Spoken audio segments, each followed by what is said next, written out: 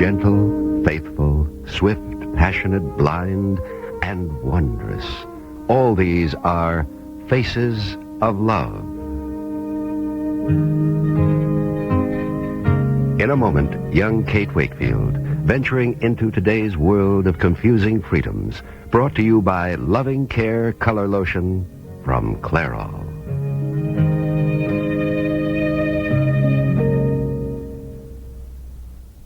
Mystery meat again. The food hasn't changed since the last time I was in college, but I have. 12 years later, 12 gray hairs. The only gray hairs in the entire class. So, I tried Loving Care Color Lotion from Clairol. It has no peroxide, just covers up gray without changing your natural color. Loving Care made my hair softer and shinier. And 2 boys wanted my number. Loving Care Color Lotion from Clairol. It's good for your hair. This is what aerosol hairspray sounds like. This is what Final Net sounds like. The big difference in the way they sound is the big difference in the way they work. Final Net is not an aerosol. It's concentrated to give you a great long-lasting hold. There are no wasteful propellants. That makes it economical, too. 8 ounces of Final Net go as far as 24 ounces of aerosol hairspray. You get a great hold at a great price. Final Net, the first sensible alternative to aerosol hairspray.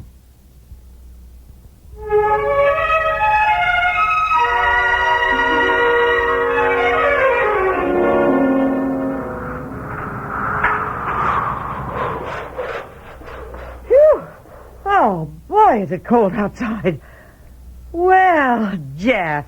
Greetings. It sure looks natural to see you sitting in the lobby of the studio club again. Trudy, what's happened to this place? Well, it's the same as it ever was. Yeah, it's as dead as a pool parlor before breakfast. Oh, that's your mistake, boy. It isn't a pool parlor. The kids who live here are over on the campus boning for exams. You know, you ought to try one sometime. I thought you were glad to have me back. I am. But I don't know what to do about you. How about darning a sock for me? Oh, I'll do that, too. Oh, Jeff, but if I'd had your opportunity... You'd be where I am today. Yeah. Where's Kate? Kate? Oh, she had an important appointment. Important, huh? I got a message for her. Well, she won't be back for a while. Better put it in her box. Nope, I took this one. I want to deliver it in person. So you're going to wait here until she gets in? I get sick of my room. Well, you don't have to stay in it, Jeff. There's a big college campus just 1 block away. Trudy, if you're going to sound like my father, I'm going to put on my earmuffs. See, I got blue ones. Now, red ones look warmer, but blue ones shut out the sound better. Oh, Jeff, for heaven's sake. What'd you say? I said there's no fool like a young fool. I heard that. But they really work. I keep them in my pocket for emergencies. Well, Jeff, I wouldn't hang around for Kate now. She may be a while. I got a while. Want to know what her message is? No, I don't. From old Pinstripes. Tony? Yes, ruffles and flourishes. Oh, but Tony's in Paris. Not at 5:10 he wasn't. He called from the airport. I said I'd be happy not to deliver any message. Oh, Jeff, you didn't. But that didn't stop old Pinstripes. He said he'd be up here as soon as he got into the city. Oh, Lord, Jeff. Wrong again, Earth Mother? Well, I think I'd better tell you a few facts of life. Ooh, goody. Here, or shall we go someplace more private? Now, I'm not joking. Now, a few things have changed since you took off. Is Kate still seeing him? Well, you better stop calling him old Pinstripes, at least to her. Oh. Sounds like that, huh? Oh, I've never seen her happier, Jeff. Okay. So what about his wife? Well, you know about Claire. I looked the guy up. Social register, he hasn't made that. Dun & Bradstreet financial rating, very good. Police blotter, no record, yet. Wife, Claire Foothammer, or... What? I don't remember her maiden name. Jeff, you'd better cool it about Tony. Now, he's a good guy. Yeah, but I wouldn't want to marry him.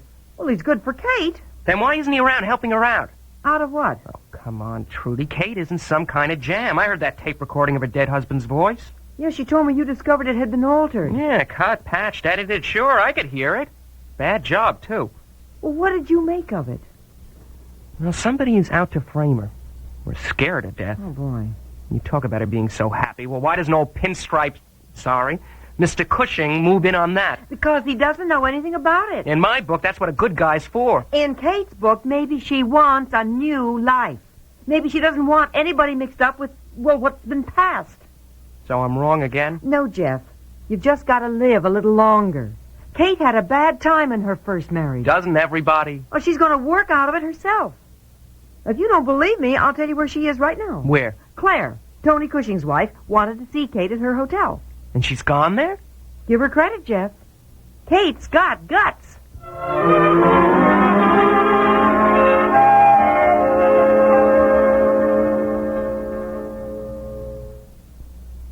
I'm a homemaker, and I work part-time, too, so I get my share of headaches. But I don't take aspirin. It can irritate my stomach. So I've used Tylenol. It's easier on my stomach. Then I learned about Datril. I compared labels and couldn't find any difference. Datril has the same pain reliever, no aspirin. Datril's just as effective as Tylenol. So now I compare prices and buy the one that costs less. Why spend more? Datril from Bristol-Myers. Ask your doctor about it. If I had a nickel for every minute I spent in a dirty oven, scraping and scrubbing, I'd be living in Fort Knox. Well, there's a different way to clean your oven that's less work.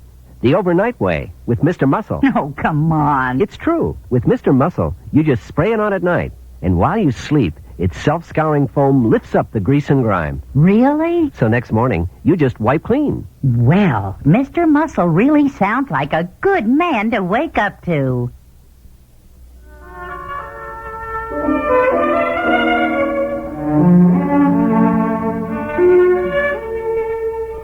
I've had tea sent up, Kate, but if you'd rather have a cocktail or sherry... Oh, I'd love a sherry, Claire. Oh, well, I'll join you. We'll have tea, too. Do you like your sherry sweet or dry? Very dry, thank you. Oh, I don't seem to have the very dry. Oh, well, then tea will be nice. You have city tastes, my dear. No, my husband's father always had sherry on hand. He prided himself on his wine cellar. Really? Tony never knew much about wines until I said if he were going to be an important executive, he must catch up. We made several trips to the wine countries. Milk or lemon? Lemon, and a small sugar. Mm-hmm. Here we are. Well, it's nice to see you again. We met so briefly. Yes, didn't we? And I liked you at once. I said to myself, there's a girl with great potential. I'm not sure I've ever been told that before. Oh, but you have, my dear. It's undeveloped, but then you are very young. Claire, why did you ask me here today? For the same reason that you came. We have a good deal to talk about, you and I. Yes, if you mean Tony. You're very direct, and I like that. Of course I mean Tony. He's very much interested in you. He's been a very kind friend. Oh, come, Kate. I expect something more original than that and more honest. Are you in love with my husband? I'll be honest if you will. Is Tony your husband? If you weren't such a charming girl, I'd consider that impertinent. Yes, Tony is my husband. Would you like to see our marriage license? No, of course not. You see, I had been brought up to believe that a husband and wife lived together. I think that's charming. It's also old-fashioned. Is it? You see, that's what I meant when I said you had potential, but you simply haven't developed yet. You're talking like a schoolgirl. Marriage doesn't mean staying under the same roof every day, being a bedfellow every night. Women are finding they can be freer than that. Don't you accept that? I believe women should be free to do the most with their lives that they can. Bravo! But when it comes to marriage, isn't there something called love? Oh, darling, of course there is. That's the little romantic glow that gets you into it in the first place. When it's over, if you're lucky, you have a practical working arrangement, such as Tony and I have. Claire, were you in love with Tony when you married him? We knew we'd have a marvelous time together for a while. And that's what Tony wanted? That's what Tony needed, Kate. A domestic wife would have held him back. Also, bored. A woman can be interesting as well as domestic. Were you? My marriage was a little different, Claire. My husband was ill. In the 5 years we were married, I never left him. Well, my dear, it shows. What shows? Your whole attitude toward men. They're here to be served, to be taken care of. Claire, I wouldn't walk out on anyone who needed me. But now you've fallen in love with a man who says he needs you. I'm sure Tony has said that. And why do you make it sound ridiculous? Because, darling, it is ridiculous. I'm sure Tony has said he wants to marry you. And if I were fool enough to give him a divorce, he probably would. Claire, did you ask me here to tell me that? I asked you here to get to know you, Kate. I had to. Tony is being much too serious about you. Well, then why not talk to him about it, not me? Kate, I've tried to keep this little visit civilized and objective. But, my dear girl, you know nothing about Tony. He would make you a dreadful husband. I think I'll have to decide that. You'd run an even greater danger. And what's that? Tony gets bored. Easily, my dear. And that's the one thing I never let happen. Well, I'll remember that, Claire.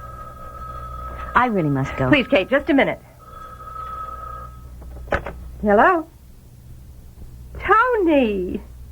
What are you doing back? Uh-huh. Did Paris bore you? Oh, darling, I can't talk to you now. Kate's here. She's just leaving. We had a wonderful time. Bye-bye. Oh, he is so upset, Kate. He's in the protective phase about you. You've made your point, Claire. No. I've been merely chatting. Now I'll tell you the real reason you have to give up any idea of Tony Cushing.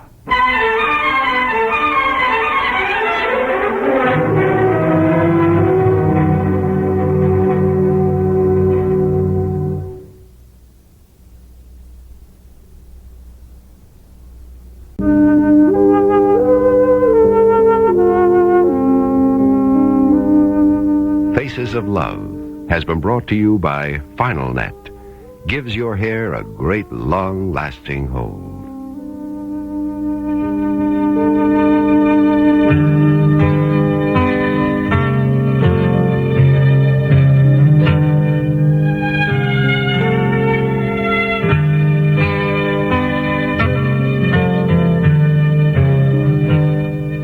This program comes to you from the Radio Playhouse.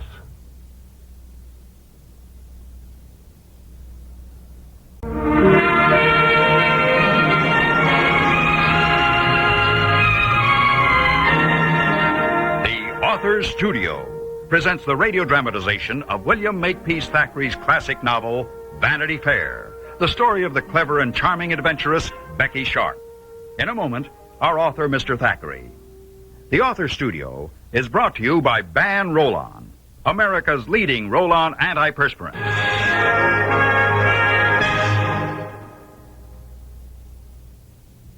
Say, did you know that a 1.5-ounce bottle of Ban Roll-On antiperspirant costs about the same, yet lasts longer than most 5 or 6-ounce sprays? Listen to this. Averaging 2 seconds of spray per application each side each day, the longest lasting of the leading antiperspirant sprays will give you 37 days of protection. On the average, Ban Roll-On will give you 51 days. That's 38% longer. And tests have shown that Ban Roll-On will help stop wetness better than most leading sprays. Ban Roll-On. So economical, yet so effective. Hi, I'm Sandy Wright.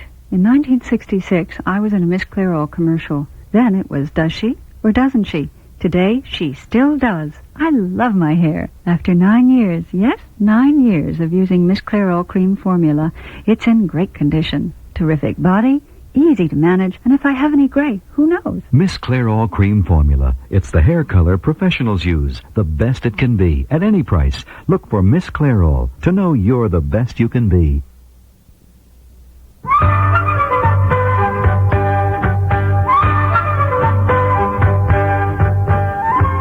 Dear friends, good day to you, and welcome to Vanity Fair from its author, William Makepeace Thackeray. You know, there are times when it's a pleasure to be an author, and other times a burden. Today, a pleasure, I think. Often, as all seems going well, an obstacle appears, characters stumble, and all is a shambles again. Well, we shall see as this chapter unfolds. Come with me to Queen's Crawley, to Sir Pitt. This night, how cast down is that old baronet alone in the Queen's bedchamber, swigging brandy, which does not lift his spirits. To him, it is Becky's bedchamber. Since she departed, he has formed the habit of coming here as to a shrine. Here, Becky still seems to be, and he talks to the pretty girl who is not there. Got down on my knees to you, Becky. Never on me knees to no one in me life before. Offered you all me worldly goods. Come back to Queen's Crawley, Becky. Come back and be Lady Crawley. Come back as me wife. I can't, Sir Pitt. I can't. I am already married. Married? Married. Wait. Maybe she lied. Not to hurt me feelings, lied. Why ever would she consent to wed a burnt-out old stump of a man like me? Miss Becky, did you lie? Yes, Sir Pitt, 'twas a lie. I didn't want to hurt your pride. You listen to me, Becky Sharp. It's burnt out, no, dummy. Good as any young buck in England. Good as Rawdon I am. By Dad, good as my son. I'll go back to London, tell her I ain't burnt out. Win her yet I will. Come back, Becky. Come back and be Lady Crawley. Oh, thank you, Sir Pitt. I dearly would love to be Lady Crawley. Ah, would you now, little Becky? You'll be the finest lady in England, in all the British Empire. How I'll dance to your tune. Miss Lady Crawley Becky. Ask what you want, ask. Diamonds, rubies, emeralds, a king's ransom. The lot, all yours. A gold carriage. Yes. Travel the world round. We're off. I can't, Sir Pitt. I'm already married. Ah, damn! Oh, broke me bottle. No more to drink. No more Becky. May as well be dead and buried alongside her ladyship. To her ladyship. Oh, Becky. You could have been a third ladyship. Married that soldier fella, did you? What was it Becky said? Didn't want to tell me who she wed. Pulled it out of her, I did. Remember all of it now. Yes, Gaudy. I married Gaudy. And the fella's left you, has he? Left me? The rascal's run off, admit it. Yes, he's left me. Becky, do you want him? Want the gormless lickspittle? Want I should bring him back? Do anything for little Becky Sharp. Horsewhip him. Then bring him back. What else Becky say? Can't remember. Oh, yes. Sir Pitt, I beg, I implore, I entreat you not to tell Miss Crawley. By damn, why should I do what Becky wants after what she'd done to me? Go up to London, tell Matilda. Serve Miss upstart, sassy, wedded Becky right. Go up to London. Forget what for, but bound to go. Good night, Miss Becky. Good night. Why ever did I imagine this would be a pleasurable chapter? Let us hope, whilst there still is hope, that Sir Pitt, when he wakes, will not recollect his vow to go up to London to, which? Propose again to Becky, horsewhip and bring back Gaudy Lickspittle, tell Matilda Becky is married, or all three. Who knows what that stump of an old man will do, for he is assuredly not, in some ways, burnt out. Dear listeners, I am somewhat burnt out myself, but I shall be back.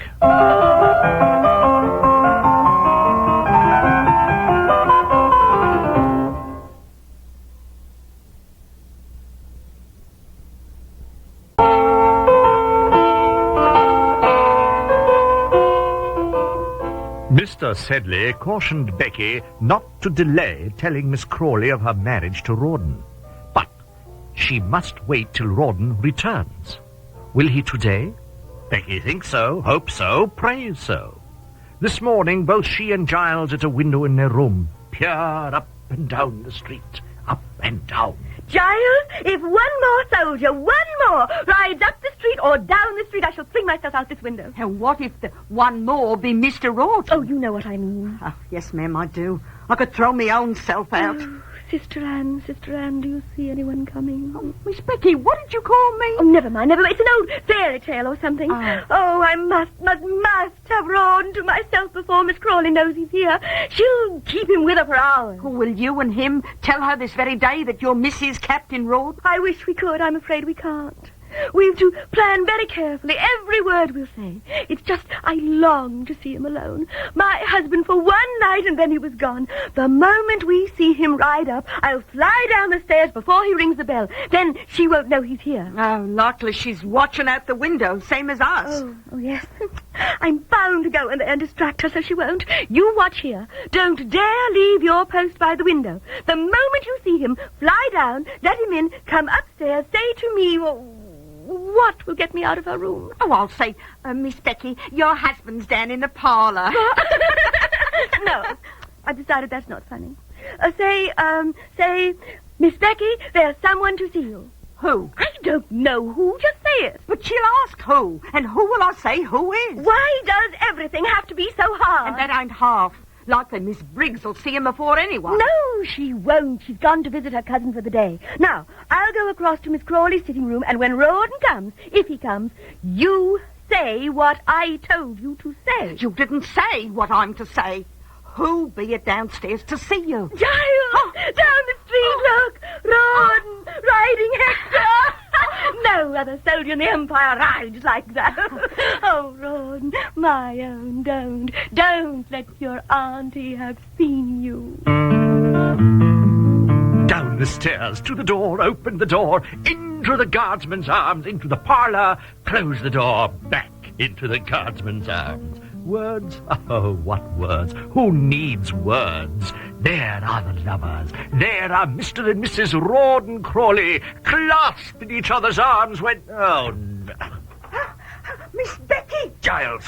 Oh, I'm so terrible sorry, Mr. Rawdon. Then close the door and go away and stay away for at least 24 hours. Oh, Rawdon, beloved, I know why she's here. Miss Crawley, she's seen him come. She wants him this minute. 24 seconds I'm allowed. The devil with her. Close the door and go away. Dearest, you don't know what's happened. You've happened. You're in my arms. Go away, Giles. We can't take any chances. Out, Giles. Not anger your auntie in any way. Gad, she can wait 5 minutes, 10 minutes. It's more important than ever it was. Becky, leave all talking. Oh, go to her and I'll see you after. I am damned if I leave my wife. Oh, you don't understand. Understand I'm your husband? Miss Crawley's... Understand I've been without you 3 days, 3 nights, 3 eternities. Rawdon, please kiss me one more time and go. Oh, my darling. Miss Becky, she's coming down the stairs. What? She never comes downstairs. Hush. Stand away. Talk naturally. Can't. Won't. Damn. Two's company, three's a crowd, four's a confounded multitude. It's possible, probable, as who could blame him, the bridegroom will confess all here and now. Let the chips, that is Miss Crawley's money, fall where it may. Tomorrow, ladies and gentlemen, oblige your obliging servant, William Makepeace Thackeray.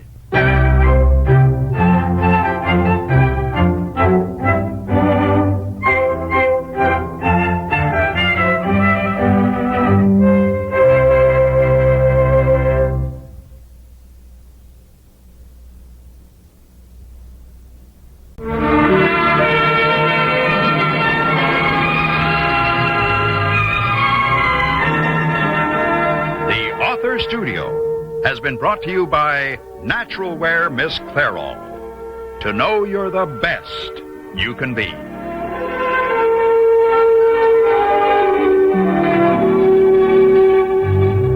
This program comes to you from the Radio Playhouse.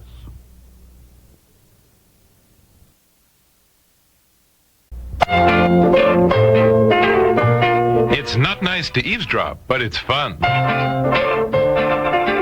So let's check in on the comedy of errors at the Baxters. On the little things in life. Brought to you by Loving Care Color Lotion from Clairol.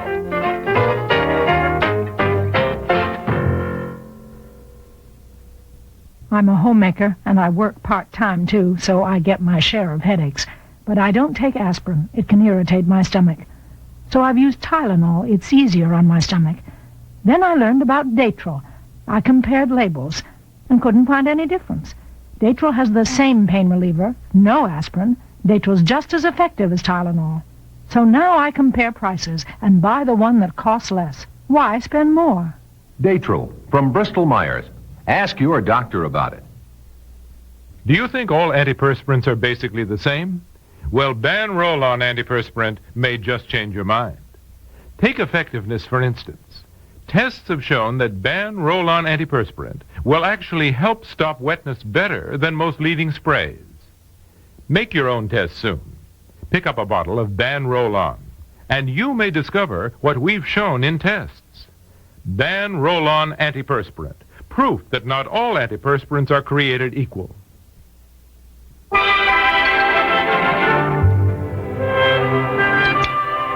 Now, Bob, I called the doctor, and he said if your ankle was still that swollen that you should still take it easy. Well, I don't like staying away from the office so long. 2 days. 2 days last week and now one more day. What are you complaining about?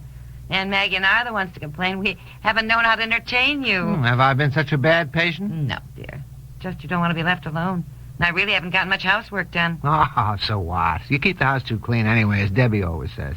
You know what I think we should do today? What? Well, since you can get around a bit better now, why don't we go out to the garage and see how we can fix up an apartment upstairs for Aunt Maggie? I think we'd better do a bit of talking about that before we make any It decisions. was all decided last week. Nothing was decided.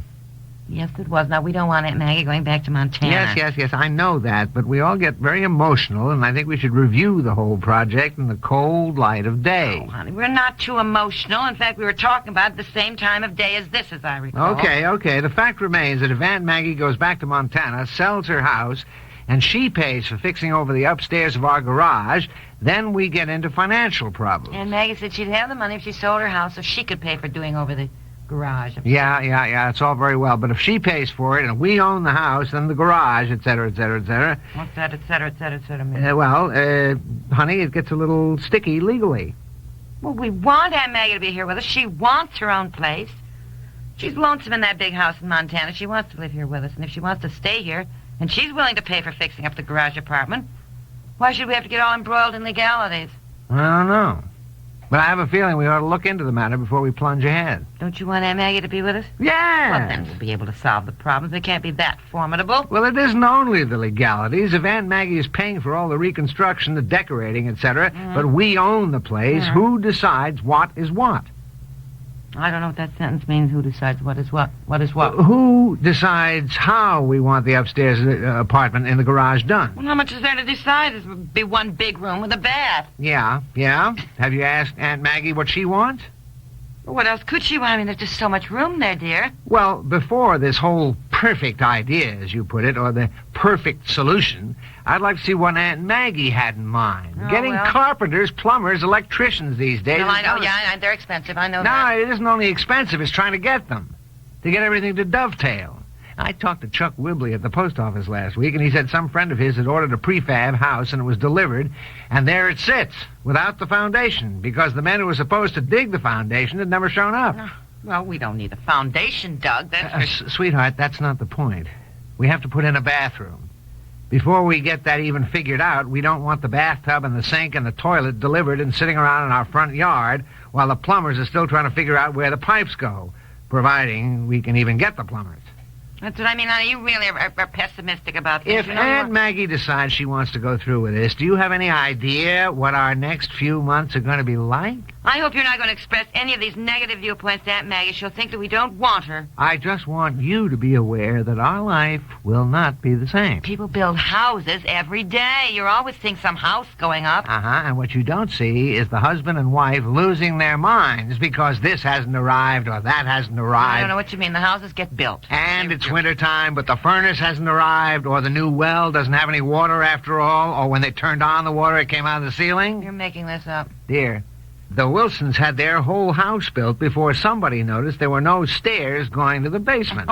Well... And the Pembertons hadn't been in their house a month before they suddenly had no water, and they couldn't even find the pump. Where was it?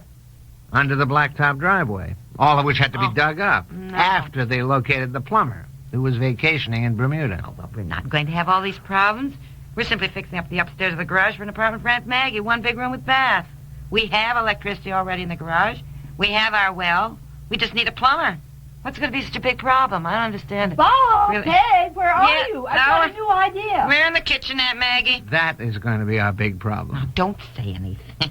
What's your idea, Aunt Maggie? I just had the most wonderful idea. What is it? I'll warm up the coffee. I thought you'd eaten. Oh, I have. I've been upstairs in the garage. You have? Oh, I just said to Bob that as long as his ankle felt better today, We should all go up there and decide what could be done. Oh, I know just the way I want it. Yeah, well, Aunt Maggie, we have to check wires and plumbing and that sort of thing, you know. And I want you both to come look at it with me. I really have some marvelous ideas. We can't make too many structural changes, Aunt Maggie, or we'll really run into money. Well, now, don't forget, I'm paying for it. Yes, I know, but just the same. I want a really big picture window. Picture window? Where? On the east side, so the sun comes in. It'll make everything so bright and cheerful. Look, Aunt Maggie, I'm not an architect, but I feel that before we need an architect. You can't put a picture window in there without doing something about the roof, and you have to figure out your cross beams and the supports and Lord knows what else. Dear, now what did I tell you? Now let's go out to the garage and just listen to Aunt Maggie's ideas. Come on, here's the jack. Oh, I really have some wonderful ones. First of all, I want to strike out that wall. Oh? What wall? Oh, boy. I think what's going to strike out is me. Oh, come on, dear.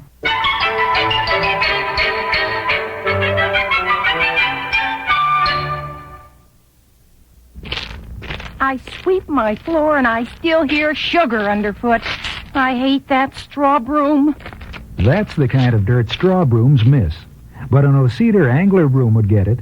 Angler bristles are cut on an angle to keep more tips on the floor, and the tips are closer together. O-Cedar angler gets the dirt other brooms miss. O-Cedar makes your life easier.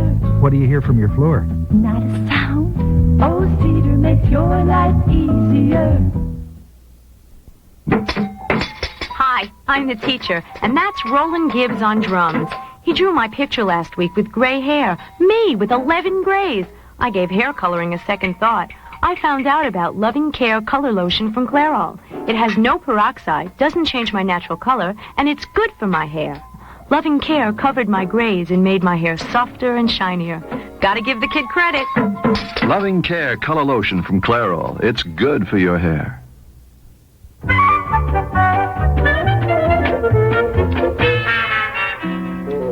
Well, it certainly is cold up here over the garage.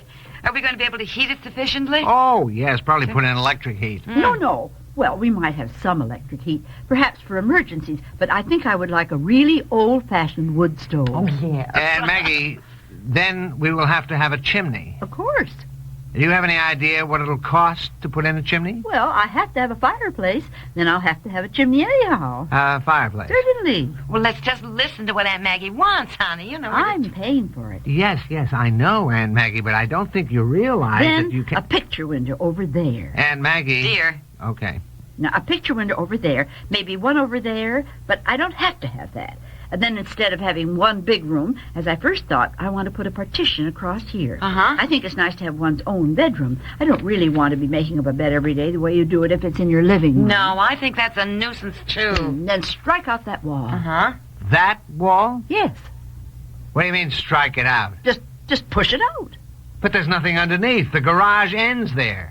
Well, I'll have a little porch underneath with a patio and a trellis, and I can grow some morning glories. Oh, that sounds nice. Sounds nice. You can't just strike out a wall when it's not going anywhere. Of course it's going somewhere. I need a storeroom and a laundry room. I don't want those machines, washing machine, dryer, in the same room I'm living in. Well, Aunt Maggie, when you have a washing machine, you have to have plumbing, pipes, electricity. Well, the man who does it all, he can figure that out. Those are details.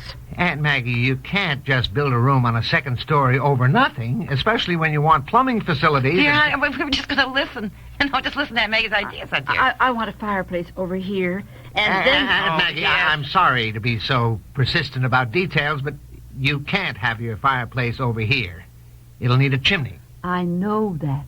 But our garage doors are right under here. You can't have a chimney. Well, the chimney doesn't have to go down to the ground, does it? Can't it start up here and then... No, it can't. Why? A chimney is made of bricks, right? I thought I would like stone, field stone. That's even heavier. What, may I ask, is it going to rest on? Thin air? Honey, why don't you go back in the house? I think your ankle's bothering you. You've been walking around too much on It isn't my ankle that's bothering me. It's the idiotic way women plan what they want when you have absolutely no conception of the problems that have to be faced. You have to take into consideration wires, plumbing, cross beams, supports. Well, I've drawn up a sort of ground plan of what I want, and I'll just show it to the contractor we get to do the job. Here, it's just a rough sketch. but I'll explain it to you. Oh, look, dear. Aunt Maggie even has her furniture the way she wants it. Isn't it? It's just a rough idea. Now, cupboards over here. Then an arched doorway with bookcases on either side. It's amazing to me that women who are so down to earth, so practical in every other way, just go hog wild, lose their heads completely over any kind of building plan. Very nice. Very nice. Did you hear what I said? Oh, I like that. Two big bay windows. So I can keep my plants in the geraniums and African violets. Oh, yeah. Did you hear what I said? I love that. What are you putting over here? Well, You two go ahead and dream while you can, because there's going to be a very rude awakening.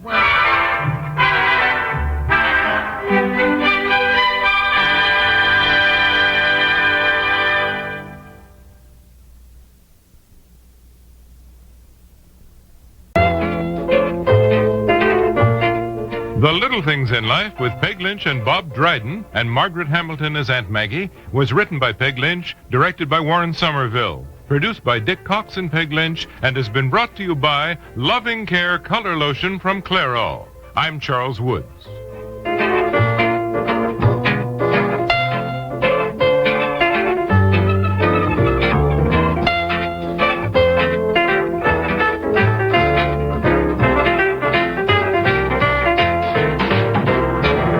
This program comes to you from the Radio Playhouse. To have and to hold.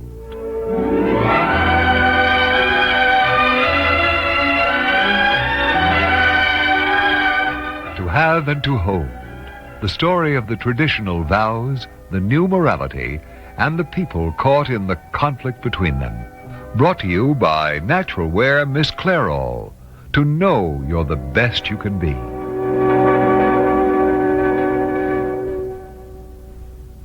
Here's a special invitation to every woman and child who has ever appeared in a Miss Clairol advertisement, print, television, or packaging. Miss Clairol and Woman's Day magazine cordially invite you to join us at a gala reunion to celebrate Miss Clairol's 25th anniversary. All former models, please contact Miss Clairol or Woman's Day at Box 333A, FDR Station, New York, New York, 10022. The search is on for former Miss Clairol models.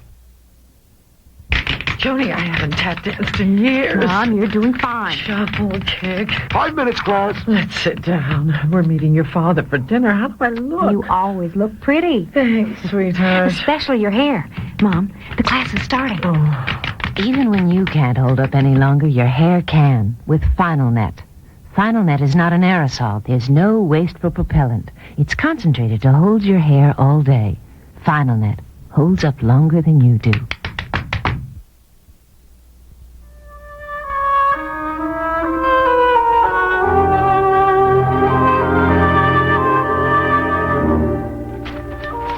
There's absolutely nothing in the papers. Are you looking in the right section, Kurt? Help wanted. It's as clear as... Darling, don't be discouraged.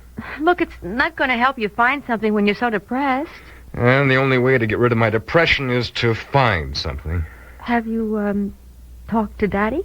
Should I have to? He knows I'm looking for something to do. But still, if you asked him... When crawling, you mean? No, I didn't mean that. Every night we all sit around the dinner table and your father tells us of the clever legal tricks he's pulled off and you... Kurt, that is not fair. Why shouldn't Daddy talk about his work? No reason at all. But it makes me feel like an idiot.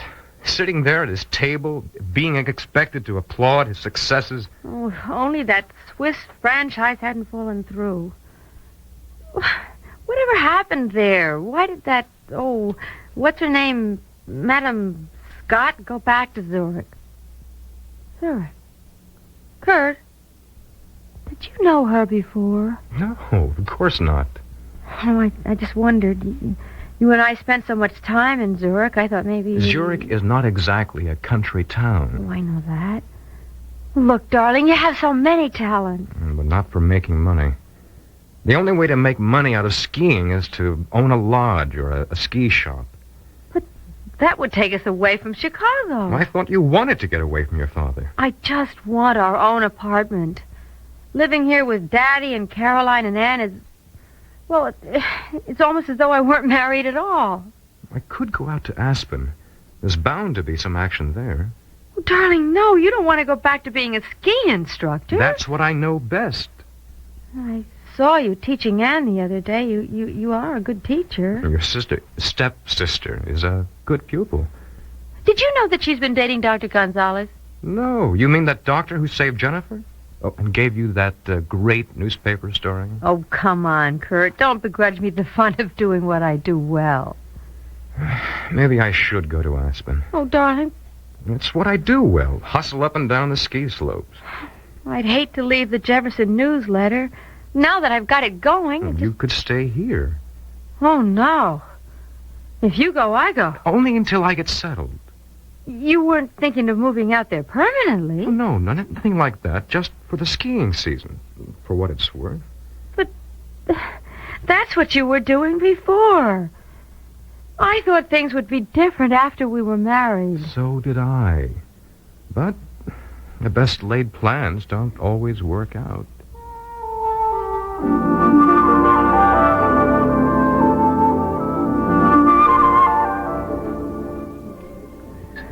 So, do we have time for another cup of coffee, Angela? Oh, I think so. Trish is on the desk, and she knows where I am. Well, how have you been? What do you mean, Joe? You see me practically every day. That's true. And in the past week, you've looked exhausted. Oh, I guess it's the post-holiday letdown. Is it? Well, you don't look so hot yourself. I know. But I have a good reason. Mm-hmm. And I'll bet I know what or who it is. Anne Baldwin. Where did you hear that? Oh, I don't know exactly. I think her mother, Caroline, told Emily, who mentioned it to me. Enough. Ooh, a hospital is just about as private as a Mexican village.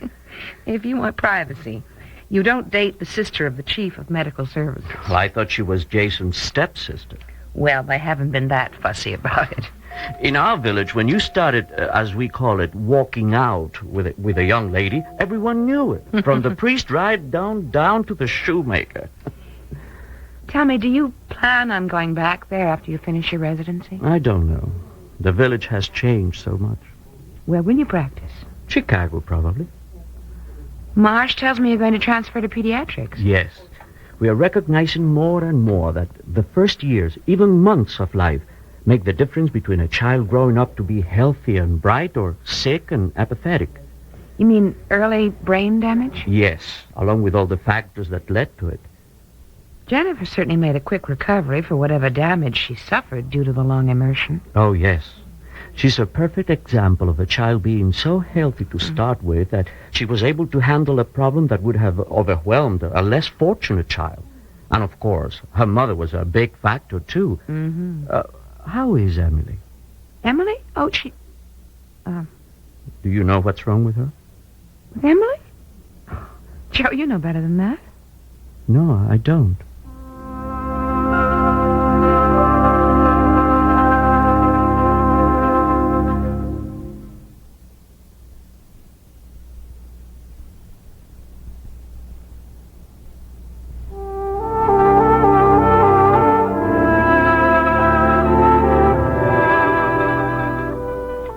Joe, you saw Emily at Christmas time. Yes, I did, Angela, but, well, look, I'm not a family member. I met your sister for the first time because she was Dr. Foster's patient when she was in Jefferson for tests. Then as a doctor, you know her case. I just supervised the tests. I didn't interpret them. And anyway, as you know, there was no diagnosis. Dr. Foster found nothing. That's right. And still your sister is sick. Well, maybe Dr. Zabo... Oh, yes.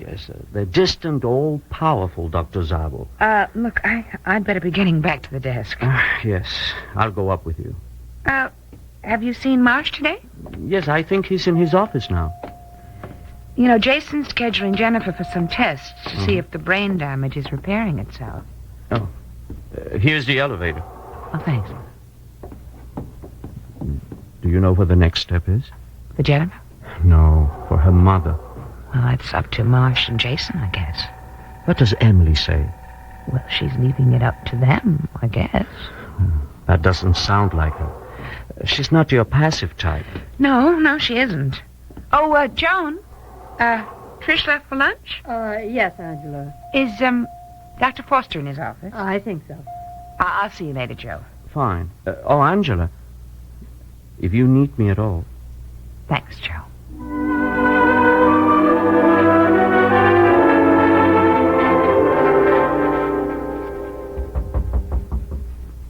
Yes, come in. Oh, Angela, I've been looking for you. Hello, Marsh. Have you had lunch yet? I just finished. Joe Gonzalez and I grabbed a bite in the coffee shop. Oh, and I wanted to take you over to Riley's ranch.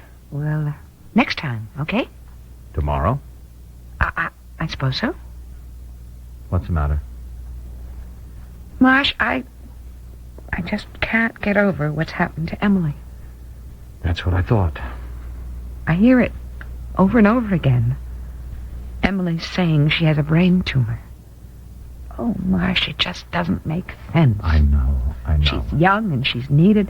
She has everything to live for. Angela, we'll do everything we can for her. You know that we won't give up. But what can you do? You said you can't operate. Well, discoveries are being made all the time, but you can't give up. Emily hasn't. She has every intention of living as full a life as she can. Marsh, how can you stand it? What do you mean? You're a doctor. You're supposed to cure people. Yes. We do what we can. And when that's not enough? We're human beings too, Angela. We're not God. I don't think I can face it. Seeing her get weaker and weaker. If Emily can live with it, why can't you? You know, I don't think Emily really believes that it's as serious as it is. She has hope. Oh, she's still in a state of shock. She and Jason have had such a good life. I don't think she believes anything can touch it. Angela, you just cannot take on all that worry and care. She's been such an important part of my life ever since our parents died. Yes, I know, but look, Angela, you have to think of yourself, too. And your life. My life? I guess I'm just realizing how much I've depended on Emily. Well, all the time I thought I was helping her.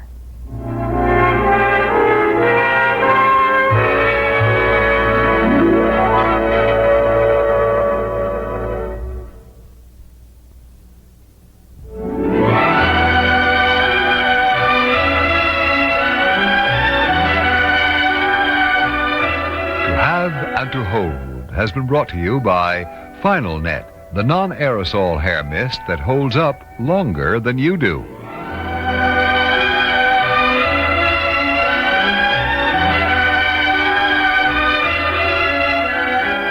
This program has come to you from the Radio Playhouse, a DCA Productions program.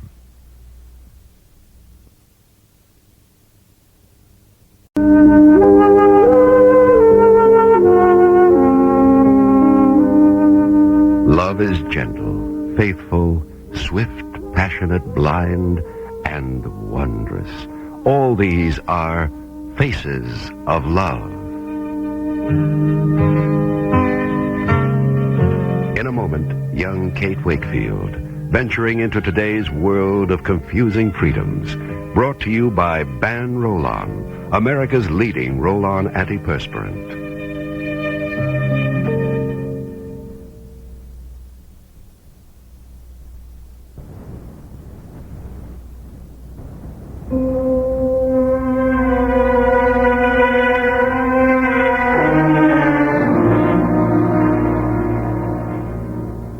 I really must be going. Kate, my dear, I'm sorry we were interrupted, but we've had a very interesting little talk, haven't we? Oh, yes, indeed. I think you understand that I have no intention of giving Tony a divorce. Well, I knew that before you invited me here. You've also made it very clear that you think I might bore Tony. Who knows, I might. I'm glad you have a sense of humor. Normally, I would have said to you, you and Tony imagine yourselves in love, so have your little fling. I couldn't care less. He'll eventually come back to me. He always has, my dear. You mean to a real marriage? I don't know what real marriage means, but if you mean living together under one roof, heavens no. Tony and I go our separate ways, and I assure you it's a very convenient arrangement. Well, I can see it would be if you have no feeling for each other. You mean love? That's a youthful luxury. Tony is ambitious. He likes the security of a wife in the background, and I like the name, Mrs. Anthony Cushing. So you said, Claire. It stands for something. It's going to stand for a lot more. I certainly hope so. Which brings me to the one thing I want to say before you leave. My real reason for asking you to come here. Claire, you've given me plenty of reasons. I remarked a moment ago, with anyone else, I would say, go ahead, have your romantic fun with Tony. It can't touch me. But you're different, Kate. You can ruin Tony. That's the last thing I'd do, Claire. You can't help it. I think we've talked long enough. Stephen Wolfe told me all about your late husband. I expected he would. That he was in drug traffic in the Caribbean. Yes, he was. I've told Tony all about it. Well, that was foolish in the first place. I wanted him to know. Yes, how romantic. And of course Tony said it doesn't matter to him. Yes, he did. Kate, no matter what Tony says, his career comes first with him. What do you think would happen if anything like drug traffic touched him? Even secondhand, even unproved. Claire, I have done nothing that could hurt Tony's career. Except to live with a man who was deeply involved with drugs. By your own statement, you never left him for a day. That was your idea of marriage. But I never knew what Tom was doing. What difference does that make, what you knew or didn't know? The fact remains, Kate, that you strongly are linked with a very sordid crime. Tony knows this. He's not afraid of it. Well, then he's more of a fool than I thought. Kate, Tony has enemies, men who are jealous of his success. Wouldn't they just love to get hold of something like this?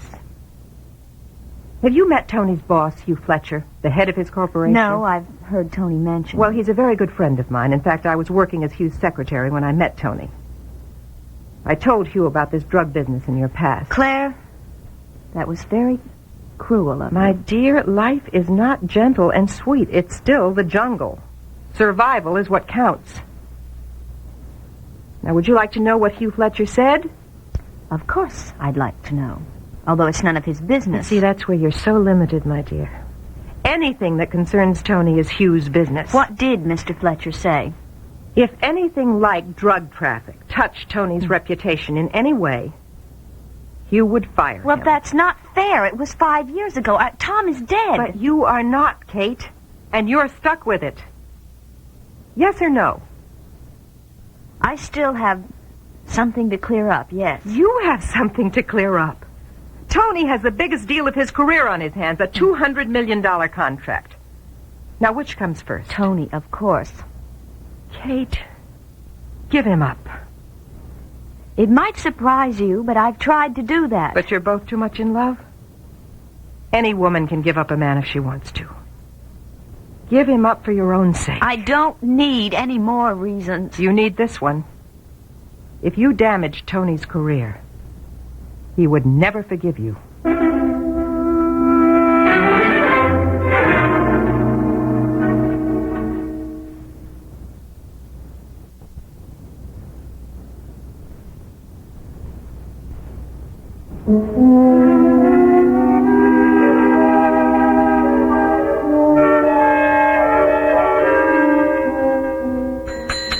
Anybody at the desk? Good evening, Mr. Cushing. Oh, hello, Jeff. Didn't I talk to you on the phone earlier? You did indeed. Dulcet as a wood dove. Now, what the hell does that mean? It means I bend an ear to a lover's plight. Oh, yeah, well, is there somebody around I can talk to? I'm talking. You sure are. Do you happen to know if Mrs. Wakefield has come in yet? Oh, shucks. We both know her well enough to call her Kate, don't we, chum? Okay. Has she come in? Nope. She should be here by now. Provided you know the point of departure, the acceleration of the wheel versus the clock, and whether she intended to come home. Would you like to share the lobby with me? Do I have a choice? Nope. That's what civilization did when it invented the lobby. Boxed all us free-running lemmings in. Jeff, I've had a long flight. Yeah, so have I. Makes you feel good, doesn't it? Would you like to hear my guitar? Maybe another time. No hard feelings. I'll just play for myself. You love Kate like a sister, don't you? Now, what the hell business is that of yours? The world is my cookie, Mr. Cushing, and Kate is some cookie. Maybe that's Kate now. Got it. Yeah, studio club. Kate? Oh, It isn't Kate. Okay, Fred. No. Well, somebody just told me it was Kate. Okay. I'll leave a message. Shucks, you shouldn't have told me that was Kate, Mr. Cushing. I believed you. Did you hear me? Yeah, I heard you. Are you sure she's coming? At this point, I'm not sure of anything.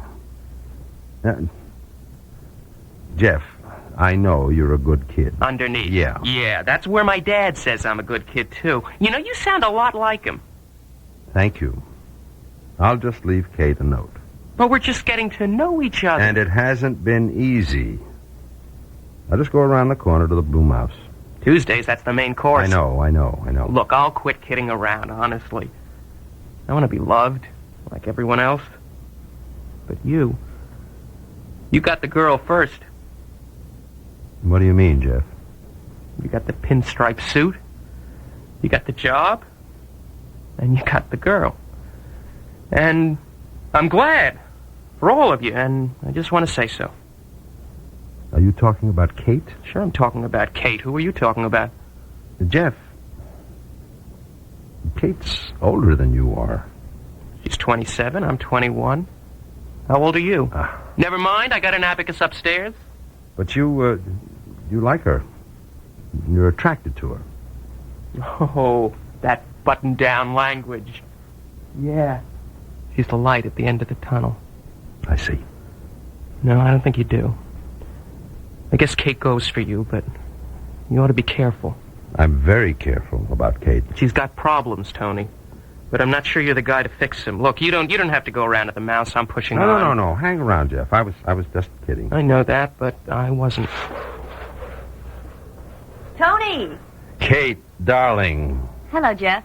Hi, lady. Tony, I didn't know you were coming back from Paris so soon. I didn't know Claire would pounce on you as soon as I left. It's all right.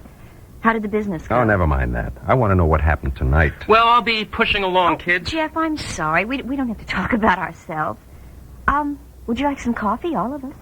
What I'd like is some dinner. Gotcha. Come on, come along, Jeff. One of these days I might take you up on that. But right now I'd like you to know I had a reason for hanging around in the way like this. Jeff, you're not in the way. What's on your mind, Jeff? Look, I got the whole scene. I get it, see?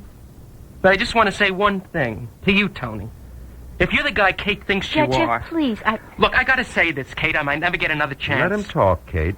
Well, now, that's mighty nice to hear from you, Mr. Cushing. Go on. If I'm the guy Kate thinks I am, what'll I do? You'll ask her to play a tape recording that I heard the other night. Jeff, that was in confidence. Your girl is in trouble, Tony. You ought to know it.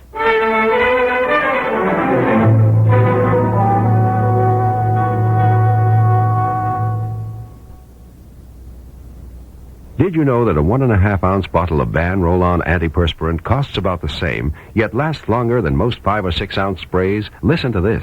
Averaging 2 seconds of spray per application each side each day. The longest lasting of the leading antiperspirant sprays gives you 37 days of protection. On the average, Ban Roll-On will give you 51 days. That's 38% longer. And tests have shown that Ban Roll-On will help stop wetness better than most leading sprays. Ban Roll-On, so economical yet so effective. Here's a special invitation to every woman and child who's ever appeared in a Miss Clairol advertisement, print, television, or packaging. Miss Clairol and Woman's Day magazine cordially invite you to join us at a gala reunion to celebrate Miss Clairol's 25th anniversary.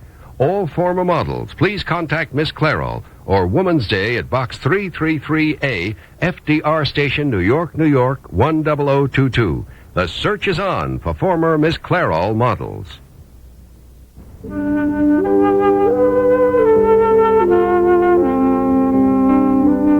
Faces of Love has been brought to you by Natural Wear Miss Clairol. To know you're the best you can be.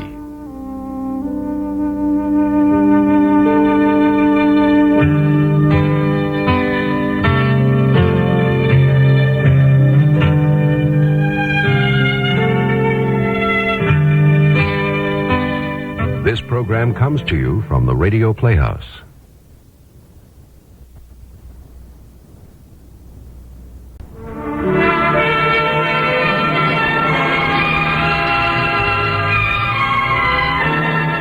The Author's Studio, presents the radio dramatization of William Makepeace Thackeray's classic novel, Vanity Fair, the story of the clever and charming adventuress Becky Sharp.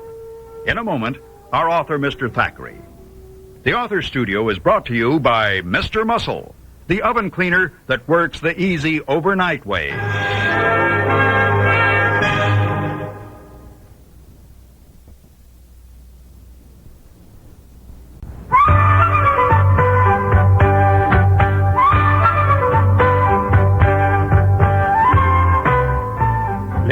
Gentlemen, without delay, we must get on with today's chapter, that is. I trust my audience is anxious to know the outcome of yesterday's encounter. Good.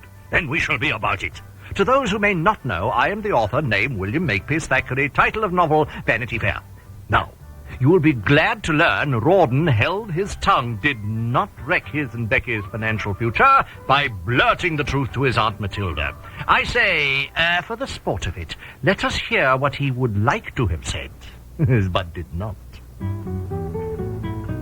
Auntie, by gad, I'm tired to the death of dancing to your tune. I'm to marry into the aristocracy, you say, or I don't inherit your fortune? A pox on your damned fortune. I've wed Becky Sharp. Ha-ha. Now will you kindly remove yourself from this parlor? I've been with my bride one night, then sent to Exeter by the blasted army. I'm back. Want Rebecca, want you out of here, old lady. You're a good old lady, but a damn nuisance. Now take yourself off, close the door, and don't interrupt us till Easter. What a scene that would have been. Very tempting to a writer. Hysterics, tears, insults, recriminations. But I've other even better scenes in mind, make no mistake. Now, what Rawdon does say, says it because Becky's blazing green eyes warn him to take care. No, wait. Further explanation needed here. Rawdon knows nothing of perilous complications arisen during his absence.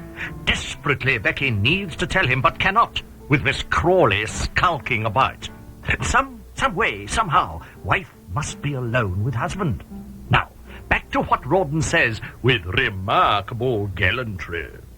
I say, Auntie, you've come downstairs just to see me. What an honor. You were so poky coming up, dear boy. Oh, but Miss Crawley, you should not have come down. You're not well enough or strong enough for the stairs. Oh, tush, Becky, do stop forever being a nurse and welcome Rawdon back. I just was doing that. My fault he was slow coming up to you. Rawdon, give your old auntie a kiss. I've missed you. Did a bit of missing myself. Couldn't wait to get back. Rode all night. No sleep. There, Rebecca, do you hear? He missed his auntie. Miss Crawley, you must sit down. I'm worried about the effort you made descending those stairs and what it will cost you to go back up. Look here. Why don't I carry her up? Oh, what an excellent idea. And soon. Becky, why? I'm very greatly bettered. I've been down before, several times. On special occasions. Greatly better, yes. But let us take no chance that you will be greatly worse. No, Auntie. I must say, I do like all this attention. Now, Rawdon, where have you been? Where did Major... what's his name? O'Dowd. Where did Major O'Dowd send you and why? Not free to say why. Can say I've been to Exeter. I rather hoped he sent you off to shoot Napoleon. Maybe he sent to shoot Boney sooner than we think. Oh, good heavens! I was only jesting. I will not have you sent abroad to fight the French. You may tell Major O'Toole I won't hear of it. O'Dowd. And I'll tell him, but you'll have to tell the Prince Regent. Rawdon, is it so? You soon may... Is it? Not free to discuss it, Becky. Oughtn't to have said what I said. Becky, you sound truly distressed. How kind of you to fret about Rawdon. Most kind. Now come. Do let us get to another subject than that Corsican monster. Dear nephew, you must hear what has happened to Becky while you were away. To Becky? Becky, you ought to tell it. Oh, no. Please, you. That embarrasses her, Rawdon. Don't like the sound of this. It's to do with your papa. What's Papa to do with Becky? What he would like to do with Becky is better. Aunt Matilda. Why, pray, are you surprised? You know the little rooster dotes upon her. Everyone knows that. Don't like this kind of talk. Oh, nor I. Miss Crawley, please. Very well, very well. Pitt did not insult our little virgin, didn't ask her to be his mistress. He better damn not. Asked her, if you please. Got down on his knees, if you can believe it, and implored her to be Lady Crawley. Beast. Swine. Damn his soul. Rawdon, why so angry? It is amusing. I've laughed for 3 days. Not amusing. Insult to Miss Sharp. Not an insult. When you think on it, an honor. A baronet proposing to a governess. Yes, quite an honor. And why don't you ask if Becky accepted? For all you know, she's marrying your father tomorrow. You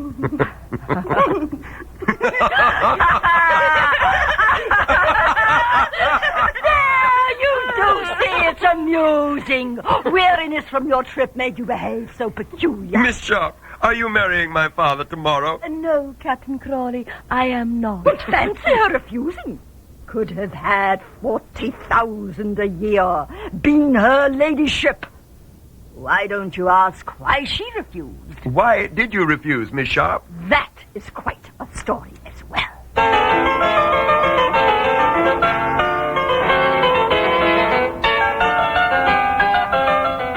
Touch and go, touch and go. Any moment Rawdon will give the show away if this continues much longer. It will continue as soon as I return to you.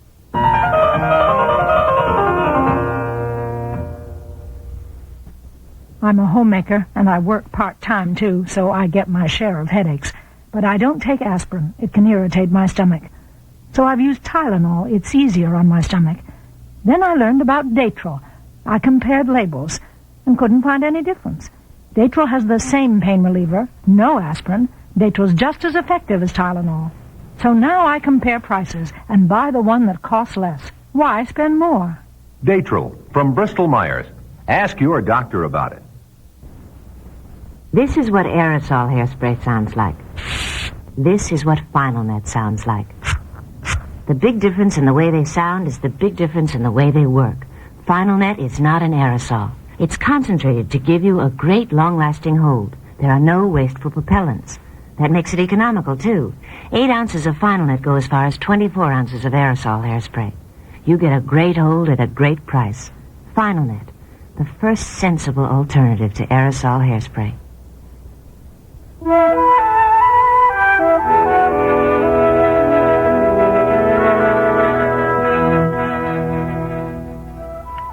Now, Rebecca, this part of the story you must tell yourself.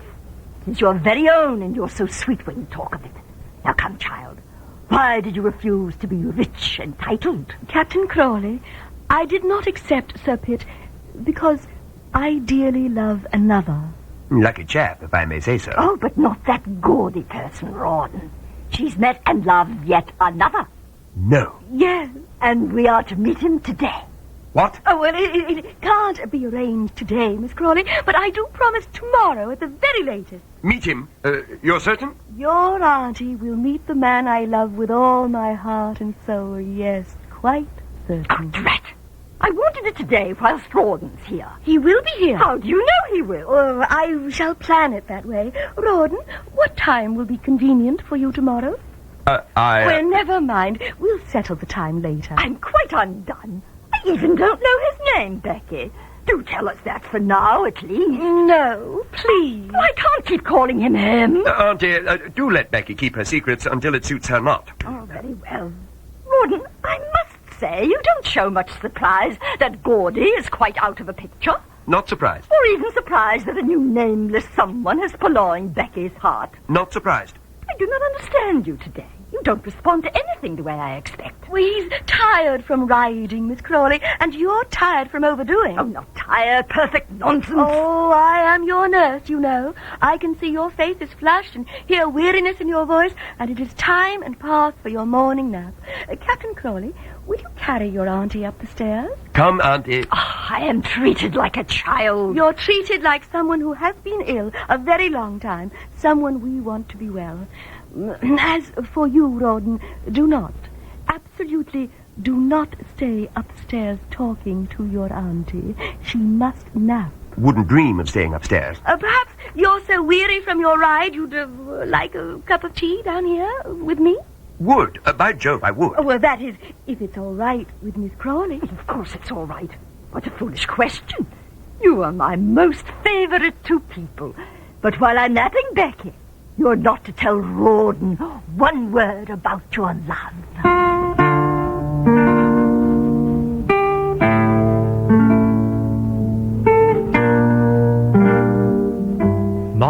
one word. How those two conspirators must plan every word they'll tomorrow say to Miss C. What has she just said? You are my most favorite two people. Will she say that when she knows they are wed? Answers will be forthcoming, ladies and gentlemen, if you are forthcoming to hear the next chapters. And I am your servant, William Makepeace Thackeray.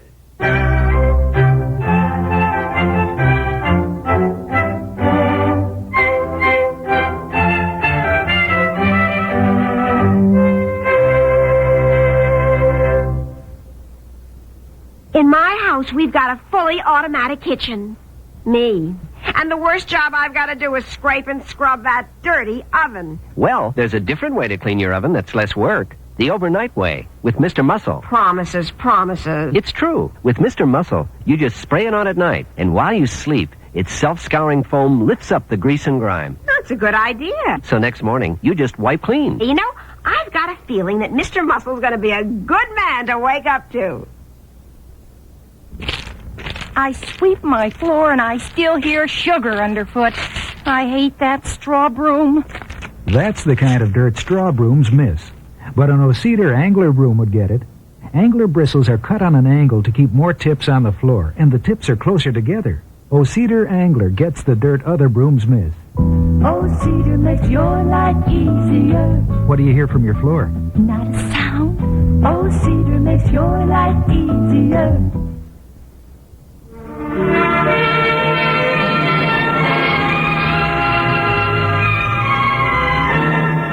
The Author Studio has been brought to you by the O-Cedar Angler Broom. It gets the dirt other brooms miss.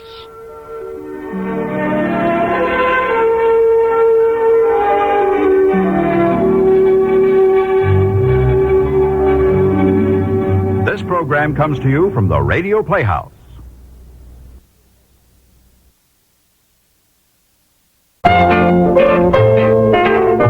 It's not nice to eavesdrop, but it's fun. So let's check in on the comedy of errors at the Baxters. On the little things in life. Brought to you by Datril, the new non-aspirin pain reliever from Bristol Myers.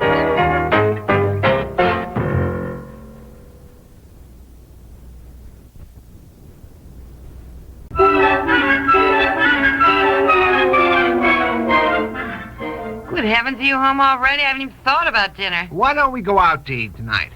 Go out? Honey, with the cost of things? No. It's much too expensive. Hey, see? You said I never ask you out to eat. When I do suggest it, you say no. It's so much cheaper or more cheaply at home. You always say that. Well, that's true. All right, so what? We never do eat out. I guess we can afford it once in a while. Now, come on. And Maggie. But it's the middle of the week. It isn't even a special occasion. Debbie? Where is everybody? Debbie's studying and Aunt Maggie's upstairs, too, I think. No. I was in the den during the crossword puzzle. What's the matter? Nothing. I just suggested we all go out for dinner. Go out? Why? It's so expensive. That's just what I said, Aunt Maggie. We've got that leftover beef roast. I can grind it up and make a nice hash. Won't take me any time at all. Now, wait a minute. I am inviting you all out to dinner, so powder your noses and let's get going. Well, it seems very extravagant to me. Isn't a Saturday or anything special? I know. It's just what I Well, said. why does it have to be special to go out to eat for a change? Let me give you all a night off from having to get dinner, especially since you haven't started it anyway, huh? Now, go on. Get ready. Well, I certainly have to do more than just powder my nose, Bob. I'm not going this way. I have to put up my hair, for one thing. Yes, my goodness. I want to take a bath and get dressed up. Look, we don't have to go to someplace fancy. Well, Debbie? I can't go any place with my hair looking like this. Your hair looks fine. Oh, now, fine. let's not make a big production out Honey, of it. I have to put the top and the sides up at least and then sit under the dryer for 15 minutes. I'll have to iron my white blouse. Yeah. What do you want, Daddy? I'm taking you all out for dinner tonight. Tonight? Yes. I can't go. I've got too much studying to do. We aren't going to be out that long. If you'll get ready in 10 minutes, we'll drive to the Willows, and it'll be early, so there won't be a crowd, and we'll eat and get back home. Well, what's the occasion? Why are we going out for dinner tonight? Well, there's no occasion. I'm just inviting you all Well, out. the Willows, dear. I mean, the Willows isn't open tonight, and anyhow, I don't think the food's very good there anymore. Elaine told me they changed the chef. That she said it was just terrible now. Okay, I don't care where we go. How about the Shanghai Express? I love Chinese food. Well, I don't. Is that the place you took me to lunch one day when we were Christmas shopping? Yes, we had those marvelous shrimp. No, I don't care at all for those. Not at all. I really don't care much about Chinese food anyway. That's because you always order chow mein, Aunt Maggie, which really isn't a Chinese dish at all.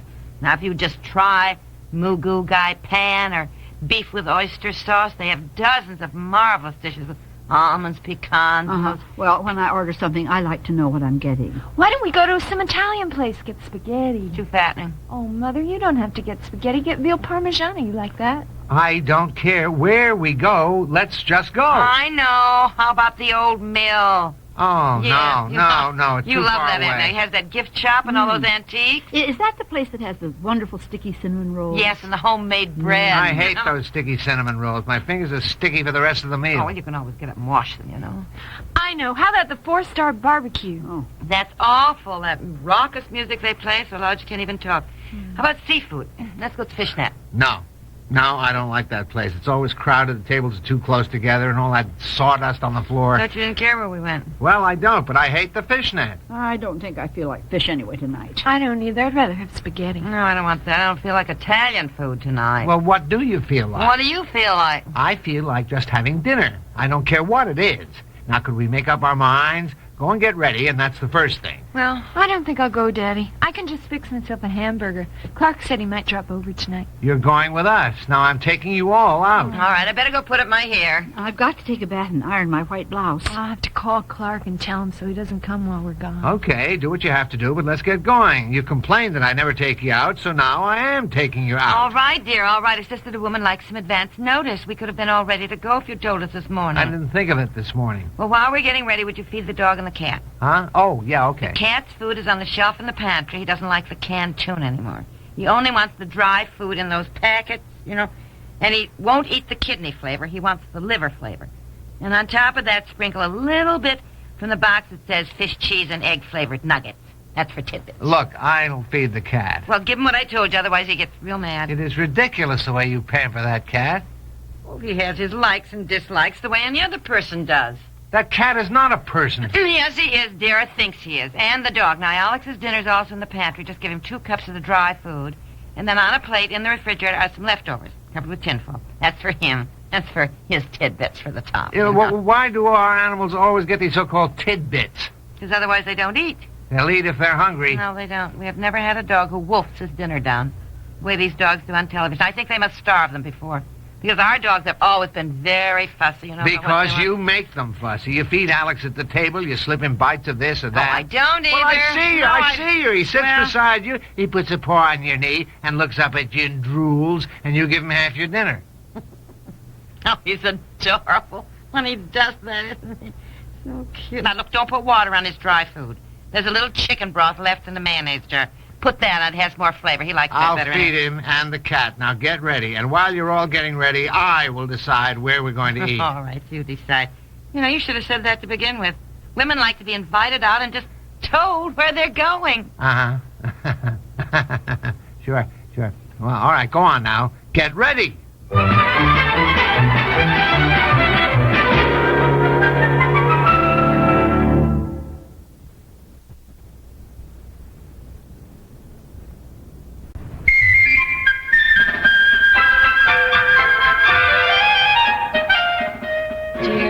Dear Bob, could I talk to you for a minute? You're not ready? No, I just made reservations at the old mill, and I said we'd be there in half an hour, and there you are with your hair still in curlers. Yeah, I know that's the point or part of it anyhow. The hairdryer doesn't work. Well, heat up the oven and stick your head in it. You've done that before. I don't feel like putting my head in the oven.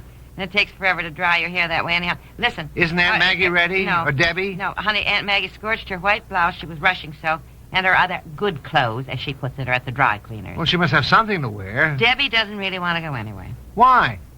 Well, because Clark wants to come over early tonight. Earlier than when we'd get back home. Okay, so she can give up seeing Clark for one night, can't she? Well, can't she? Well, she wants to see him, dear. She would prefer to see Clark than go out to dinner, a nice dinner at the old mill, where she's always loved going, and in fact she's always been begging to go to the old mill for dinner? Well, it's different now. What do you mean? Isn't the food any good there anymore? They changed cooks? No. I mean, it's different now that, well, with Clark in the picture. What picture? Honey, Clark is coming over. Debbie won't get any dinner here. She can have a nice one. She doesn't care about food. She and Clark can fix hamburgers. Hamburgers? She can have that any time. It hardly compares with dinners at the old mill. Bob, darling, please don't be so thick. Debbie would rather be with Clark. Then be with us? Yes. Debbie would rather be with that pimply-faced guy with the stick-out ears than be with her mommy and daddy? Yes, and you haven't even looked at him lately. His complexion is fine now. It's only adolescence. Well, his ears still stick out, I'll bet. Oh, you can't help that. What a prejudiced thing to say. And they're not that bad anyway. What's the matter with you? As a matter of fact, Clark's extremely good-looking. Have we got some Freudian thing here that Daddy is jealous? No. Debbie would rather be with him than with us. Yes, dear. Isn't it natural? And it may be natural, but I don't like it. She's only 16. She can't be Daddy's baby forever. I've lost her already? Oh, you haven't lost her. Now stop thinking that way. Look, when you were 16, didn't you prefer to be with your friends instead of with your parents? Try to remember. Seems like yesterday she was in diapers. Well, she's in jeans now, and she's old enough and capable enough to be in a wedding dress and get married and have a baby, so you better reconstruct your thinking. So that when she does... Remember when we used to go out to dinner and get her a babysitter, and she used to cry and say, "Oh, Daddy, take me too. Oh, Daddy, can't I go with you and Mommy?" We should have taken her. Dear. When we had the chance. Why? We loved having dinner alone, without having to ask the hostess for a high chair or a junior stool, and not having to cut her meat or worry about her because she wanted to get up and run around. Where does time go? The years are too much with us, said somebody around it. Well, you look it up in Bartlett's. Boy, you complain that I never ask you to eat out, and when I do... Honey, tomorrow we'll dress up. We'll all be ready. It'll be no Oh, what is it, Chi-Chi? Oh, honey, you gave him the kidney flavor stuff. Honey, he hates that. I tell you, he wants the liver flavor with his special cheese tidbits. Come on, Chi-Chi. Didn't Daddy give you the right food? I am not the cat's daddy. Honey, when Debbie's gone for good, we're just going to be Mommy and Daddy to the cats and dogs. You better get used to it. My little girl. Clark or no Clark, Debbie is still my little girl. Yes, dear, yes. Of course she is. I'm a homemaker, and I work part-time, too, so I get my share of headaches. But I don't take aspirin. It can irritate my stomach. So I've used Tylenol. It's easier on my stomach. Then I learned about Datril. I compared labels and couldn't find any difference. Datril has the same pain reliever, no aspirin. Datril's just as effective as Tylenol. So now I compare prices and buy the one that costs less. Why spend more? Datril from Bristol Myers. Ask your doctor about it. Do you think all antiperspirants are basically the same? Well, Ban Roll-On antiperspirant may just change your mind. Take effectiveness, for instance. Tests have shown that Ban Roll-On antiperspirant will actually help stop wetness better than most leading sprays. Make your own test soon. Pick up a bottle of Ban Roll-On, and you may discover what we've shown in tests. Ban Roll-On antiperspirant. Proof that not all antiperspirants are created equal.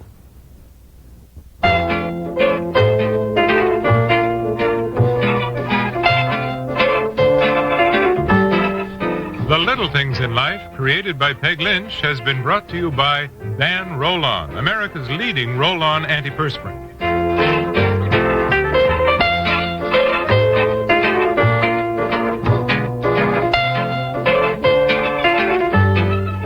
This program comes to you from the Radio Playhouse. To have and to hold.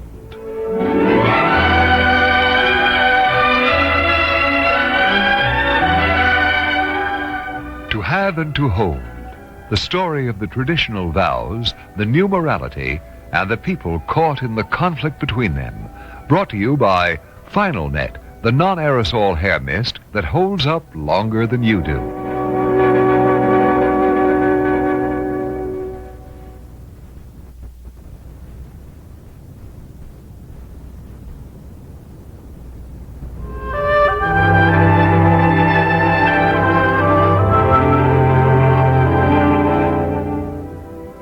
Mommy, where's Charlie? Well, the last I saw him, Jennifer, he was sleeping on your bed. Charlie! Charlie! Here, Charlie! Where were you hiding? Oh, I think he was behind the curtains on the windowsill, dear. I think he wants to go out. Well, why don't you get dressed up and take him out? Shouldn't I have a leash for him, Mommy? Oh, no. Cats don't like that. In fact, it makes them very unhappy. They like to run free. He runs out in the street. Well, cats are usually very careful, but you be sure to watch them, okay? Do they have 9 lives? I don't think so, but it's a nice idea. That would mean that they'd hardly ever die, wouldn't it? Yes, I guess so.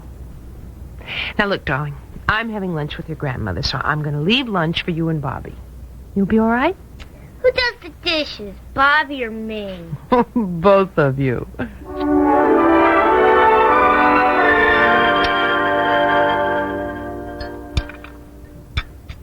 Oh, Jason, if I'd known Caroline and Emily were going to have lunch together, I'd have asked them to join us. Well, Dad, maybe they wanted to be alone. Maybe they just wanted...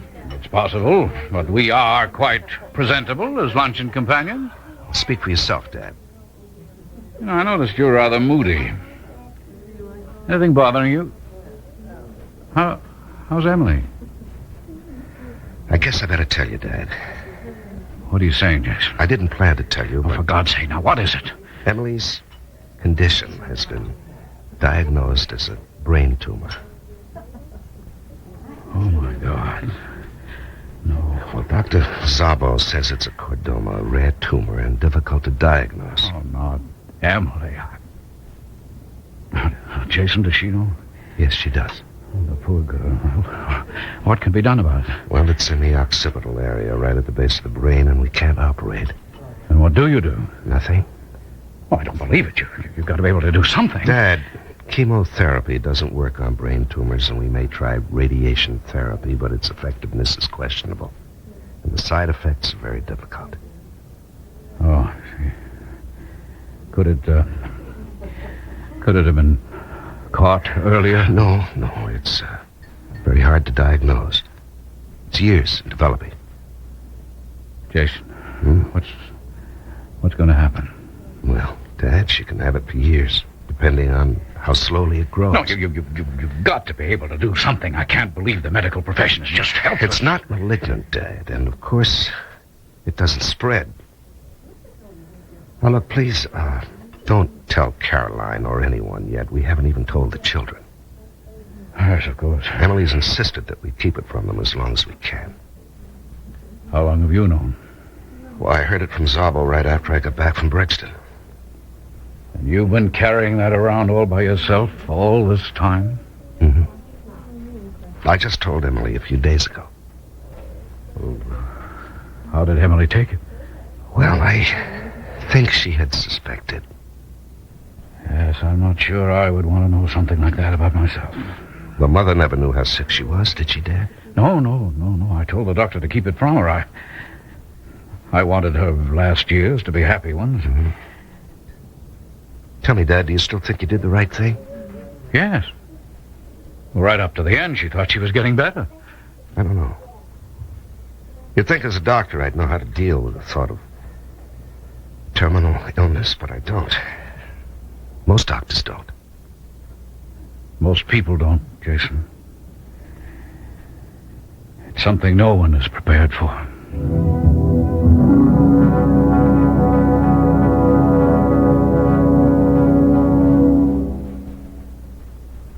Joni, I haven't tap danced in years. Mom, you're doing fine. Shuffle, kick. 5 minutes, class. Let's sit down. We're meeting your father for dinner. How do I look? You always look pretty. Thanks, sweetheart. Especially your hair.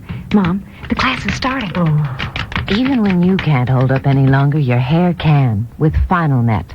Final Net is not an aerosol. There's no wasteful propellant. It's concentrated to hold your hair all day.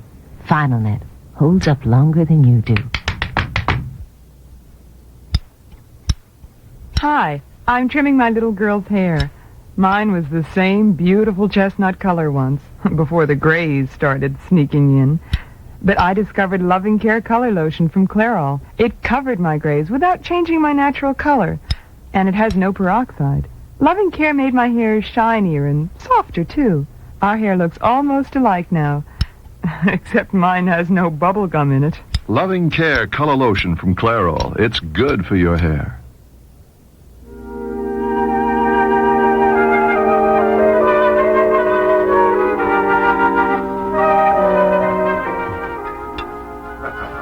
You know, Emily, every day I realize how wonderful it is to have Jennifer with us. Yes, when you realize how close we came to losing her. Yes. Shall we have some more coffee? No, thanks, Caroline. I think I've had enough. In fact, maybe too much. It seems to make me nervous. It does? Are you all right, Emily? Oh, I'm fine, Caroline. We were talking about Dr. Gonzalez. Oh, yes. Oh, yes. As you know, I'd like to do something for him, but all roads seem to be blocked. Yes, Jason told me. Joe Gonzalez just won't accept anything more than a thank you. And even that. Yes, Anne says he's very independent. Your daughter Anne knows Joe? Oh, yes, they've gone out a few times. Oh, he must be quite a change for Anne. Well, I think so, although she'd said very little. I've asked her to see if she can persuade him to let me... Caroline, what can you do? Well, I have an idea. Just the start of one. What does Robert say? He says it's my money and I can do what I want with it. That sounds fair. Anyway, I've been thinking about a children's clinic. You mean a new clinic? Mm-hmm. In some neighborhood where it's needed. Mm-hmm. Anne says Joe is interested in children, and I thought as a way of saying thank you for Jennifer's life, maybe we could start something that would be a help to other children's lives. Oh, Caroline, I think that's just wonderful. And I'd be awfully surprised if Joe said no to it. Have you asked him? No, not yet. And I thought with your planning to become a child psychologist, when you get your degree... Oh, I maybe don't you think could... I'm going on for my degree, Caroline. Oh, I'm sorry. Any special reason? It's just that there's so little time to do all the things you want to do, and I've decided that spending time with Jason and the children is the most important thing for me to do.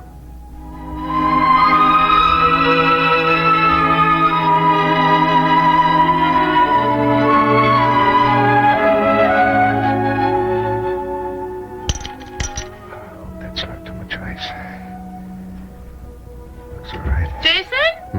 Are you home? In here, Emily. Oh, I saw your car in the garage, and you're home early. Hi. Mm. Only a half an hour. How was your lunch? Oh, it was very nice. Caroline's full of plans for a children's clinic she wants to start. Oh, she does? That's a big undertaking, darling. It's her way of saying thank you to Joe Gonzalez. And how was your lunch? I told Dad. About me? Mm-hmm. You don't mind? Oh, I don't know. I know we haven't discussed it, and, well, he asked me about you, and I just couldn't go on saying you were fine. Oh, of course, darling. Only, I am pretty fine, don't you think? Oh, Em. Oh, darling. You are the finest. Oh, Jason, it is kind of tough on you, isn't it? On me? I realized today, talking to Caroline. In a way, I wanted to tell her, but once people know that you just may not be around much longer, everything changes between them. Darling, don't say that. It's true, isn't it? People feel uncomfortable. Emily, have I... Oh, no. Not you, silly. You're the same. We're even closer. Now that we aren't keeping secrets from each other. Mommy! Jennifer, what's the matter? Honey, what is it? Mommy! What? Charlie's dead! Oh, no, darling. He was chasing the Bornstein dog, and it ran across the street. Oh, Come here, honey. Oh, Daddy, he's dead. The car hit him, and it went right on. Is he out there? Jason, why don't you darling, go I'll go see? out and get him. It's all my fault. No, darling, no, don't feel that way. We're having so much fun, and then he saw the dog. He ran out. Oh, darling, it's all right now. It's all right. Why, Mommy?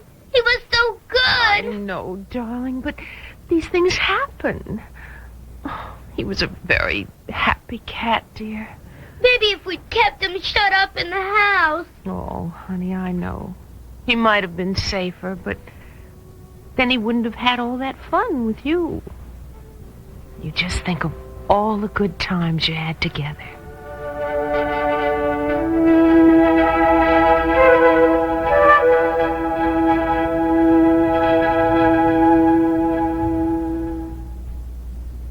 I'm a homemaker, and I work part-time, too, so I get my share of headaches. But I don't take aspirin. It can irritate my stomach. So I've used Tylenol. It's easier on my stomach. Then I learned about Datril. I compared labels and couldn't find any difference. Datril has the same pain reliever, no aspirin. Datril's just as effective as Tylenol. So now I compare prices and buy the one that costs less. Why spend more? Datril from Bristol Myers. Ask your doctor about it. How do you get the most out of an antiperspirant? The answer may be using Ban Roll-On. Tests have shown that Ban Roll-On helps stop wetness better than most leading sprays, and Ban Roll-On costs about the same, yet lasts longer than most 5 or 6 ounce sprays. Averaging 2 seconds of spray per application each side each day, the longest lasting of the leading antiperspirant sprays gives you 37 days of protection. On the average, Ban Roll-On will give you 51 days. That's 38% longer. Ban Roll-On. Why settle for less?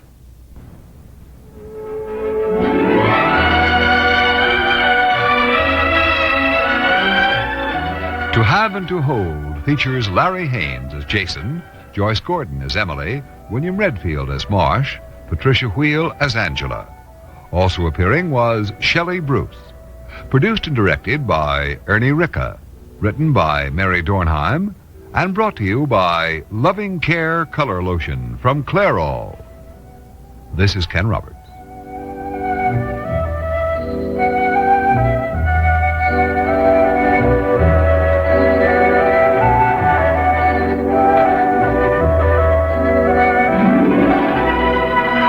This program has come to you from the Radio Playhouse, a DCA Productions program.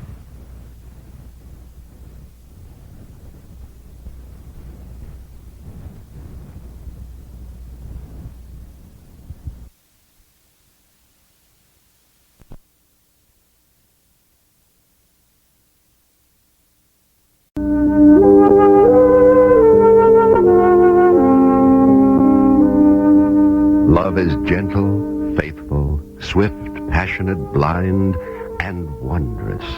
All these are faces of love.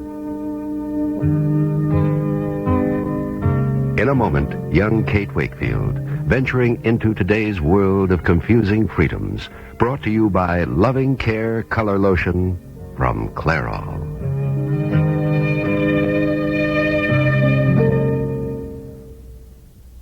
I'm a homemaker, and I work part-time, too, so I get my share of headaches. But I don't take aspirin. It can irritate my stomach. So I've used Tylenol. It's easier on my stomach.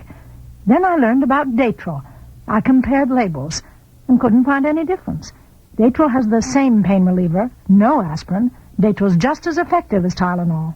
So now I compare prices and buy the one that costs less. Why spend more? Datril from Bristol Myers. Ask your doctor about it.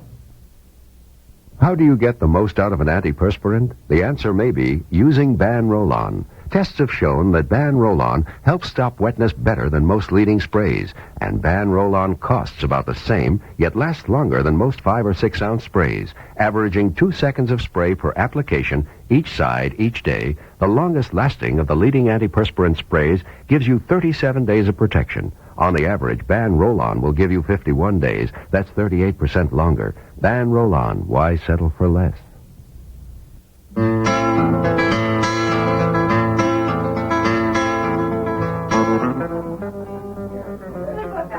It's a beautiful night, Kate.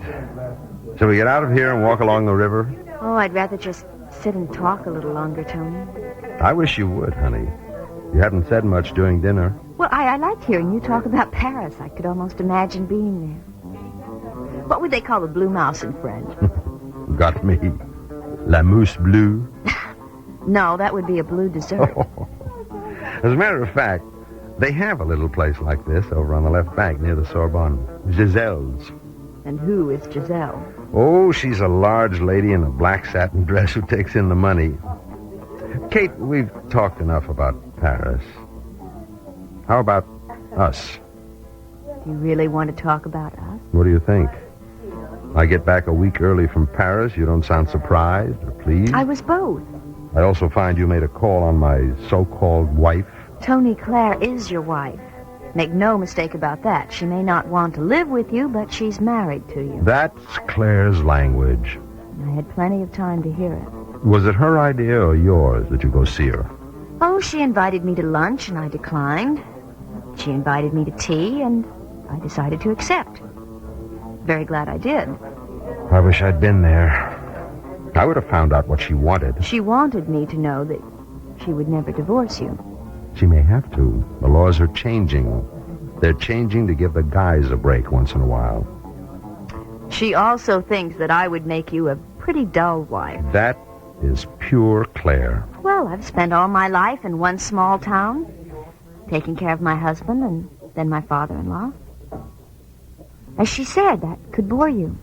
You bore me? Hey, darling. I never met a girl like you. Let me tell you something about Claire. She invents people. Me, for instance. According to Claire, I'm helpless without her.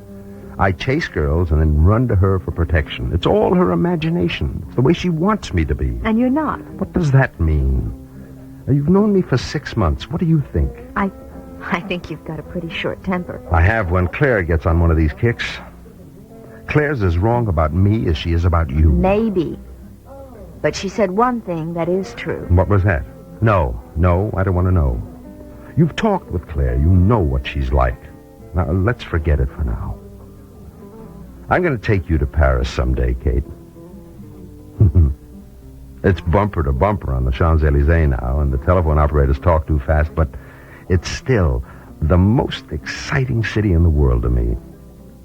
They've got Le Jazz hot going again. Are you listening, honey? I can't afford to. I don't get it. Tony, I'm not going to see you for a while. Why not? Oh, Claire got to... No, she didn't, but she said one thing that was true, and I'm going to tell you whether you want to hear it or not. You're bound to let her spoil this. She said that if it ever got out that my husband had been in drug traffic, it could ruin you. Kate, we've been through this. You had nothing to do with it, and Tom is gone. That's good enough for me. But suppose it all came out. About you? That'd be slander. Nobody dare. But I was with Tom all that time. Suppose somebody wanted to make trouble for me. Was that what that kid Jeff meant when he said you were in trouble? Oh, Tony, please don't pay any attention to Jeff. This is just between you and me. Are you in any trouble, Kate? As long as I have to live with what Tom did, I'm not free. Then forget what Tom did. You don't have to live with it. I have to live with the fear that someday the story will come out. But it is out. You've never hidden anything, have you? Tony, if I said yes and asked your help, could you give it? I'd go anywhere and do anything to help you, Kate. And maybe lose your job and end your career? I'd let it all go rather than lose you. Kate, what are you hiding from me? Tony, no, I just won't have it that way. If we're ever going to be together, we've got to be free of everything else. You're young, Kate. Well, you'd know that's impossible. We fell in love. Now, we didn't ask for that. It happened. Are we supposed to act now as if we hadn't lived before? We've both been married. We have to live with that. But what my husband did was criminal. I've told you I don't care. But I do. Before I'd let you hurt your career, I'd give you up. I wouldn't let you. Tony, don't say that. Look, I have been dominated all my life. Even Claire told me that. I've got to find out what Tom really did. Well, you can't do that alone. Nobody else can do it for me. Oh, Tony, please, leave me my self-respect or there'll be nothing between us ever.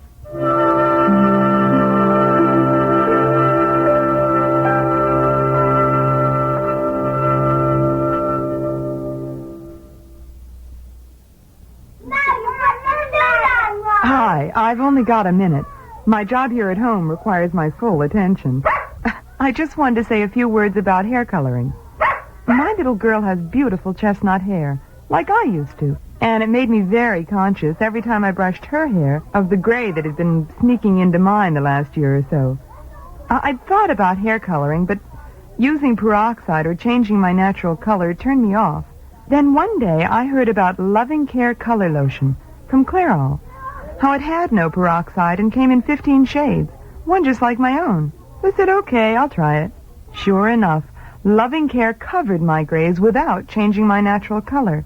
And it made my hair softer and shinier, too.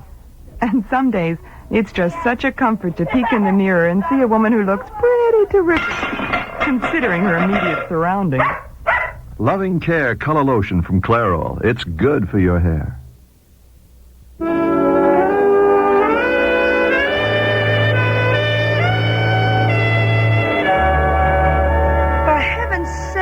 Jeff, you still sitting in this lobby? Oh, it's a nice, friendly place on a cold winter night. Oh, there's not a soul here. Nope. But you can see life go by. How was the concert? Pretty good. Hey, the kids miss you. Yeah. Did you radiate the word I was back? I sure did. But you're not really back until you're over there with your group. Well, I have to meditate first. You don't have to do anything but pull up your socks. Or put them on first. I saw Kate tonight. Jeff, you'd better get over that hang-up. I did. I saw pinstripes, too. Oh, come on, kid. You can't fight the whole world. People are going to meet and fall in love, and what are you going to do? Just sit there in the lobby with no socks? I got socks, Earth Mother. They don't match good. But I did serve a purpose tonight. Oh? One of Destiny's little fish hooks. What did you do? Set a fire under old pinstripes. Oh, Lord. I told you, stay out of that. I could see the gratitude in each of his beady little eyes. What are you up to? Somebody had to tell him that his girl's in trouble. Oh, I bet Kate didn't thank you. She got mad. She's beautiful when she's mad. Did you tell him about that tape recording you heard? Trudy, I don't know where Kate got it, but it's as phony as a $3 bill with all those cuts and edits. Well, then she doesn't have to worry. But she does. Anybody who gives a girl a thing like that isn't playing games. She won't listen to me, but she ought to listen to somebody. Oh, I think we got company. Where? The guy who just came in. I think he's giving you the eye. Huh? You know him? Oh, yes, I do. Hey, Jeff, will you do me a favor? Just once. Remove myself? Yeah. For you, Earth Mother, anything. I'll go to the coffee shop. Ring if you want boiling oil. Hello, Mr. Wolf. Why, good evening, Miss Trudy. Ms. Kiefer, or plain Trudy. I'd never call a lady like you plain. Oops, but you never call me at my apartment like you said. Because you weren't quite honest. Who, me? Oh, look in my big blue eyes. You said you knew Kate Wakefield slightly. Matter of fact, you're very close friends. Well, girls are like that when a man comes around. Oh, you're also amusing and very bright. I get the feeling you know a great deal about me. Enough to know you're making things mighty tough for Kate. As a matter of fact, I'm trying to help Kate, or things will be tough. Okay. She's not here. Which is probably another fib. However, I don't need to see the lady. Look, Mr. Wolf, I may kid around, but when I say Kate isn't here, she isn't here. Well, then I'm sure you'd be willing to see that she gets this note. Well, sure. Mind if I read it? Not at all. I'm simply asking her to meet me. Well, I wouldn't count on her accepting. Miss Trudy, the Romans kept geese to warn them of danger. Kate, it seems, has you. I don't get it. Or do I? The truth is, I'm a friend of Kate's as I was of her late husband. Something you know nothing about. I'm to mind my own business. It would be wiser. I'll leave the note with you. Mr. Wolf, you're right. It isn't my business. But why are you trying to frighten Kate like this? I assure you, I'm not frightening Kate. What she's afraid of happened a long time ago. I'll expect to see her tomorrow.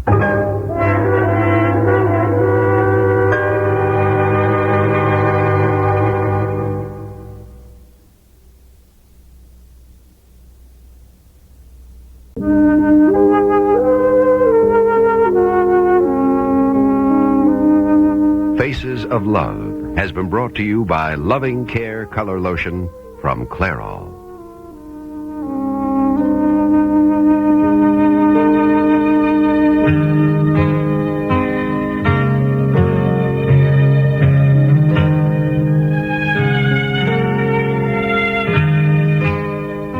This program comes to you from the Radio Playhouse.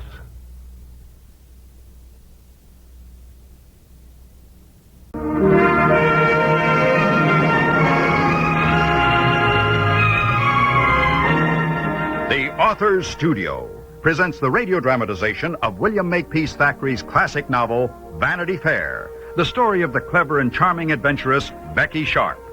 In a moment, our author, Mr. Thackeray. The Authors Studio is brought to you by Daytrill, the new non-aspirin pain reliever from Bristol-Myers.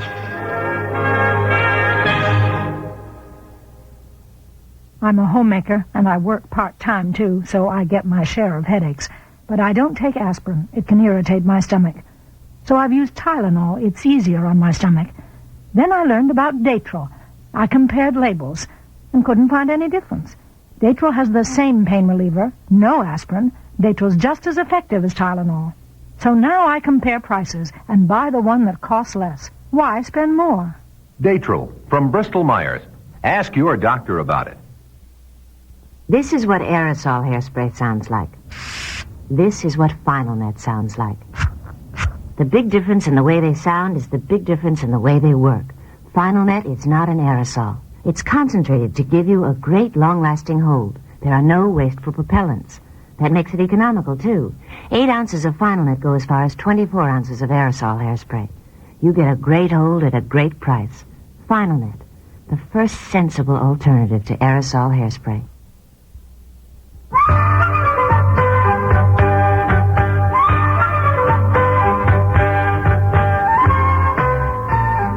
William Makepeace Thackeray here, my faithful listeners there. And let us get on with the derangements of my novel, Vanity Fair. Ah, what a tangled web we weave when... As I quoted that before. Never mind, bears repeating. When first we practiced to deceive. A tangled web Becky Sharp and Rawdon Crawley did weave, and now must unweave. Unweave, is that a proper word? Well, it's no time to consult Mr. Johnson's dictionary. Let it stand. You may be sure Mr. Charles Dickens will let me know if I have erred. Now, where did I leave off? Oh, yes.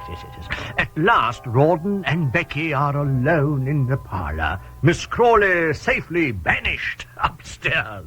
Gad, sweet Becky, I've 1,000 questions. I've 1,000 answers. Damn questions. Kisses first. Kisses later, my love. So much to settle before we're interrupted. Later. Waited 3 days, 3 nights. Have I not as well? And can deny me now? No, I thought I could. I can't. Wait, I'll close the door. Oh, don't. Don't. Miss Briggs may come back from her cousin's. That's why I close it. No, she listened to keyholes. She was crouched at the keyhole when Sir Pitt proposed. She told your auntie, or we'd not be in this new tangle. All right. The devil with keyholes and Briggs and doors. Becky, my dove, my own, my wife. Oh, Rawdon, my heart, my master, my husband. Oh, dear listeners, let us grant that pretty pair a few blissful moments of privacy. Dear knows they've had none since their secret wedding night. During their indulgence of kisses, we shall betake ourselves upstairs, where Miss Crawley is shrewdly questioning poor Giles, who scarce knows what to answer. Giles? You and your mistress are very close, are you not? Oh, yes, Mum. I dare say she told you all her secrets. Oh, well, I couldn't rightly say that, Miss Crawley. Come, I know she does. Now, Giles, I may as well tell you I am quite bewildered by the recent turn of events. Oh, what turn? Don't play the innocent. There's more than meets the eye to this affair. I need further information which I'm sure you can supply. Oh, well, if 'tis Miss Becky's secret, I can't supply. Very loyal, I'm sure. But you are both in my employ, and your first loyalty is to me. What is going on that Miss Rebecca Sharp keeps from me? I don't know, Mum. You do know, I can tell you know. Twisting and turning your apron like that, darting your eyes all about.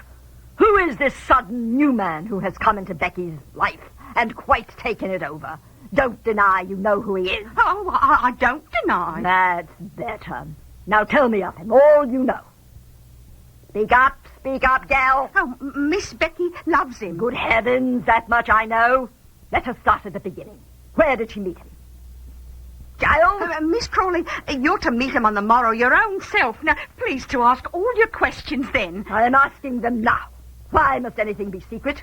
Is there something wrong with the young man? Oh, no, ma'am, he's perfect. You love him like her loves him. How very curious. Becky said I would love him as I love Rawdon. How could I? Perfectly absurd statements from you both. I want an explanation of all this. Oh, tomorrow. Today. Now. You will tell me what you know. I'll not be put off. If you persist in your evasions and your silence, then you are disloyal to me, and I shall be compelled to send you back to Queen's Crawley. Did you hear me? Yes, ma'am. Well? You must send me back to Queen's Crawley.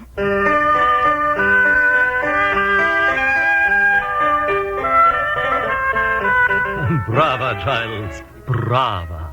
Downstairs, enough of kissing and murmuring and kissing and sighing and kissing. In the twinkling of an eye, as we shall interrupt.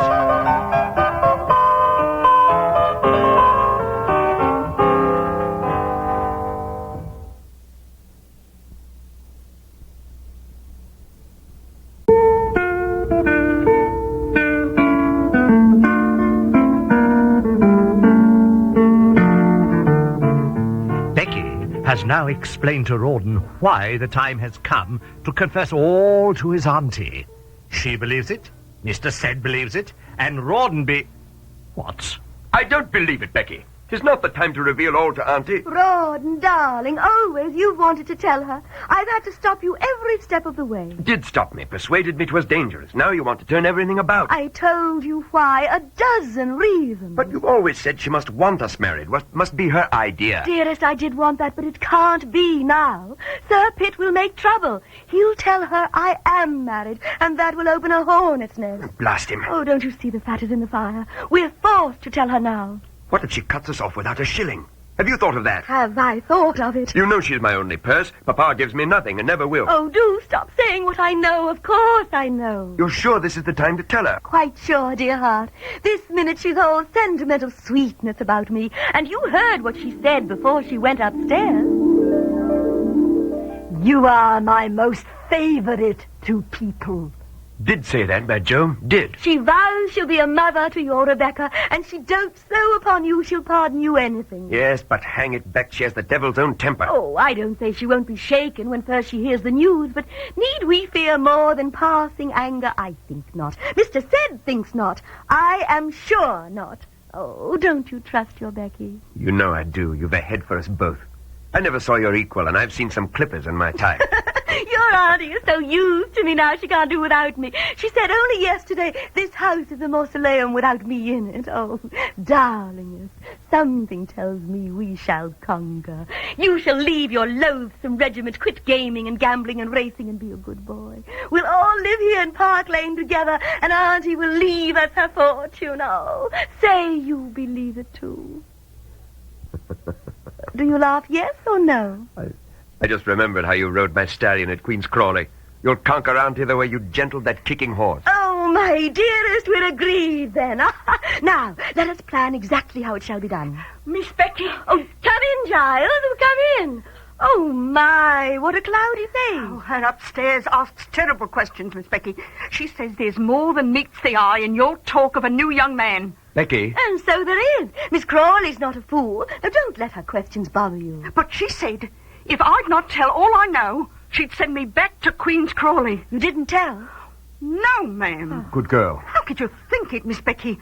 Before I'd tell a word, I'd go back to Queen's Crawley. And likely she'll send me, too. Oh, no such thing. You know how she blusters and carries on and then does nothing. That's how it will be tomorrow when Mr. Rawdon and I introduce her to my new husband. I say, Beck, I'm not so sure. I can hear her now tell you exactly what she'll say. What? How dare you be married? Lied to me, tricked me, made a laughingstock of me. Out of my house! Out! And not tuppence will you have from me, ever! Good gad, we can't tell her. Oh, no, Miss Becky, you best not. Hush, both of you. I've not finished, and she's not finished. Hark to what next she'll say. My two darlings married and in secret. How romantic! What sly ones you are! But I'll not be cheated of a wedding. We shall have another enormous one, all fashionable London there, to see my precious nephew and my dear adopted daughter plight their troth. For your wedding present you shall have £10,000. Bless my soul. You think so, Beck? Oh, 20,000, I think. 30. Look here. Can't wait for tomorrow. Today. Tell her today. Oh, no, my love, no. We must plan every word. Oh, Giles, why have you that cloudy look again? Oh, Lord, Miss Becky, I come all over queer. I don't like none of this. Don't like it at all, at all.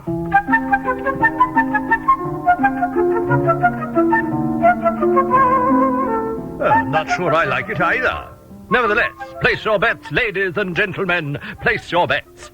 Win or lose, I am your devoted servant, William Makepeace Thackeray.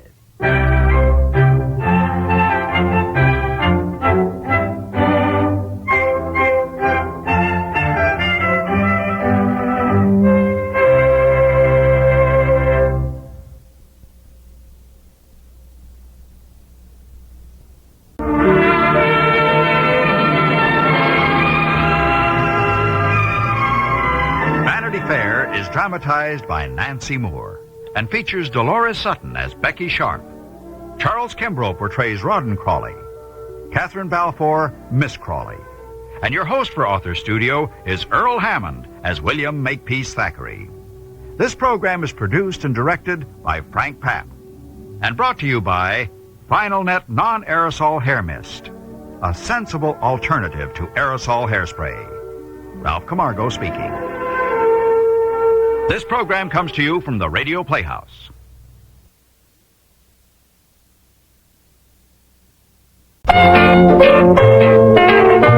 It's not nice to eavesdrop, but it's fun.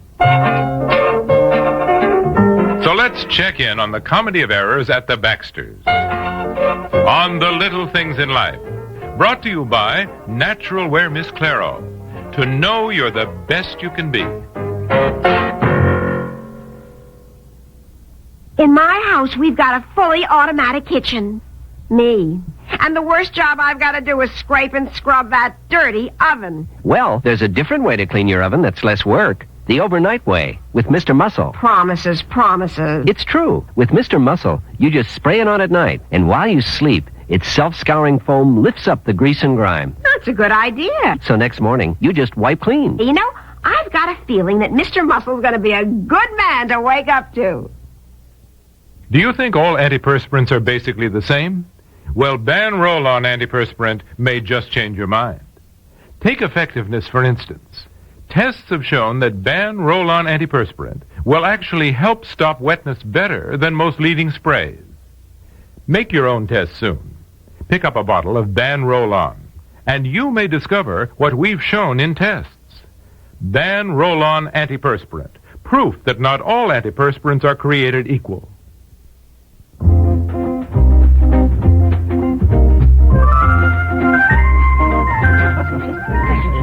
Well, dear, I'm glad you talked us into eating out. Ah, good. How's your dinner? Oh, delicious. I love sweetbreads, which I never fix myself, and they're so good here. Well, these veal birds are just wonderful. Are they? I wish I knew how they fix them. They're even better than mine. Well, that's certainly saying something, Aunt Maggie, and I'm glad you said it instead of me. Well, they're just wonderful. An unusual flavor. Well, they probably have some wine in them, Aunt Maggie. Well, I think I had the best dinner of all. Oh, what did you have again, Debbie? Pork tenderloin with wild rice. Ooh, heavenly. Well, it's a nice place to come, I think, this old Red Mill. And when we get through eating, let's go into the gift shop. Yes. Oh, no. You're going to spend an hour in the gift shop after dinner? Oh, we'll just browse, honey. I like to get some note paper. I noticed when we walked through the gift shop on our way in here that they had several different kinds of note paper. Some had the loveliest flowers, some were birds, and I think there were some snow scenes or something. Well, I want to pick up some of their homemade fudge, which is really just out of this world. How do you expect to diet and then buy fudge? Well, it's a problem. While I'm nibbling on the fudge, I'll work on it, dear. Mother, you don't need to diet anyway. I don't think mothers should be as skinny as rails. How are mothers supposed to look? Well, motherly. I'll think that one over. How's your dinner, dear? Bob? Huh? How's your dinner? You didn't say. What's the matter? Oh, well, my leg of lamb is great. And the whole dinner would be a lot better if those people at the next table would stop blowing smoke our way. Oh, well, they're not deliberately blowing smoke our way. It's just coming our way. Why do they have to smoke? Can't that guy wait until he gets outside? He's finished dinner. Don't keep your voice down. You want him to hear you? No, I agree with Bob. I don't think people should be allowed to smoke in restaurants or any public places. Dear, don't waggle your hand like that. I'm getting the smoke out of my face. Well, the man has a right to smoke if he wants to. I'm not saying he has no right. I'm saying he has no consideration for other people. Well, when you smoked, I don't recall you had any consideration for other people. You never even thought about it. I'm going to have southern pecan pie with whipped cream for dessert. I'm going to, too. I think everything looks good. Deep dish apple pie. No, deep dish blueberry pie. No matter where we were, I do not ever recall that I heard you say even once to anyone, do you mind if I smoke? Okay, so now I don't smoke. Well, having been a smoker, I should think you'd be more tolerant of people who still do smoke. Tolerant? I think they're idiots, endangering their health. Well, not. Keep your voice down, dear. You can read it on any pack of cigarettes. The Surgeon General has determined that cigarette smoking is dangerous to your health. All right. Order dessert, shall we, dear? Smoking can produce cancer of the lungs, mouth, throat. Look, if you're not going to let that man enjoy his dinner, can we enjoy ours? Now, please, just get off your soapbox. You can also get emphysema. What is the matter with you? The man at the next table is just glaring at you. He is furious. I hope he is. Dear. I hope he realizes how annoying his smoking is to other people in this dining room. Well, now, Bob, just because you stopped smoking. I stopped smoking, Aunt Maggie, because I realized how offensive I was to people who do not smoke. You stopped smoking when one of your Rotary Club pals dropped dead of a heart attack. Well, I don't know why anybody does smoke It's a terrible habit. It tastes terrible, too. And I agree with Daddy. I don't like smoke floating past my nose while I'm enjoying my food. Well, the man is lighting up another. Just chain smoking. Hey, excuse me. Would you mind not smoking? I said, would you mind not smoking? You, asking me not to smoke? Yeah, that's right. My wife, my aunt, my daughter, and I would appreciate it if... Frankly, I don't see any sign around here that prohibits smoking. Well, I don't see any sign either. I just thought that common courtesy It so would... happens that I look forward to having a cigarette with my coffee after I finish my dinner. Bob, dear, please, will you let it go? Yes, dear. for goodness sake, let's not make a scene. Daddy, sit down. There. Well, I understand how you can enjoy a cigarette with your coffee after dinner. I used to be a smoker, too. Oh, you're one of those wise guys who's given up smoking, so now you're going to preach to everyone else, right? Marvin, now sit down. Darling, just sit down. Bob, will you come back here and sit down, too, please? Will you come here? I will smoke if I want to, Buster. This is a free country. So... Of course it's a free country. I'm only trying to make you aware of people around you who do not smoke and who would like to eat dinner without being surrounded by billows of smoke. Now, listen. I like smoking. I enjoy smoking. I like a cigarette after dinner with my coffee. And if I die from smoking, it's no business of yours or the Surgeon General. It is my business when you blow smoke in my wife's face. Bob, dear, will you come back to our table? Marvin, sit down. No! I am not going to put up with some little clown telling me what to do. Well, he's right, anyhow. You should give up smoking. Dear, now Bob started a quarrel between the man and his wife. I think Bob started more than that. Here comes the manager. Bob, dear, will you come here, please? Now, what seems to be the trouble here? Well, I simply asked this man politely not to smoke, which was annoying to my wife, my aunt, my daughter, and to me. But smoking's not prohibited, sir. Well, it ought to be. Well, I agree. My sister and I are at that table, and we were just saying how offensive it is when smokers are sitting near you and just puffing their smoke right at you. I wasn't puffing my smoke at anyone. I have a perfect right to Bob, you come here, Bob. Sit down. Right down,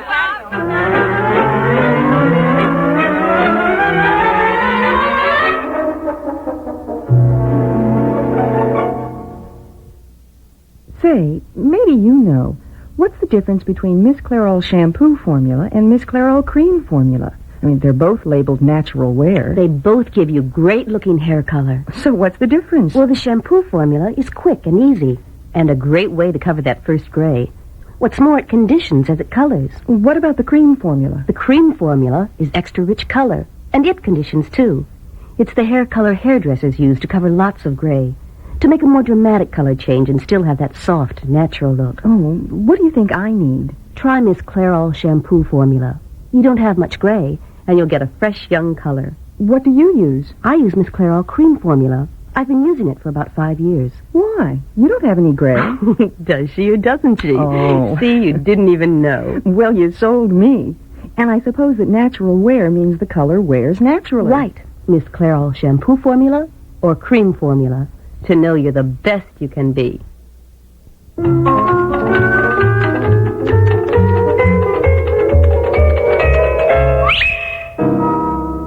Well, I've never been so embarrassed in my life. Never. Debbie, hang up your coat, dear. Please don't just dump it on a chair. Well, I thought it was exciting. Everybody in the restaurant had something to say. All the non-smokers yelling, he's so right, he's so right. Yes, and all the smokers yelling, he's so right, he's so right. I thought Daddy was right. Well, it's not a question of who was right. Daddy caused a scene. And I'm glad I did. You notice the manager said that now there would be a part of the restaurant just for smokers? Yes, fine. Pretty amusing to me. You certainly never worried one whit about people who didn't smoke when you did. Okay. So now I do. Well, I think all restaurants are going to have to do that before long. More and more people are giving up smoking.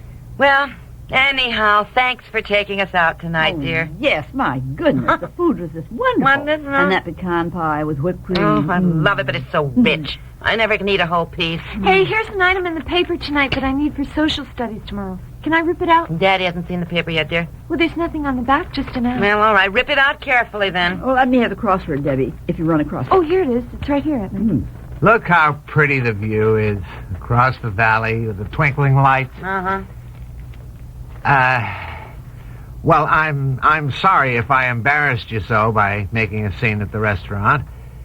Oh, it's all right. It's just that since you stopped smoking, you've become so intolerant of anyone who smokes. Really, dear, you're just sort of fanatical. Like all converts to a different point of view, you just go off the deep end. Well, I think if you realize how dumb you were, it's sort of a duty to point it out to others who are still making the same mistake. Nah, people don't like things pointed out to them, dear. They really don't. You know, you used to get so mad at me when I asked you to cut down. Just cut down at least on your smoking. I think it made you smoke even more. Yeah. Well, I saw the light. I did. I really did. And I feel like a million all the time now. I used to feel tired and dragged out. I'd get sore throats. I coughed a lot. How long since you stopped smoking? Oh, Bob stopped in July. I think it was at the beginning of August, somewhere around in there. It was, 5 months ago, maybe a little more. 197 days.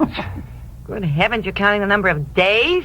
Of course, the really good part, when Bob decided to quit, he just threw his pack of cigarettes in the wastebasket, and that was it. Never thought about it since. Never bothered him, has it, dear? Yes, I've thought about it, and it has bothered me every single one of those 197 days. Bob! It has. It's very commendable if you wanted a cigarette all this time and haven't taken one. You haven't, have you? No, but good. that guy was right. To sit back and relax after enjoying a good dinner and have a cigarette with your coffee. Dear, now don't think about it, Bob. Dear? I want a cigarette. Honey, please. No, I do.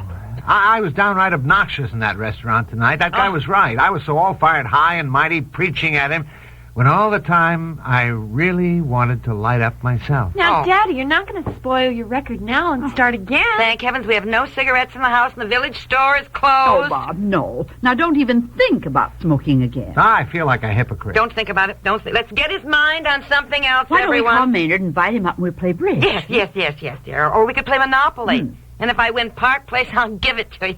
I'll even sell you all my utilities cheap. Oh, thanks, You like dear. those. But I think bridge with Maynard is a better idea. All Call him right. up, Aunt Yes, Maggie. let's do that. Daddy, Come on. Please, stick it out, okay? For me, huh? Okay, Debbie. Now you go upstairs and do your studying, and don't worry. Get off the card table, dear. Let's get his mind on something else, Aunt Maggie, you know. Yeah, right. I hope so.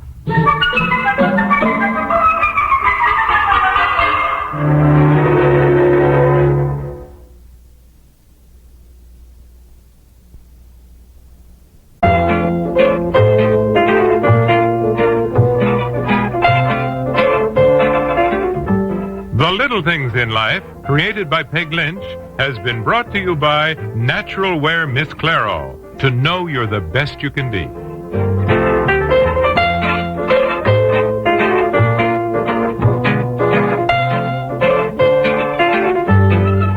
This program comes to you from the Radio Playhouse. To have and to hold.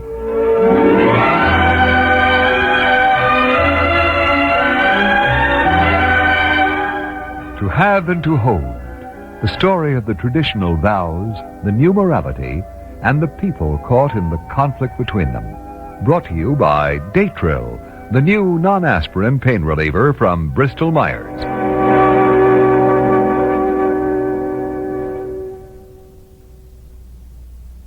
I'm a homemaker, and I work part-time, too, so I get my share of headaches. But I don't take aspirin. It can irritate my stomach. So I've used Tylenol. It's easier on my stomach. Then I learned about Datril. I compared labels and couldn't find any difference. Datril has the same pain reliever, no aspirin. Datril's just as effective as Tylenol. So now I compare prices and buy the one that costs less. Why spend more? Datril from Bristol Myers. Ask your doctor about it.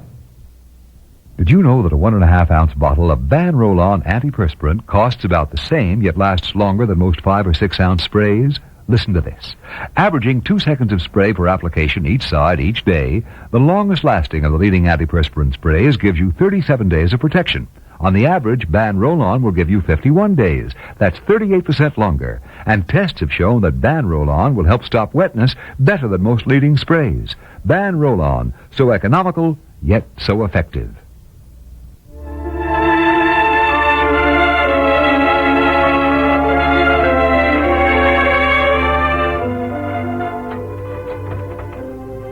Thanks so much for bringing me home, Marge. Sure. Are you sure you wouldn't like to go out for something to eat, Angela? No, not really. I just don't feel like being with people. I mean, strangers. I understand. Oh, can I fix you a drink? No. You sit down. I can find my way around your place. The scotch is under the counter, and the soda's there if you want it. Right. You know, I hate to leave you alone when you're feeling so down. I'll get over it, but thank you. I like your apartment. Very much like you. Now here. Doctor's orders. Oh. Thank you. Did you see Jason today? Yes, briefly. How do you think he's holding up? Well, if I didn't know him so well, I'd say he was doing fine, but I know. Must have been hell for him, knowing about Emily all this time and only able to talk to you about it. Oh, Marsh, it's so unfair. A brain tumor when Emily has everything to live for, the children and Jason. I know, Angela. Now, come on, sit down. I mean, pacing up and down like this will exhaust you. Yes, but I want to be exhausted. I want to be tired. I can't think. I want to forget it. God, I didn't mean that. Oh, yes, you did. You do, and you can't keep on like this. Angela, are you sleeping well? No. I lie in bed, going over everything in my mind, wondering what will happen, thinking of my own life. Yeah. I'll get you a sedative tomorrow. I'm sorry I don't have anything with me. Oh, well, just your being here helps, Marsh. I'm glad, Angela. You know, I keep thinking of what it would be like if this had happened to me. If I'd been told that I'd die soon. That's pretty normal. We all think of things like that. Review our lives. And then I realize how very little I've let myself feel. How safely I've lived. I wonder who that is. Hello? Angela. Oh, yes, Jason. Is there anything the matter? Angela, could you come over? What is it? Well, Jennifer's very upset. You see, her kitten was just killed. Oh, no. And, Emily's with her, but it's harder and harder, too. You can understand. Look, I'll be right over. Is Emily all right? Marsh is here now if you need her. No. She's all right, physically. Well, Marsh will drive me over. Thank you, all right. Bye. Bye. What's the matter? What happened? Oh, Jennifer's kitten's been killed. Oh, no. Not Charlie. Yes. She loved him so. Oh, Marsh, I don't understand it. It's as if everything is suddenly upside down. Come on, I'll drive you over. In a minute. Are you sure you're all right? I'm fine. No, Angela, you're not. You worry about everyone else, but who worries about you? You go on so long being strong and acting strong. Come on, Marsh. Let's go. All right, but you can't go on like this. You're just as human and fragile as anyone.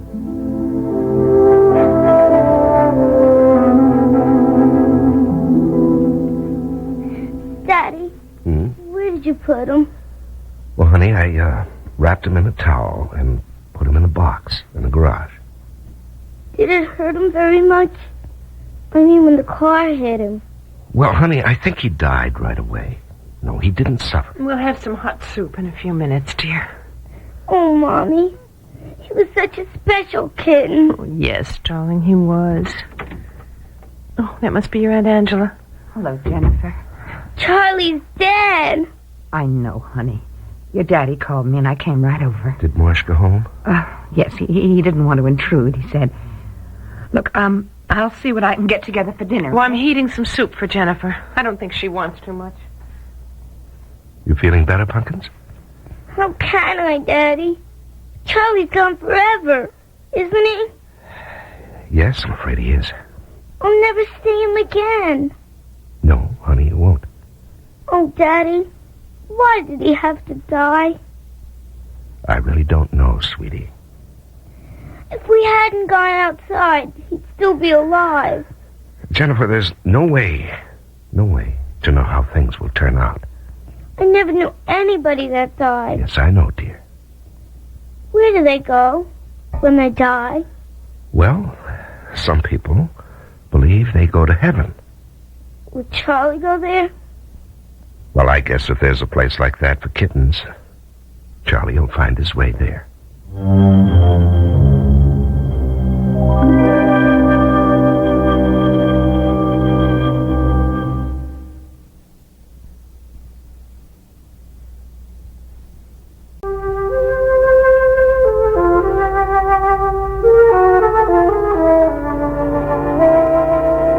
I'll let you carry on, Angela. Emma, you feeling all right? Oh, I feel weak and exhausted, that's all. Will you sit down, Emily? Everything's ready. It's in the oven. It'll be done in half an hour. Oh, she seems to be taking it all right. Oh, she loved him so. He was the first pet she had. Well, soup's almost ready. You know, this is her first experience with death. Yeah, I was thinking the same thing. How do you explain death to a child? How do you explain it to anyone? Oh, come on now, honey. You're the one who always cheers me up. I'm sorry. I wonder if we ought to get her another kitten right away. Oh, no. Well, why not? She'll get over the loss of Charlie faster if she has another one. Oh, wait a day or so at least. Maybe she won't want another one. She will. In time. Well, let's put the soup on a tray.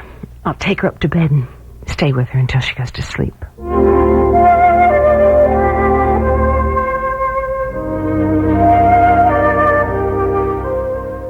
Let's have a drink, Angela. Yes, please, Jason. Oh, by the way, thanks for coming over. Well, I'm glad you called me. What was Marsh doing at your place? Oh, he drove me home and I asked him in for a drink. Oh, I see. He's the only one I can talk to about Emily. Yes, I know. It's hard, knowing something like that. I just keep thinking it can't be true. That Emily will be all right. Well, Angela, we can hope. Oh, I had lunch with Dad today, and I told him. You did? Mm-hmm.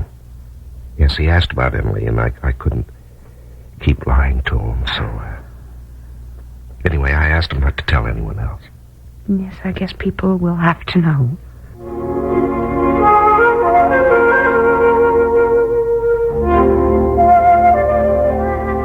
There. Oh, that's the last of the soup, honey. Do you want anything else? No, thank you, Mommy. Do you want to brush your teeth? I know you're pretty sleepy. I forgot. Well, I'll turn down your bed while you go do it. Can I wear my red jumper tomorrow? Mm-hmm. I think it's at the cleaners, honey. Do you have dance class tomorrow? Yes, we're going to learn something called the plie. Well, I'll pick you up afterwards and we can do some shopping. I want to get some shirts and socks for Bobby. He's going back to Harvard in a few days. He and Susie don't know about Charlie. Not yet. I'll tell them when they come home. Here, hop in. He always used to sleep on my bed. Now he never will again. Oh, darling, now you remember all the good times you had with him. All the fun. It's hard to do, Mommy. I miss him so much. I know. Remember how he used to lick his paw and then rub it all over his face and whiskers? I remember. Where do cats go when they die? I don't know, dear. Doesn't anybody know? I don't think so. Mommy, will you leave the light on? All right, darling. Give me a kiss. Good night. Good night. Do you want me to stay with you until you fall asleep? Oh, yes, please. All right, dear. I'll be here.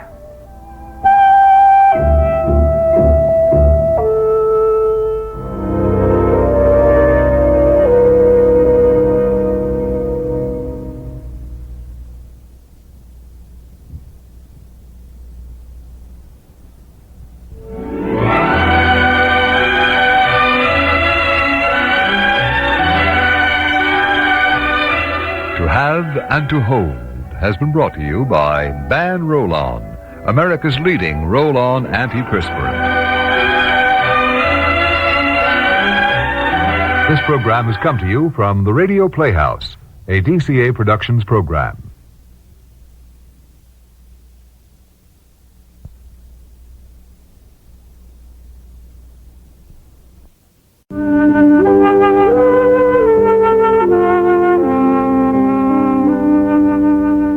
Love is gentle, faithful.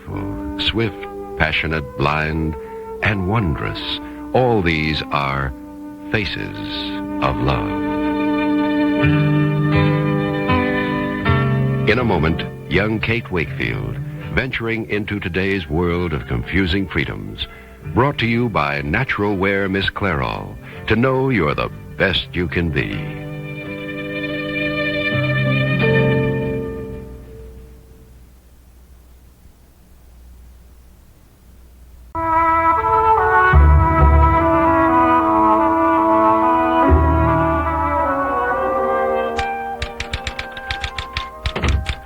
Good morning, Gloria. Good morning, Mr. Cushing. You're a brave man. Now, what does that mean? You're also late. Late for what? Nobody even knows I'm back.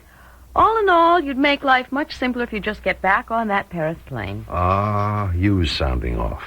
Our chief does not sound off. The madder he gets, the lower he speaks. Last night, I could hardly hear him. I get it. He sent me to Paris for 2 weeks and expected me to stay. Well, I wrapped it up. The ball's now in their court. And there's nothing to be done for another 4 or 5 days. What does he expect me to do, take an art course? Mr. Fletcher expects you to obey orders. End of quote. I will, when it makes sense. Anyhow, the Greeks love me, and this looks good. Why is it hush-hush? It's not hush-hush. People don't understand. These guys have vision you wouldn't believe. They know the oil picture. They've done the shipping thing. They're making a study of a whole new source of energy that could change half the world. Like what? Tides.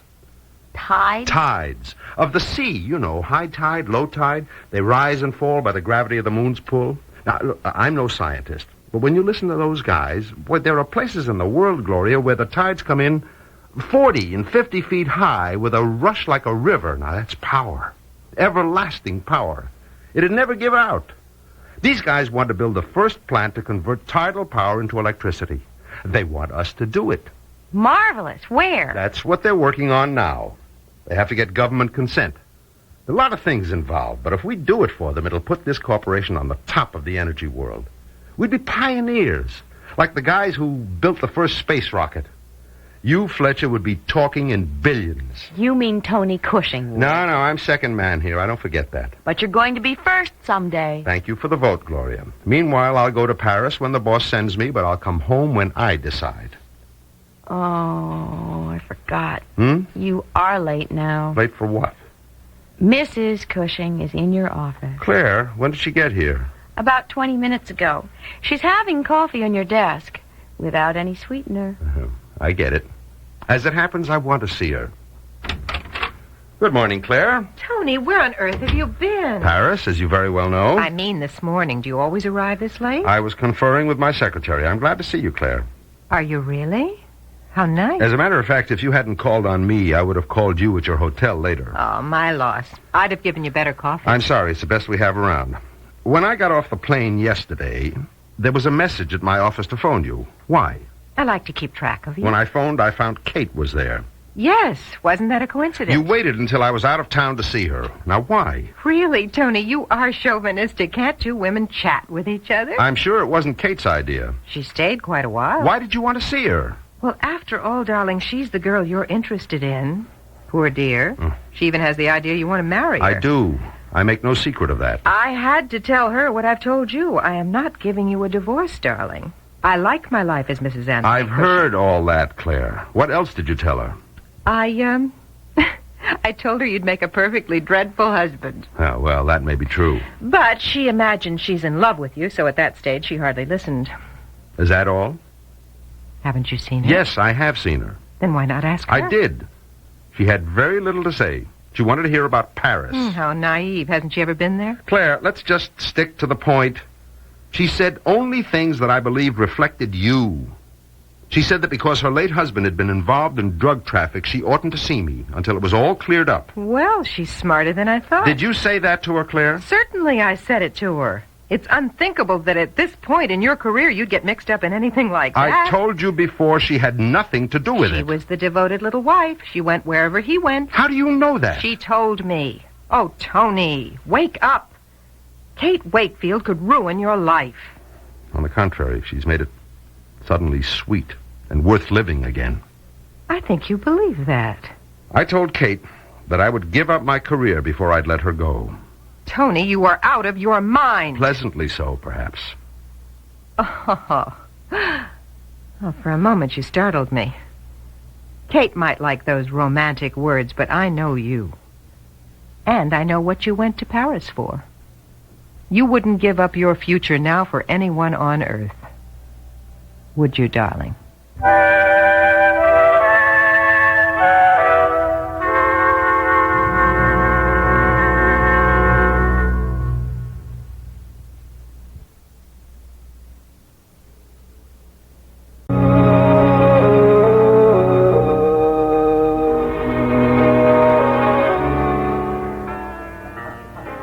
Thanks for meeting me, Trudy. Well, I like a hamburger as well as the next guy. No onions at lunch, though. Oh, let's take this booth here where we can talk. Yeah, okay. You know, I like this place. It reminds me of Joe's up at Bellhaven, except there you'd always meet someone you knew. Yep. Wall-to-wall strangers in this city. Yeah, I like to watch them, though. Wonder who they are, if they have problems. Are you kidding? They got more problems than people in this town. I guess so. I've got a big one. Tony? I guess you can tell. Oh, boy, Kate, a lot of women would like to have that problem. I told him last night I couldn't see him for a while, so, of course, he called me for lunch today. Oh? I told him I couldn't. He said he'd come over and talk me into it, so I had to be busy. So me, I'm in the middle. Sort of, yeah. Mm-hmm. Kate, I love you both. But aren't you going overboard trying to avoid Tony? He's a lot of guy. A lot. With a big career, which I could ruin. Who said that to you? Nobody had to. Oh, but somebody did. Like Claire, maybe, yesterday when you saw her? Claire said a lot of rough things, Trudy, but the thing that stuck was how big Tony's career was going to be. How does she know? She may be married to him, but she hasn't lived with him for how many years? Oh, 3 or 4. Trudy, she's a very smart woman, and a very stunning one. Yeah. And she keeps very close track of everything Tony does. You know, she even knew about my late husband's drug running, as she put it. Well, you haven't hidden it. Tony knows it. Yes, but Claire was right. Tony is moving into pretty big financial circles, and that kind of scandal could finish him. Maybe today. But it's past. Trudy, it isn't. When I got home last night, I found a note in my box from Stephen Wolfe. Yeah, I was there when he brought it. You saw it? Yeah. Stephen and I are getting to be old friends. Oh, boy, some friends. I wouldn't trust that guy at high noon in the public library. But I jolly him along, just to know what he's up to. Well, I can show you. This is the note he left. Let's see. Please meet me at the usual place, 5:30 tomorrow. Urgent. That's this afternoon, Kate. Right. Well, are you going to see him? Read the newspaper clipping he pinned to the note. Yeah, federal narcotic agents boarding a small yacht owned by Robert D. Treber of Miami, Florida, found 2 plastic sacks containing 5 kilos each of raw cocaine. Treber and his wife, Nell, were released on $50,000 bail pending investigation. Mrs. Treber hysterically denied knowing of the presence of the drug aboard the yacht, but authorities believe this may be another link in the spreading network of cocaine smuggling in the Caribbean. Well, Kate, what's this got to do with you? Nothing. But it's real, and it's now. Maybe that woman is as innocent as I was, but nobody believes her. That's what Stephen is trying to tell me. No, he's trying to frighten you. He's done that before. Oh, Trudy, I just can't let this go on. There must be somebody down there in the Caribbean who knew Tom and who knew who he worked for or with. Somebody who might know whether or not Tom could have hidden away a whole shipment of cocaine. That's what Stephen is really after. The Caribbean is a pretty big place, Kate. Where would you begin? Anywhere I could find a clue. Maybe from Stephen Wolfe himself. Oh, boy, that could be risky. And suppose you went down there and found out that everything Stephen Wolfe has said is true. What could you do? Go to the authorities. And never be afraid again.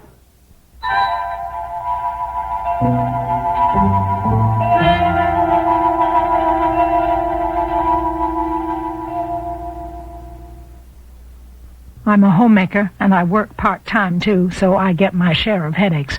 But I don't take aspirin. It can irritate my stomach. So I've used Tylenol. It's easier on my stomach. Then I learned about Datril. I compared labels and couldn't find any difference. Datril has the same pain reliever, no aspirin. Datril's just as effective as Tylenol. So now I compare prices and buy the one that costs less. Why spend more? Datril from Bristol Myers. Ask your doctor about it. Here's a special invitation to every woman and child who's ever appeared in a Miss Clairol advertisement, print, television, or packaging. Miss Clairol and Woman's Day magazine cordially invite you to join us at a gala reunion to celebrate Miss Clairol's 25th anniversary. All former models, please contact Miss Clairol or Woman's Day at Box 333A, FDR Station, New York, New York, 10022. The search is on for former Miss Clairol models.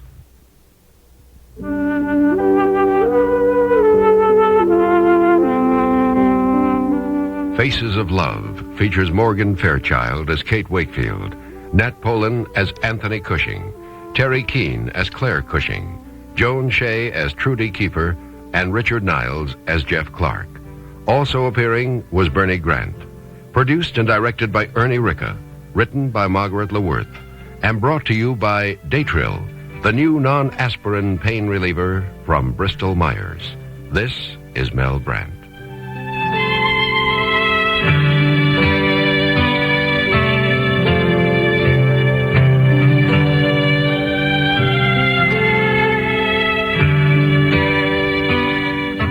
This program comes to you from the Radio Playhouse.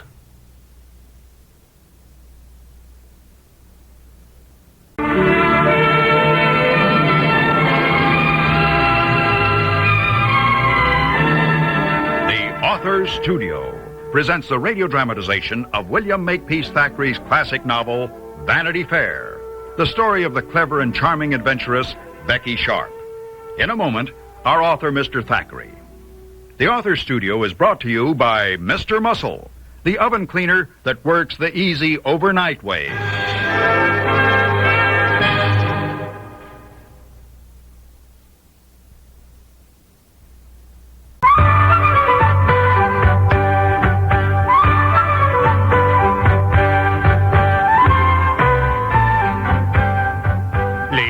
Gentlemen, your servant, as you know, William Makepeace Thackeray.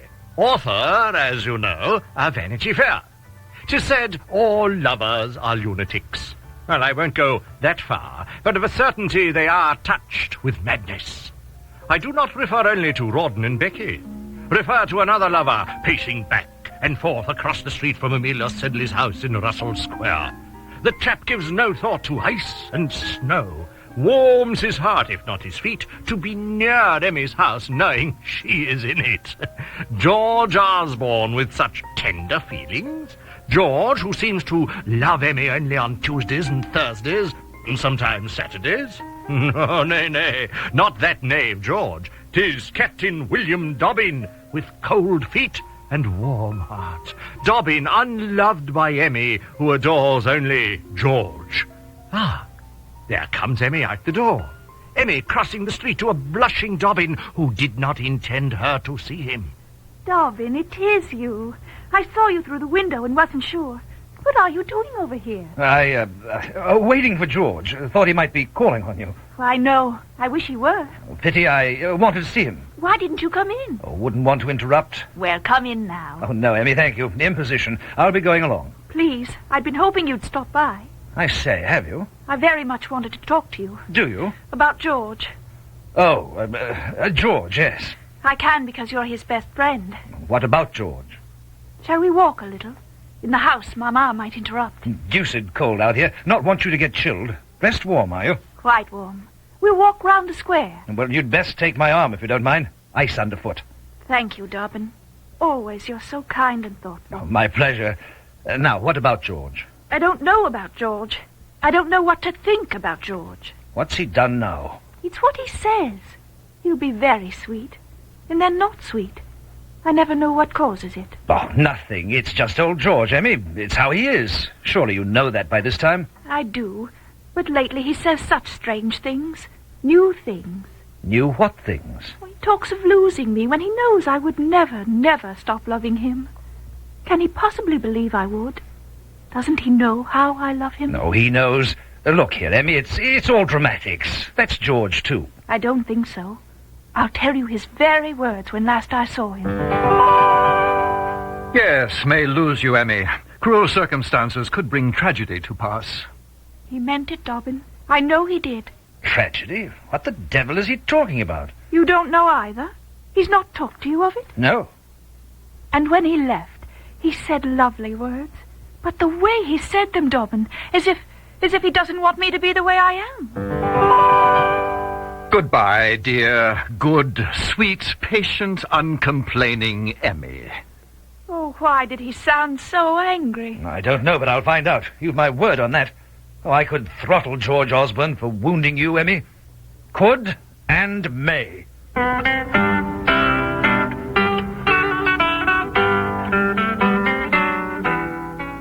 You see, dear listeners, lovers are lunatics. George in his way, Dobbin in his, Emmy certainly in hers. To say nothing of Rawdon, who we shall hear behaving like a lunatic when I return.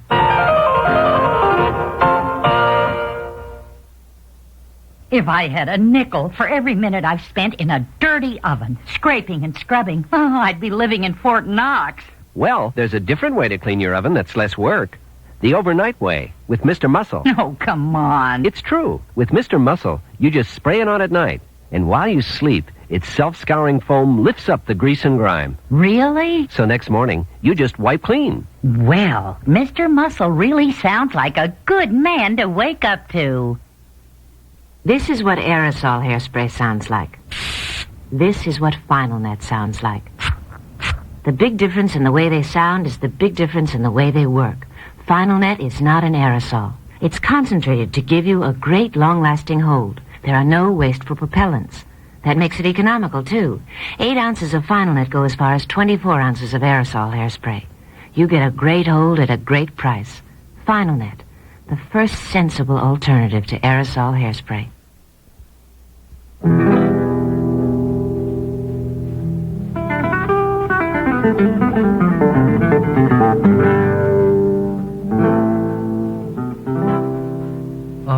Rawdon and Becky have quite mesmerized themselves into believing his auntie will pronounce her blessings upon them when she learns they are wed.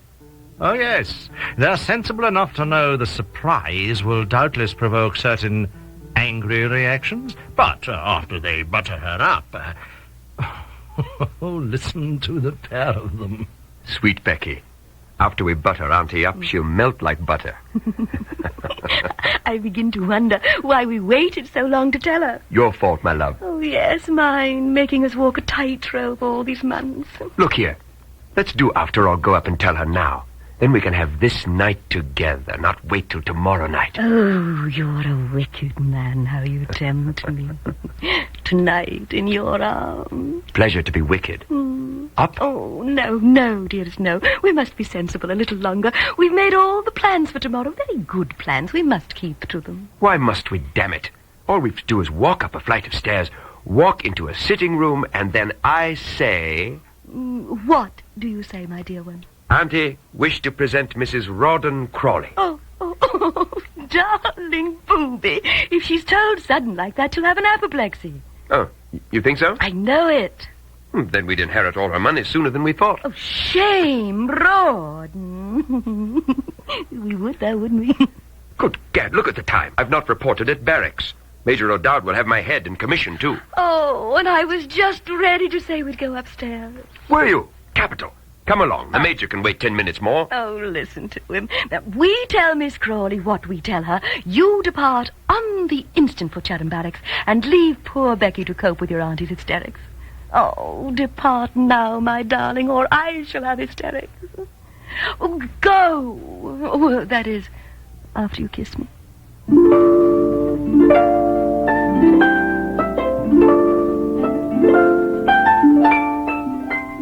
Dobbin has met George Osborne just outside the gates of Chatham Barracks, and Dobbin wastes no time with pleasantries.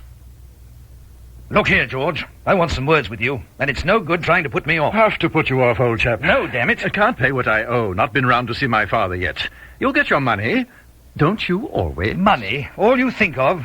Why don't you think of Emmy? Well, look who's here. Emmy. How did she get to Chatham Barracks? Ladies not allowed. Don't cut your rotten jokes with me. Not in the mood for it.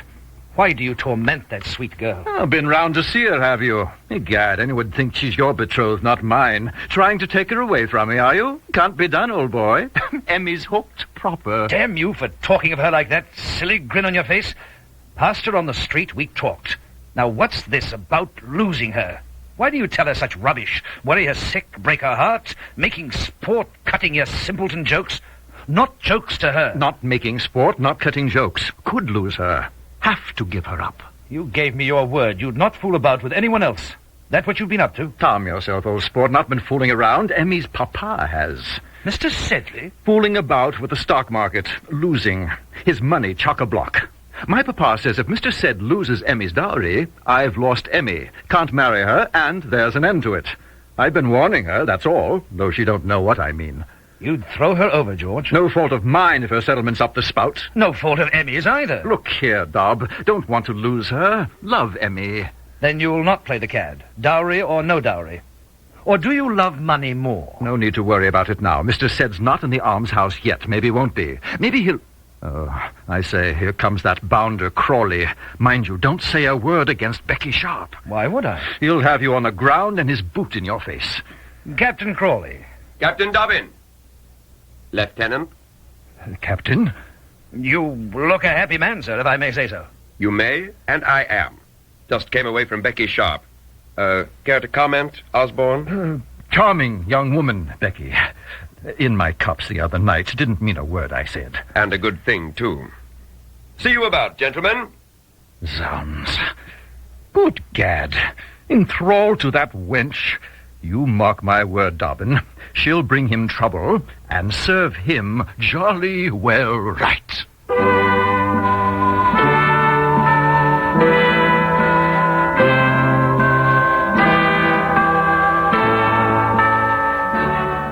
I will not stain my pages further with more of George Osborne's unsolicited, unnecessary remarks. I do, however, solicit your presence tomorrow, ladies and gentlemen. Your obedient servant, William Makepeace Thackeray.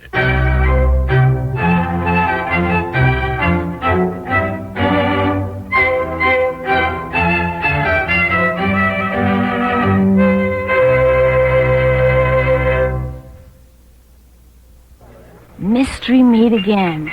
The food hasn't changed since the last time I was in college, but I have. 12 years later, 12 gray hairs. The only gray hairs in the entire class. So, I tried Loving Care Color Lotion from Clairol. It has no peroxide, just covers up gray without changing your natural color. Loving Care made my hair softer and shinier. And 2 boys wanted my number. Loving Care Color Lotion from Clairol. It's good for your hair. I'm a homemaker, and I work part-time, too, so I get my share of headaches. But I don't take aspirin. It can irritate my stomach. So I've used Tylenol. It's easier on my stomach. Then I learned about Datril. I compared labels and couldn't find any difference. Datril has the same pain reliever, no aspirin. Datril's just as effective as Tylenol. So now I compare prices and buy the one that costs less. Why spend more? Datril from Bristol Myers. Ask your doctor about it.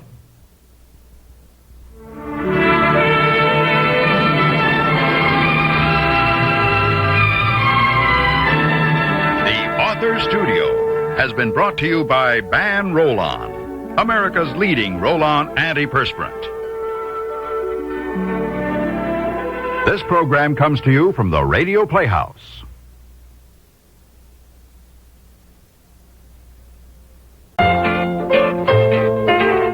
It's not nice to eavesdrop, but it's fun. So let's check in on the comedy of errors at the Baxters. On the little things in life, brought to you by the O-Cedar Angler Broom. It gets the dirt other brooms miss.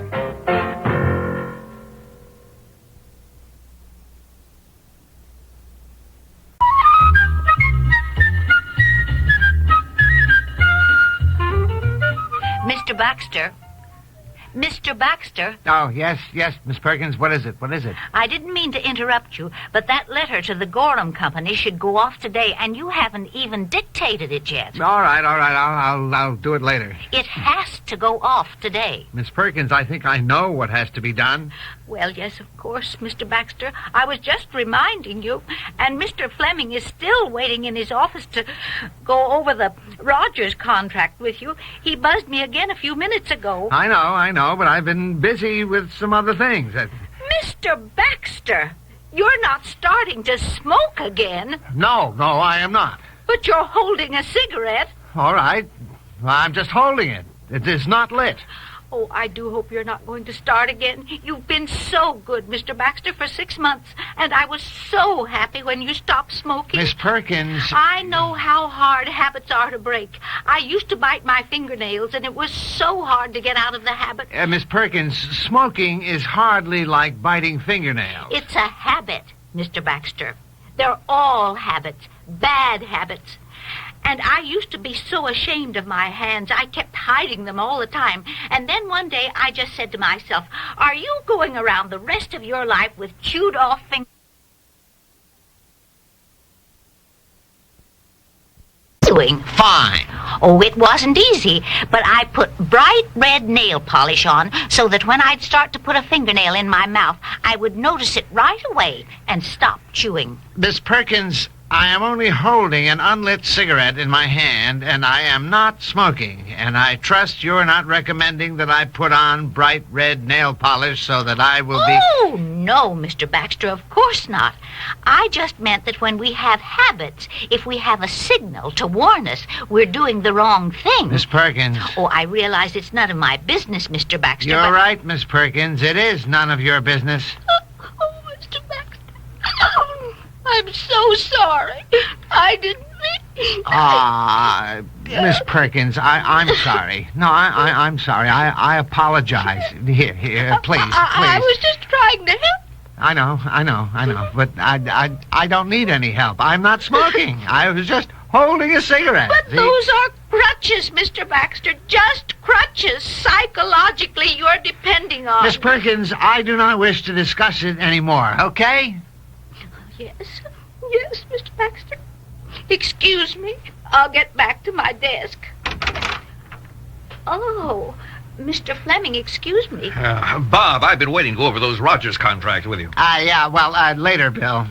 Was something wrong? No, I'm just busy with some other things here. Well, Cranshaw's been yelling at me about it. Well, I guess we can do it this afternoon. It's almost time for lunch now anyway. Are you going to join us? Jack and I are going over at the tap room. No, thanks anyway. As a matter of fact, I think I'm going on home for the day. Going home? We have to wind up that contract. And there's a conference with Kimball at 4 o'clock. Oh, to heck with it. All of it. I'm going home. What'll I tell Cranshaw? I don't care. Tell him anything. I'm going home.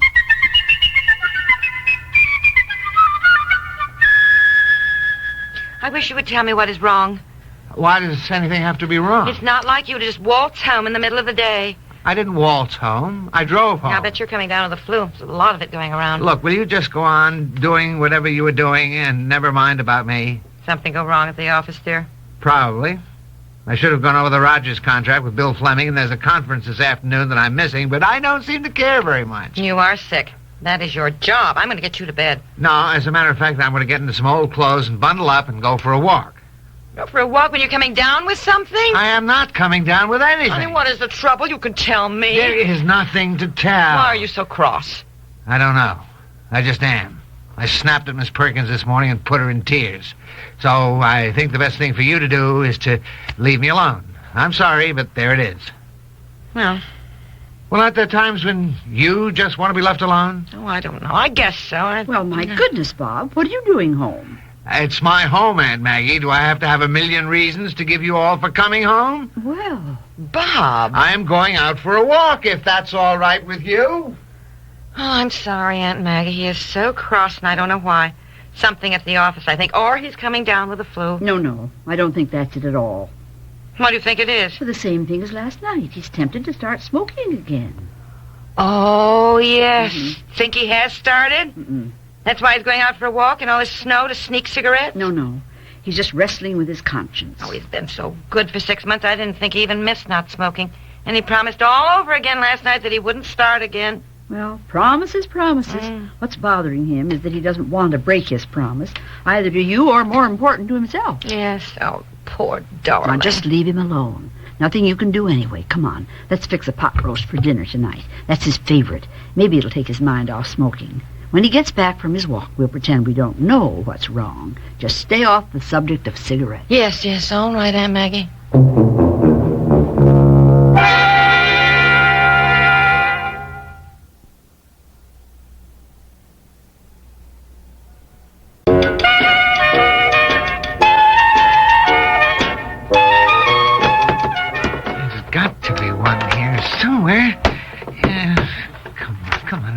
Stale, mashed up cigarette here, someplace here. Somewhere in one of these desk drawers has got... Bob? You know, dear, it's 2:30 in the morning. What are you doing up? Well, I know what you're doing up. I've been listening to you ransacking this whole house for a cigarette. Right? Right? Okay, right. I was awake. I felt you crawl out of bed, go through all of your suit pockets in the bedroom closet, and then creep downstairs and wildly go through all the overcoat pockets, mumbling to yourself. Okay. I was sitting on the stairs while you've been frantically rummaging through the desk drawers here. All right. Well, stop looking. When you gave up smoking 6 months ago, I cleaned out everything. All drawers and all pockets. I bought a pack this morning, but I didn't smoke any. And on the way home, I threw the whole pack away. Oh, good, dear. Yeah, I thought so, too. Until I went to bed, and then I couldn't sleep. What are those? 2 cigarette butts. Where did you get those? You have been smoking. I have not. I found those in the garbage, but they're wet. In the garbage? Oh, you mean you've resorted to prowling through the garbage? There's no sense in trying to explain. As a non-smoker, you would never understand anyway. Well, what I don't understand is how there could be any cigarette butts in the garbage. Well, plenty of your friends smoke. Elaine, Barbara, Phyllis. They weren't over here today, and I wrap up the garbage every single day. Well, they're mine. Yeah, Maggie, what are you doing up? They're yours? I was awake reading, and I heard you two down here. What do you mean, they're your cigarette butts? Well, they are. And Maggie, I can't believe it. You've been smoking? Well, I thought I'd like to try it. Why would you start smoking now, at your age? What do you mean at my age? I just meant if you stayed away from cigarettes all your life, why would you take it up now? I had my first one on New Year's Eve, and I've only smoked about 2 a week since then. Well, maybe a few more. Sometimes I have one just before I go to sleep. Smoking in bed? Well, that's the worst time to smoke. What if you fell asleep and set yourself on fire and the whole house would go... You made such a fuss about smoking, I thought I'd try it. There, you've got Aunt Maggie smoking. No, I've given it up. It makes me a little sick and leaves an awful taste in my mouth. So, here's the rest of the package, Bob. You don't need to ransack the house anymore. There's 12 left here. Well, there you are. Yeah, wonderful. Oh, Bob, really? Just throw the pack in the desk drawer, Aunt Maggie, and let's all get back to bed. Look, now, I'm not going to smoke any. I just like knowing that there's some in the house. Don't you understand? No, I don't at all. Well, just leave the pack there, and every month you check, and there will always be 12 cigarettes in there, okay? I hope so. Aunt Maggie, I'm surprised at you. Well, I'm a little surprised at myself. New Year's Eve, I had 3 cigarettes and 1 grasshopper cocktail and 1 Cannonball Express. What are they? I don't know, but they were very good. Honestly, will you two get back up to bed so I can get some sleep? I'm beginning to think I live in a very demoralized household. And Maggie, allow me to lecture you on the evils of smoking and drinking. What was in that Cannonball Express? Oh, I don't know, but they only serve you 1. Come on. To bed, my kingdom, for some sleep.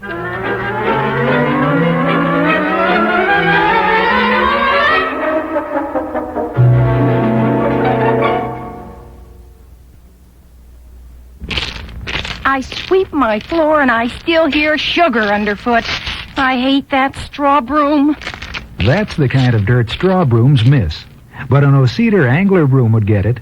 Angler bristles are cut on an angle to keep more tips on the floor, and the tips are closer together. O-Cedar angler gets the dirt other brooms miss. O-Cedar makes your life easier. What do you hear from your floor? Not a sound. O-Cedar makes your life easier. Hi, I'm trimming my little girl's hair. Mine was the same beautiful chestnut color once, before the grays started sneaking in. But I discovered Loving Care color lotion from Clairol. It covered my grays without changing my natural color. And it has no peroxide. Loving Care made my hair shinier and softer, too. Our hair looks almost alike now. Except mine has no bubble gum in it. Loving Care Color Lotion from Clairol. It's good for your hair.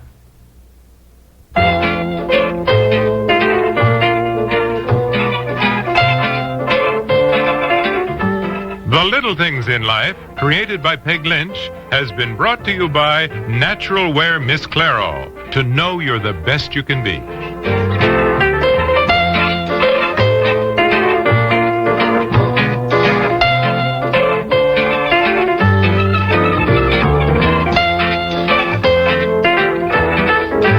This program comes to you from the Radio Playhouse. To have and to hold.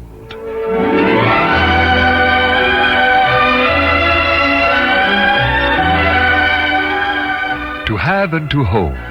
The story of the traditional vows, the new morality, and the people caught in the conflict between them. Brought to you by Final Net, the non-aerosol hair mist that holds up longer than you do.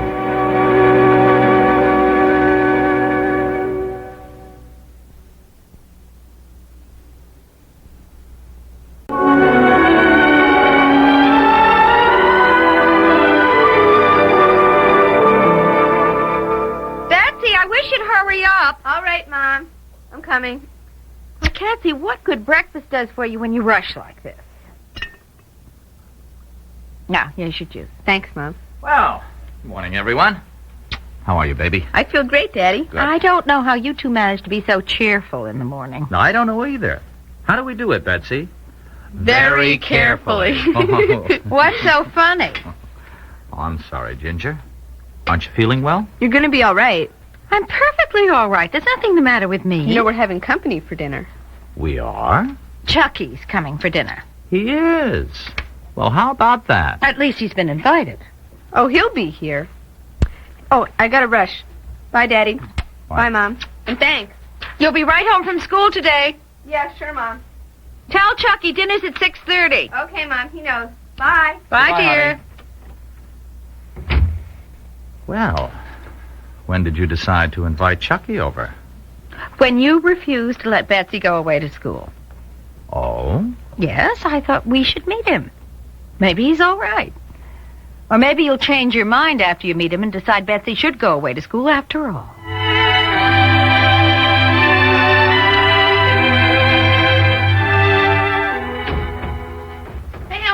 Over here. Come on, open the locker. I gotta get... Hey, Betsy. Hi, Chucky. How's it all going? Awful. I didn't do my math homework Oh, last boy. night. Jackson's a real meanie on late homework. Yeah. Look, I'll slip you mine during the first period. Thanks, Chucky. You are coming to dinner, aren't you? Sure. I asked my aunt to wash my best jeans, and she thought I was kidding. Oh, I gotta go home right after today. I thought we were going to wash my car. I want to. Well, Mom asked me. Okay. Hey, you got any money? Yeah, sure. What do you want? Well, you can pay for lunch today. I'm all tapped out. Okay. I paid $17 for that new radiator thing I wanted. Wait till you see it. You got the one with the wings on it? Yeah, it looks like a flying Wonder Woman, ready to take off. Shazam! Alakazam! And here we are at English Lit, and Miss Prescott. Ugh. Ain't she a dream? What is it today? Richard III? Some name like that. Will you please open your books now, please?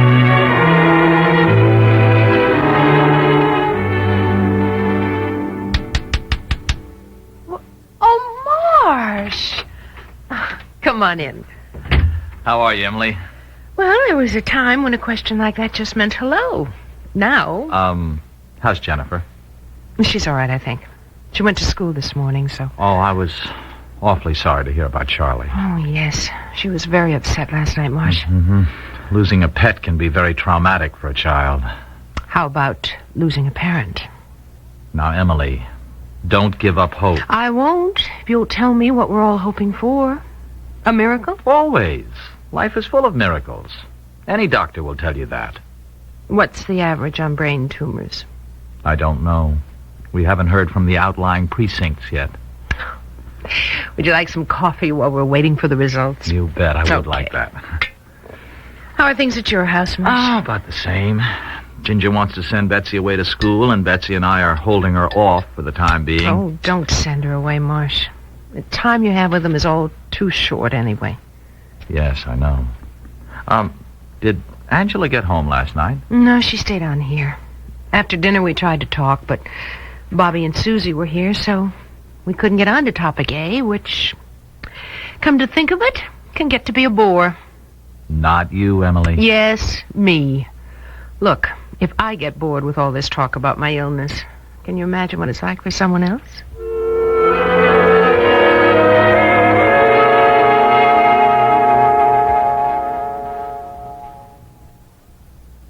In my house, we've got a fully automatic kitchen. Me.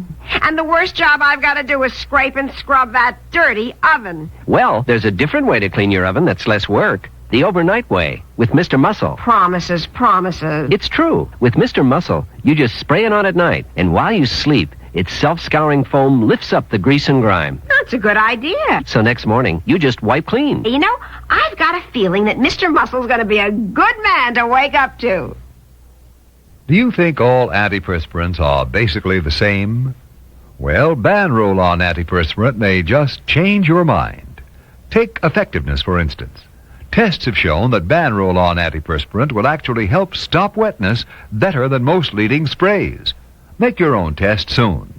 Pick up a bottle of Ban Roll-On and you may discover what we've shown in tests. Ban Roll-On antiperspirant. Proof that not all antiperspirants are created equal.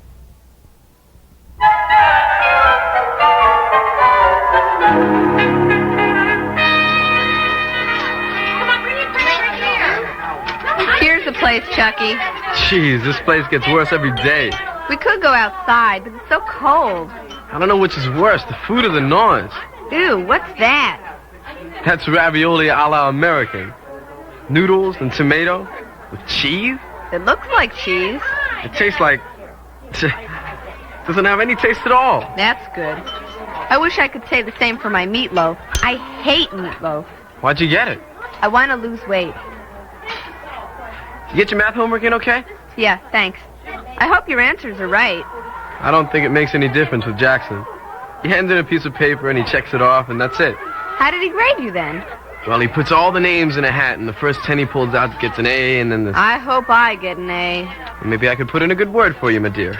If I get good grades, at least Mom can't use that as an excuse to send me away to school.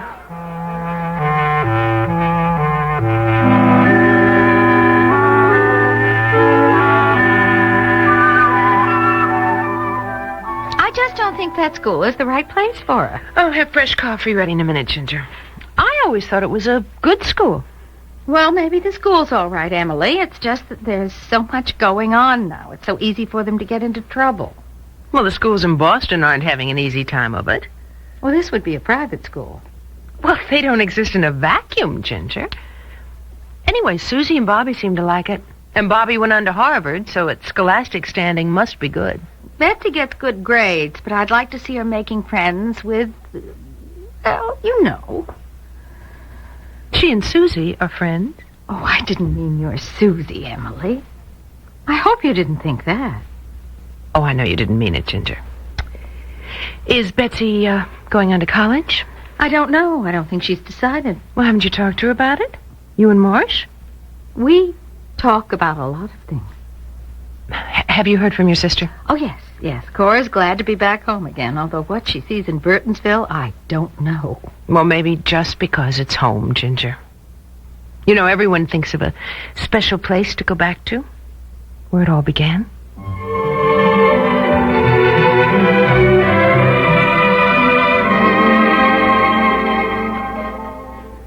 Well, would you like another root beer, Chucky? No, thank you, Dr. Forster. I still have some. I guess I'll freshen mine up. Well, how's school? School's fine. You're in your second year? Yes, sir, my second year. Do you have any plans? Plans? Well, I mean, for after school. Are you, going on to college? Well, I don't know. Mm-hmm. What are you interested in? Well, I like cars. Yeah, Betsy said you did. Maybe you'd like to go into engineering. I thought I might become a mechanic after I got out of the Army. Oh, you're going to enlist? Sure, it's a good deal and nothing to worry about. Your future's all taken care of. Well, dinner will be ready soon. How are you two getting along? Fine, Mrs. Foster. Can I fix you a drink, Ginger? No, thank you. Here's some dip I fixed. Oh, Betsy, that's so messy looking. It's just sour cream, Mom. And pink salmon eggs. And there's no way to make sour cream look neat, now is there? Well, it tastes good, Mom. Really, it does. Well, it's a little salty, dear. I mean, at least for my taste. Ginger. What have you two men been talking about? Well, Chucky and I have been discussing important matters. Like what? Oh, Chucky's future, for instance. Oh, what are your plans, Chucky? I thought just maybe I'd go into the Army. Oh, the Army. Well, there's the Navy, too, you know. Even the Air Force. I did think about the Marines. Well, what does your mother say? My mom's dead. Oh, I'm sorry. Betsy, you never told me. You never asked me, Mom. Well, let's all drink up, huh?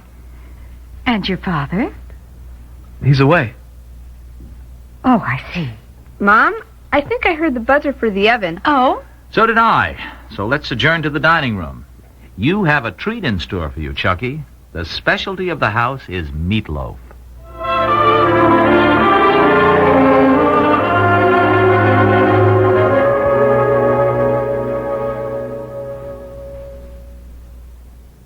Joni, I haven't tap danced in years. Mom, you're doing fine. Shuffle, kick. 5 minutes, class. Let's sit down. We're meeting your father for dinner. How do I look? You always look pretty. Thanks, sweetheart. Especially your hair.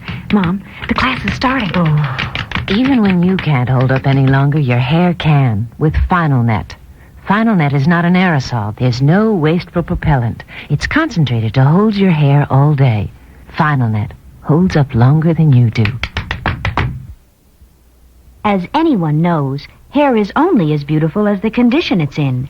Natural Wear Miss Clairol shampoo formula conditions while it colors, makes your hair healthy looking and manageable while it adds natural glowing color that covers gray. And it's so easy to use. Just shampoo it in for fresh young color that stays color true week after week. For conditioning hair color, the best it can be, at any price, Natural Wear Miss Clairol, to know you're the best you can be. To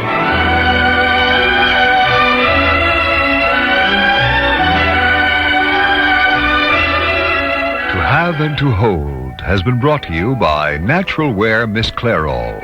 To know you're the best you can be.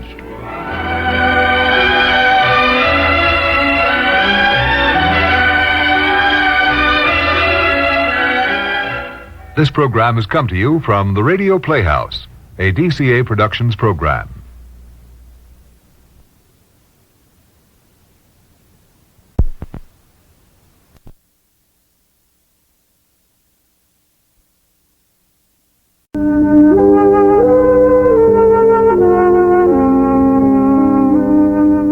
Love is gentle, faithful, swift, passionate, blind, and wondrous.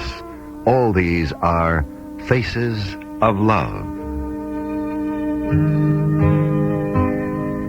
In a moment, young Kate Wakefield, venturing into today's world of confusing freedoms, brought to you by Loving Care Color Lotion from Clairol.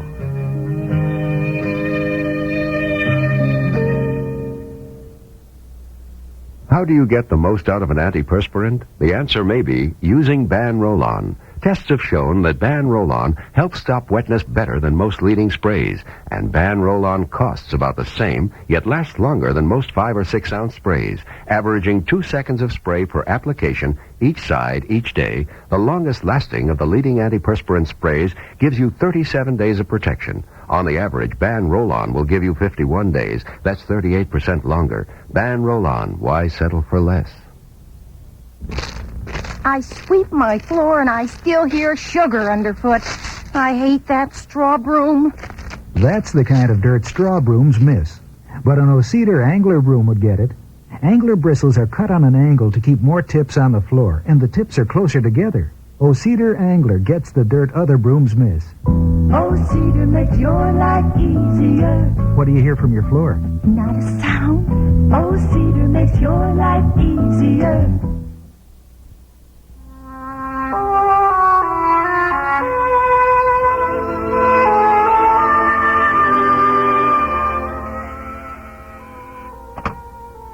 Yes, Gloria.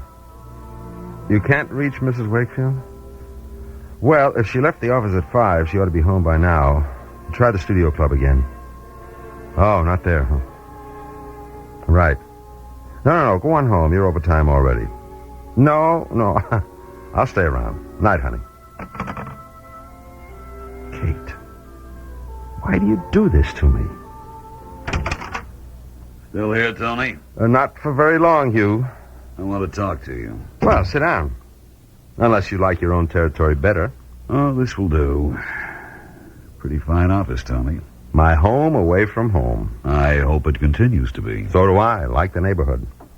Have a drink, Chief? I didn't know you indulged during business hours. Well, I thought my business hours were over. Not quite. But I'll have a scotch, Rocks. Good. I'll join you. Sorry you weren't here when I got back from Paris. Had some good news. Here you are. Thank you. We're doing all right with our Greek friends, Hugh. Well, let's drink to that. Right. And to your return to Paris tomorrow. Tomorrow? I sent you over there for 2 weeks. I didn't tell you to come back in 4 days. Look, I went as far as I could. They want a little time to work out the next steps. They've got their problems, too. I'll go back in another few weeks. Tomorrow, Tony. What the hell is this? They love me. I'm getting the job done. I want you over there. But it's crazy. Why would I just sit around Paris for 2 weeks? I'm still running this company, Tony. Sure. But I'm not on lead strings. I need a reason.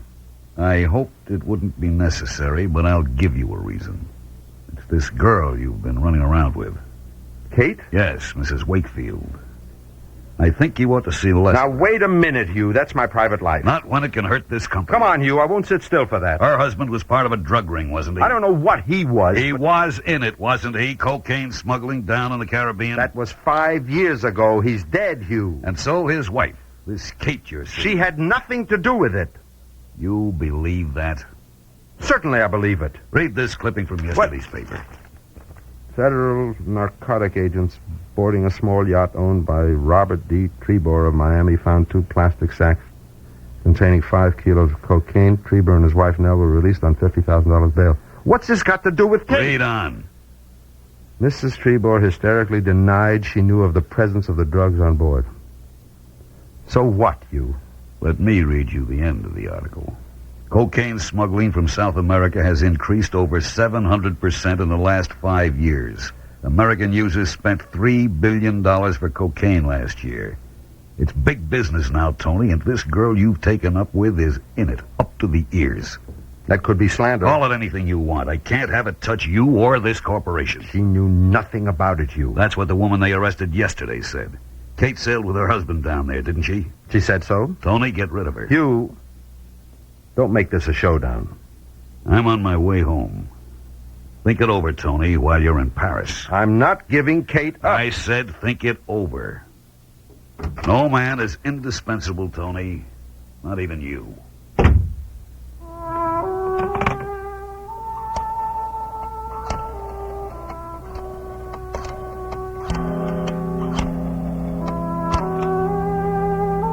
Hello, Studio Club. Has Mrs. Kate Wakefield come in yet? Leave my name in her box, will you please? Tony Cushing. Cushing. Yes, I know it's already there. Leave it again, will you? Ask her to call me at my office. I'll be here, waiting.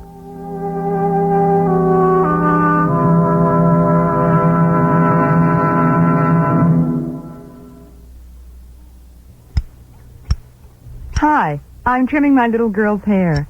Mine was the same beautiful chestnut color once, before the grays started sneaking in. But I discovered Loving Care color lotion from Clairol. It covered my grays without changing my natural color. And it has no peroxide. Loving Care made my hair shinier and softer, too. Our hair looks almost alike now. Except mine has no bubble gum in it. Loving Care Color Lotion from Clairol. It's good for your hair. Jody, I haven't tap danced in years. Mom, you're doing fine. Shuffle, kick. 5 minutes, class. Let's sit down. We're meeting your father for dinner. How do I look? You always look pretty. Thanks, sweetheart. Especially your hair. Mom, the class is starting. Even when you can't hold up any longer, your hair can with Final Net. Final Net is not an aerosol. There's no wasteful propellant. It's concentrated to hold your hair all day. Final Net holds up longer than you do.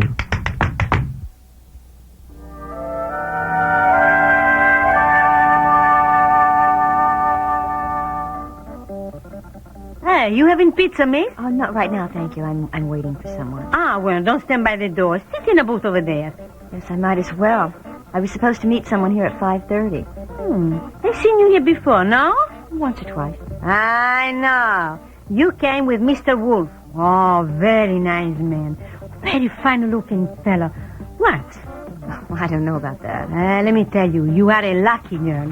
He's a poor man now. You know, he told us he was in prison. Who hasn't been in prison these days, huh? My brother just got out after 8 months.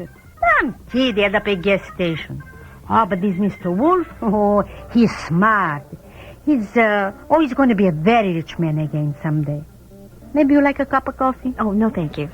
When you supposed to meet him? It was supposed to be 5:30. Well, he's never late. You know, Mr. Wolf, he always say, Rosa, you be on time. Good business. You pay a man a politeness when you are on time. You get paid back. Well, I can't wait much longer. No, wait. I'll ask around the customers. They know him. No, please don't. Just as you say. Does he live near here? You don't know? No. I thought you were his girl? No, I have a business acquaintance with him. Business, huh? All the young girls they talk about today is having a business. You find me a business that is as good as a real man. Depends on the man, doesn't it? Maybe yes, maybe no. Maybe you're a smart girl. Maybe I tell my Mario I should be liberated a little, huh? His mother should have been liberated. And maybe if I was a smart girl like you, I wouldn't get married either. Throw the bum out. Cosa? Subito, tesoro.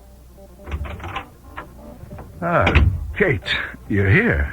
Hello, Stephen. I apologize for being late. That's all right. I didn't mind waiting. That's very gracious. I ran into a little trouble. One of my creditors. Why don't we take that booth over there? All right. Well, Stephen, what did you want to see me about this time? Your note said it was urgent. You, read that clipping I sent you?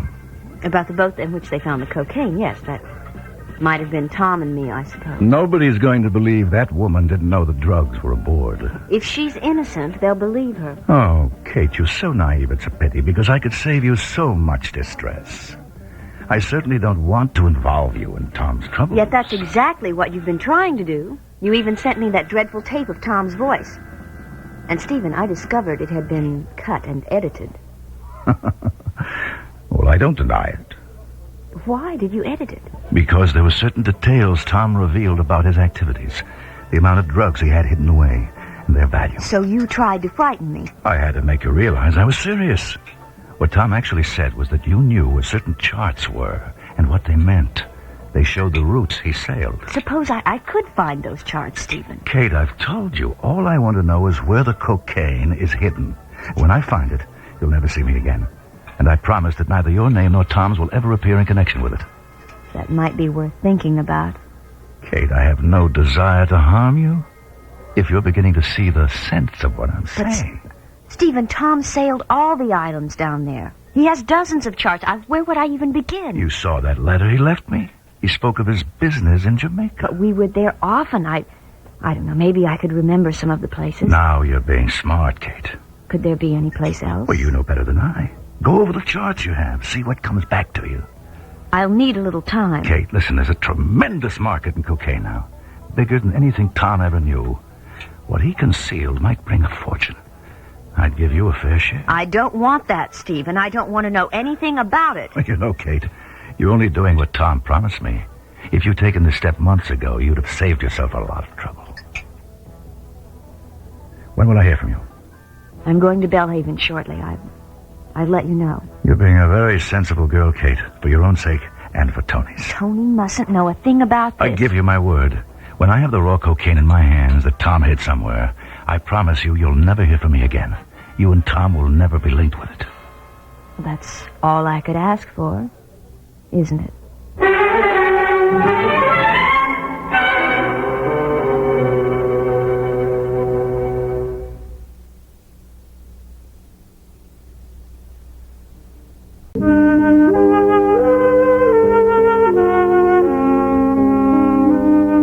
Faces of Love has been brought to you by Final Net Non-Aerosol Hair Mist, a sensible alternative to aerosol hairspray.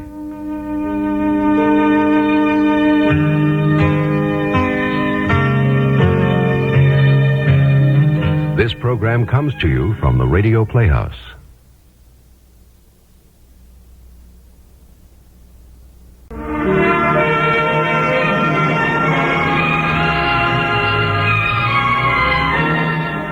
Authors Studio presents the radio dramatization of William Makepeace Thackeray's classic novel, Vanity Fair, the story of the clever and charming adventuress Becky Sharp. In a moment, our author, Mr. Thackeray. The Authors Studio is brought to you by Daytrill, the new non-aspirin pain reliever from Bristol-Myers.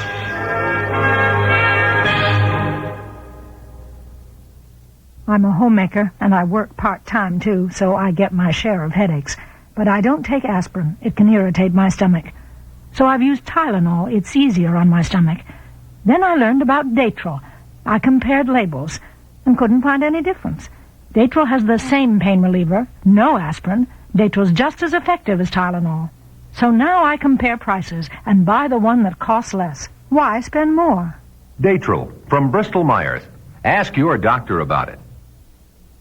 Say, did you know that a 1.5-ounce bottle of Ban Roll-On antiperspirant costs about the same, yet lasts longer than most 5 or 6-ounce sprays? Listen to this. Spray for application each side each day. The longest lasting of the leading antiperspirant sprays will give you 37 days of protection. On the average, Ban Roll-On will give you 51 days. That's 38% longer. And tests have shown that Ban Roll-On will help stop wetness better than most leading sprays. Ban Roll-On, so economical, yet so effective.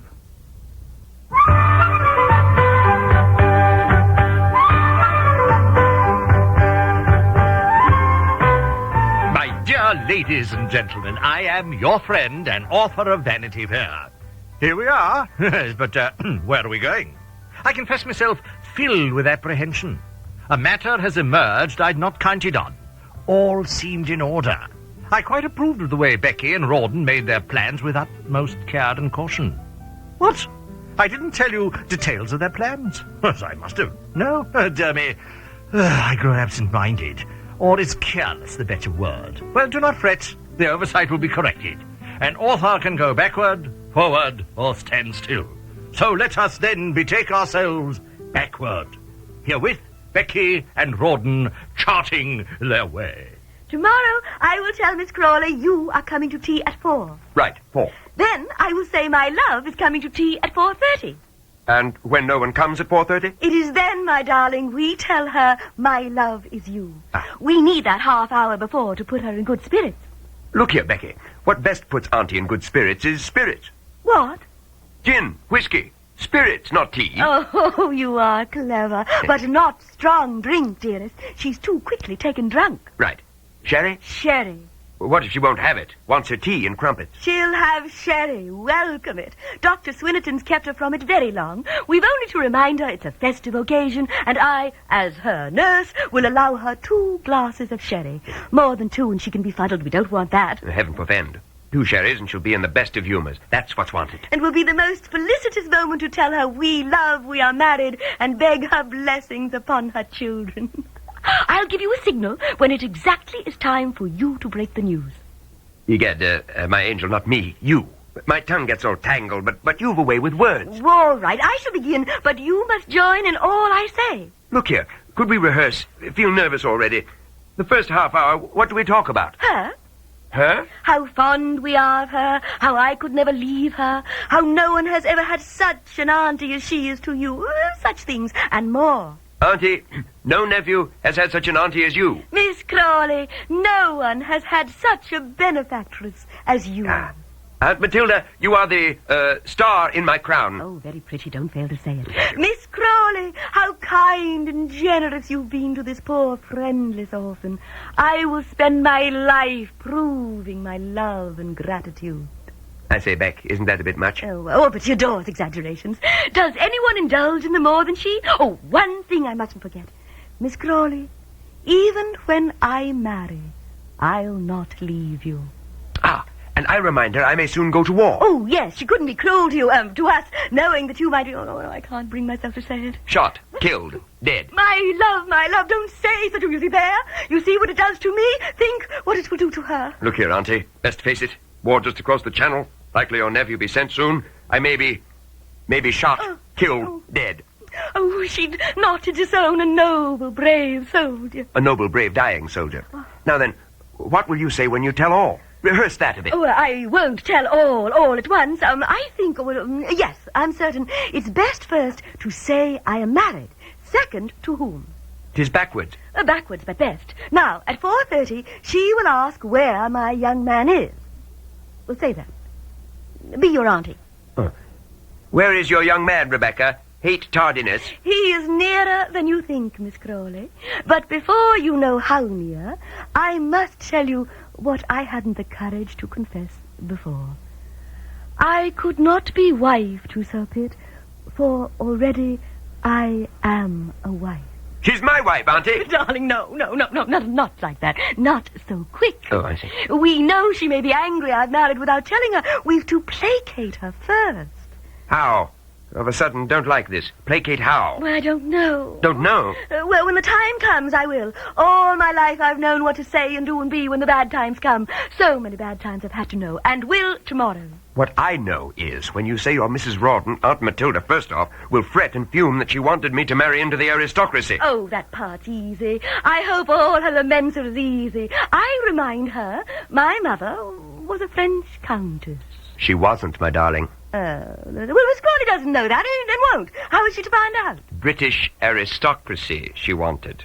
All the same, she loves all things French. Look you how she reads only French novels, adores French food, remembers Pierre, whom she once loved. Oh, don't fear. I'll persuade her to be proud to have a niece half French.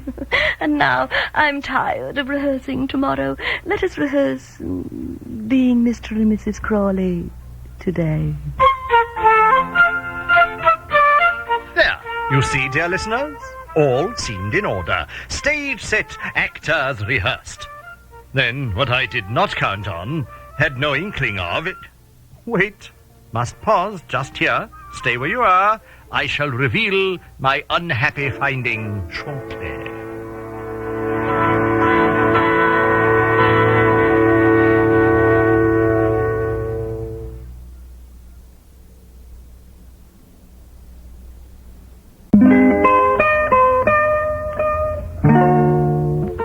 Mrs. Bute Crawley almost never comes up to London. Shops in Mudbury, buys her yards of dimity and linsey-woolsey and whatever women wear. Let it be said, she'd not cheat a shopkeeper out of a button or a butcher out of a mutton chop. Honesty and good conscience are attributes of the wife of a clergyman of the Church of England. And so, unfortunately, it's curiosity. That has brought Mrs. Bute to London. Took the night stagecoach, this morning presented herself at the house in Park Lane. It's a bleeding shame her sister-in-law is in high good humour, or she might have turned the visitor away. Now, in Miss Crawley's sitting room by a crackling fire, they're having a comfortable cup of hot chocolate prepared, as what irony, by Becky Sharp. My dear Matilda, I am greatly relieved to find you in such good health. Oh, thanks to Rebecca, Martha. Rebecca, yes.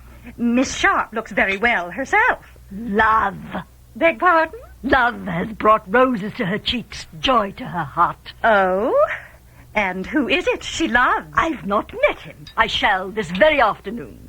I'm a bit cross with Becky for not bringing him round before. I do dislike secrets. You may chide me, Matilda, but I had a notion at Queen's Crawley that she'd set her cap for Rawdon. What a ninny you are, Mrs. Butte. Quite the opposite, I assure you. It seems I'm wrong about a great many things regarding Miss Sharp. Do tell me how else you are wrong. I adore setting persons right. Oh, Sir Pitt set me right. It's of no importance now. Pitt, you should take back a delicious morsel of gossip to Butte and the neighbors.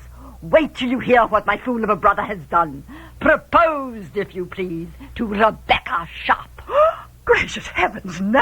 I cannot credit my ears. Why surprise, Martha? The little bantam dotes upon her. And don't fret yourself. Becky refused. Oh, I am even more surprised at that intelligence.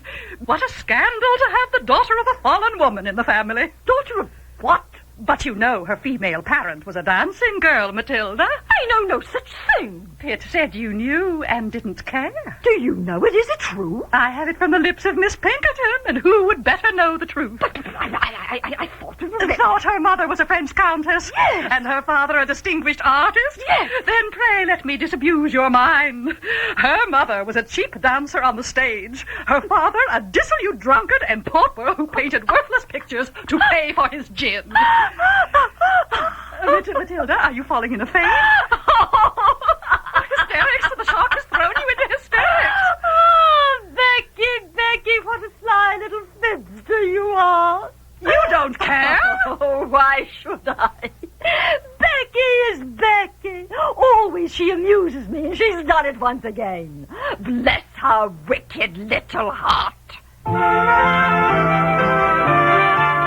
What a relief Mrs. Butte's mischief has done no harm.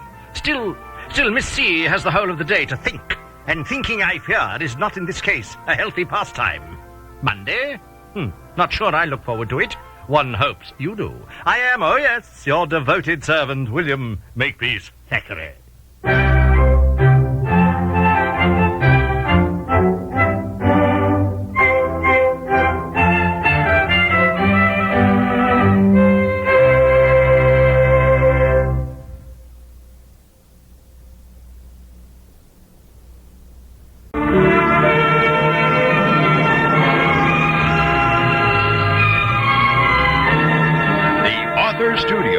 Has been brought to you by Ban Roll-On, America's leading roll-on antiperspirant. This program comes to you from the Radio Playhouse.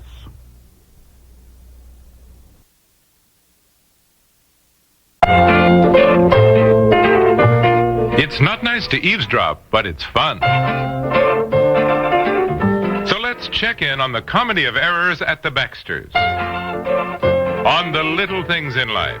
Brought to you by Ban Roll-On, America's leading roll-on antiperspirant.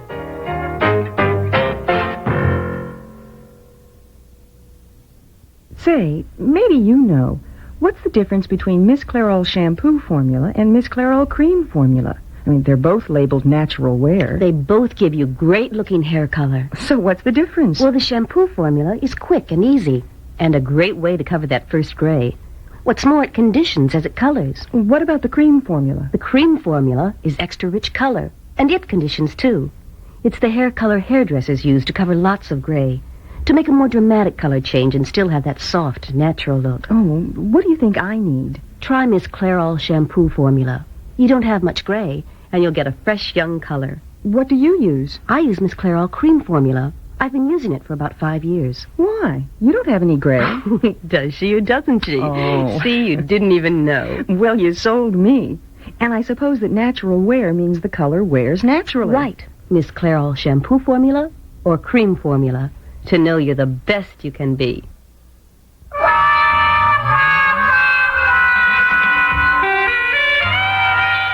I cannot find the car keys. Oh, Robert Baxter, have you lost the car keys again? What am I going to do with you? I can't find them anyplace. Where have you looked? Everywhere. Well, look on the floor of the hall closet. Why would they be there? Well, I'm just making suggestions. You know, you come in the house and now you just usually give the car keys a fling. If you had a place for everything and come everything on, in its please. place. Isn't it enough to have Aunt Maggie spouting platitudes all the time without you taking it up? Just the same, it's true. You're not a tidy person.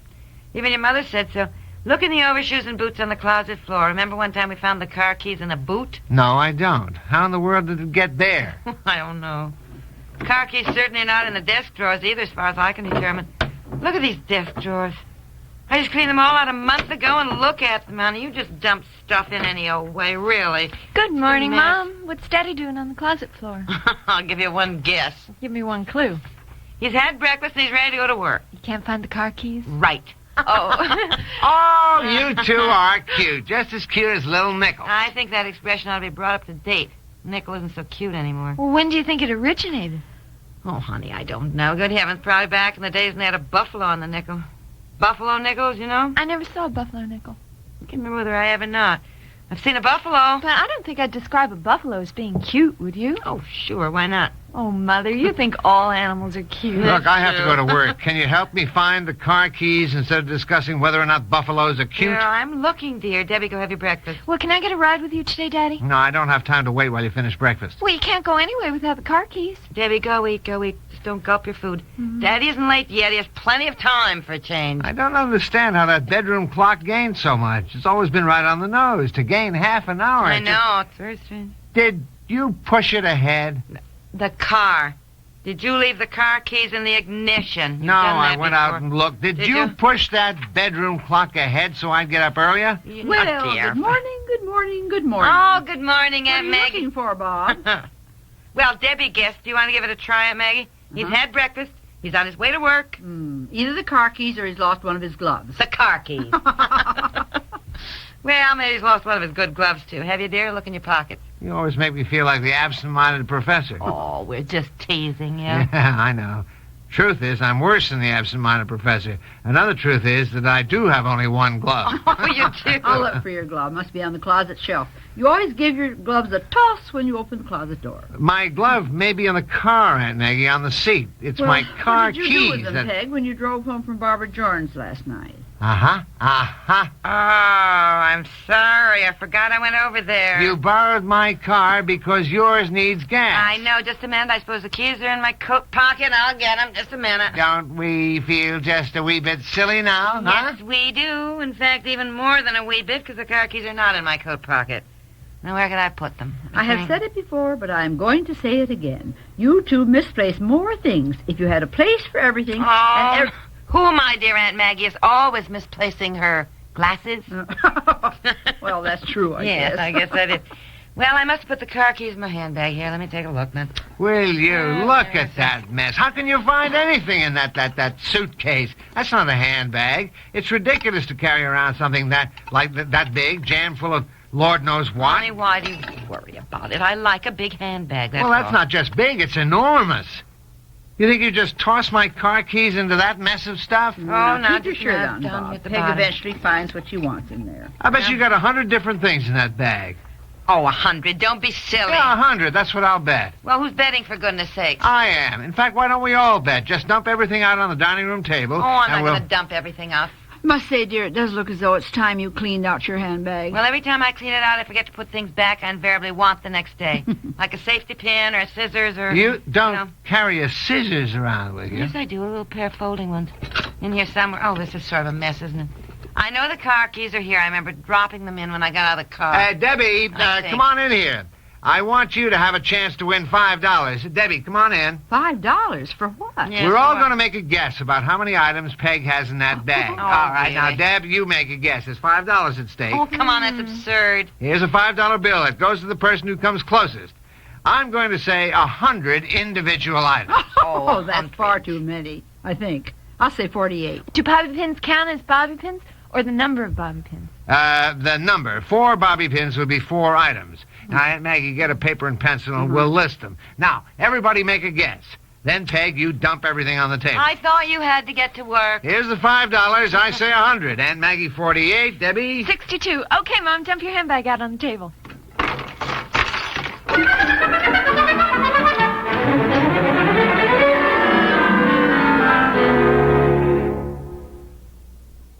In my house, we've got a fully automatic kitchen. Me. And the worst job I've got to do is scrape and scrub that dirty oven. Well, there's a different way to clean your oven that's less work. The overnight way, with Mr. Muscle. Promises, promises. It's true. With Mr. Muscle, you just spray it on at night, and while you sleep, its self-scouring foam lifts up the grease and grime. That's a good idea. So next morning, you just wipe clean. You know, I've got a feeling that Mr. Muscle's going to be a good man to wake up to. Do you think all antiperspirants are basically the same? Well, Ban Roll-On antiperspirant may just change your mind. Take effectiveness, for instance. Tests have shown that Ban Roll-On antiperspirant will actually help stop wetness better than most leading sprays. Make your own test soon. Pick up a bottle of Ban Roll-On, and you may discover what we've shown in tests. Ban Roll-On antiperspirant, proof that not all antiperspirants are created equal.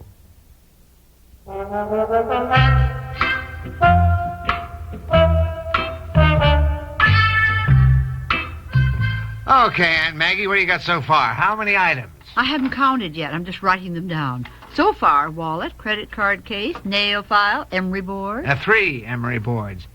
Why do you have 3 in your handbag? Oh, I don't know. I keep putting one in case I don't have any. Pair of scissors, 6 pencils, a metal tape measure, 14 bobby pins, 7 safety pins, an address book, a notebook, a checkbook.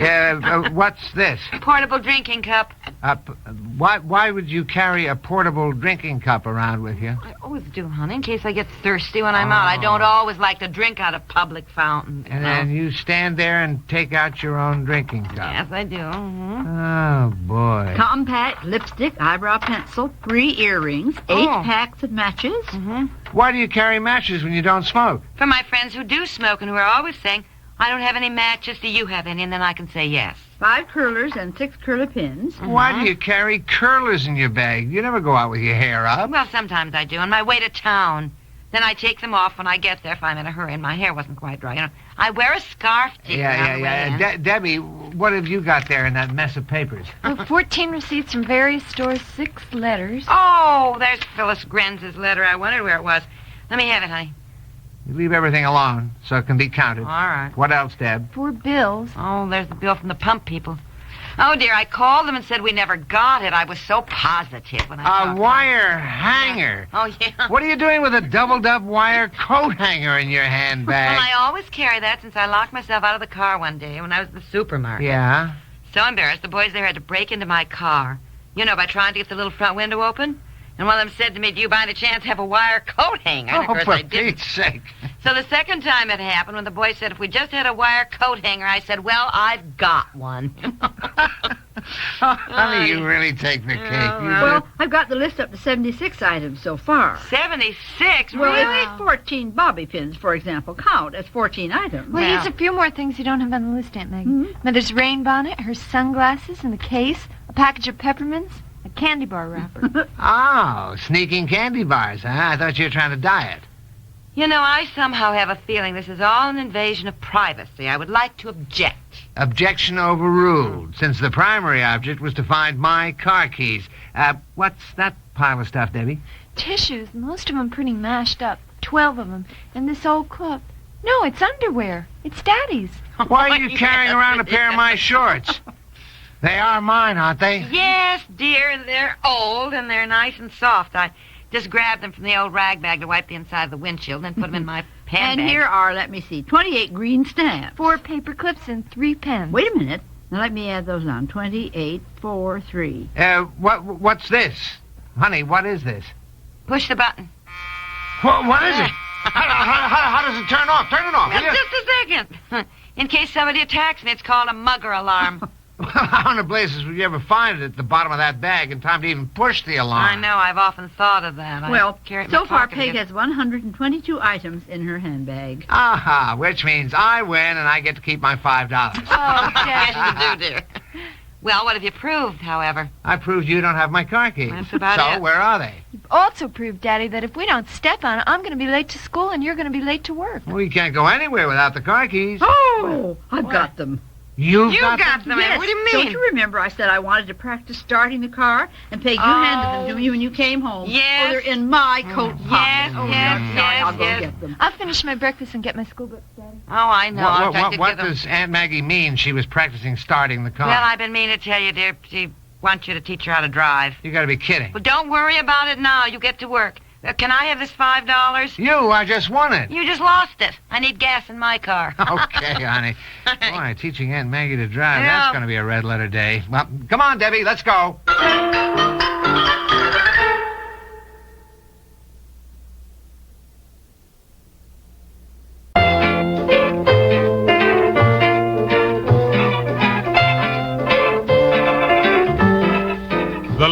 Things in Life, created by Peg Lynch, has been brought to you by Ban Roll-On, America's leading roll-on antiperspirant. This program comes to you from the Radio Playhouse. To have and to hold.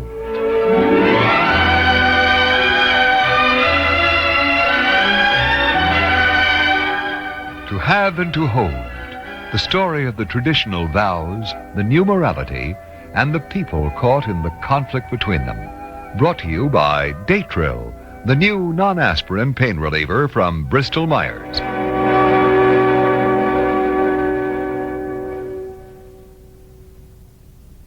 I'm a homemaker, and I work part-time, too, so I get my share of headaches. But I don't take aspirin. It can irritate my stomach. So I've used Tylenol. It's easier on my stomach. Then I learned about Datril. I compared labels and couldn't find any difference. Datril has the same pain reliever, no aspirin. Datril's just as effective as Tylenol. So now I compare prices and buy the one that costs less. Why spend more? Datril from Bristol Myers. Ask your doctor about it. Hi, I'm the teacher, and that's Roland Gibbs on drums. He drew my picture last week with gray hair. Me, with 11 grays. I gave hair coloring a second thought. I found out about Loving Care Color Lotion from Clairol. It has no peroxide, doesn't change my natural color, and it's good for my hair. Loving Care covered my grays and made my hair softer and shinier. Gotta give the kid credit. Loving Care Color Lotion from Clairol. It's good for your hair.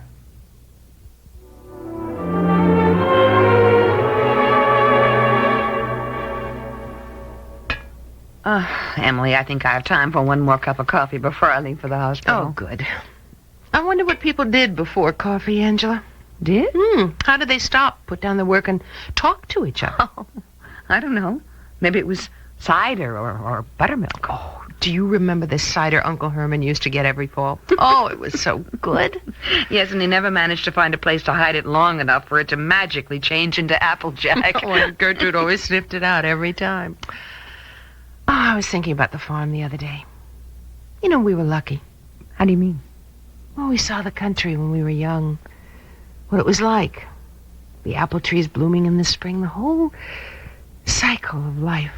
I remember I wanted to make great bouquets and arrangements of the apple blossoms. You know, filled vases and buckets and jars. And Uncle Herman would only let me have one small branch. Yes, I remember something like that. It was our first spring on the farm. He said, for every blossom you take now, there won't be an apple in the fall. And I didn't understand it then. That the careless breaking of a branch could stop something from finishing out. Oh, Emily. Now, come on, you'll get me going. Yes, I know, I'm sorry. It just seems that... I know it. It's almost as though a lot of things, unnoticed and unsaid, suddenly demand to be said and noticed. You don't mind being alone? I mean, during the day? No, dear, I've got so much to do. And that reminds me. Could you return some books to the hospital library for me? Oh, sure, your psychology books. Do you need any others? No, I'm going to give it up. Oh, Emily. I want to spend my time with Jason and the children, Angela. Time is important now.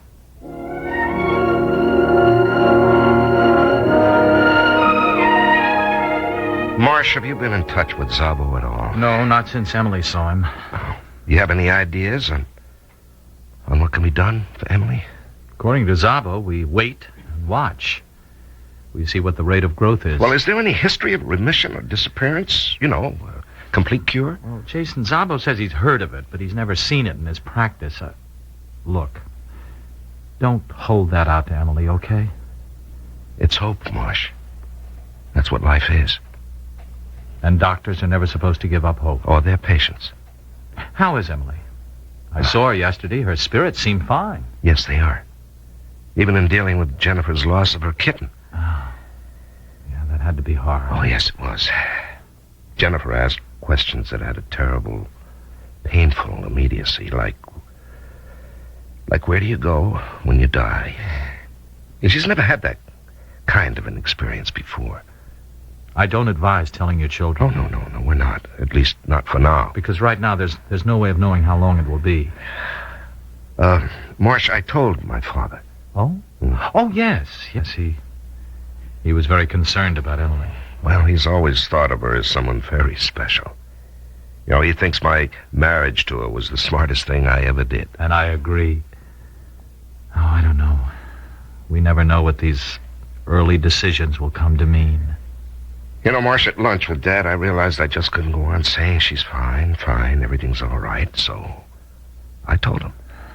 Must have been a shock. Well, what do you think?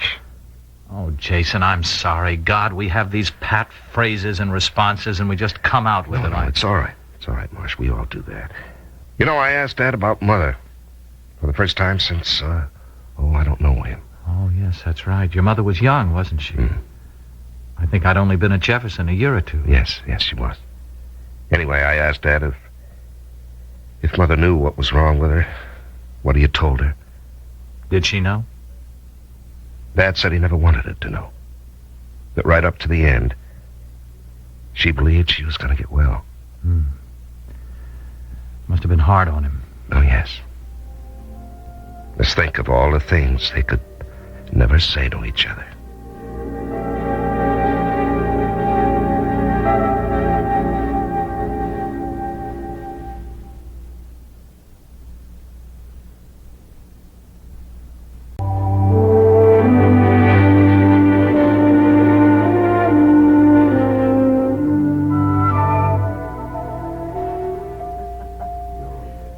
Angela. Oh. Trish said you were down here. That one knows everything that goes on at Jefferson. Marsh, you know that. Yes, I do. Would you like some company? Very much. And, you can freshen up my coffee, too. Okay. Thanks. You, scheduled yourself for night duty? Yeah. I, still have trouble sleeping. I think I'm afraid to go to sleep. Why? Oh, I, remember this happening before. It was after our parents were killed and Emily and I were alone. Oh. I think I was afraid of dying in my sleep. How old were you then? 16. And it was just you and Emily? Yeah, I don't think I've ever been so alone before. It was so sudden. It was a car accident. Yes. It was a terrible shock. At least well... What? I was thinking of Bobby and Susie and Jennifer. If they learn that Emily's seriously ill, well, that they'll know it for such a long time. Angela, please don't think about things you can do nothing about. These things are not in your hands. I know that, but I can't help it. Look, can you get someone to take over for you? You mean now? Yes. I'd like to take you out to dinner. Some nice, quiet place. Oh, thanks, Marsh. Well, I don't think I can.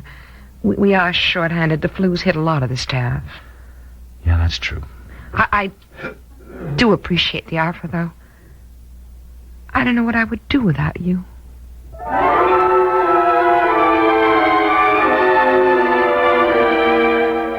Here, put your feet up, Em. Oh, you're babying me, Jason. Yes, I know, but will you let me get away with it just for tonight? How about a drink, darling? Oh, fine, dear. Okay. Jason? Mm-hmm. You know, this morning, somehow, Angela and I got talking about when we were kids. Oh? Did something come up? Nothing specific. It's just that I think she's worrying so much about me. Well, does that surprise you? Not really. You know what a pillar of strength she's always been. Oh, yes. But now, suddenly, she seems almost fragile. Well, Em, people usually aren't as strong as they seem. I just hate to think that her worrying about me is hurting her. Well, I think the shock is wearing off for her. I hope so. Darling, I want everything to be as normal as possible, particularly for Jennifer. Well, she's all right, isn't she? Yes, I think losing Charlie was rough on her, but she seems to have come around. Em, do you think we should get her another kitten? Yes, I think so. Oh. Is Mrs. Bailey's cat still producing? I'll find out. You know, Bobby's leaving tomorrow.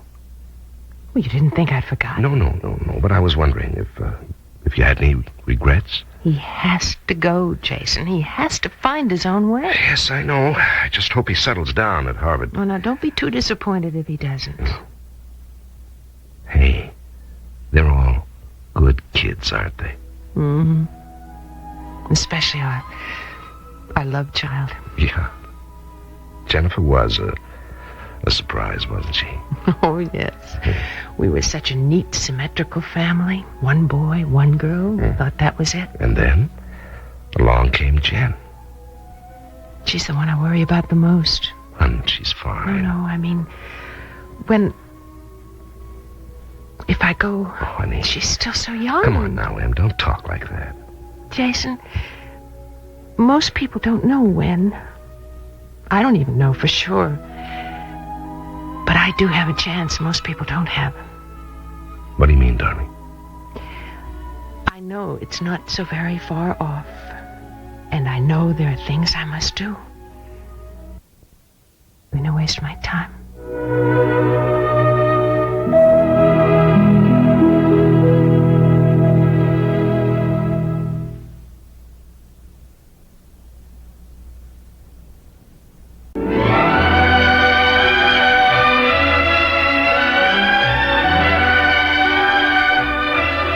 Have and to Hold has been brought to you by Loving Care Color Lotion from Clairol.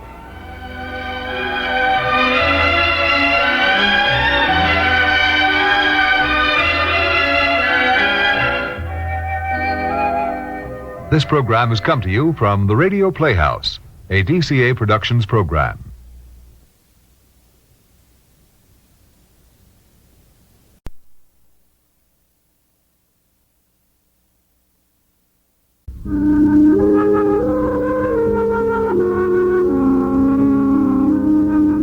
Love is gentle, faithful, swift, passionate, blind, and wondrous. All these are faces of love. In a moment, young Kate Wakefield, venturing into today's world of confusing freedoms, brought to you by Ban Roll-On, America's leading roll-on antiperspirant.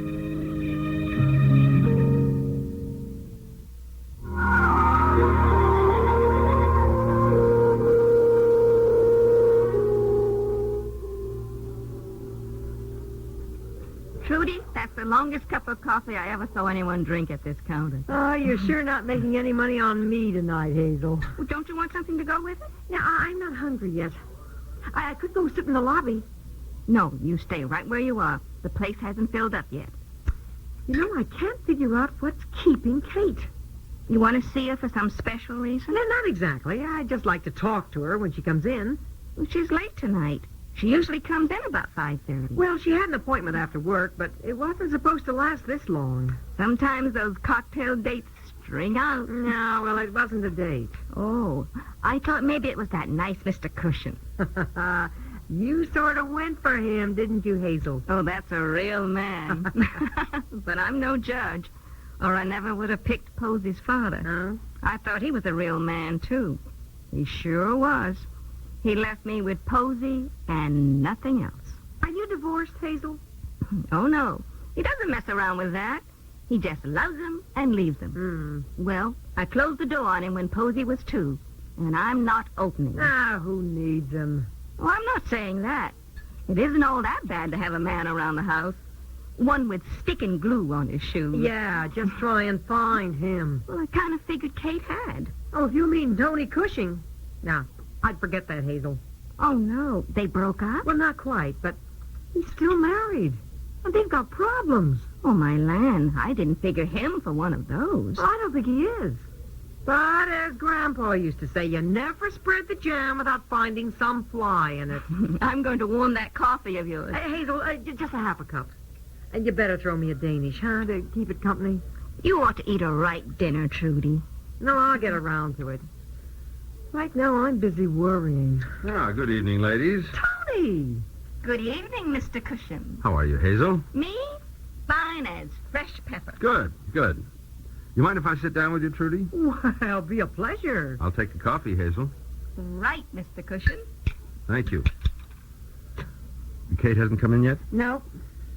There you are. Thanks, Hazel. Trudy, do you know where Kate is?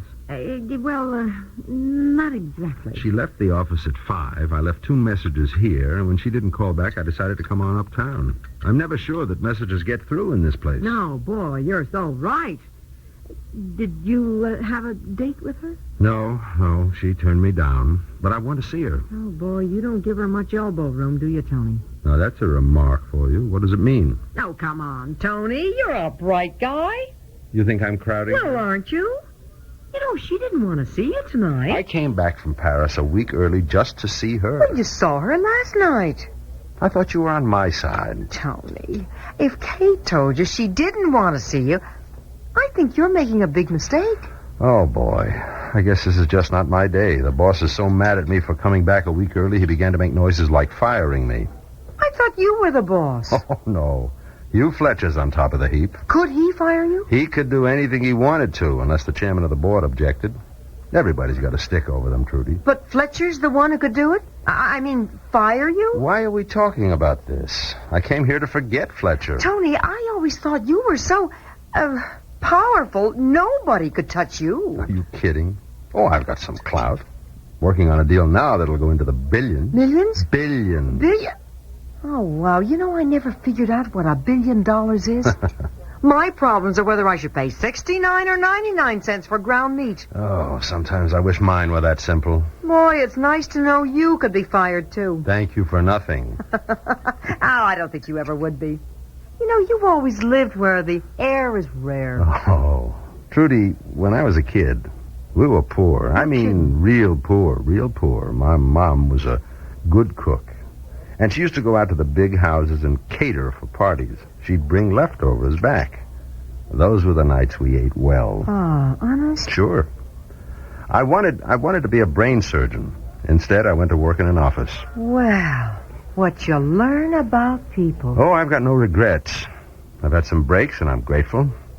And I sit down now with guys who talk in billions, but don't think I've ever forgotten Mom's brown paper bags. Where's your mother now? She died. Overworked. I couldn't make it soon enough to help her, and I don't forget that either. Trudy, where is Kate tonight? Yeah, I'm not sure. You don't fib very well. Oh, I'm like Grandpa. I should never try. Is she out on a date? No. Tony, I don't want to get into this. Kate had something to attend to tonight. Ask her when she comes in. I wonder if I ought to hang around. Well, you're here now. You said I was crowding her. Maybe I am. Tony, you know Kate's in love with you, but it's tough for her. She's not the kind who'd ever choose to get mixed up with a married man. I know all this, Trudy. But I know Kate. Now, the smartest thing you could do is to leave her alone for a while like she wants and get yourself out of that marriage mess. Now, that's your job. Don't you think I'm going to do that? Start now, Tony. Like I said, get yourself free. And you turn everything around.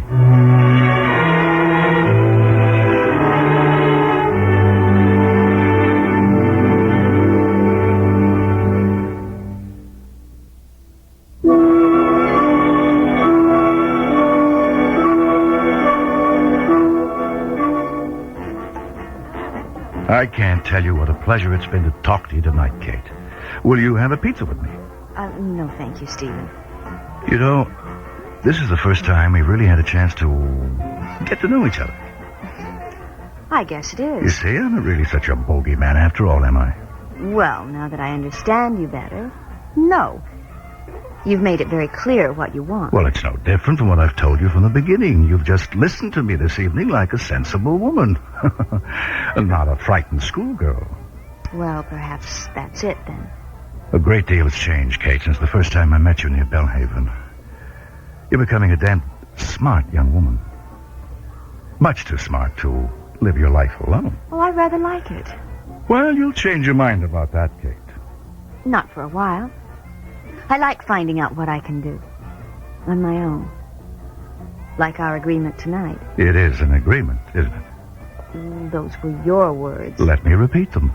You find out where your husband hid that small fortune in drugs, And I will see to it that your name and his are never connected with drug traffic again. At least you're convinced now that I don't have the information. I'm convinced that you could get it.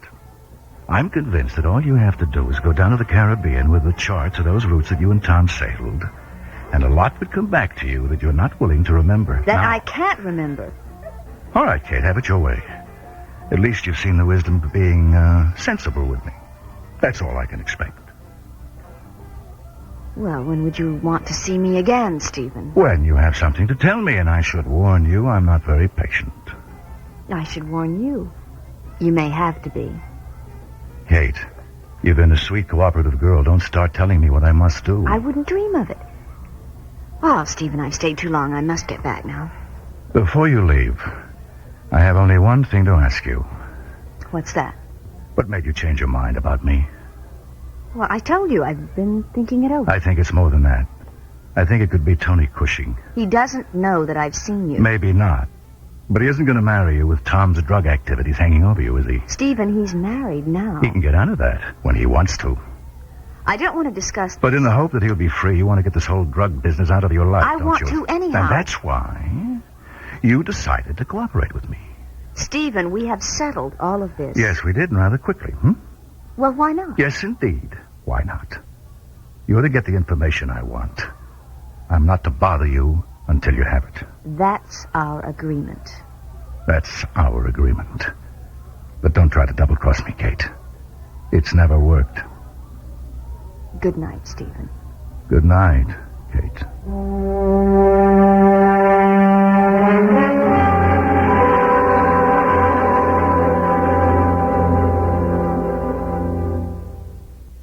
Did you know that a 1.5-ounce bottle of Ban Roll-On antiperspirant costs about the same, yet lasts longer than most 5 or 6-ounce sprays? Listen to this. Averaging 2 seconds of spray per application each side each day. The longest lasting of the leading antiperspirant sprays gives you 37 days of protection. On the average, Ban Roll-On will give you 51 days. That's 38% longer. And tests have shown that Ban Roll-On will help stop wetness better than most leading sprays. Ban Roll-On, so economical yet so effective. Mystery meat again. The food hasn't changed since the last time I was in college. But I have. 12 years later, 12 gray hairs. The only gray hairs in the entire class. So, I tried Loving Care Color Lotion from Clairol. It has no peroxide. Just covers up gray without changing your natural color. Loving Care made my hair softer and shinier. And 2 boys wanted my number. Loving Care Color Lotion from Clairol. It's good for your hair.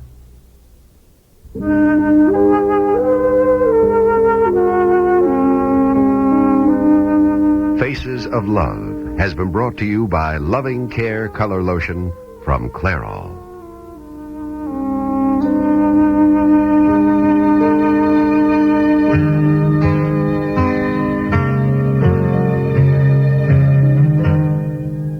This program comes to you from the Radio Playhouse.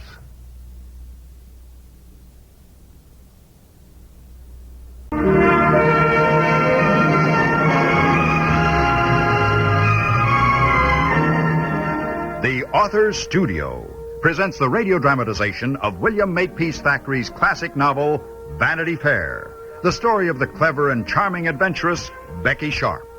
In a moment, our author, Mr. Thackeray. The Author's Studio is brought to you by the Ocedar Angler Broom. It gets the dirt other brooms miss.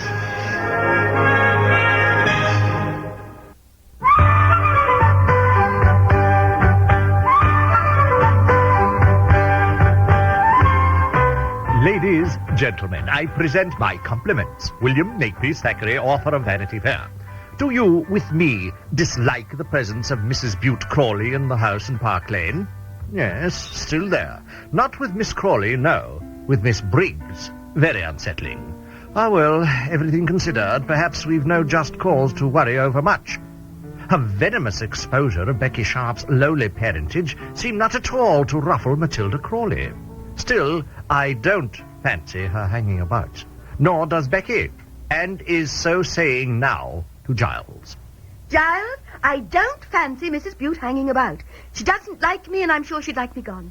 Why did she come? Why is she here? Oh, it's nothing to do with you, Miss Becky. I heard her tell Miss Briggs she's worried about Miss Crawley's health. Worried about her inheritance from Miss Crawley. That's what she's worried about. Oh, begging your pardon, but ain't everyone? Oh, well, you're right. How dare I look down my nose at anyone else when I'm frightened out of my wits Miss Crawley made disown Rawdon this very afternoon? Well, you said you wasn't afeard at all. I'm not. It's just Mrs. Bute sniffing about has made me nervous. An enemy in this house on the most important day in my life. Oh, what if Miss Crawley invites her to stay for tea? Oh, my. Mrs. Bute, do stay and meet Rebecca's new young man. Oh, she'd not. How do you know what Miss Crawley ever will do? And what will Rawdon and I do? Are we to announce in front of Martha Bute that we're married? Oh, mercy, my goodness, no. No, you'll have to put it off. But with everything planned. What we'll say, how we'll say it, when we'll say it. To postpone it is past bearing. Oh, Mrs. Bute has got you all a twitter. Other times you'd know exactly what to do. Now, Miss Becky, you've only to go across the hall and tell Miss Crawley you want tea time all private. No one tells Miss Crawley what to do. Try it and she does the opposite. Ah, you know how to get round her. Many's the time I've seen you make her think she thinks what you think. Yes, all right. I've not seen her since Mrs. Bute went to gossip with Briggs. You were in there. What kind of mood was she in? Oh, a bit quiet she was. Tell me to take Poof Poof for his outing. 'Tis all she said. She wasn't quiet earlier on. Very excited about this afternoon. Oh, I can scarce wait, Rebecca. She said nothing of it to you? No, miss. Quiet. Why? Likely Mrs. Bute wore her out. Oh, Miss Becky, go across. You'll have yourself wore out, too. Yes, this minute. But, oh, Giles, don't let anything go amiss this afternoon. I'll not. The whole of the time I'll be up here praying my prayers. Who is it? Becky. Come in, Becky. Did Mrs. Bute wear you out, Miss Crawley? She's very wearing, to be sure. It's tired me quite out. And I did want to be at my best this afternoon. Has she left? She's with Miss Briggs. Bother. Are they friends? Yes, they are. Briggs visited Queen's Crawley with me from time to time. To butter me up, Mrs. Bute supplied Briggs with those little attentions that cost nothing, yet how valuable and agreeable they were to poor, lonely Briggs. You don't very much like Mrs. Bute, do you? Martha is a self-righteous, tiresome, smug, boring busybody. However, today she did amuse me. What? Did she? We talked of you. Of me? You told her Sir Pitt proposed to me? She nearly fell in a faint. Instead, she said dreadful things about me, didn't she? Dreadful? Well, do tell me what. She said that you were... Well, no. Another time. They're of no consequence just now. I don't want you upset on this important day. And I wish Mrs. Bute would go back to the rectory and stay there. Oh, Miss Crawley, to think I feared you might ask her to tea. For that afternoon? Why should she meet your gallant? Oh, I did tell her you were turtle doves. But of a certainty, I didn't invite her to tea. I am much relieved, dear listeners. Are you as well? Miss Crawley did seem rather oddly quiet, but not angered, as well she might have been, at learning of Becky's tarnished lineage. Nevertheless, I still dislike the presence of Mrs. Bute on this critical day. Bide, please. I shall return in the fullness of time.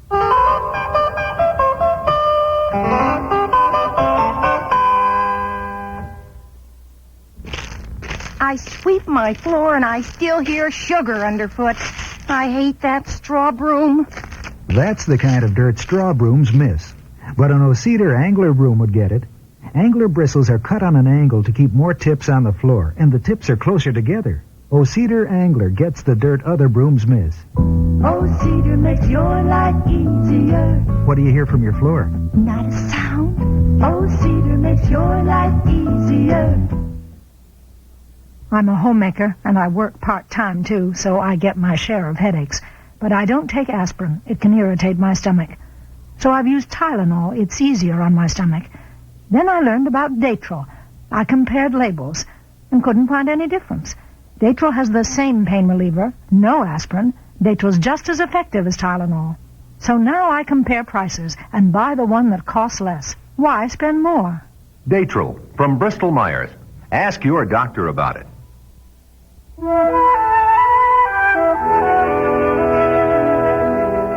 Gentle listeners, fair is fair. Arabella Briggs eavesdrops. Tit for tat, we shall eavesdrop upon Arabella and Mrs. Bute. They are ever so cozy in Briggs' small bedchamber. I can silence my tongue no longer, Arabella. I must confide in someone. You're a dear friend, and I feel it quite safe to speak my mind. I thought you seemed a bit overwrought, Martha. Has Matilda upset you? She has shocked me. I doubt I shall ever recover. Oh, now. She dearly loves to shock. I've learned not to let it trouble me, and you must do the same. I cannot do the same in this matter. 'Tis a blight upon the family that she allows in her house a low creature like Miss Sharp. Miss Sharp, a low... Oh, my dear Martha, what are you saying? Oh, well, I suppose you're saying you like her. I do. Oh, Arabella, you like everyone. Is it not one's Christian duty? Plainly, you have been as duped and deceived by the girl as everyone else. She's been very kind to me. She is kind only to get what she wants. But what can she want of me? I've nothing. I'm no one. Well, something you may be sure. But for Matilda to be gold, well, it only proves how clever Miss Slyboots is. Yet today, when I told Matilda the truth about Sharp's deceptions, lies, tricks, what did she do? Laughed me to scorn. Gracious, what did you tell her? Sharp has no doubt confided to you that her mother was a French countess. Oh, yes. Oh, yes. Her female parent was a vulgar, cheap dancing girl. And I'm certain Sharp has been on the stage, or worse, herself. Oh. And her male parent, a sot, now mouldering in a pauper's grave. And Matilda does not care. I'm quite overcome. And Matilda, she boasts she's broad-minded, but in truth she's a very great snob. Well, it now seems she is not, and it sickens the stomach. I thought she would order Sharp from the house. Not at all. Laughed and called her a sly little fipster, and all but ordered me from the house. Well, she prefers harbouring a strumpet. Martha, you go too far. She is, and if I may quote the Bible, "O serpent heart, hid with a flowering face." Excuse me, Martha, I do believe that's Mr. Shakespeare. I don't care a fig who it is. It fits Rebecca Sharp. How can Matilda keep her beneath this roof? She won't. Oh, she will. How can you say not? Miss Becky has given her heart quite away. I've no doubt she soon will marry and go. This very afternoon, Matilda is to meet the young lover. I know. Are you having tea with them? Oh, no, I'm not invited. Oh, do you think we could catch a glimpse of them? Well, I certainly don't intend to leave before he comes. Well, of course, if you, like Matilda, would cast me out... No, Martha, indeed, no. Well, then I shall stand outside in the snow to watch him come in. Never would Bute forgive me could I not describe the tomfool who's fallen in love with Sharp. No, did you say? I'm not to be cast out? You're welcome to stay, I'm sure. But how we're to see the young man, I don't know. They won't close the drawing-room door, so there'll be no keyhole to peep through. We can't lurk about in the hall. Well, where they won't see us? Why ever not? We won't see them. We can hear. That's something. Oh, Arabella, do say yes. I do. I heard Sir Pitt propose. Dear knows what we shall hear this afternoon.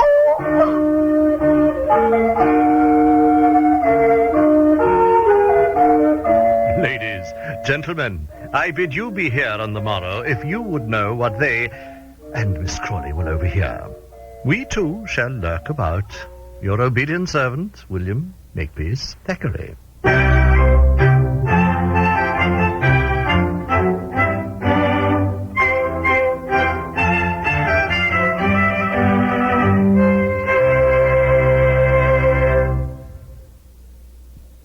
I know we share everything, hon, but next time, could you keep your cold to yourself? This was your cold, dear. You sneezed first. You were sniffling before that.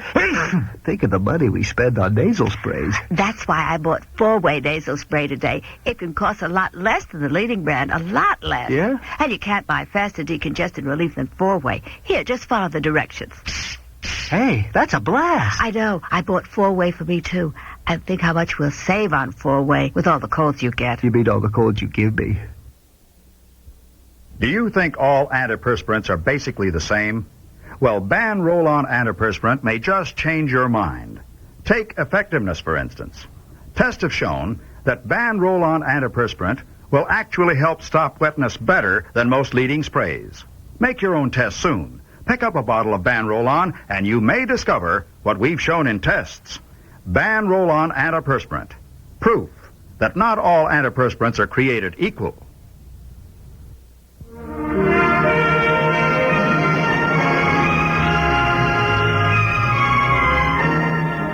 The Author Studio has been brought to you by Daytrill, the new non-aspirin pain reliever from Bristol-Myers.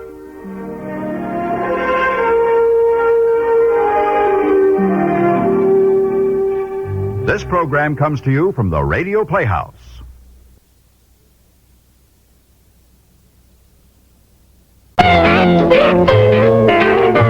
It's not nice to eavesdrop, but it's fun. So let's check in on the comedy of errors at the Baxter. On the little things in life. Brought to you by Daytrill, the new non-aspirin pain reliever from Bristol-Myers.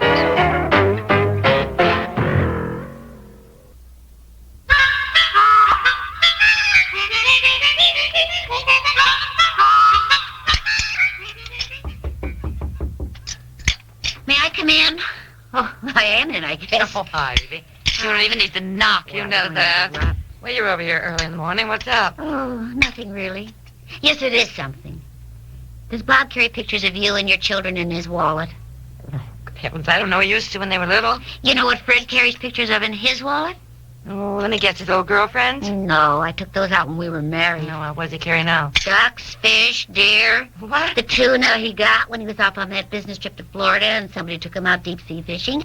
And the swordfish. Oh, he's shown them to us. They were pretty big. And there's a picture of him with a brace of pheasants and one with some ring-tailed ducks or whatever they are. Oh, now, Evie, you know how Fred is about hunting. And the moose that he didn't even shoot ran into his car. You upset? Of course I'm upset. I'm very upset. Not one picture does Fred carry of either me or our 4 kids. How'd you know? Well, I asked for some money and he handed me his wallet. Oh, doesn't sound like Fred. Just handing you his wallet. Oh, he was in the shower. Ah, explains it. What do you think of a husband who doesn't carry pictures of his family, but just shows off pictures of fish and ducks and mooses? I think moose is plural, isn't it, dear? I don't care what it is. I'm furious. Oh, Evie, what does it matter? I think it does matter. Whenever Fred brings business associates home or clients from out of state or other countries, I always ask to see pictures of the man's wife and children, and they always have some. Well... So when Fred travels, somebody's wife asks to see his pictures of his wife and his kids. He just shows a bunch of fish and animals. Oh, I wouldn't worry about it. Fred loves you. Well, you wouldn't know it. Oh, Evie. I don't think he does. Oh, I think a measure of a man's love, a husband's love, is that he carries pictures of his loved ones with him everywhere. Oh, I don't think that's a measure of his love. By the same token, you could say Fred loved his tuna fish or his swordfish. He does. Oh, that's kind of silly. You want some coffee? Still hot? No, I've had 4 cups already this morning. I think you're rather childish to make a big thing of this. Maybe Fred doesn't have any pictures of you and the children to carry in his wallet. Doesn't have any. No. With 4 children, believe me, you take pictures and pictures and pictures forever and ever Well, and I ever. suppose. He must have thousands of snaps. Well, maybe they don't fit into his wallet. Well, he could cut them down, couldn't he? No. Oh, yeah, I'll have some coffee after all. All Now, right. where's Aunt Maggie? Well, I think she walked down to the post office to get the mail. You know, I carry pictures of Fred in my wallet. A picture of when I first met him, when we were engaged, when we were married, and about a dozen others. Also pictures of the kids at various ages. Why, I don't. How can you carry so many in your wallet? No, I have a special little photograph album I always have in my handbag. In fact, I have 2. Well, if you don't mind my saying so, Evie, isn't that kind of silly? Nobody ever really wants to see pictures of your children. What? No, I didn't mean your children. I was speaking objectively. I mean, let's face it. It's a bit of a bore when somebody says, oh, here's my son, or here's my daughter, or here are all my children. And we all do it. Every one of us. And what else can people say? What do you mean? Well, I mean, nobody's going to look at a picture of your son or your daughter and say, my, what a homely child. They're going to do what's expected of them. They're going to say, oh, how adorable. All right, what's wrong with that? Well, Evie, you're not getting my point at all. My You're children really are not. adorable. They're all good looking, if I do say so myself. Yes, Now, well- I know they don't look like either Fred or me, and I'm happy to say that. I'm also a little bit surprised, but they don't. Evie, here's your coffee. Oh, thanks. My point is that it's silly to show off pictures anyway, just because everyone's going to say the same thing. Your children are lovely. All right. Yeah? All right. Well, just the same, Fred could show them off, couldn't he? I went to a lot of trouble having 4 kids. I'd like Fred to show them off. Well, then get out some pictures and ask Fred to carry them in his wallet. What else can I suggest? No, I want Fred to want to carry the pictures. I want him to suggest Evie, it. that's your personal problem. Oh, Now, do you want me to say something to Fred? No, Well, what is I just wanted to complain to somebody. All right, you've complained. Suggest you stop worrying about it. Fred loves you, and he loves the children. He loves his tuna fish, he loves his swordfish, he loves his pheasants, his ducks, he loves his moose, and he also carries a picture of his old fraternity roommate. Oh, Evie, that doesn't mean anything.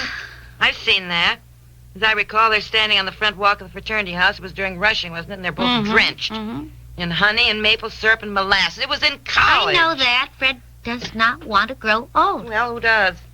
But I think Fred doesn't carry pictures of us in his wallet because he thinks it makes him look like an old married man. Well, we are married. We are getting older, and Fred doesn't like it. Well, I mean, Evie, you've got a problem I can't solve. I'm sorry. I think you're making too much of it. No, anyhow. Fred seems happy to me. He needs glasses, and he won't go and get his eyes examined. I just went through And that. he's also losing his hair. Well, thank goodness Bob isn't. He takes after his father. You know, I think I'll get my face lifted. Oh, Evie, what are you going to have lifted? You look fine. No, just get the bags. You see here? Here, No. taken off under my eyes. What You see? bags? You look marvelous. Oh. Anyhow, it's so expensive. Oh, I know. I started saving out of my grocery money. Now, look, What? Peg, you What? can't tell me that all Mhm. these TV stars that are 10 and 20 years older than I am haven't had something done. Right. Well, they can afford it. How much does it cost? Well, I don't know. Should I find out? Don't say anything to Bob. Don't you say anything to Fred. No.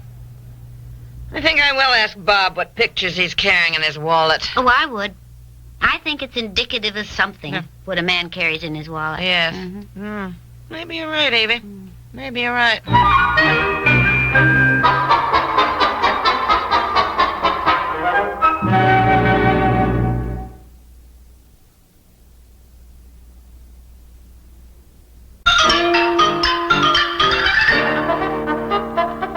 Why do you want to see my wallet? You want some money? No, not at all. Well, what's all the mystery? No mystery. May I see it? Well, yeah, sure, here. Thank you. Where's Aunt Maggie? She's having dinner at Maynard's house. He invited her down, said he'd made a beef stew. Oh, I talked to Lee today. He said he'd be out this week to look over the upstairs of the garage and see what kind of an apartment could be made for Aunt Maggie. Don't you carry any decent pictures of me in your wallet? Here's one of Debbie when she was a baby. She's 16 now. Tom was in kindergarten. He's now 19, nearly What? 20. And you can hardly see the snapshots anyway. Plastic has gotten so discolored you can hardly see anything. Look, Well, it's what are you like talking about? black. You don't carry any decent pictures of me or the children. Oh, well, I... You used to carry tons of pictures with you. Yeah, well, I don't know. This one of me was taken when I first met you. So? I like it. Well, I'm older now. So? Someone asked to see pictures of your wife and children. Who asks? Nobody asks? Nobody asks? No. Oh. Well, why should they? What difference does it make what pictures I have in my wallet? If I like them, what's the difference? Well, they ought to be up to date, shouldn't they? Yeah, well, why? You look the same to me as you did when I married you. Oh, that's sweet. I don't really, but it's sweet. It's not sweet. You do. Listen, when's dinner? I'm starved. I'm glad Aunt Maggie's with Maynard tonight. I'll get first crack at the crossword puzzle. I think she took it with her. I'm just having stuffed green peppers. They should be done in about 10 minutes. Oh, good. I love stuffed green peppers. And not too much rice, huh? Not too much rice, okay. When we get older, honey, would you mind if I had my face lifted? Lifted where? Where you taking it? Oh, come on. Stop the wisecracks. What do you think? Would you mind? Why would you want to get your face lifted? So I look younger. Then I'll look older. Get your face lifted, too. Oh, come on. Cut it out. Don't talk nonsense. Look at Phyllis Diller and a dozen others on television. You're not on television, and you don't have to stay looking young. I want to stay looking young. Would you care if I had it done when the time comes? Listen, what's the matter with you? Has Evie been over today? She always starts something. I can always tell. Was she here? Yes. What's her problem now? Well, Fred doesn't carry pictures of her and the children in his wallet. She feels that the measure of a husband's love for his wife and his children is what he carries in his wallet. What about a wife? Oh, Evie carries pictures, tons of them, of Fred and the children. And you? Know. What? Remember last Friday we dumped out your voluminous handbag and Yeah. counted all the things you carried around? Yeah, You have a small photograph album? Oh, well, yes, I did. Yes. Now, Only look pictures here. of the dog Yeah. and the cat. Yeah. Look, I can explain why. Only pictures of the dog and the cat. Mostly the dog. Well, Alex eating, Alex sitting in his chair, Alex playing with his rawhide bone, Alex looking adorable lying on our bed. Yeah, well, honey, I was Alex... in the process of changing photos. I was, you know what I did? When? Well, I guess it was some time ago that I noticed I had no new ones of you and the children. And I was about to substitute them, dear. You see, really. Okay. I'm not mad, but I think it'd be nice if you could sandwich my picture in there along with the dog, huh? Yes, dear. I'll make room. Thank you, dear. Now, come on, get dinner on. I'm starved. All right.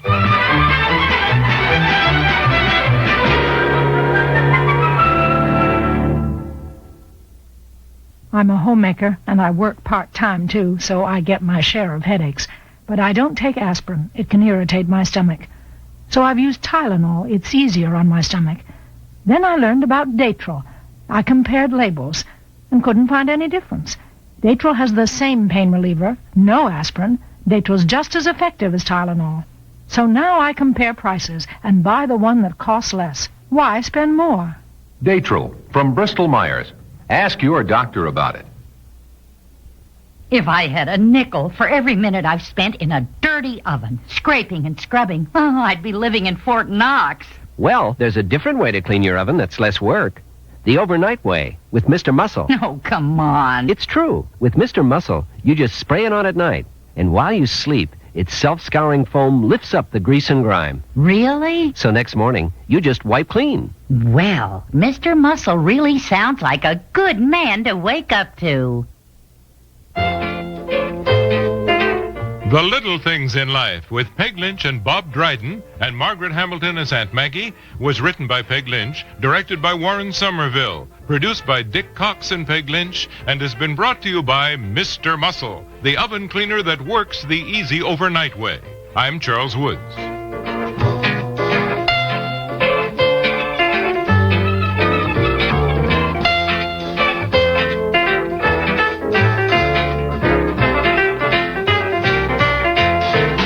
This program comes to you from the Radio Playhouse. To have and to hold.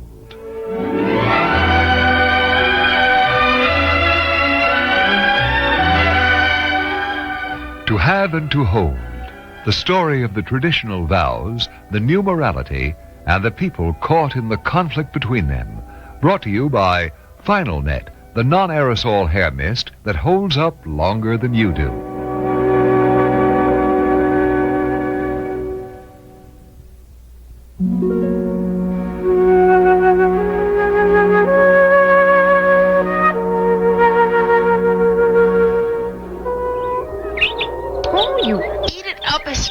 I put it out. Here. Those are first-class sunflower seeds, I'll have you know. Emily? Coming, Jason. Well, that's going to have to hold you for a while. Darling, they know you're a soft touch. Oh, I know. But they really need it when there's snow on the ground. Oh, Jason, look at that cardinal there. Oh. Beautiful. Yes, he's a show-off. Come on in, it's cold. Oh, there is nothing like a frosty morning to make you appreciate a warm kitchen. Mwah. And a warm wife. And a hot cup of coffee. Coming up in that order. I see you've had your juice. How about some eggs? Say, isn't that oatmeal I hear plopping away? Mm-hmm. With raisins and dates. Oh, that sounds fine. Susie and Jennifer gone already? You just missed them. Darling, how is Jennifer? I mean, about Charlie. Well, she's all right most of the time. I noticed yesterday when I opened the kitchen cupboard, she looked at the cans of cat food we still had. Oh, well, maybe you'd better get rid of them, huh? Well, I thought I'd leave that up to her, Jason. Losing a pet is very rough on a child. What, do you think she wants another one right away? I'll talk to her about it. It's her first experience with loss and... Em, you want me to talk to her? No. I'll do it, dear. Okay. Hey, don't forget we're invited to your father's for dinner on Thursday night. Any special occasion? No. Caroline said it was time to get back to our routine of weekly family dinners. Darling, do you feel up to it? Yes. Except I haven't seen your father since you told him. He phoned, but we weren't able to talk, the children. Yeah. Oh, maybe I shouldn't have told him. Oh, darling. He's your father. You'd want him to know what's on your mind.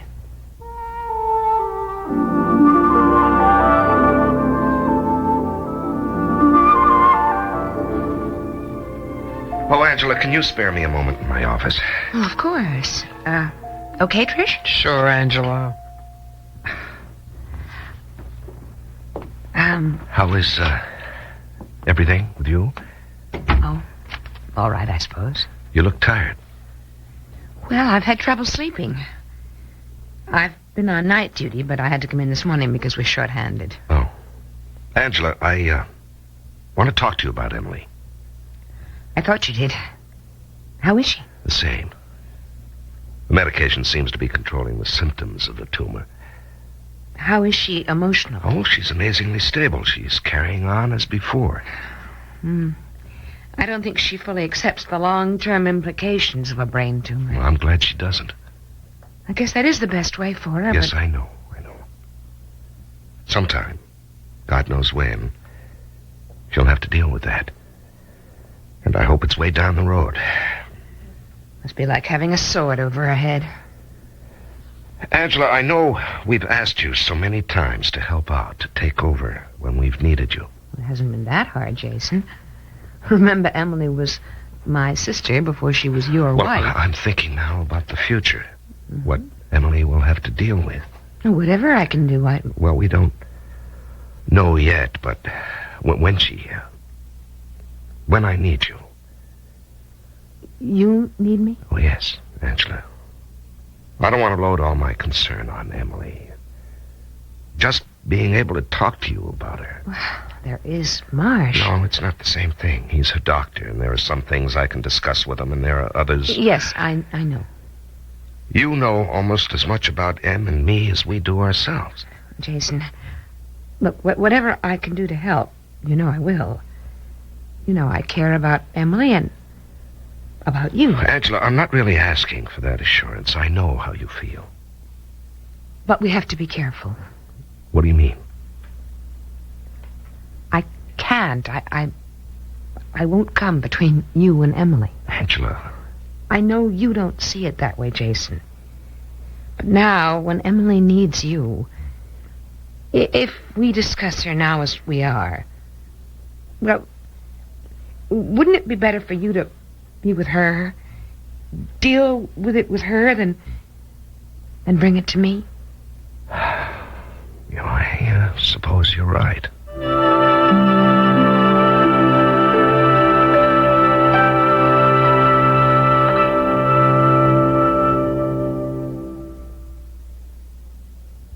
Joni, I haven't tap danced in years. Mom, you're doing fine. Shuffle, kick. 5 minutes, class. Let's sit down. We're meeting your father for dinner. How do I look? You always look pretty. Thanks, sweetheart. Especially your hair. Mom, the class is starting. Oh. Even when you can't hold up any longer, your hair can with Final Net. Final Net is not an aerosol. There's no wasteful propellant. It's concentrated to hold your hair all day. Final Net holds up longer than you do. Here's a special invitation to every woman and child who has ever appeared in a Miss Clairol advertisement, print, television, or packaging. Miss Clairol and Woman's Day magazine cordially invite you to join us at a gala reunion to celebrate Miss Clairol's 25th anniversary. All former models, please contact Miss Clairol or Woman's Day at Box 333A, FDR Station, New York, New York, 10022. The search is on for former Miss Clairol models.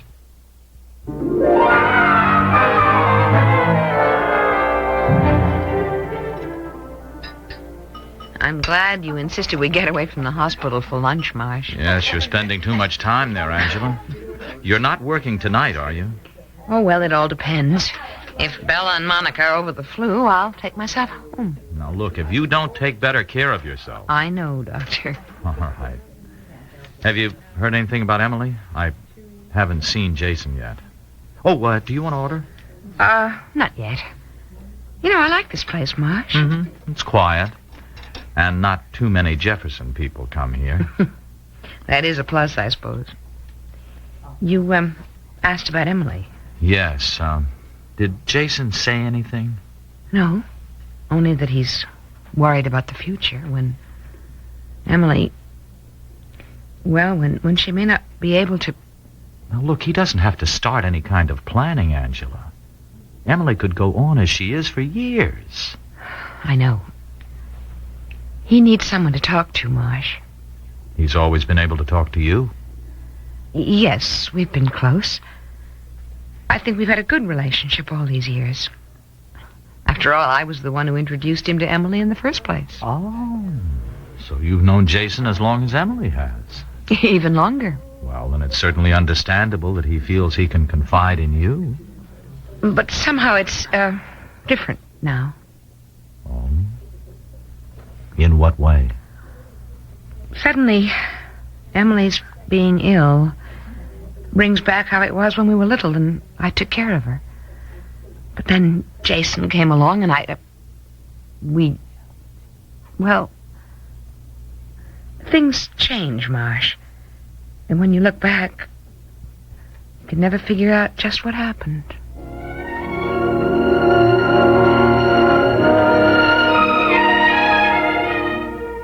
Oh, Jennifer, your hair is so pretty, honey. Hey, if you like me to brush it, why do you fidget so much? Because I have to sit still, Mommy. Well, we're almost finished. Now, there. What color ribbon do you want, honey? I like the green and red plaid. Well, I think it's over on the bureau. Or do you want me to braid it? It feels nice to have it loose for a change. All right, I'll braid it for you before you go to bed. I'll get the ribbon. Oh. What is it? I just found this. Oh, Charlie's catnip ball. It was under the bureau. He was playing with it that last day. Darling, would you like to have another kitten? You mean like Charlie? Well, he won't be just like Charlie. I don't know, Mommy. You do miss him a lot, don't you? Yes. He'd wake me up in the morning when he was hungry. He'd walk up and down on my stomach. Well, if you had another kitten, he might remind you of Charlie at first, but... Well, it would be a happy memory, wouldn't it? Yes. Remember how he hid under the Christmas tree and pretended it was a jungle? Yes. And how surprised he was when he took his first walk in the new snow? If I get another kitten, it won't be like I've forgotten Charlie. Or like I don't love him anymore, will it? No, darling. You can love more than one kitten. More than one person. When one thing goes from your life, another comes into it. And you always remember all the good times there were. They're always right here. In my head? That's right. They're always yours.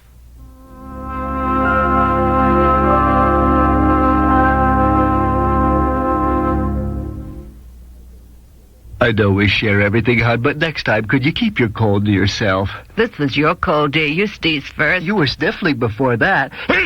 Think of the money we spend on nasal sprays. That's why I bought 4-way nasal spray today. It can cost a lot less than the leading brand. A lot less. Yeah? And you can't buy faster decongestant relief than 4-way. Here, just follow the directions.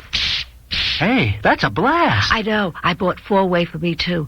And think how much we'll save on 4-way with all the colds you get. You mean all the colds you give me? Do you think all antiperspirants are basically the same? Well, ban roll-on antiperspirant may just change your mind.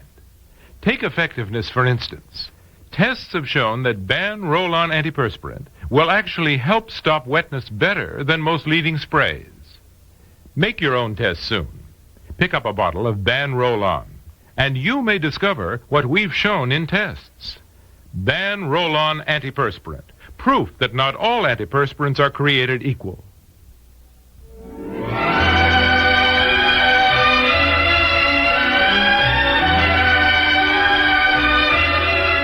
Have and to Hold has been brought to you by Natural Wear Miss Clairol. To know you're the best you can be.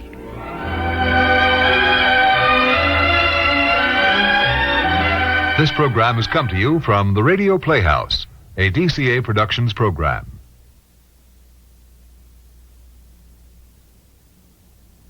Thank you.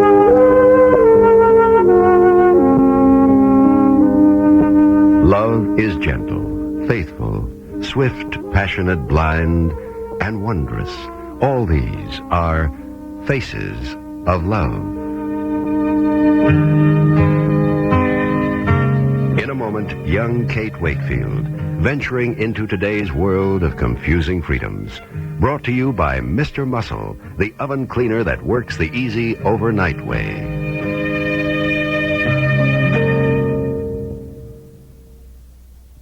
I know we share everything, hon, but next time, could you keep your cold to yourself? This was your cold, dear. You sneezed first. You were sniffling before that. Think of the money we spend on nasal sprays. That's why I bought 4-way nasal spray today. It can cost a lot less than the leading brand, a lot less. Yeah? And you can't buy faster decongestant relief than 4-way. Here, just follow the directions. Hey, that's a blast. I know. I bought 4-way for me, too. And think how much we'll save on 4-way with all the colds you get. You mean all the colds you give me? I'm a homemaker, and I work part-time, too, so I get my share of headaches. But I don't take aspirin. It can irritate my stomach. So I've used Tylenol. It's easier on my stomach. Then I learned about Datril. I compared labels and couldn't find any difference. Datril has the same pain reliever, no aspirin. Datril's just as effective as Tylenol. So now I compare prices and buy the one that costs less. Why spend more? Datril from Bristol Myers. Ask your doctor about it.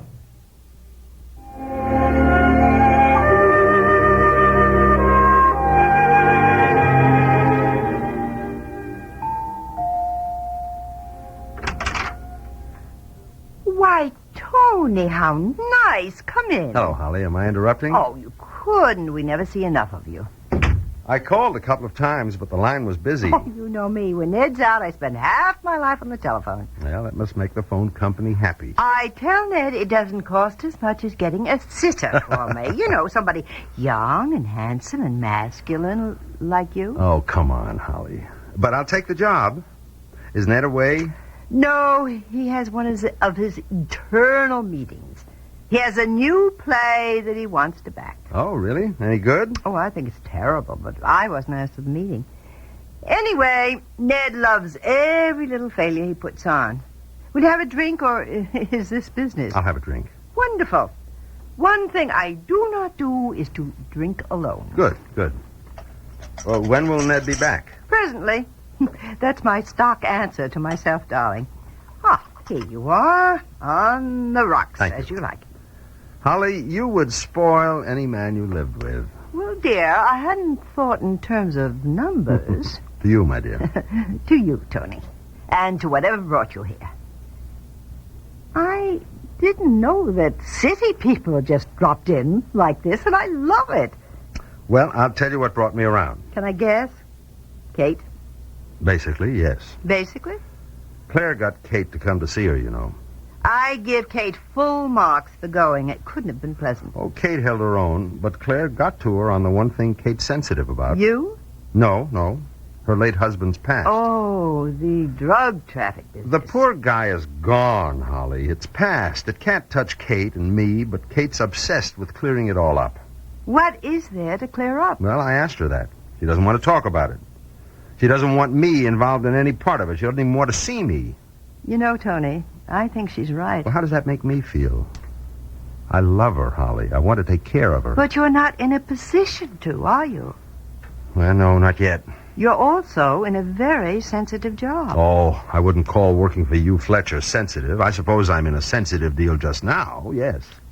You know, Tony, it isn't as if Kate's former husband committed a little larceny. Now, that could be forgotten. But I read about the cocaine smuggling the other day, and this country is being flooded with it right now. It's a shameful disgrace and criminal. Then that's just it. And I'm to let Kate get mixed up in it again? No, thank you. Tony, darling, I really don't... Oh, there's Ned now. Where are you, Holly? Right here, darling, where you left me. Sorry to be so late. Oh, Tony. Hi, Ned. Yeah, here with my wife, huh? I don't trust you. Neither do I. Got my drink ready, honey? No, dear, but I will soon. See, Tony, you arrive and she falls apart. I don't, but I'd like to. There you are. Thank you, my darling. Tony, I recommend marriage to a strong-minded woman. Keeps you young. Ned, How soon and on what grounds can I get a divorce from Claire? Now, wait a minute. I've had a rough evening. Well, you're a lawyer. I haven't practiced that kind of law in a long time. The rules have changed. Yes, I know all about that. I just want to know how I can do it. Well, money isn't going to help you. You provide Claire with enough now. Well, what is going to help? Desertion? She walked out. She has no intention of ever coming back. Well, it was a mutual arrangement, wasn't it? Damn it, Ned, you're talking like Claire. Well, your lawyer would have to think like Claire. She's been getting some very good advice. Like what? Doing nothing. She just has to sit tight, let you struggle. Well, I'm through with that. I'm going to move on this. There must be something she wants. Darling, she already has it. Your name. She can get better ones.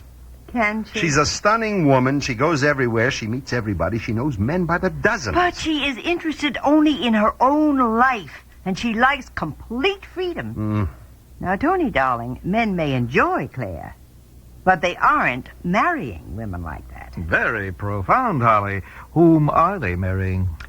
Doormats like me, Ned dear.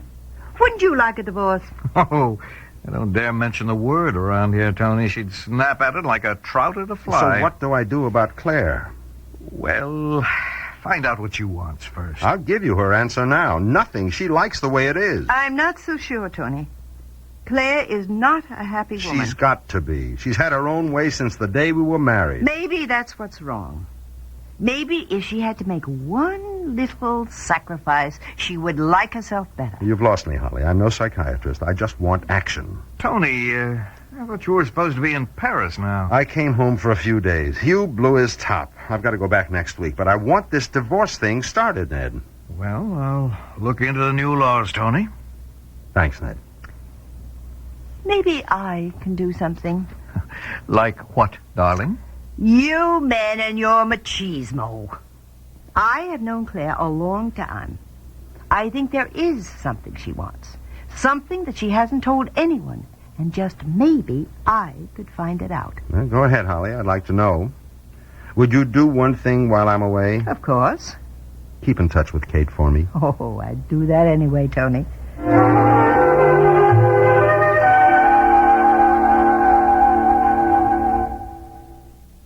If I had a nickel for every minute I've spent in a dirty oven, scraping and scrubbing, I'd be living in Fort Knox. Well, there's a different way to clean your oven that's less work. The overnight way, with Mr. Muscle. Oh, come on. It's true. With Mr. Muscle, you just spray it on at night. And while you sleep, its self-scouring foam lifts up the grease and grime. Really? So next morning, you just wipe clean. Well, Mr. Muscle really sounds like a good man to wake up to. How do you get the most out of an antiperspirant? The answer may be using Ban Roll-On. Tests have shown that Ban Roll-On helps stop wetness better than most leading sprays, and Ban Roll-On costs about the same, yet lasts longer than most 5 or 6 ounce sprays, averaging 2 seconds of spray per application, each side, each day. The longest lasting of the leading antiperspirant sprays gives you 37 days of protection. On the average, Ban Roll-On will give you 51 days. That's 38% longer. Ban Roll-On. Why settle for less?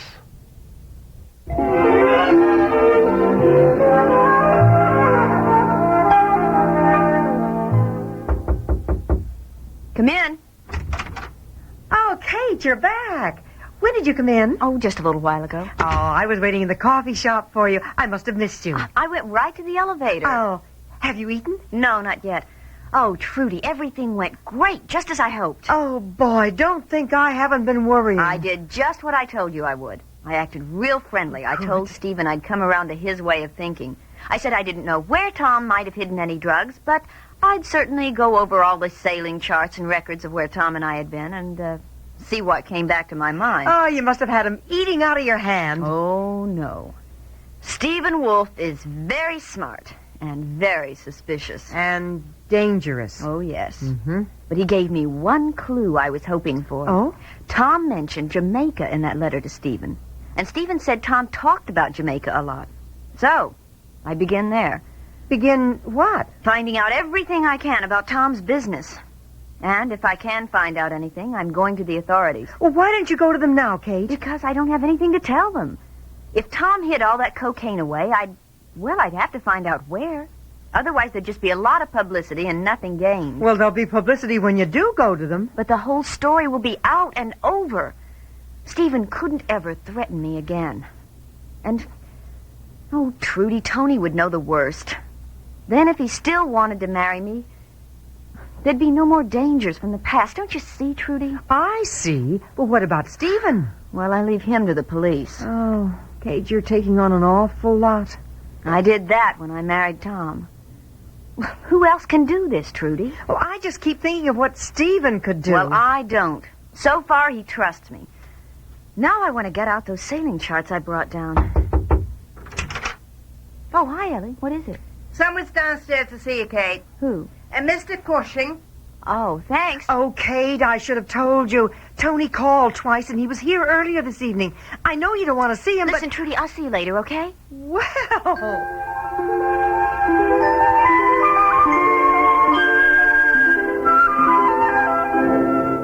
Hello, Kate. Hi, Tony. I had to try again. I'm glad you did. Well, that's something. You had dinner? No. Will you? If you promise not to say one serious thing about anything. How about I love you? Oh, Tony. Come on, let's get out of here. I have to tell you one thing first. I'm going away for a little while. Going away? Why? I have to. Now, if you'll just leave me alone about it and not badger me. Tony, I'll be back.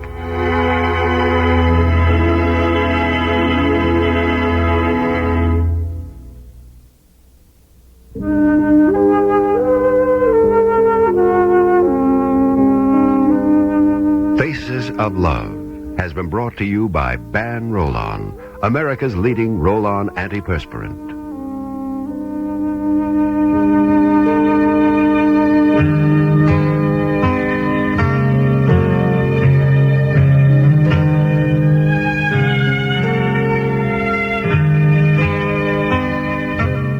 This program comes to you from the Radio Playhouse.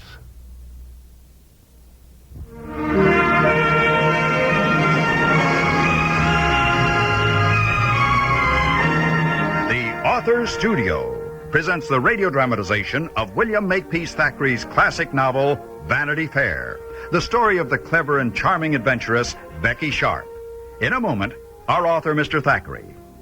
The Authors Studio is brought to you by Natural Wear Miss Clairol. To know you're the best you can be.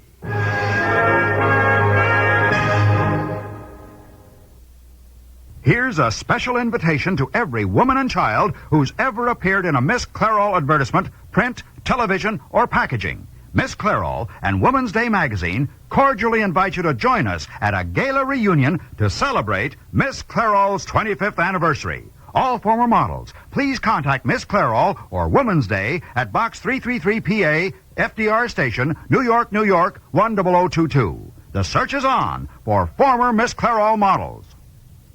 I'm a homemaker, and I work part-time, too, so I get my share of headaches. But I don't take aspirin. It can irritate my stomach. So I've used Tylenol. It's easier on my stomach. Then I learned about Datril. I compared labels and couldn't find any difference. Datril has the same pain reliever, no aspirin. Datril's just as effective as Tylenol. So now I compare prices and buy the one that costs less. Why spend more? Datril from Bristol Myers. Ask your doctor about it.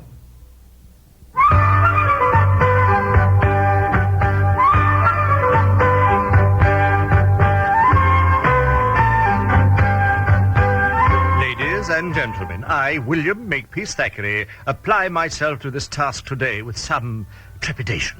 What is a poor fictionist to do when his favorite character is in jeopardy? You answer that I can do what I please. I've tried more than once to explain I cannot. To a degree, yes. Not altogether. True, I have created these people, but must they not, as their lives unfold, behave according to their natures and not to suit you and me? Today, Miss Crawley's partiality to Rebecca will be under severe strain, and make no mistake, Matilda Crawley will behave like Matilda Crawley. Let us get on with it. It is 3 minutes to 4. Rawdon has arrived, let in by Giles. Mr. Rawdon, come quick into the parlor before they come down. Something amiss? I knew it. Oh, no, sir. Miss Becky only wants I should remind you of one thing and another. Why aren't they down here? Oh, Miss Crawley's all aflutter, wanting to look her best for Miss Becky's new young man that ain't. What? Oh, Mr. Rawdon, you know what's meant. God save us, I do know. Oh, sir, you're not to be nervous like you are. And you as well. Becky, is she? Oh, no, sir, she's wonderful. You'd think 'twas a tea party like any other. Oh, I'm to remind you, when your auntie says I'm to fetch tea, you're to Hang say... it all, I know that. Say sherry, special occasion. Auntie's allowed 2, no more. 2, she's in jolly humour. 3, God knows. What else, Giles? Stars. What? You're both to flatter Miss Crawley for half an hour afore Miss Becky's young man comes. Him that's you, only Miss Crawley don't know it. Flatter till 4:30, and you're not to forget to say about your crown. Ah. Aunt Matilda, you're the star in my crown. Oh, yes, sir. Just beautiful. And remember to say you're soon to go to... Oh, Captain Rawdon, I hope not. Soon to go to war. Yes. Might have forgot that one. Made up a speech, Becky and I. Look here, Auntie. Best face it. War just across the channel. Your nephew, and so forth. Anything else? Oh, yes, sir. You're to be sure to... Oh, no, sir. They're coming down the stairs. Tell Miss Crawley she looks beauteous. Right you are. Auntie! I say, beauteous you look. Ravishing. Upon my word. Tush, dear boy. No one old, in fact, looks ravishing. If you told the truth, and I hope you'll not, I'm a wrinkled old scarecrow. Oh, I'll not allow you to talk of my Miss Crawley like that. She's a very handsome lady, and one can still see when she was a girl she was ravishing. Oh, thank you both. Giles, go and fetch tea. Yes, ma'am. Well, why do you stand there? Go. Oh, I thought Mr. Rawdon wanted to say something. I thought it too. Didn't you, Rawdon? Oh, yes. Do. I say, Auntie, very special occasion this. What do you say to sherry? Oh, lass, Dr. Swinnerton says no. Fiddlesticks! You had wine at Christmas, wine at New Year's, and no harm done. Your nurse decrees today you may have it again. Oh, lovely. 'Tis a special day. Fetch it at once, Giles, quickly. Bring the delicacies later. Oh, yes, ma'am. It's just in the dining room. Rawdon, do sit down. You've paced about ever since we came in. May go to war. Be shot. Killed dead. Oh, what a thing to bring up at a time like this. Oh, dear Miss Crawley, the terrible war is often on his mind, I'm sure, but he spares us. Doubtless he just has had bad news at the barracks, and it sits heavily upon his mind. Oh, dear boy, I'm very sorry I was harsh. Best face it, Auntie. War just across the channel. Likely your nephew sent soon. Maybe shot. Killed dead. Oh, I said that, didn't I? Oh, you are upset. I'm thankful the sherry is coming. Oh, there you are, Giles. Oh, yes, ma'am. Sherry and 3 glasses. 3? 4? Why'd you need 4, Miss Crawley? Oh, what ails you? You know Miss Becky's young man will be along. Oh, him, I disremembered. Set the tray by me. I shall pour. Oh, yes, ma'am. You may go. Watch for our guest and let us know the soonest you see him coming. Yes, I will. Auntie, you are the star in my crown. What a pretty compliment. Quite out of the blue. No reason for it at all. Every reason. No nephew ever has had such an auntie as you. And no one had such a benefactress as I have had in you. A toast to Aunt Matilda, the brightest star in my crown. Hear, hear. Charming. All augurs well for this meeting. I hope so. I pray so. I so want you to approve, my dearest love, and believe him right for me and me for him. We must drink to him. I say, Auntie, I hope you like the chap, too. Well, why should you care, dear boy? Do, that's all. Becky, what is his name? How am I to toast him without a name? I will tell you his name at 4:30. Very well. To Becky's own true love. And may they live happily ever after.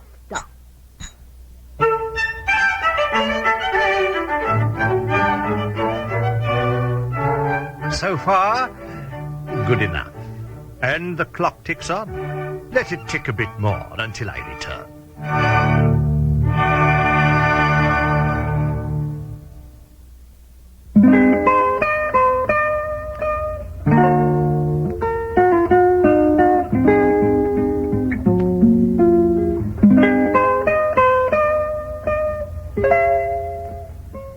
Ah, yes, the clock ticks on.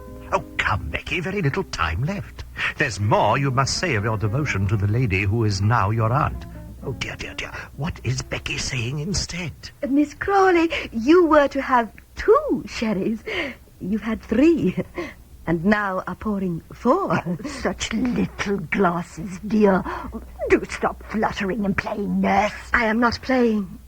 All the nice things you've been saying. Now, not nice. Auntie, 2 sherries, you're in jolly humour. 4, God knows. Well, don't be rude, Rawdon. And don't be so fidgety. Miss Crawley, I'm sorry if I seemed not nice. You've been so kind and generous to this poor, friendless orphan. I can never repay you.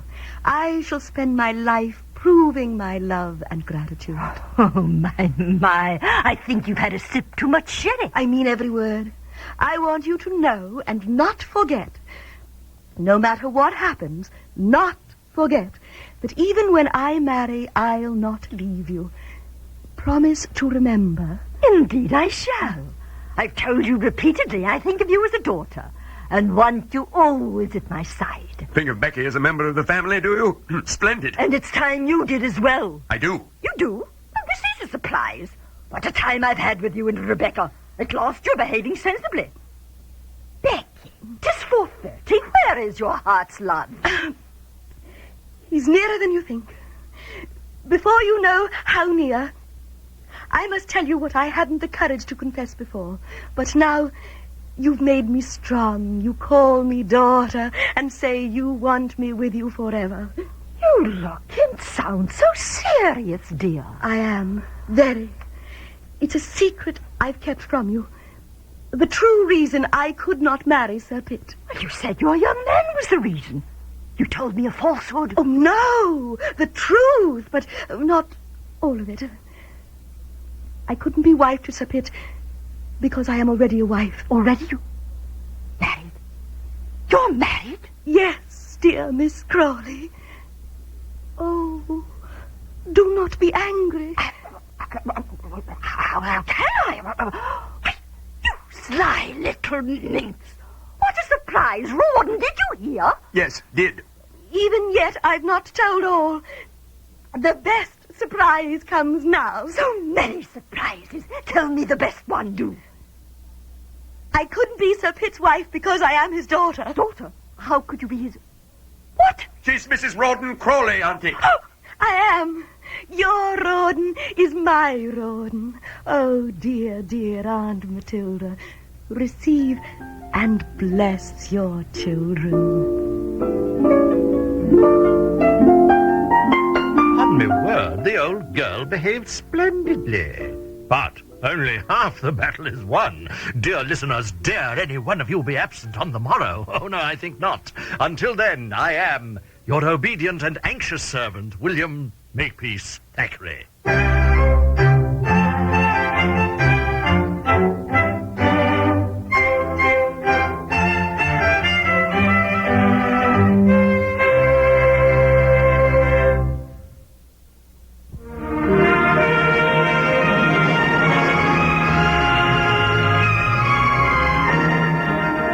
Author Studio has been brought to you by Daytrill, the new non-aspirin pain reliever from Bristol Myers. This program comes to you from the Radio Playhouse.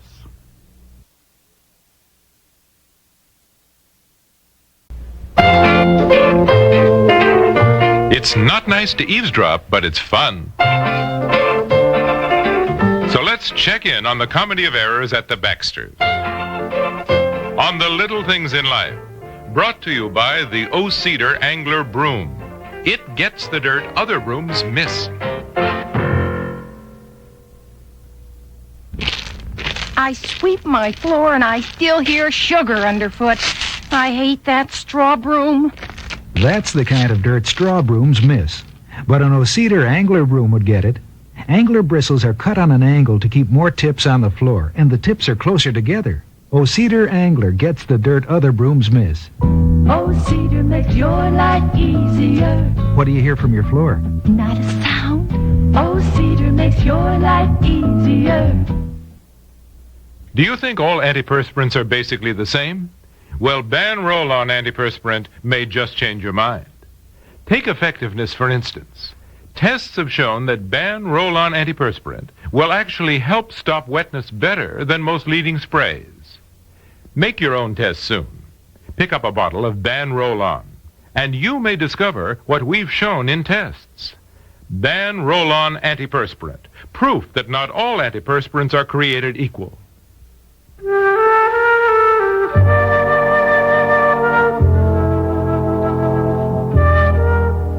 Well, good night, dear. You going to read? No. You? Yes, I think I will for a while. Oh. You mind? No. Okay. Oh, I'm sleepy. Well, maybe you'll go right to sleep as soon as your head hits the pillow. What's the matter? I don't know. I can't seem to get comfortable.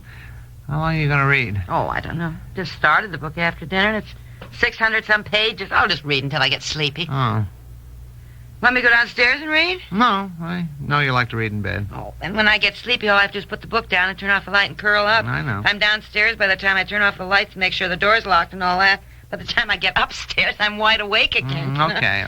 Light bother you? I keep my hand over my eyes. I can't seem to sleep anyway. Oh. I was so tired when we came upstairs, I didn't even think I had the energy to undress. Now I'm getting wide awake. Yeah, we'll stop talking. Maybe you'll go to sleep. Well... What? Nothing. Forget it. You want me to turn the light off? Yes, I do. Well, why didn't you just say so? Because you want to read, and then you get mad. I'm not mad. You're the one who sounds mad. Forget it. Go ahead and read. Well, I think we better discuss this. I mean, without getting mad, I do believe the time has come that we've got... Time has come for what? To face the fact that we better give up the double bed and get twin beds. Why? How does that help? If the light's on in the room... No, I wasn't thinking of that. The fact is, I mean, you really are sort of a bed hog. Bed hog. A thrashing bed hog. That's nice. That must be fun to sleep with. Well, your mother warned me years ago when we got married. She said, get twin beds, Bob thrashes around. Always has since he was a little boy. And half the time winds up with the bedclothes on the floor or all around his neck and his head at the foot of the bed. I've gotten over that. I was a kid then. Well, you don't give me very much room. I don't? No, you don't, dear. You thrash around in your sleep and then you start inching over further and further and further. Then I find myself on the edge of the bed and I can't even turn over. Well, I probably want to cuddle. Oh, cuddle. Silly, you're dead to the world. And a dead weight, too, and I try to push you back to your own side of the bed. Oh, I'm sorry. And you know you do the same thing when we're walking down the street? You keep inching me over further and further until I'm practically off the curb and walking in the street. I do? Yes, you do. Well, okay, if we're playing truth or consequences here, the main reason I keep getting on your side of the bed is that you generally take all the covers. Oh, I do not. Yes, you do. I can feel them being pulled off me, either gradually or with one big sigh, you turn over and give a big yank, and all the covers zoom over on you, and I'm left out in the cold. Oh, really? I'm sorry. Hey, there's a dilly. What? A romantic blanket. Cover lover. Very good. Well, where were we? You were stealing all my... Oh, no, I know what I was going to say. The reason I take the covers, or you say I do... You do? All right, is because, and you're not going to like this, is... No, I won't say it. What? No. No, go on and tell me.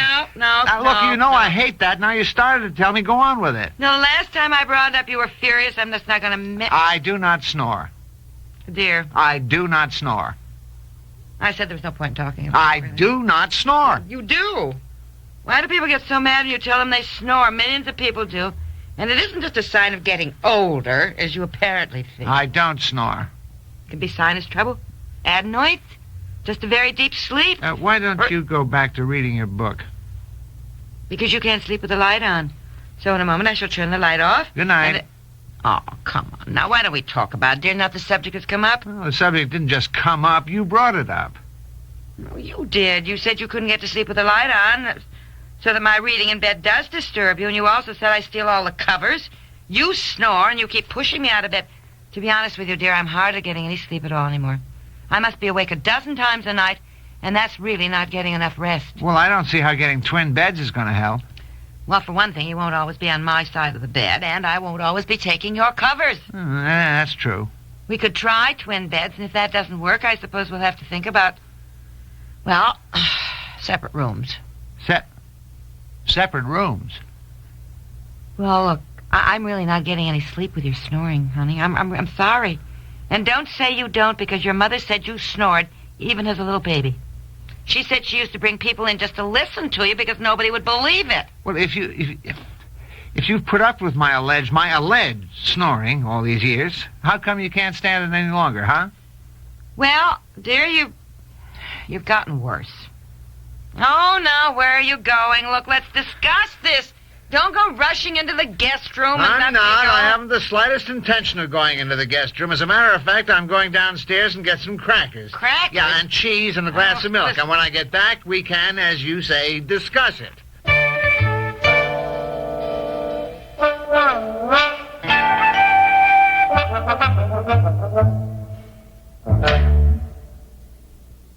I know we share everything, hon, but next time, could you keep your cold to yourself? This was your cold, dear. You sneezed first. You were sniffling before that. Think of the money we spend on nasal sprays. That's why I bought 4-way nasal spray today. It can cost a lot less than the leading brand. A lot less. Yeah? And you can't buy faster decongestant relief than 4-way. Here, just follow the directions. Hey, that's a blast. I know. I bought 4-way for me, too. And think how much we'll save on 4-way with all the colds you get. You mean all the colds you give me? Mystery meat again. The food hasn't changed since the last time I was in college, but I have. 12 years later, 12 gray hairs. The only gray hairs in the entire class. So, I tried Loving Care Color Lotion from Clairol. It has no peroxide, just covers up gray without changing your natural color. Loving Care made my hair softer and shinier. And 2 boys wanted my number. Loving Care Color Lotion from Clairol. It's good for your hair.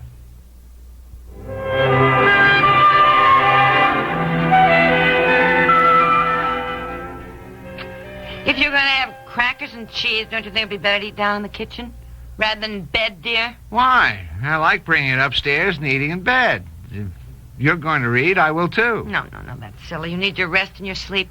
You have to get up and go to work tomorrow. That's what I meant when I suggested separate rooms. I like to stay up late reading, and since the light keeps you awake, it's I don't like the idea of having separate rooms. Well, you could keep this one. After all, it's called the master bedroom. And where were you planning to go? Honey, I'm not planning anything. I just brought up these trivial matters, you know. Well, it doesn't seem to me they're so trivial if you're not getting any sleep and I'm keeping you awake with my snoring all the time. Oh, I knew I should never have said anything. I'm sorry. Well, as a matter of fact, I guess I must snore since my mother and everybody else in the family has told me often enough. Does that annoy you? Well, sure. Nobody likes to think he's making such a racket that nobody in the house can sleep. Well, Evie says Fred snores, and she just tells him to roll over. People snore when they lie on their backs, I guess. Well, why don't you nudge me and tell me to roll over?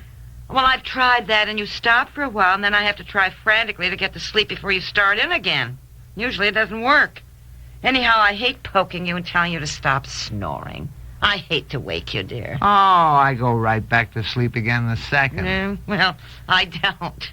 Well, as a matter of fact, I sent away for something a while ago. I saw it advertised in a magazine. What? Just a second. I think it's in my top bureau drawer. I never used it because it seemed kind of silly. What is it? But just a second now. Let me find it here.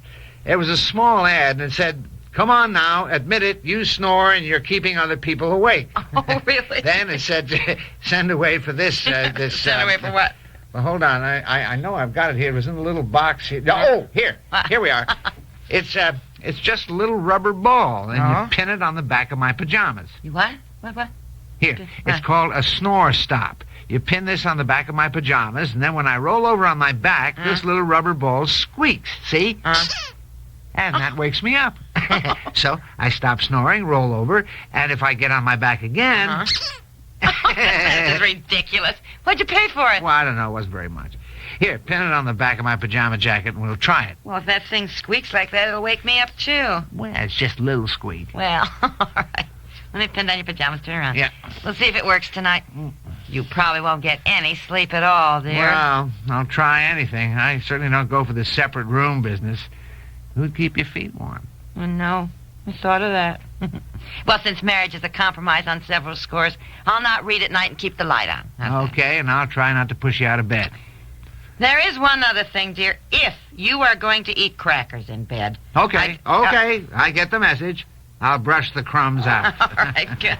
No, Alex. No. You want to wake the whole house? What's the matter, boy? Alex? No, honey, get off the bed. Alex, down. Now cut it out.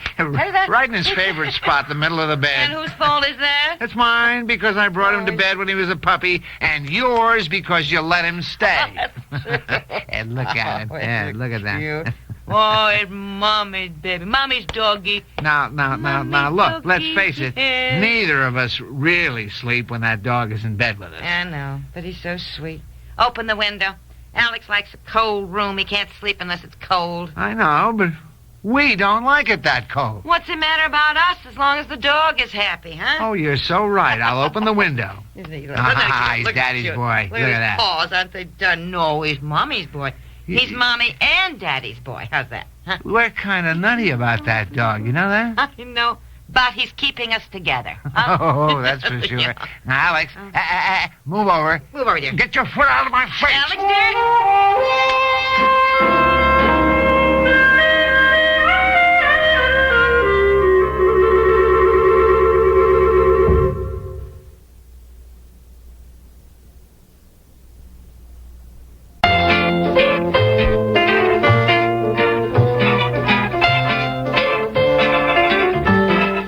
The Little Things in Life, created by Peg Lynch, has been brought to you by Ban Roll-On, America's leading roll-on antiperspirant.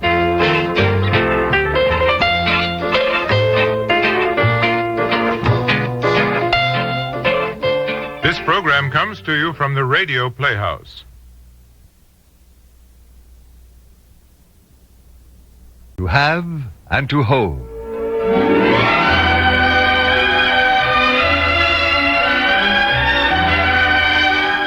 To have and to hold. The story of the traditional vows, the new morality, and the people caught in the conflict between them. Brought to you by Datril, the new non-aspirin pain reliever from Bristol Myers.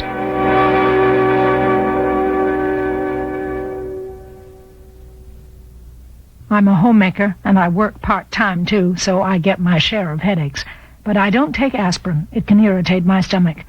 So I've used Tylenol. It's easier on my stomach. Then I learned about Datril. I compared labels and couldn't find any difference. Datril has the same pain reliever, no aspirin. Datril's just as effective as Tylenol. So now I compare prices and buy the one that costs less. Why spend more? Datril from Bristol Myers. Ask your doctor about it.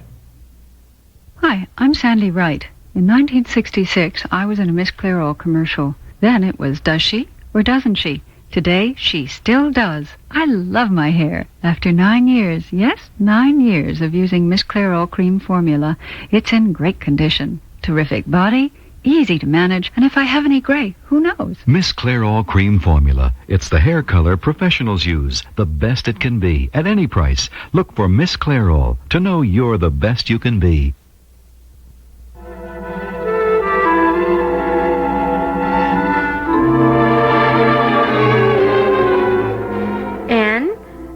Joe Gonzalez is coming for dinner tonight, isn't he?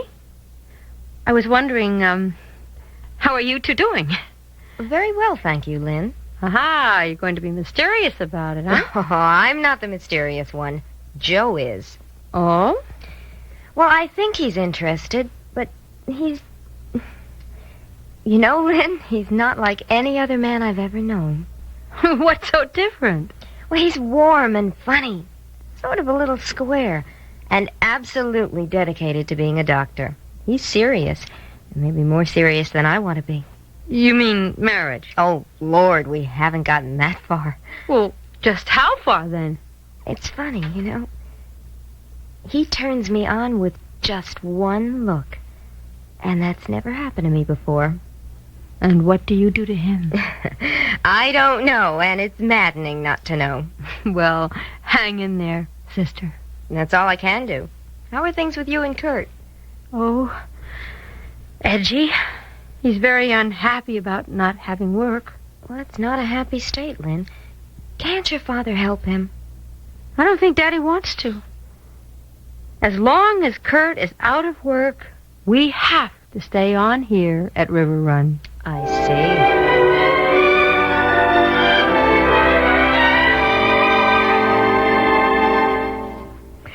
Robert, I wonder if I'm getting into something too complicated with that clinic idea I have. Well, Caroline, it won't be easy in several areas. What do you mean? Well, I think you're going to have a job on your hands just convincing young Gonzalez that he should be a part of it. Well, that's what I keep hearing, but I can't believe it. Well, your view of what may seem a fine offer may differ with his plans. And now, of course, that he's seeing Annie, that complicates matters. I don't see why. He may think you're trying to influence him. God, I wish I thought Kurt was that kind of a man, had that much character. Now, there's a man who would leap at every opportunity. I can't see that he's had a great many offered to him. Well, I'm sorry, Caroline. Just because he married Lynn is no reason why he should use my connections to help find him employment. Now, Robert, I find your attitude toward Kurt baffling, particularly since you are ordinarily a generous man. Like most so-called generous people, I'm basically selfish. I like to think the object of my generosity reflects upon my superior judgment. And my son-in-law does not qualify. Darling, don't you realize you're making Lynn unhappy? I'm very sorry about that, darling. But the sooner she recognizes Kurt for what he is, the better.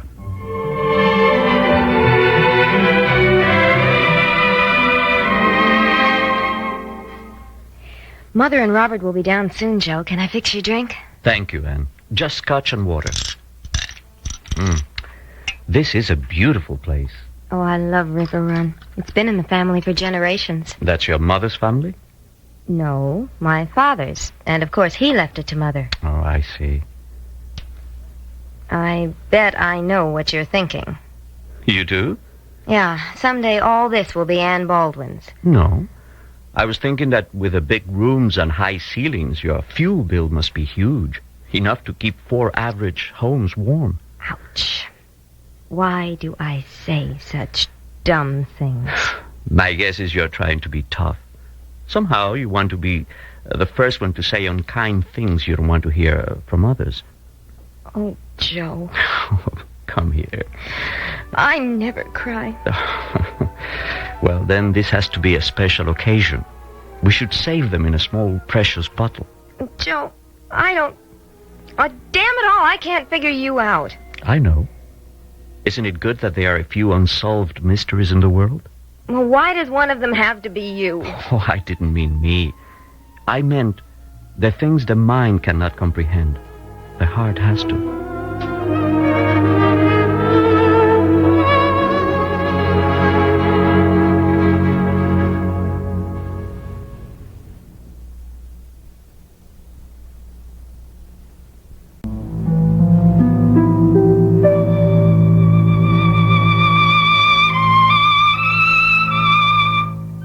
Lynn, couldn't we go out for dinner or have it brought down here? Why, Gert? I just don't feel like going up to the big house tonight.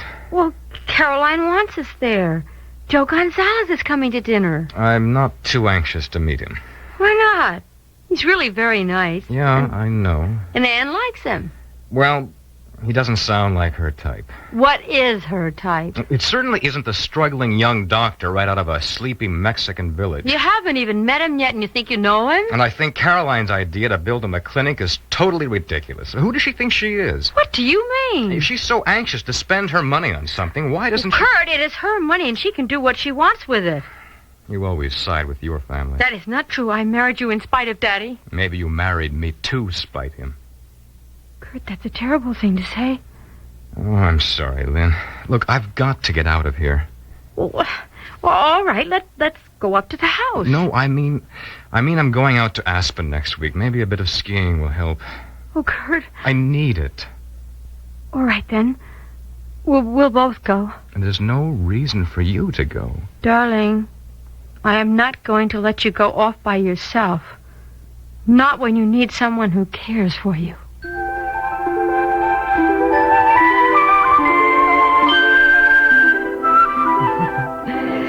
Does anyone want, anything? Well, there's always port. Yes, dear. In the library. Edith's putting out the coffee and brandy for us. That was a marvelous meal, Mother. Did Harris do it? Yes, I sent him to the new French cooking school, sort of a refresher course. You send your cook back to school? Caroline believes in improvement, Joe. You can always get better. And I am an example of her handiwork. Well, I guess I've been lucky. What? Caroline hasn't felt I needed improvement. Well, even Caroline recognizes hopeless cases. Well, if we're finished here, we may as well adjourn to the library. What, no brandy and cigars? Yes, in the company of the ladies, if you dare. Oh, Dr. Gonzalez. Yes, Mrs. Carter. Could you wait up a moment, please? Of course. Oh, will you all go ahead? Dr. Gonzalez and I will be in shortly. All right, come on, Annie. We may as well entertain each other while your mother plots with a good doctor. I hope you'll forgive me for luring you to dinner under false pretenses. I don't understand. Well, that's not to say that we're not delighted to have you visit, but I did have another motive. Well, it's very well concealed, Mrs. Carter. The dinner was a marvelous disguise. I have an idea, or a suggestion, and I'd like you to think about it, and not give me your answer right away. Well, this is the most intriguing after-dinner treat I've ever had. Well, I hope it'll last longer than that. Anyway, I've wanted to do something to say thank you for having saved Jennifer's life. Oh, well, Mrs. Now, Carter, I know. please Now, don't... please forgive me. I'm aware of how you feel about being thanked, and I appreciate it.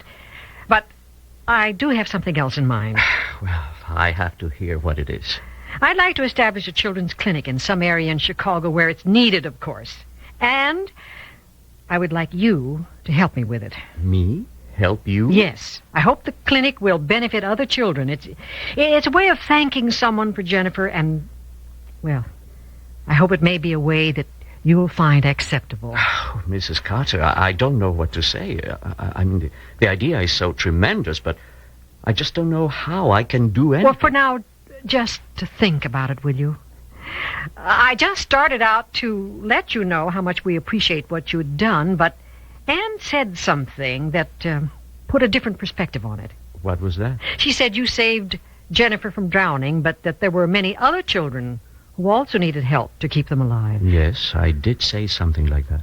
And so, maybe, together, we can do something about it. If you're willing.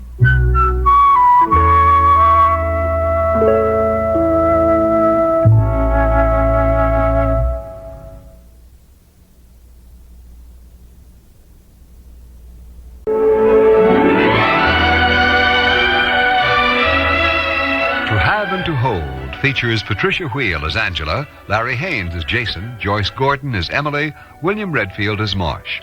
Also appearing were Vicky Vola, Rosemary Rice, Ian Martin, and Sharita Bauer. Produced and directed by Ernie Ricca, written by Mary Dornheim, and brought to you by Loving Care Color Lotion from Clairol. This is Ken Roberts.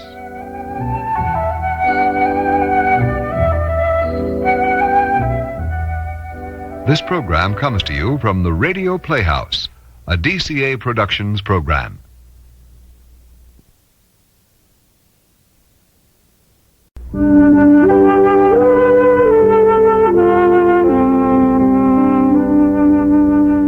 Love is gentle, faithful, swift, passionate, blind, and wondrous. All these are faces of love. In a moment, young Kate Wakefield, venturing into today's world of confusing freedoms, brought to you by Natural Wear Miss Clairol, to know you're the best you can be.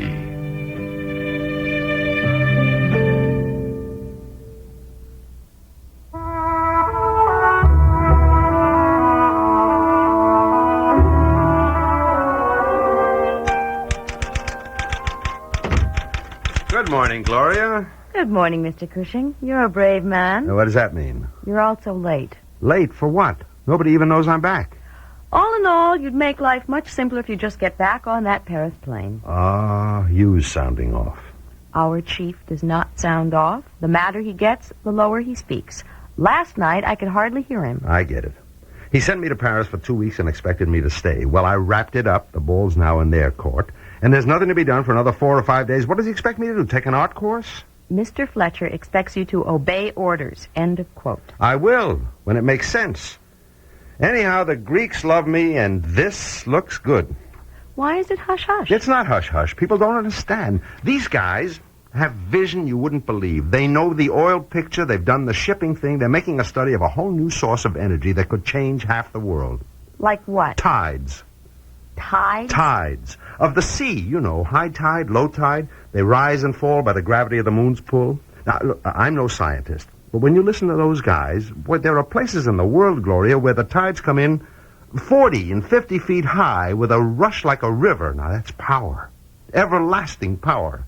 It'd never give out. These guys want to build the first plant to convert tidal power into electricity. They want us to do it. Marvelous. Where? That's what they're working on now. They have to get government consent. There are a lot of things involved, but if we do it for them, it'll put this corporation on the top of the energy world. We'd be pioneers, like the guys who built the first space rocket. You, Fletcher, would be talking in billions. You mean Tony Cushing? No, I'm second man here. I don't forget that. But you're going to be first someday. Thank you for the vote, Gloria. Meanwhile, I'll go to Paris when the boss sends me, but I'll come home when I decide. Oh, I forgot. You are late now. Late for what? Mrs. Cushing is in your office. Claire, when did she get here? About 20 minutes ago. She's having coffee on your desk without any sweetener. I get it. As it happens, I want to see her. Good morning, Claire. Tony, where on earth have you been? Paris, as you very well know. I mean this morning. Do you always arrive this late? I was conferring with my secretary. I'm glad to see you, Claire. Are you really? How nice. As a matter of fact, if you hadn't called on me, I would have called you at your hotel later. Oh, my loss. I'd have given you better coffee. I'm sorry. It's the best we have around. When I got off the plane yesterday, there was a message at my office to phone you. Why? I like to keep track of you. When I phoned, I found Kate was there. Yes. Wasn't that a coincidence? You waited until I was out of town to see her. Now, why? Really, Tony, you are chauvinistic. Can't two women chat with each other? I'm sure it wasn't Kate's idea. She stayed quite a while. Why did you want to see her? Well, after all, darling, she's the girl you're interested in. Poor dear. She even has the idea you want to marry her. I do. I make no secret of that. I had to tell her what I've told you. I am not giving you a divorce, darling. I like my life as Mrs. Anderson. I've heard all that, Claire. What else did you tell her? I told her you'd make a perfectly dreadful husband. Oh, well, that may be true. But she imagines she's in love with you, so at that stage she hardly listened. Is that all? Haven't you seen her? Yes, I have seen her. Then why not ask her? I did. She had very little to say. She wanted to hear about Paris. How naive. Hasn't she ever been there? Claire, let's just stick to the point. She said only things that I believed reflected you. She said that because her late husband had been involved in drug traffic, she oughtn't to see me until it was all cleared up. Well, she's smarter than I thought. Did you say that to her, Claire? Certainly I said it to her. It's unthinkable that at this point in your career you'd get mixed up in anything like that. I told you before she had nothing to do with it. She was the devoted little wife. She went wherever he went. How do you know that? She told me. Oh, Tony, wake up. Kate Wakefield could ruin your life. On the contrary, she's made it suddenly sweet and worth living again. I think you believe that. I told Kate that I would give up my career before I'd let her go. Tony, you are out of your mind. Pleasantly so, perhaps. Oh. Well, for a moment you startled me. Kate might like those romantic words, but I know you. And I know what you went to Paris for. You wouldn't give up your future now for anyone on earth. Would you, darling?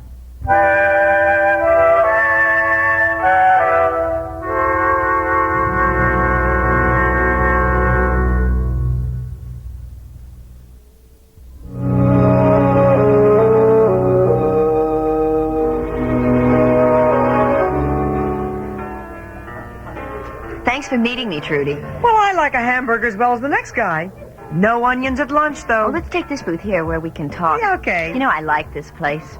Reminds me of Joe's up at Bellhaven, except there you'd always meet someone you knew. Yep. Wall-to-wall strangers in this city. Yeah, I like to watch them, though. Wonder who they are, if they have problems. Are you kidding? They got more problems than people in this town. I guess so.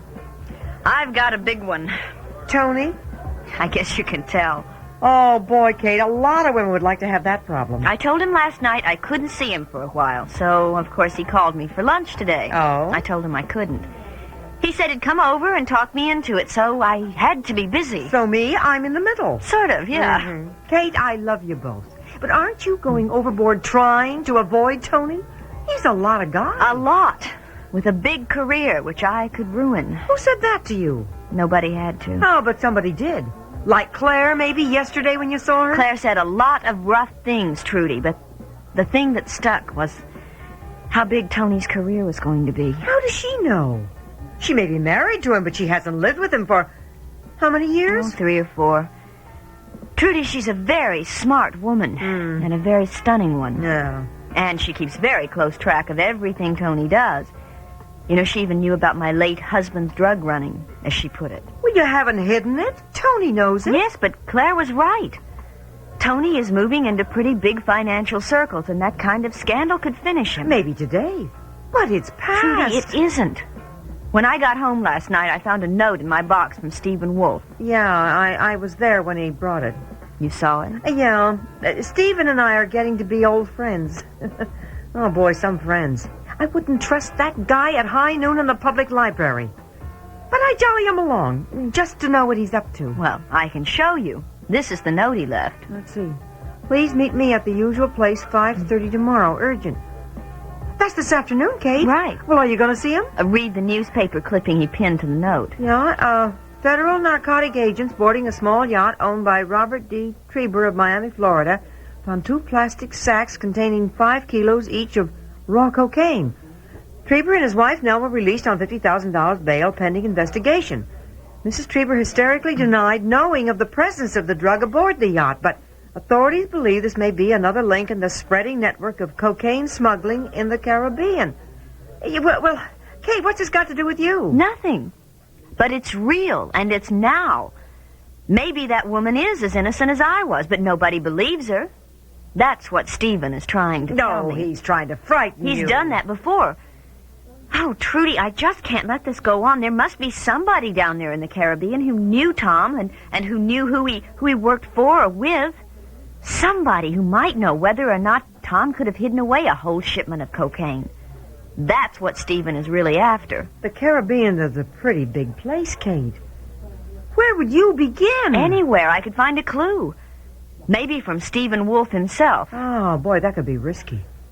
And suppose you went down there and found out that everything Stephen Wolfe has said is true. What could you do? Go to the authorities. And never be afraid again.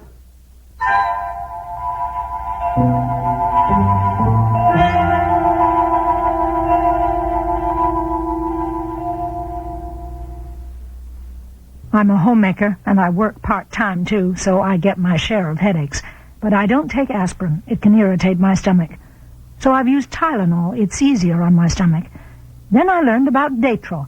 I compared labels and couldn't find any difference. Datril has the same pain reliever, no aspirin. Datril's just as effective as Tylenol. So now I compare prices and buy the one that costs less. Why spend more? Datril from Bristol Myers. Ask your doctor about it. Here's a special invitation to every woman and child who's ever appeared in a Miss Clairol advertisement, print, television, or packaging. Miss Clairol and Woman's Day magazine cordially invite you to join us at a gala reunion to celebrate Miss Clairol's 25th anniversary. All former models, please contact Miss Clairol or Woman's Day at Box 333A, FDR Station, New York, New York, 10022. The search is on for former Miss Clairol models.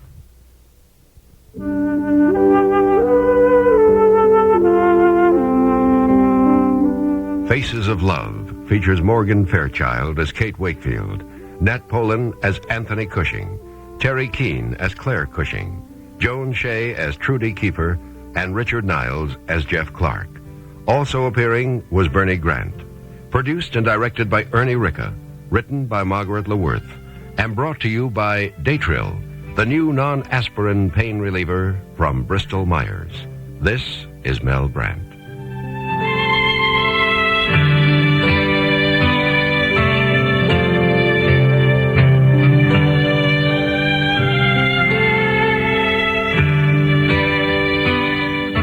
This program comes to you from the Radio Playhouse.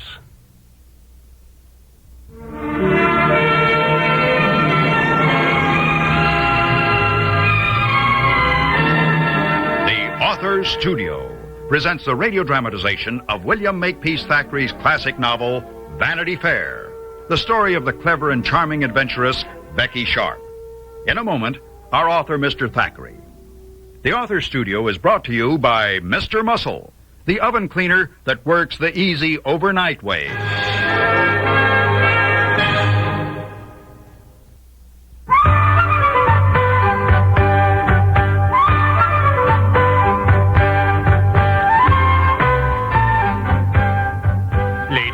Gentleman, your servant, as you know, William Makepeace Thackeray. Author, as you know, of Vanity Fair. 'Tis said all lovers are lunatics. Well, I won't go that far, but of a certainty they are touched with madness. I do not refer only to Rawdon and Becky. Refer to another lover pacing back and forth across the street from Amelia Sedley's house in Russell Square. The chap gives no thought to ice and snow. Warms his heart, if not his feet, to be near Emmy's house, knowing she is in it. George Osborne with such tender feelings. George, who seems to love Emmy only on Tuesdays and Thursdays, and sometimes Saturdays. No, nay, not that knave George. 'Tis Captain William Dobbin, with cold feet and warm heart. Dobbin, unloved by Emmy, who adores only George. Ah, there comes Emmy out the door.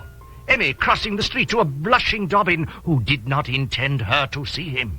Dobbin, it is you. I saw you through the window and wasn't sure. What are you doing over here? Waiting for George. Thought he might be calling on you. Why, no. I wish he were. Pity, I wanted to see him. Why didn't you come in? Wouldn't want to interrupt. Well, come in now. Oh, no, Emmy, thank you. Imposition. I'll be going along. Please, I'd been hoping you'd stop by. I say, have you? I very much wanted to talk to you. Do you? About George. Oh, George, yes. I can because you're his best friend.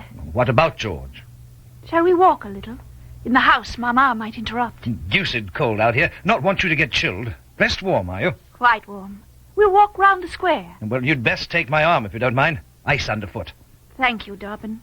Always, you're so kind and thoughtful. Oh, my pleasure. Now, what about George? I don't know about George. I don't know what to think about George. What's he done now? It's what he says. He'll be very sweet, and then not sweet. I never know what causes it. Oh, nothing. It's just old George, Emmy. It's how he is. Surely you know that by this time. I do, but lately he says such strange things. New things. New what things? He talks of losing me when he knows I would never, never stop loving him. Can he possibly believe I would? Doesn't he know how I love him? No, he knows. Look here, Emmy, it's all dramatics. That's George, too. I don't think so. I'll tell you his very words when last I saw him. Yes, may lose you, Emmy. Cruel circumstances could bring tragedy to pass. He meant it, Dobbin. I know he did. Tragedy? What the devil is he talking about? You don't know either? He's not talked to you of it? No. And when he left, he said lovely words. But the way he said them, Dobbin, as if he doesn't want me to be the way I am. Goodbye, dear, good, sweet, patient, uncomplaining Emmy. Oh, why did he sound so angry? I don't know, but I'll find out. You've my word on that. Oh, I could throttle George Osborne for wounding you, Emmy. Could and may.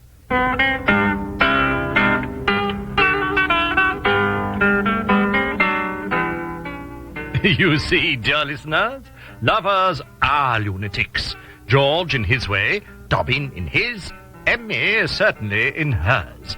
To say nothing of Rawdon, who we shall hear behaving like a lunatic when I return.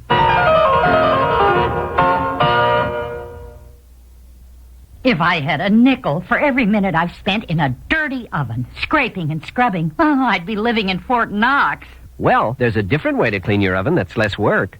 The overnight way, with Mr. Muscle. Oh, come on. It's true. With Mr. Muscle, you just spray it on at night, and while you sleep, its self-scouring foam lifts up the grease and grime. Really? So next morning, you just wipe clean. Well, Mr. Muscle really sounds like a good man to wake up to. This is what aerosol hairspray sounds like. This is what Final Net sounds like. The big difference in the way they sound is the big difference in the way they work. Final Net is not an aerosol. It's concentrated to give you a great long-lasting hold. There are no wasteful propellants. That makes it economical, too. 8 ounces of Final Net go as far as 24 ounces of aerosol hairspray. You get a great hold at a great price. Final Net, the first sensible alternative to aerosol hairspray.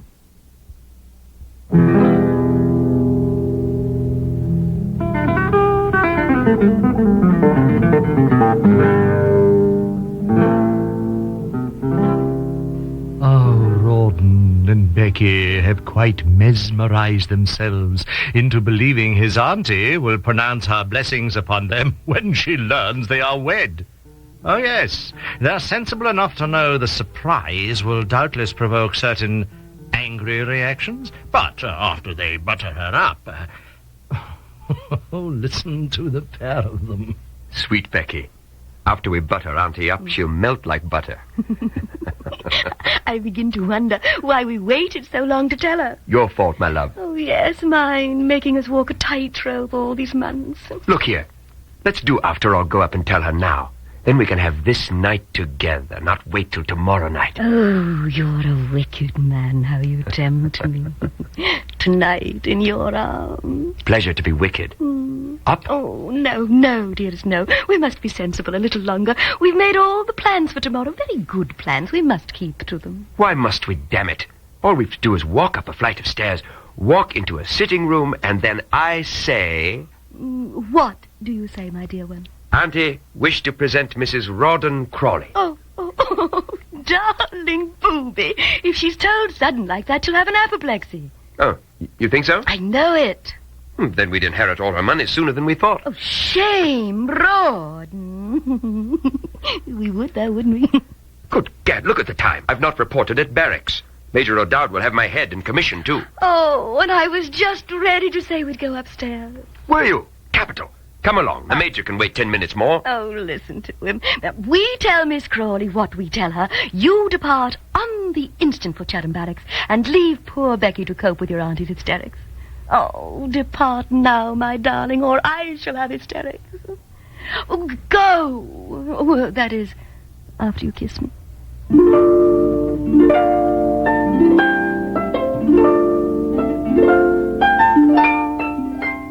Dobbin has met George Osborne just outside the gates of Chatham Barracks, and Dobbin wastes no time with pleasantries. Look here, George. I want some words with you, and it's no good trying to put me off. Have to put you off, old chap. No, damn it. I can't pay what I owe. Not been round to see my father yet. You'll get your money. Don't you always? Money? All you think of? Why don't you think of Emmy? Well, look who's here. Emmy. How did she get to Chatham Barracks? Ladies not allowed. Don't cut your rotten jokes with me. Not in the mood for it. Why do you torment that sweet girl? Oh, been round to see her, have you? Egad, anyone thinks she's your betrothed, not mine. Trying to take her away from me, are you? Can't be done, old boy. Emmy's hooked proper. Damn you for talking of her like that. Silly grin on your face. Past her on the street, we talked. Now, what's this about losing her? Why do you tell her such rubbish? Worry her sick, break her heart, making sport, cutting your simpleton jokes? Not jokes to her. Not making sport, not cutting jokes. Could lose her. Have to give her up. You gave me your word you'd not fool about with anyone else. That what you've been up to? Calm yourself, old sport. Not been fooling around. Emmy's papa has. Mr. Sedley? Fooling about with the stock market. Losing. His money chock-a-block. My papa says if Mr. Sed loses Emmy's dowry, I've lost Emmy. Can't marry her, and there's an end to it. I've been warning her, that's all, though she don't know what I mean. You'd throw her over, George. No fault of mine if her settlement's up the spout. No fault of Emmy's either. Look here, Dob. Don't want to lose her. Love Emmy. Then you'll not play the cad. Dowry or no dowry. Or do you love money more? No need to worry about it now. Mr. Sed's not in the almshouse yet. Maybe won't be. Maybe he'll... Oh, I say, here comes that bounder Crawley. Mind you, don't say a word against Becky Sharp. Why would I? He'll have you on the ground and his boot in your face. Captain Crawley. Captain Dobbin. Lieutenant. Captain? You look a happy man, sir, if I may say so. You may, and I am. Just came away from Becky Sharp. Care to comment, Osborne? Charming young woman, Becky. In my cups the other night. Didn't mean a word I said. And a good thing, too. See you about, gentlemen. Zounds. Good gad. Enthralled to that wench. You mark my word, Dobbin. She'll bring him trouble and serve him jolly well right.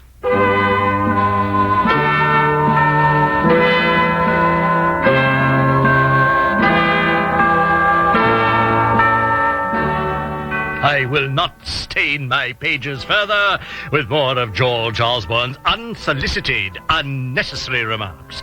I do, however, solicit your presence tomorrow, ladies and gentlemen. Your obedient servant, William Makepeace Thackeray.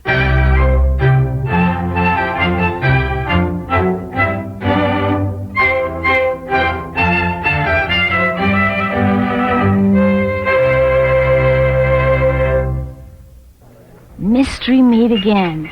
The food hasn't changed since the last time I was in college, but I have. 12 years later, 12 gray hairs. The only gray hairs in the entire class. So, I tried Loving Care Color Lotion from Clairol. It has no peroxide, just covers up gray without changing your natural color. Loving Care made my hair softer and shinier. And 2 boys wanted my number. Loving Care Color Lotion from Clairol. It's good for your hair. I'm a homemaker, and I work part-time, too, so I get my share of headaches. But I don't take aspirin. It can irritate my stomach. So I've used Tylenol. It's easier on my stomach. Then I learned about Datril. I compared labels and couldn't find any difference. Datril has the same pain reliever, no aspirin. Datril's just as effective as Tylenol. So now I compare prices and buy the one that costs less. Why spend more? Datril from Bristol Myers. Ask your doctor about it.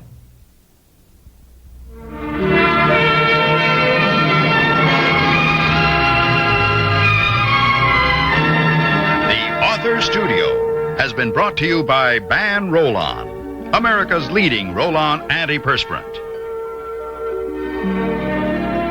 This program comes to you from the Radio Playhouse.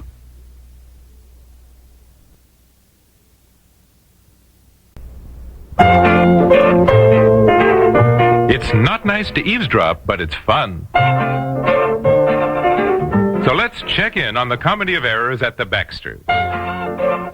On the little things in life, brought to you by the O-Cedar Angler Broom. It gets the dirt other brooms miss.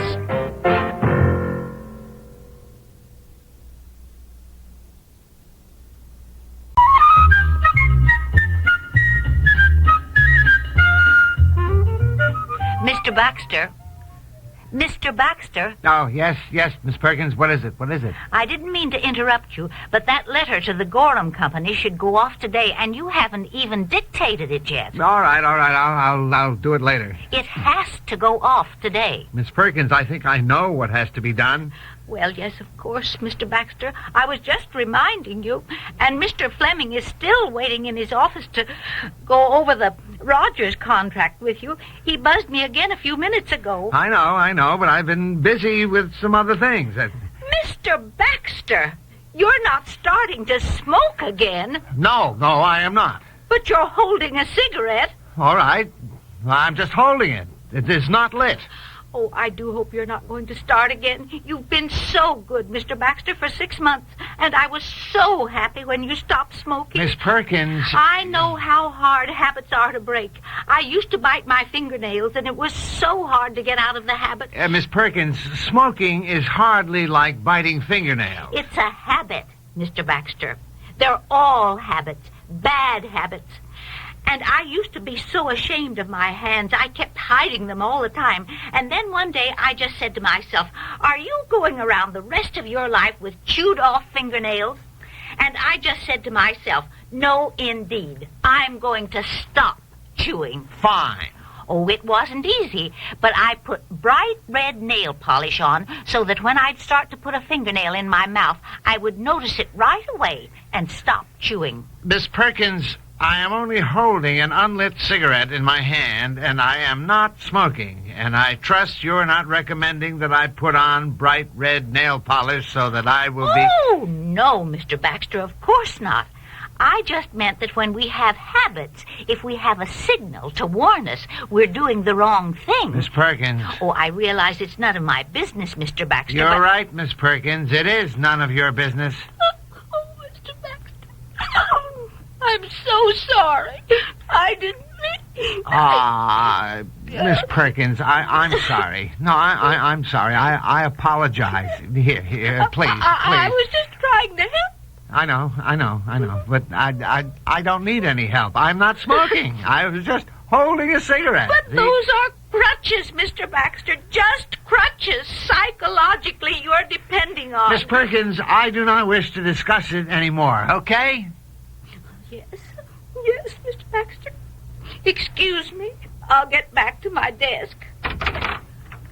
Oh, Mr. Fleming, excuse me. Bob, I've been waiting to go over those Rogers contracts with you. Yeah, well, later, Bill. Was something wrong? No, I'm just busy with some other things here. Well, Cranshaw's been yelling at me about it. Well, I guess we can do it this afternoon. It's almost time for lunch now anyway. Are you going to join us? Jack and I are going over to the tap room. No, thanks anyway. As a matter of fact, I think I'm going on home for the day. Going home? We have to wind up that contract. And there's a conference with Kimball at 4 o'clock. Oh, to heck with it. All of it. I'm going home. What'll I tell Cranshaw? I don't care. Tell him anything. I'm going home.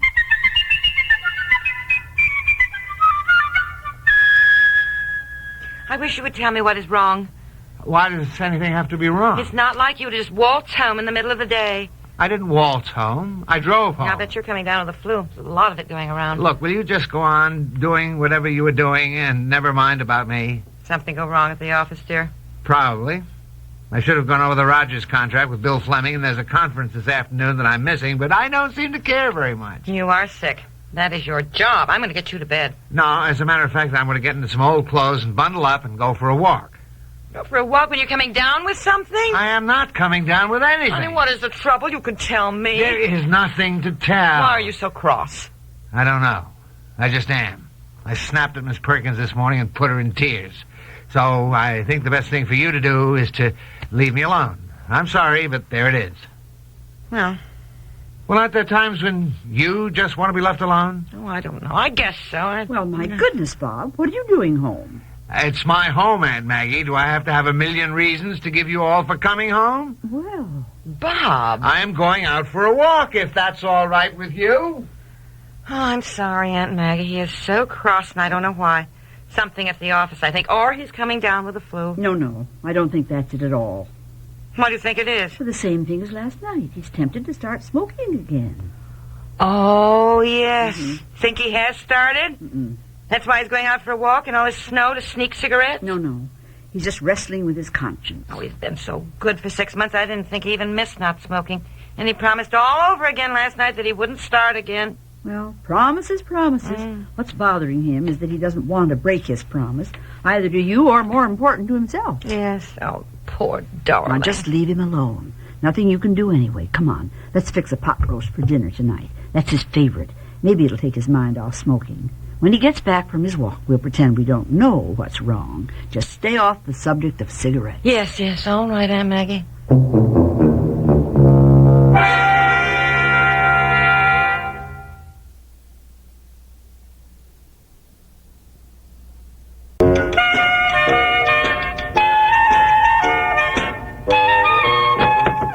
There's got to be one here somewhere.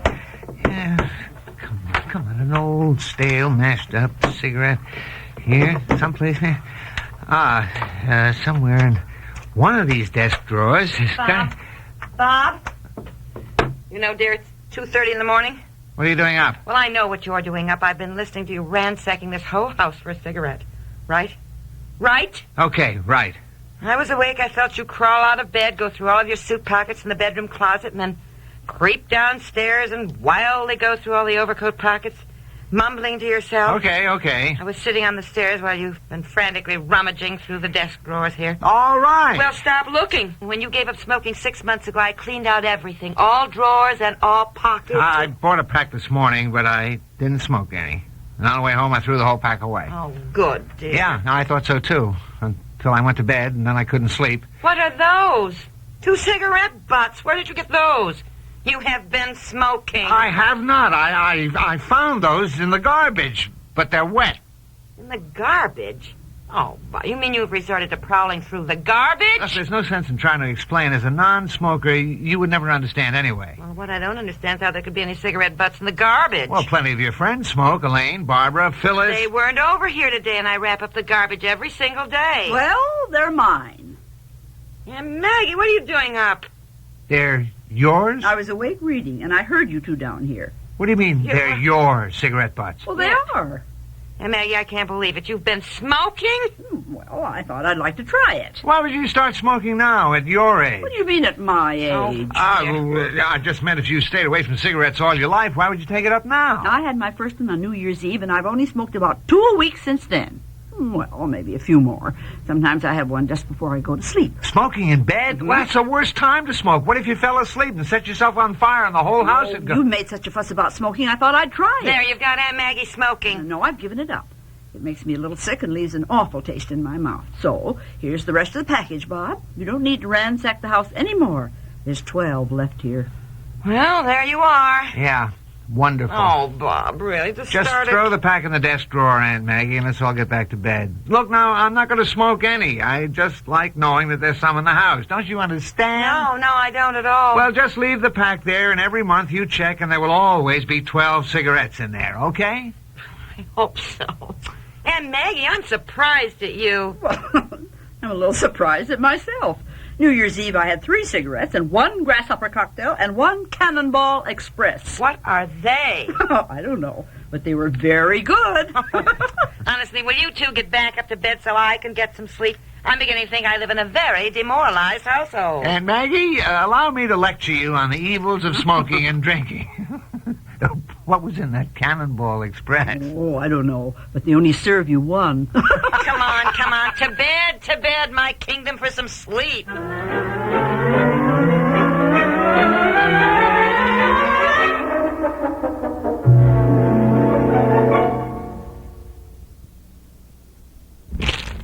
I sweep my floor and I still hear sugar underfoot. I hate that straw broom. That's the kind of dirt straw brooms miss.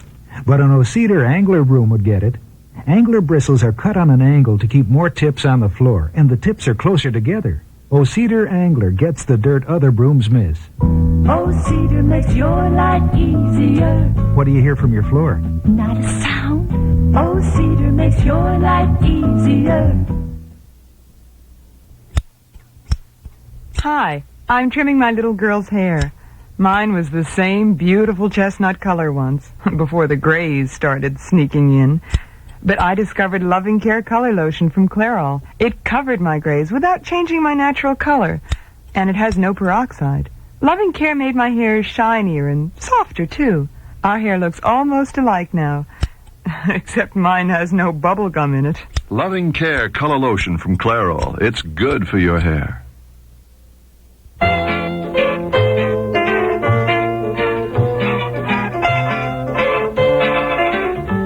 The Little Things in Life, created by Peg Lynch, has been brought to you by Natural Wear Miss Clairol. To know you're the best you can be.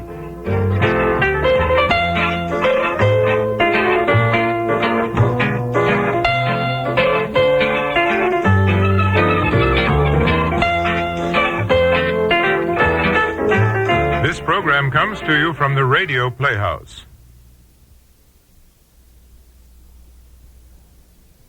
To have and to hold.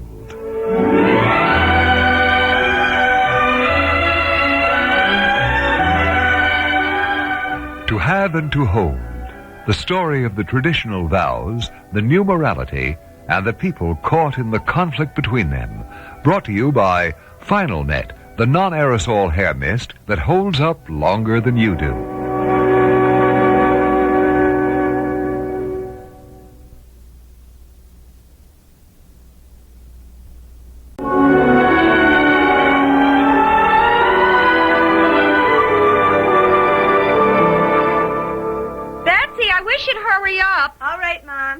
Coming.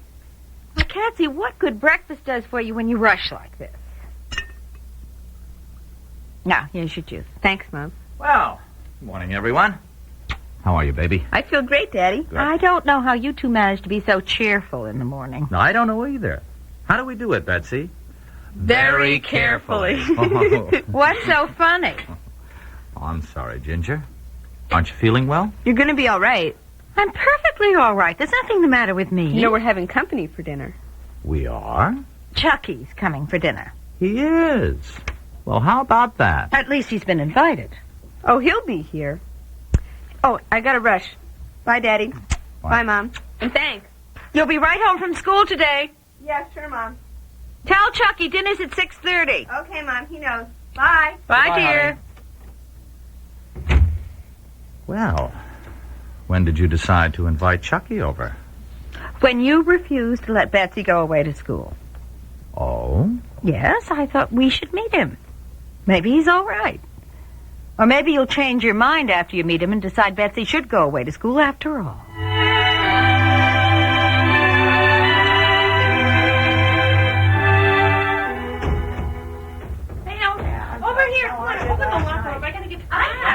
Hey, Betsy. Hi, Chucky. How's it all going? Awful. I didn't do my math homework. Oh, last boy. night. Jackson's a real meanie on late homework. Yeah. Look, I'll slip you mine during the first period. Thanks, Chucky. You are coming to dinner, aren't you? Sure. I asked my aunt to wash my best jeans, and she thought I was kidding. Oh, I gotta go home right after today. I thought we were going to wash my car. I want to. Well, Mom asked me. Okay. Hey, you got any money? Yeah, sure. What do you want? Well, you can pay for lunch today. I'm all tapped out. Okay. I paid $17 for that new radiator thing I wanted. Wait till you see it. You got the one with the wings on it? Yeah, it looks like a flying Wonder Woman, ready to take off. Shazam! Alakazam! And here we are at English Lit. And Miss Prescott. Ugh. Ain't she a dream? What is it today? Richard III? Some name like that. Will you please open your books now, please?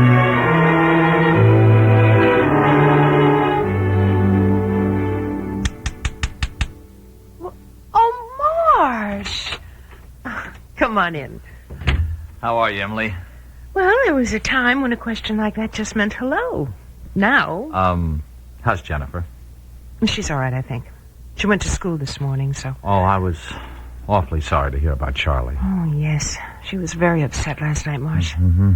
Losing a pet can be very traumatic for a child. How about losing a parent? Now, Emily, don't give up hope. I won't, if you'll tell me what we're all hoping for. A miracle? Always. Life is full of miracles. Any doctor will tell you that. What's the average on brain tumors? I don't know. We haven't heard from the outlying precincts yet. Would you like some coffee while we're waiting for the results? You bet I would Okay. like that. How are things at your house, Marsh? About the same. Ginger wants to send Betsy away to school, and Betsy and I are holding her off for the time being. Oh, don't send her away, Marsh. The time you have with them is all too short anyway. Yes, I know. Did Angela get home last night? No, she stayed on here. After dinner we tried to talk, but Bobby and Susie were here, so we couldn't get on to topic A, which, come to think of it, can get to be a bore. Not you, Emily. Yes, me. Look, if I get bored with all this talk about my illness, can you imagine what it's like for someone else?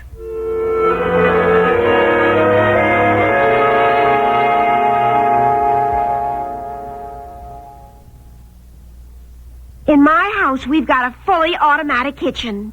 Me. And the worst job I've got to do is scrape and scrub that dirty oven. Well, there's a different way to clean your oven that's less work. The overnight way, with Mr. Muscle. Promises, promises. It's true. With Mr. Muscle, you just spray it on at night, and while you sleep, its self-scouring foam lifts up the grease and grime. That's a good idea. So next morning, you just wipe clean. You know, I've got a feeling that Mr. Muscle's going to be a good man to wake up to. Do you think all antiperspirants are basically the same? Well, Ban Roll-On antiperspirant may just change your mind. Take effectiveness, for instance. Tests have shown that Ban Roll-On antiperspirant will actually help stop wetness better than most leading sprays. Make your own test soon. Pick up a bottle of Ban Roll-On and you may discover what we've shown in tests. Ban Roll-On antiperspirant. Proof that not all antiperspirants are created equal.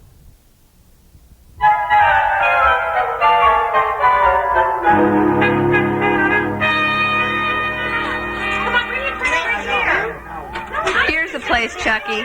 Jeez, this place gets worse every day. We could go outside, but it's so cold. I don't know which is worse, the food or the noise. Ew, what's that? That's ravioli a la American. Noodles and tomato with cheese. It looks like cheese. It tastes like... doesn't have any taste at all. That's good. I wish I could say the same for my meatloaf. I hate meatloaf. Why'd you get it? I want to lose weight. You get your math homework in okay? Yeah, thanks. I hope your answers are right. I don't think it makes any difference with Jackson. He hands in a piece of paper and he checks it off and that's it. How did he grade you then? Well, he puts all the names in a hat, and the first 10 he pulls out gets an A, and then the... I hope I get an A. Maybe I could put in a good word for you, my dear. If I get good grades, at least Mom can't use that as an excuse to send me away to school.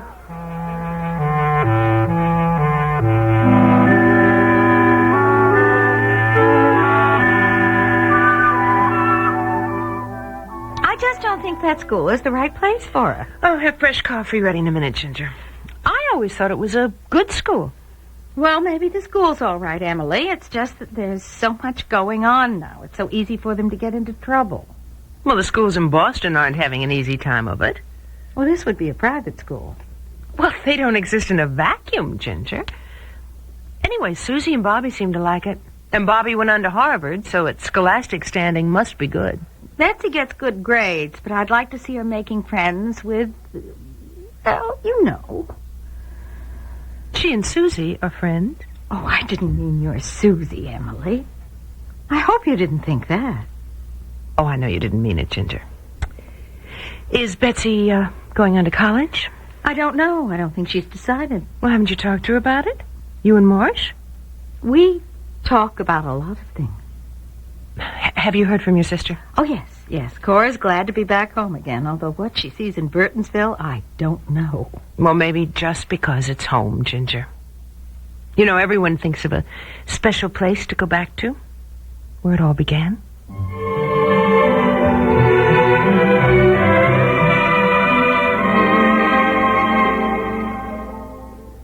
Well, would you like another root beer, Chucky?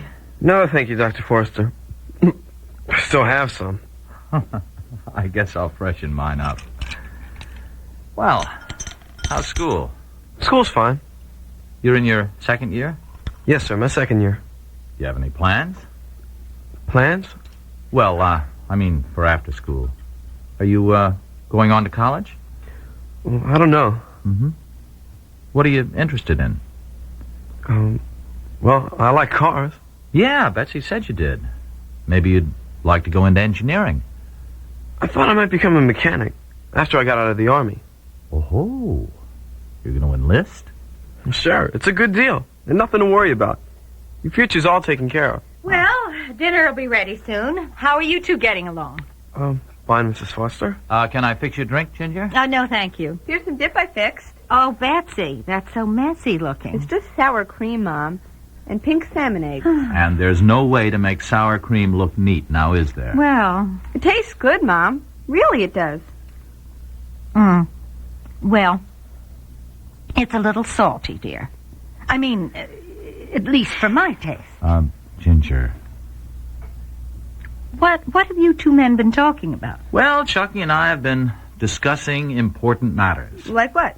Oh, Chucky's future, for instance. Oh, what are your plans, Chucky? I thought just maybe I'd go into the Army. Oh, the Army. Well, there's the Navy, too, you know. Even the Air Force. I did think about the Marines. Well, what does your mother say? My mom's dead. Oh, I'm sorry. Betsy, you never told me. You never asked me, Mom. Well, let's all drink up, huh? And your father? He's away. Oh, I see. Mom, I think I heard the buzzer for the oven. Oh? So did I. So let's adjourn to the dining room. You have a treat in store for you, Chucky. The specialty of the house is meatloaf.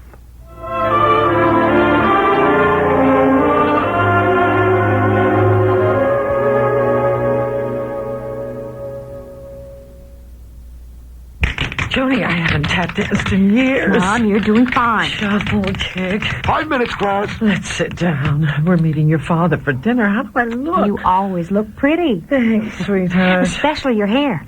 Mom, the class is starting. Oh. Even when you can't hold up any longer, your hair can with Final Net. Final Net is not an aerosol. There's no wasteful propellant. It's concentrated to hold your hair all day. Final Net holds up longer than you do. As anyone knows, hair is only as beautiful as the condition it's in. Natural Wear Miss Clairol shampoo formula conditions while it colors, makes your hair healthy looking and manageable while it adds natural glowing color that covers gray. And it's so easy to use. Just shampoo it in for fresh, young color that stays color true week after week. For conditioning hair color, the best it can be, at any price, Natural Wear Miss Clairol, to know you're the best you can be.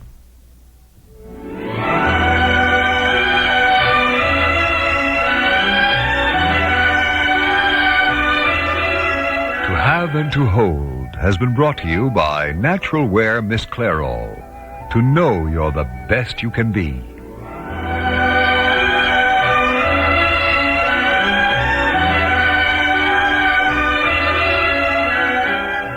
This program has come to you from the Radio Playhouse, a DCA Productions program.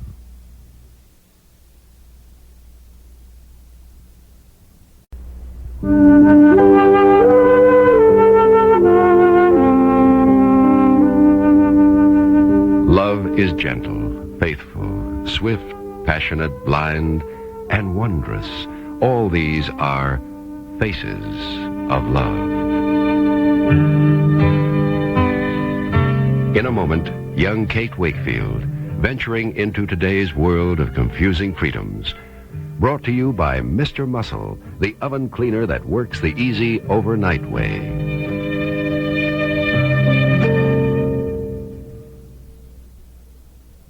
I know we share everything, hon, but next time, could you keep your cold to yourself? This was your cold, dear. You sneezed first. You were sniffling before that. Think of the money we spend on nasal sprays. That's why I bought 4-way nasal spray today. It can cost a lot less than the leading brand, a lot less. Yeah? And you can't buy faster decongestant relief than 4-way. Here, just follow the directions. Hey, that's a blast. I know. I bought 4-way for me, too. And think how much we'll save on 4-way with all the colds you get. You mean all the colds you give me? Did you know that a 1.5-ounce bottle of Ban Roll-On antiperspirant costs about the same, yet lasts longer than most 5 or 6-ounce sprays? Listen to this. Averaging 2 seconds of spray per application each side each day. The longest lasting of the leading antiperspirant sprays gives you 37 days of protection. On the average, Ban Roll-On will give you 51 days. That's 38% longer. And tests have shown that Ban Roll-On will help stop wetness better than most leading sprays. Ban Roll-On, so economical yet so effective.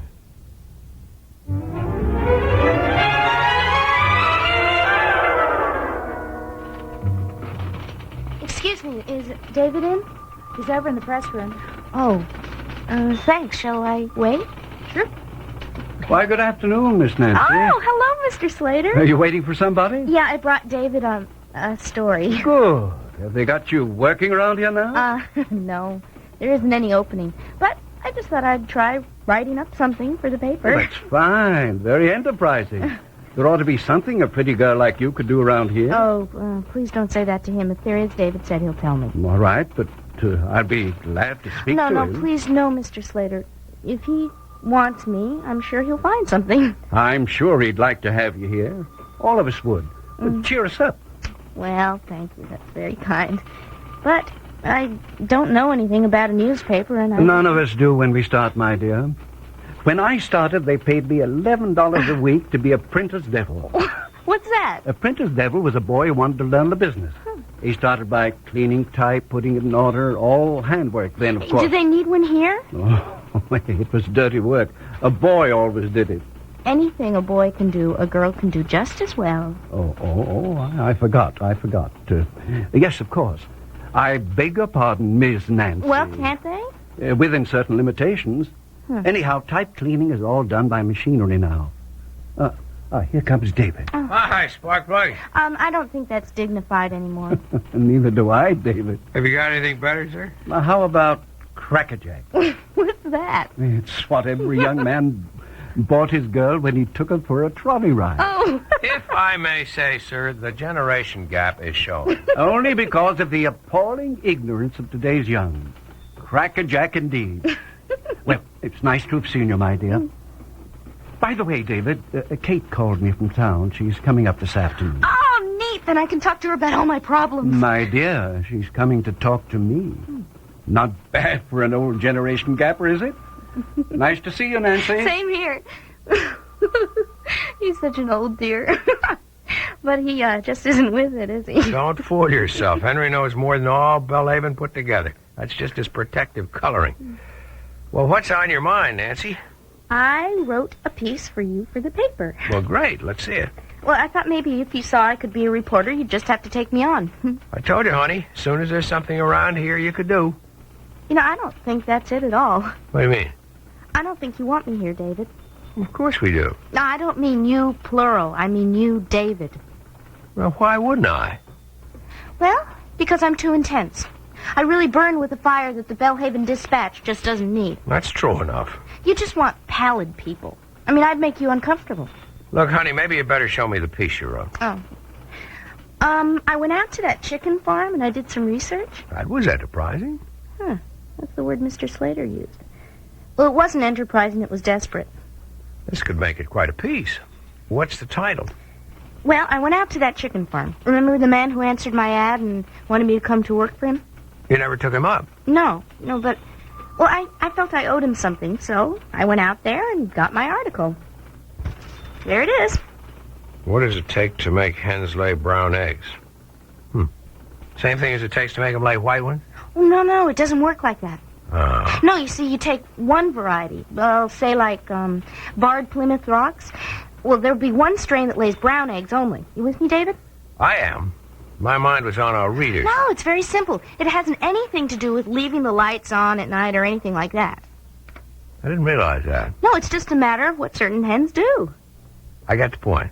Well, you will read it. I wouldn't miss. And, David, you don't have to be charitable. I mean, if I haven't got it... Oh, you've got it, honey. Are you kidding me? No, but I'm beginning to think I'm kidding myself. David? Yeah? Do you think I ought to end it all and go into the city? I sure do. But let me know where. Somebody's got to keep an eye on you. Thanks, David. Bye.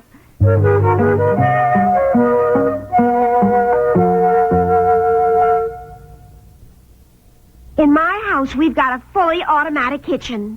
Me. And the worst job I've got to do is scrape and scrub that dirty oven. Well, there's a different way to clean your oven that's less work. The overnight way, with Mr. Muscle. Promises. It's true. With Mr. Muscle, you just spray it on at night, and while you sleep, its self-scouring foam lifts up the grease and grime. That's a good idea. So next morning, you just wipe clean. You know, I've got a feeling that Mr. Muscle's going to be a good man to wake up to. Here's a special invitation to every woman and child who's ever appeared in a Miss Clairol advertisement, print, television, or packaging. Miss Clairol and Woman's Day magazine cordially invite you to join us at a gala reunion to celebrate Miss Clairol's 25th anniversary. All former models, please contact Miss Clairol or Woman's Day at Box 333A, FDR Station, New York, 10022. The search is on for former Miss Clairol models.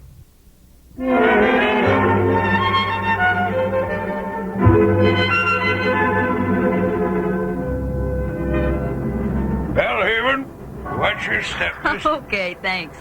I'm all right. Bye. Kate! Joy, what a surprise. I've got the car over there. Well, how did you know I was coming home? Really, Kate, you come so seldom. You ought to let your own sister know. Oh, I'm sorry. It's all right. But Nancy heard it this afternoon from Henry Slater. I just hate to learn about my family from outsiders. Here's the car. Oh, well, you hop in first, Joy. You know, this is really wonderful of you. It's nothing. I'm on the road all day. There we are. Oh. I am glad to see you, Kate. Don't think I'm not glad to see you. Hey, what happened to all the snow? Oh, our midwinter thaw. Kate, you look very successful. Very career girl. You look marvelous, Joy. Oh, I just keep forgetting how great it all is here. Best place in the world to live and bring up children. I'm sure it is. Kate, you will have dinner with us tomorrow night. Well, I'd planned to go back to the city tomorrow. Oh. I had something I wanted to talk to you about. Jim and I both have. Oh, honey, well, in that case, I might as well tell you. It's Nancy. Trouble?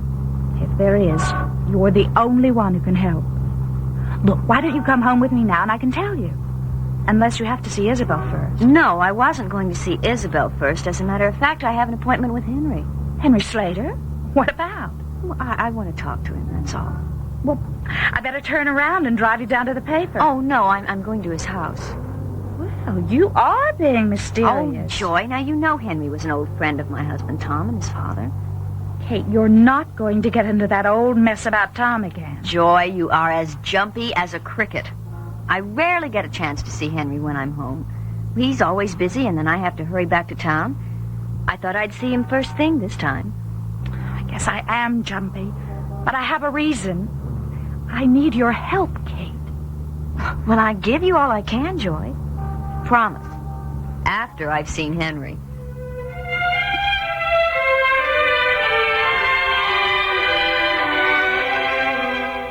Kate, my dear, this is a great pleasure. Oh, it's very nice of you, Henry, to take time in your busy day. My busy day, as you call it, is over.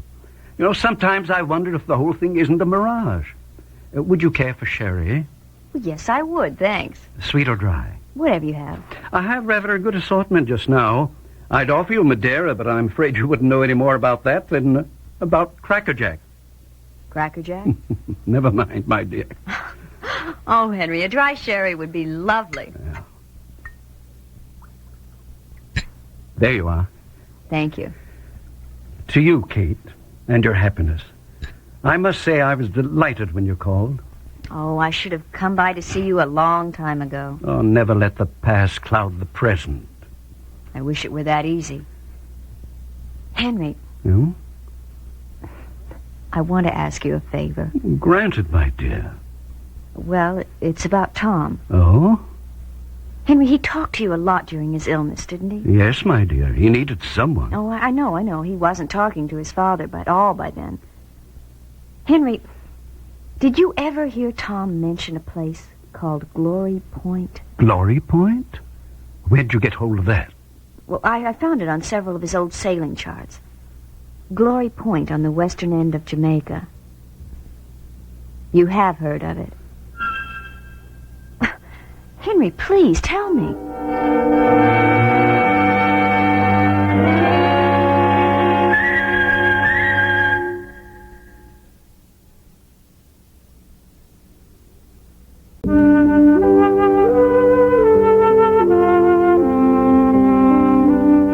Faces of Love features Morgan Fairchild as Kate Wakefield, Nat Polan as Anthony Cushing, and Joan Shea as Trudy Kiefer. Also appearing were Allison Argo, Carol Boardman, and Guy Rep. Produced and directed by Ernie Ricca. Written by Margaret LeWorth. And brought to you by Loving Care Color Lotion from Clairol. This is Mel Brandt.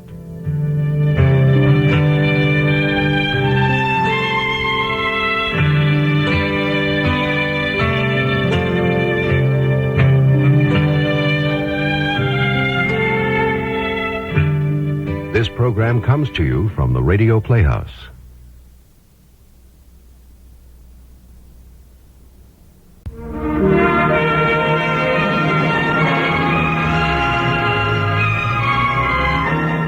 The Authors Studio presents the radio dramatization of William Makepeace Thackeray's classic novel, Vanity Fair, the story of the clever and charming adventuress Becky Sharp.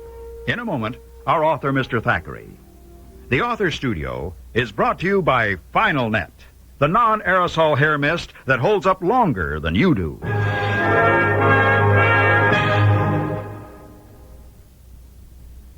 Joni, I haven't tap danced in years. Mom, you're doing fine. Shuffle, kick. 5 minutes, class. Let's sit down. We're meeting your father for dinner. How do I look? You always look pretty. Thanks, sweetheart. Especially your hair. Mom, the class is starting. Oh. Even when you can't hold up any longer, your hair can with Final Net. Final Net is not an aerosol. There's no wasteful propellant. It's concentrated to hold your hair all day. Final Net holds up longer than you do. I'm a homemaker, and I work part-time, too, so I get my share of headaches. But I don't take aspirin. It can irritate my stomach. So I've used Tylenol. It's easier on my stomach. Then I learned about Datril. I compared labels and couldn't find any difference. Datril has the same pain reliever, no aspirin. Datril's just as effective as Tylenol. So now I compare prices and buy the one that costs less. Why spend more? Datril from Bristol Myers. Ask your doctor about it.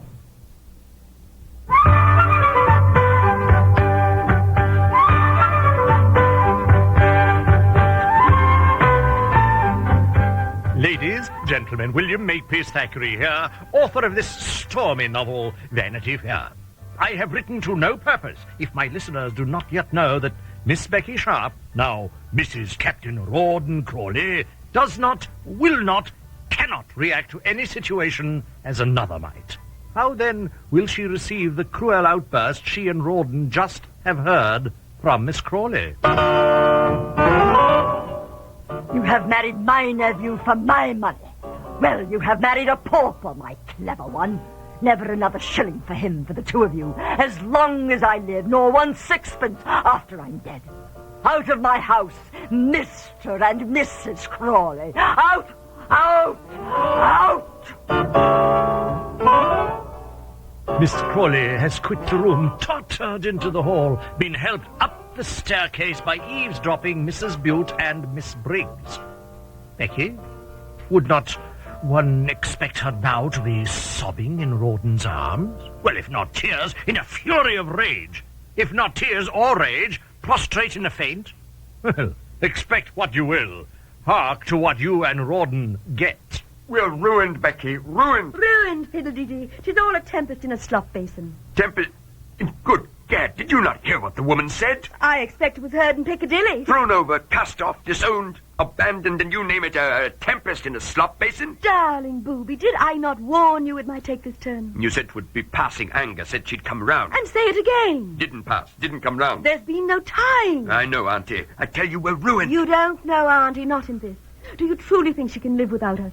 Live in this house with only twittery Arabella Briggs? I amuse her, Briggs bores her. And do you think she could bear your not coming here, her handsome, naughty Rawdon she dotes upon like a son? Well, that's all very well, but she said terrible, noxious things. Oh, she did. She did, very unsavory. Your aunt has a serpent's tongue. In God's name, how did she find out your mother was, what she was? Oh, la, say it. A dancing girl, an actress. How on earth did Miss Crawley... Well, I don't know. I do know it was bad luck. All ruined what we planned to say about Mamma French Countess when Auntie complained she meant you to marry a peeress. But for that, she mightn't have turned against us. 4 glasses of sherry didn't aid us either. Oh, more bad luck. Drink puts her in a foul temper if she's cross. The insulting things she said of you.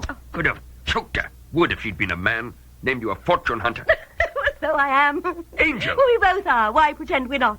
We do want her fortune. Damn it all, we married for love. Yes, damn it all, my dearest darling, we did. Becky, am I still? Still what? Your dearest darling. Oh, what an outlandish thing to say. You're as bad as your auntie. I got us into this muddle. Clamored for a secret marriage, forced you into it. No one forces Becky Sharp into anything. I longed for it too, or never would I have done it. And yes, you still are my dearest darling. Then the devil will earn his money. You're all I want. Very gallant, dear heart, but I'm not all you need. Let us not pretend that either. Not pretending. You think it now, even believe it, but what are we to live on? Cards. Cards.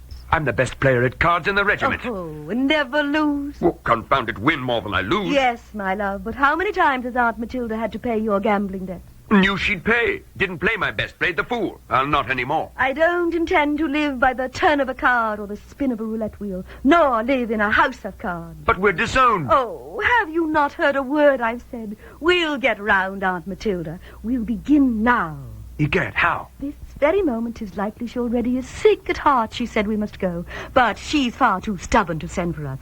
We'll pop upstairs and see her. You first, then I. What the devil do I say? You're sorry, you didn't mean to hurt her, you love her, you can't bear to go. If you fail, then I go in. My pet, it'll not be easy to win her. I don't say it will be easy.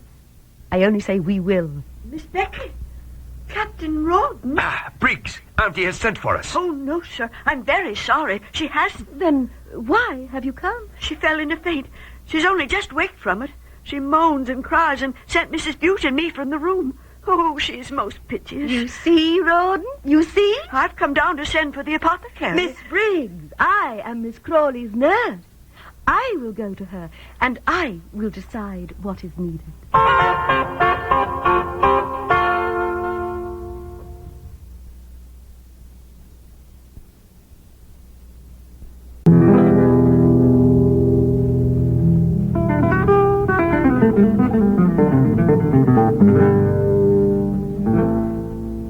Let no one fancy Miss Crawley's turbulence and palpitations are play acting. The shock, of what she has so suddenly learned has... But let Miss Arabella Briggs carry on. Oh, no, Miss Becky. You're not to go to her. She's greatly overwrought. I've drawn the curtains and she must rest. She gave strict orders. What orders? Oh, I do hate to say it, I do. But you and the captain are to leave at once. She said twice over, Mrs. Butte and I must see to it. Of course she said that. What else did you expect?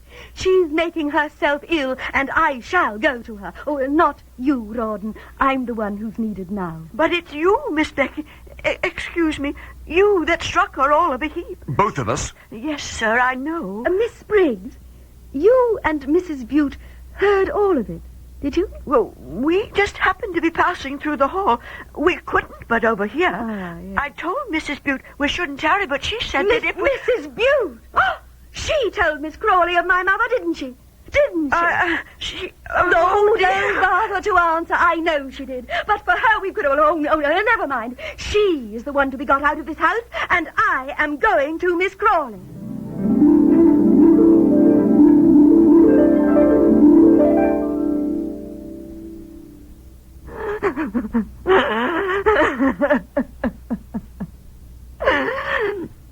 Briggs, I told you to go away. I want no one here. Oh, it is not Briggs, Miss Crawley. It is your nurse. How dare you? You're making yourself ill. Have I not always taken care of you when you're ill and made you well? Who, pray, has made me ill? Not I. You. Yes, I own it. And I am so very sorry. I never intended to hurt you. 'Tis late in the day to be sorry. But I am no less sorry for that. Oh, Becky, how could you have done? 1,000 lies you've told me whilst I believed you were the very flower of truth.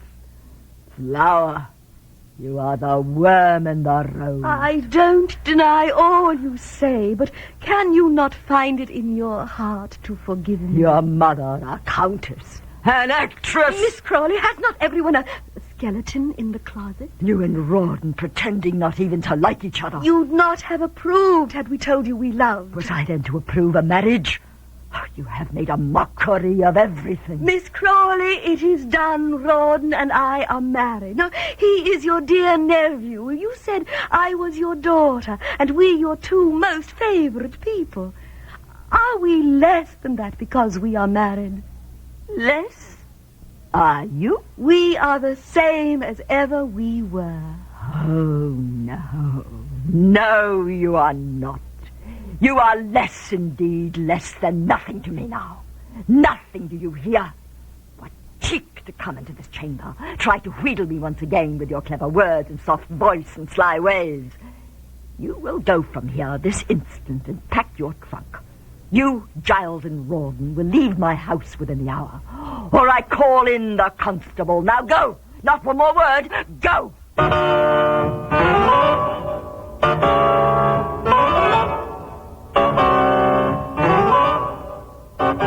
Alas, alas, Becky has tried to make sweet amends, and all has come to naught. Oh, but come now. Has there ever been a time when our Becky has not got what she wanted? Tomorrow is another day, and tomorrow I expect you, your ever faithful servant, William Makepeace Thackeray.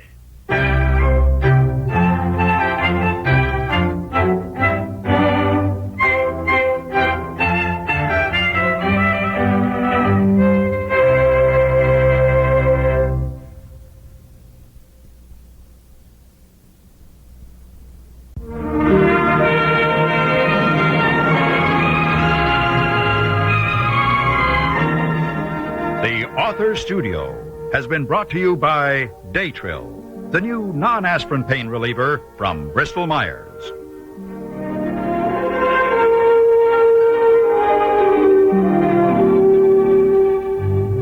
This program comes to you from the Radio Playhouse.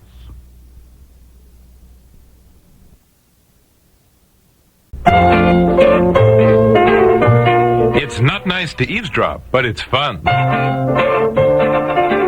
So let's check in on the comedy of errors at the Baxters. On the little things in life. Brought to you by Loving Care Color Lotion from Clairol.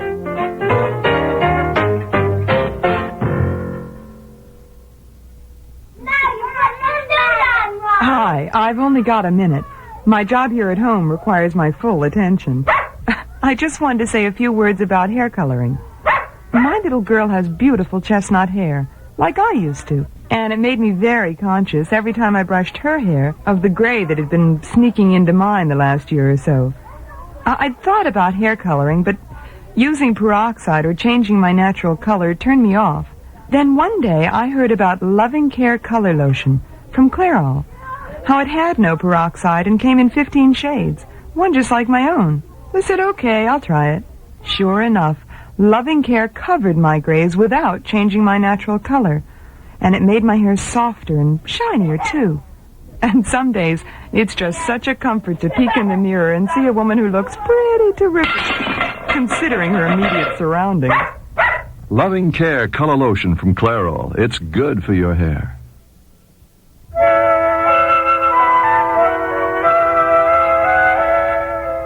I think there's a piece missing on this jigsaw puzzle. Oh, are you having trouble on that bottom corner, too? Nothing seems to fit at all.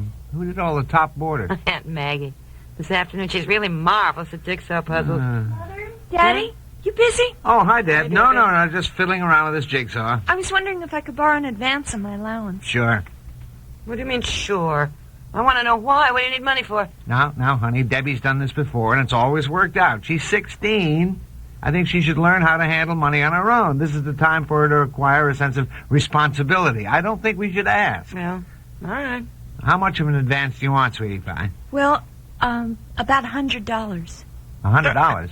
$100? Well, at least. I'm not quite sure how much I'm going to need yet. Why in the world would you need $100? Well, you just told Mother you weren't going to ask. Yeah, but, I mean, $100, that's something else again. I thought maybe you wanted 15 or 20. What do you want the money for, Debbie, as I asked to begin with? Well, I want to go skiing, and I need ski boots, and even new skis. I don't even have a decent-looking ski jacket. Well, there's nothing wrong with that jacket you have. It's awful looking. You hardly go skiing. Well, because I don't have anything decent to wear, and my old boots are too small now. Well, that may be, and if you're really going to do some skiing and get some use out of things, perhaps you do need new boots, but you don't have to pay for them out of your allowance. I think we can get her some new boots, can't we, dear? Well, sure. Having just bought ski stuff for myself, I guess we can get you some new things, too, Debbie, if you're really going to go skiing now and get some use out of them. Oh, I will. All my friends have decided to go in for skiing in a big way, and Clark is just fantastic on skis. Clark. Big skier, huh? I should have known there was a romance at the bottom of this. Sure, honey. You get yourself some ski boots. You want me to go with you on Saturday? Oh, no. I have to have them before Saturday. The stores are open tonight, so Clark said he'd drive me into town and he'll help me pick out the things I need. Oh, well, I guess it's more fun to go with the boyfriend than Daddy, huh? Why do you have to have things before Saturday, Debbie? Are you going skiing this weekend? Well, yes, Clark's grandparents have a place up in Vermont, and he's invited a bunch of us to go up Vermont? Where in Vermont? I don't remember the name. Someplace up near the Canadian border. Well, you can't drive way up there and back in one day. Yeah, I know. You're not planning to go away for the whole weekend. Yes. Everybody else is going. Well, you're not. Oh, Daddy. Your father's absolutely right. I'm 16. You are not going off with some boy for the weekend. Oh, for heaven's sakes, there's nothing wrong with it. There's everything in the world wrong with it, and you are not, I repeat, not going. Right, Debbie, I'm surprised at you. I don't see what's wrong with it. We're just going skiing, a whole bunch of us. Are Clark's grandparents going to be there chaperoning? Oh, chaperoning. Don't you trust me at all? Oh, Debbie, it's not a question of trusting. Well, yes, it is. Otherwise, why couldn't I go? I asked you if Clark's grandparents are going to be there, too. I don't know. Maybe. I didn't ask them. Oh, didn't ask. Debbie, really? I don't know why I have to be the one who has parents that are so old-fashioned. All right, I'm old-fashioned. I admit it. And in the years to come, you're going to be glad you had old-fashioned parents. Why? Because we love you and we care about you and what happens to you. If you really love me, you'd let me have some fun once in a while. Fun? You have fun all the time. Oh. You're talking about you're going to look back on these years having had a wonderful time.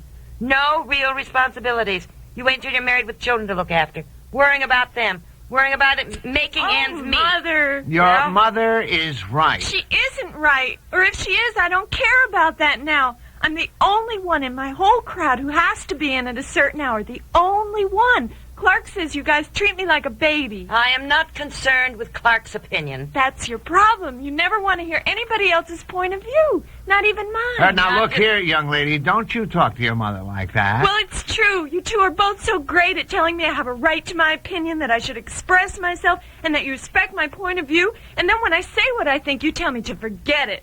In the end, it's always what you think. Debbie, you can't go away for a whole weekend with Clark. Why? We're not going to be alone. About 6 other people are going. And their parents all approve? Yes. You can call them and ask. Linda and Gail and Jennifer's going. Debbie, it's not as simple as it sounds. There may be others there, so you're not alone with Clark, as you put it. But your father and I have had experience with these things, and believe me, well, it if is not... you've both had experience with these so-called things, then why can't I have the same experience? I won't discuss it anymore. You're not going away with Clark. And as long as you're under this roof and I'm paying the bills, you will do as you're told to do. Is that clear? Oh, perfectly. And if you want me to grow up hating you, you're certainly going about it in the right way. You guys treat me like a slave just because you're paying the bills, and I may just go anyway and not come back. Remember how thrilled we were when she was born? What I remember is my father saying the same thing to me, and how I hated him when I wanted the car for a weekend party. I heard all that. I was sitting in the den. Are we wrong, Aunt Maggie? No, you've got a point. But then Debbie has a point, too, I think. Well, let's discuss it further and see what the points are.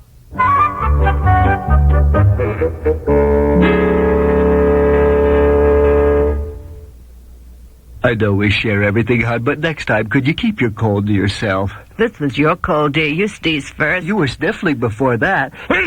Think of the money we spend on nasal sprays. That's why I bought 4-way nasal spray today. It can cost a lot less than the leading brand, a lot less. Yeah? And you can't buy faster decongestant relief than 4-way. Here, just follow the directions. Hey, that's a blast. I know. I bought 4-way for me, too. And think how much we'll save on 4-way with all the colds you get. You mean all the colds you give me? I'm a homemaker, and I work part-time, too, so I get my share of headaches. But I don't take aspirin. It can irritate my stomach. So I've used Tylenol. It's easier on my stomach. Then I learned about Datril. I compared labels and couldn't find any difference. Datril has the same pain reliever, no aspirin. Datril's just as effective as Tylenol. So now I compare prices and buy the one that costs less. Why spend more? Datril from Bristol Myers. Ask your doctor about it.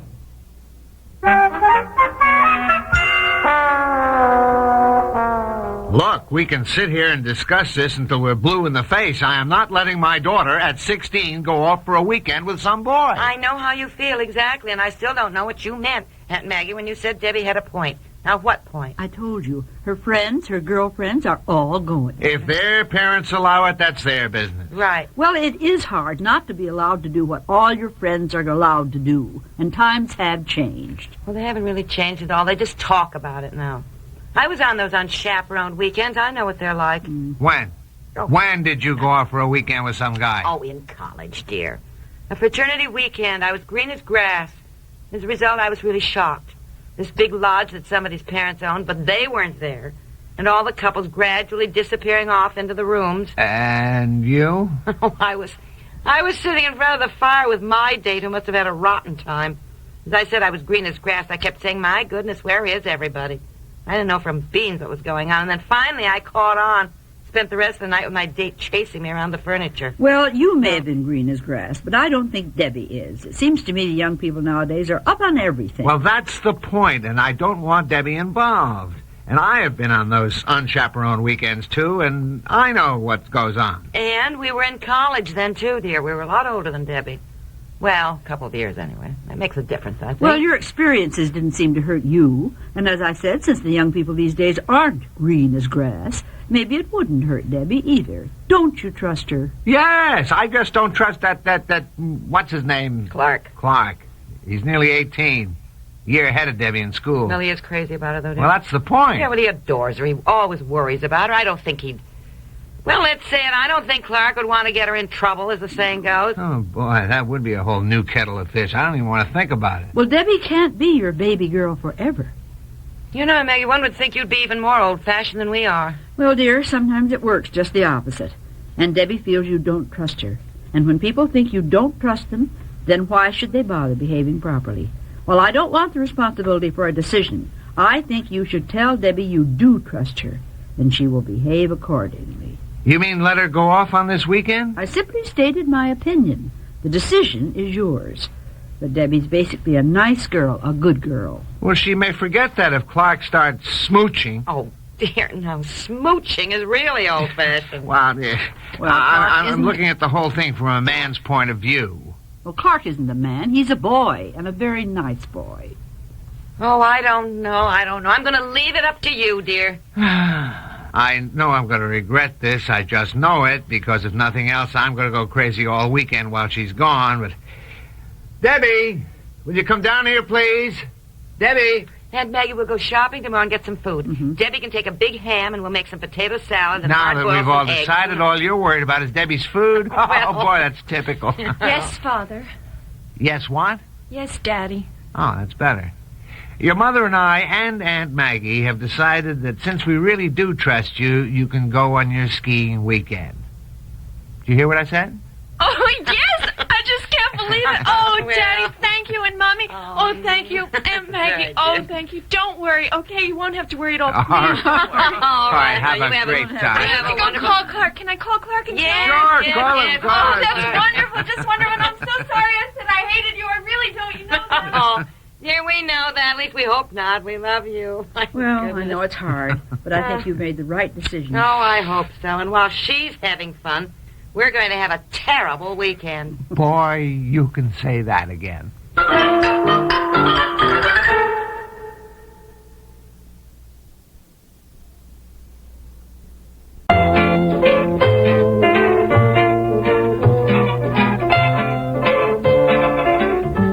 The Little Things in Life, created by Peg Lynch, has been brought to you by Loving Care Color Lotion from Clairol.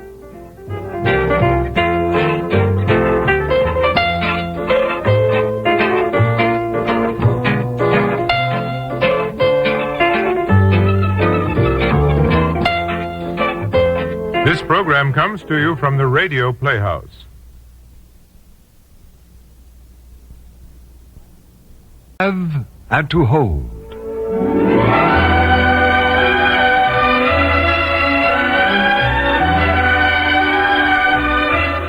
To have and to hold. The story of the traditional vows, the numerality, and the people caught in the conflict between them. Brought to you by Ban Roll-On, America's leading roll-on antiperspirant.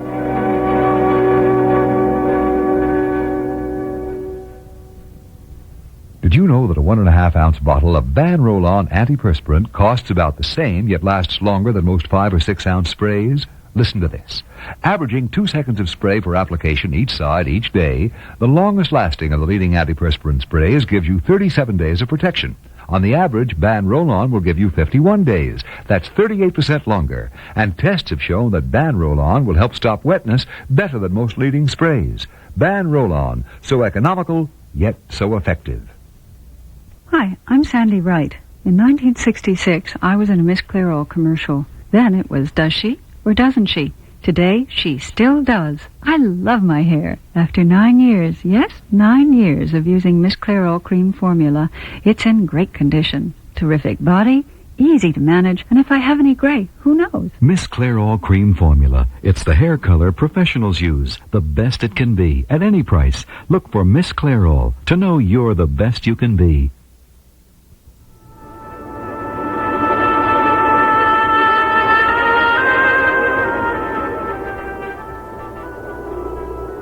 Down farther, dear. There.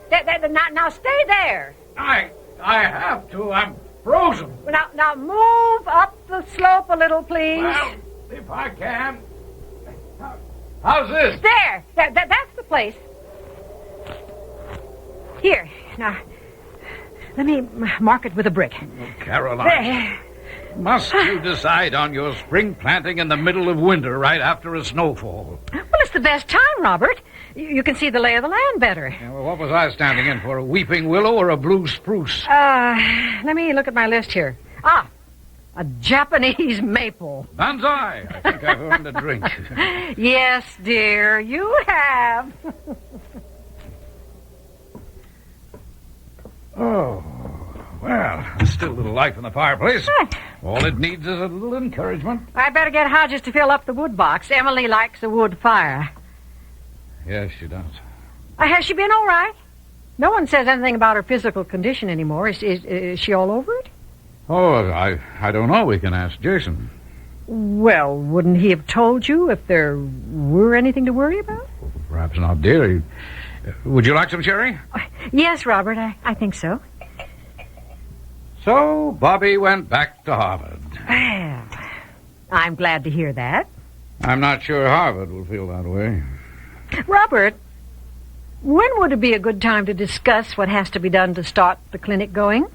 Oh, Dr. Gonzalez said yes. Not yet. You're awfully sure of yourself. Perhaps. Anyway, I'd like to be ready to go. Well, when do you expect to hear from him? Next week. Anyway, I told him I would go ahead with him or without him. Well, that should take the pressure off him. Yes. That's why I'm pretty sure he'll agree. Oh, you crafty woman, you. If you'd done that, you'd just have called it smart. But when I do it, it comes out crafty. You know, you're right. I know, dear. I'm going to check on lunch. Oh, hello, Lynn. Hello, Caroline. I saw you out on the slope. Well, your father is still thawing out. Hello, Daddy. You do look a little frosty. Oh, no, I assure you I'm a warm-hearted fellow who just needs a little fuel. Daddy. Can I fix you one, dear? No, thanks. You're looking a little down. I am. Any special reason? Mm-hmm. Kurt wants to go out to Aspen. Colorado. I had no idea it was such a great place. Oh, it's a wonderful state. And so far away. Yes, indeed. And I'm going with him. Oh. You didn't really think I'd let him run off by himself, did you? Well, He's feeling awfully depressed, Daddy. And does he think sliding down a snow-covered mountain is going to cheer him up? He thought he might make some business connections, maybe find something. After all, he does know skiing. All right, but I don't see why you have to go. We're married, that's why. You won't stay out there, will you? It all depends on Kurt. If he could find something here... He's just not qualified to work on anything that doesn't melt. Daddy, he has had a good education. Oh, really? I didn't think you needed any education. That's enough. Just because Kurt didn't go to Harvard Law School does not mean that he is not educated. Where did he go? I told you, Lehigh. Oh, yeah. He got a degree in business administration and he studied community affairs. That sounds like fun. Well, that's a new specialty, Daddy. It helps the community get organized so that they can, get the things they need. Yes. Pressure group politics, isn't it? I suppose so. Next thing they'll be teaching Anarchy 1. Why is it all right for professional associations to have lobbies and not for neighborhoods? Well, then we know how to handle power in a responsible way. Oh, come on, Daddy. Why don't you admit that it's a private club and you want to keep it that way?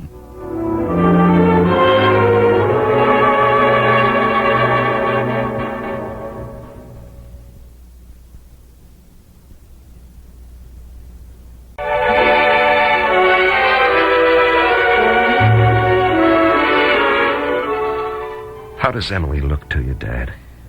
Jason, she hasn't looked well for a long time. Caroline doesn't know. Oh, no, you asked me not to tell us. Well, Emily doesn't want everyone to know she's seriously ill. She wants to go on as long as she can. Oh, I still can't accept it. There must be something you doctors can do about it. God, if we only could. Why don't you take her to another doctor? Salvo's the best there is, Dad. You aren't going to tell the children? Oh, no, not until we have to. Sorry you couldn't bring them tonight. Well, tomorrow's a school day, and Susie has a test. Jennifer still doing nicely? Yes, we had Dr. Ellis check her out at the hospital. He said she's almost completely recovered from the effects of the accident. Well, at least Emily doesn't have that to worry about. Where's Kurt and Ann? Oh, Annie's in town, and Kurt's down at the guest cottage. He's not very good company these days. Oh, that must be tough on Lynn. Yeah. She'll have some news for you. Oh, what's that? I'll let her tell you. She pregnant? No, I hope not. Well, you know how much she's wanted children. Yes, but I can't see Kurt as a loving father. Oh, by the way, did you know Annie's seeing Dr. Gonzalez? Professionally? Oh, no, very socially. Oh, well, Joe's a great guy. You know what? There's just enough time before dinner for a quick one. Oh, all right, Dad. By the way, where did Caroline and Emily go? Oh, I think Caroline has some new beauties in the greenhouse she wants to show off. Oh, here they are now. Robert, we're going to have to get a new thermostat for the greenhouse. Do you have any idea, Caroline, how much each winter rose and lily costs you? I don't want to know, Robert. It would just spoil my pleasure. I think we have time for a drink before dinner. Oh, there's always time. Ladies? Martini. Fine for me, Robert. Same for me, Daddy. I'll just have sherry. Darling, Lynn says she and Kurt are going out to Aspen. Oh, you are? Yes, that's the news I told you about. I was going to tell you, Jason. I can make arrangements for the next 2 issues of the hospital newsletter. There's a secretary in the office who can handle the details. Well, how long do you think you'll be gone? Well, it all depends on Kurt. Oh, here you are, Emily. Oh, thank you, Robert. Lynn? Caroline? Thanks, Daddy. Darling. Jason, do you know someone who might be able to take on the job of preliminary work on the clinic? You mean get it organized? Yes. Well, I can't think of anyone offhand. What about Emily here? Oh, no. Robert. No, he's right, Caroline. I don't think I could. Jason. Jason, could you take my drink? What is it, Em? Can I sit? Oh, I feel dizzy. What is Emily. it? You want some water? Put a pillow. Jason, should I get us some water? Darling, are you all right? Yes. I don't know what happened. I'm all right. My niece just collapsed. Come on, Jason. Let's take her upstairs. I'll go with you, Emily. Dad, can you give me a hand? No, I think I can walk now. I really can't. Now, Emily, you do as your husband says. Right. Here, darling, can you put your arms around here and we'll Not really. Okay, Robert.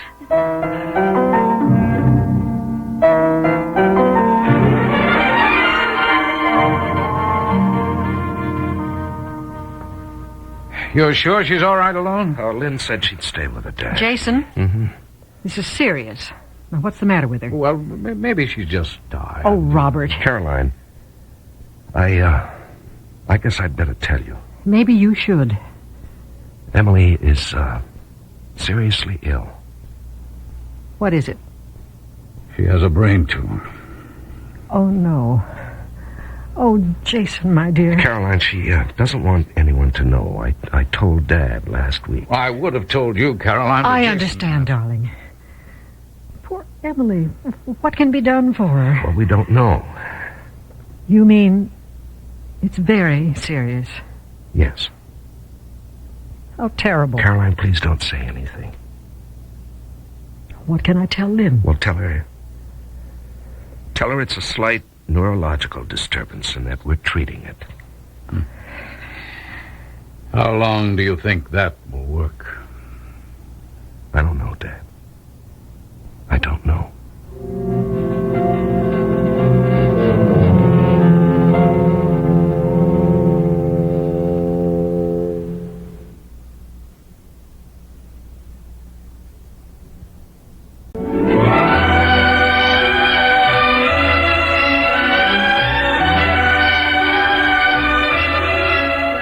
And to Hold has been brought to you by Natural Wear Miss Clairol. To know you're the best you can be.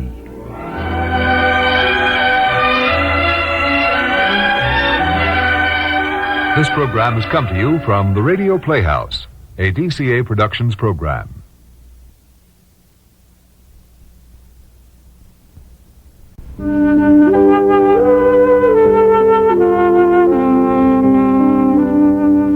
Love is gentle, faithful, swift, passionate, blind, and wondrous.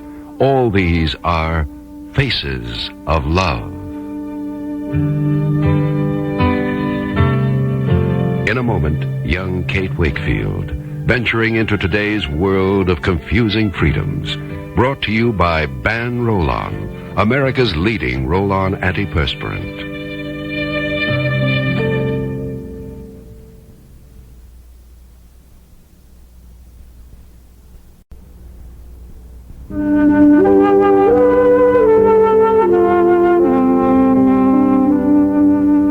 Love is gentle, faithful, swift, passionate, blind, and wondrous. All these are faces of love. In a moment, young Kate Wakefield, venturing into today's world of confusing freedoms. Brought to you by Ban Roll-On, America's leading roll-on antiperspirant.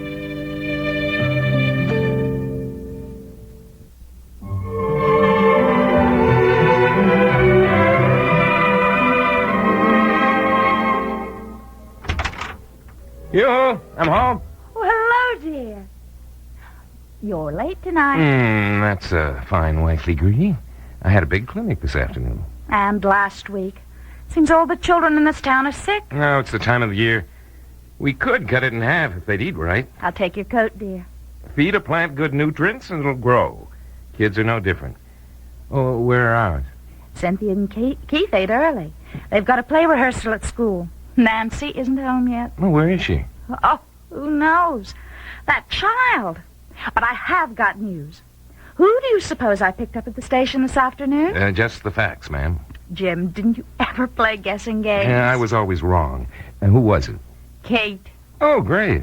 Why didn't you bring her home? Isabel's gone into the city. Apparently, Kate made up her mind on the spur of the moment. She didn't want to come with me.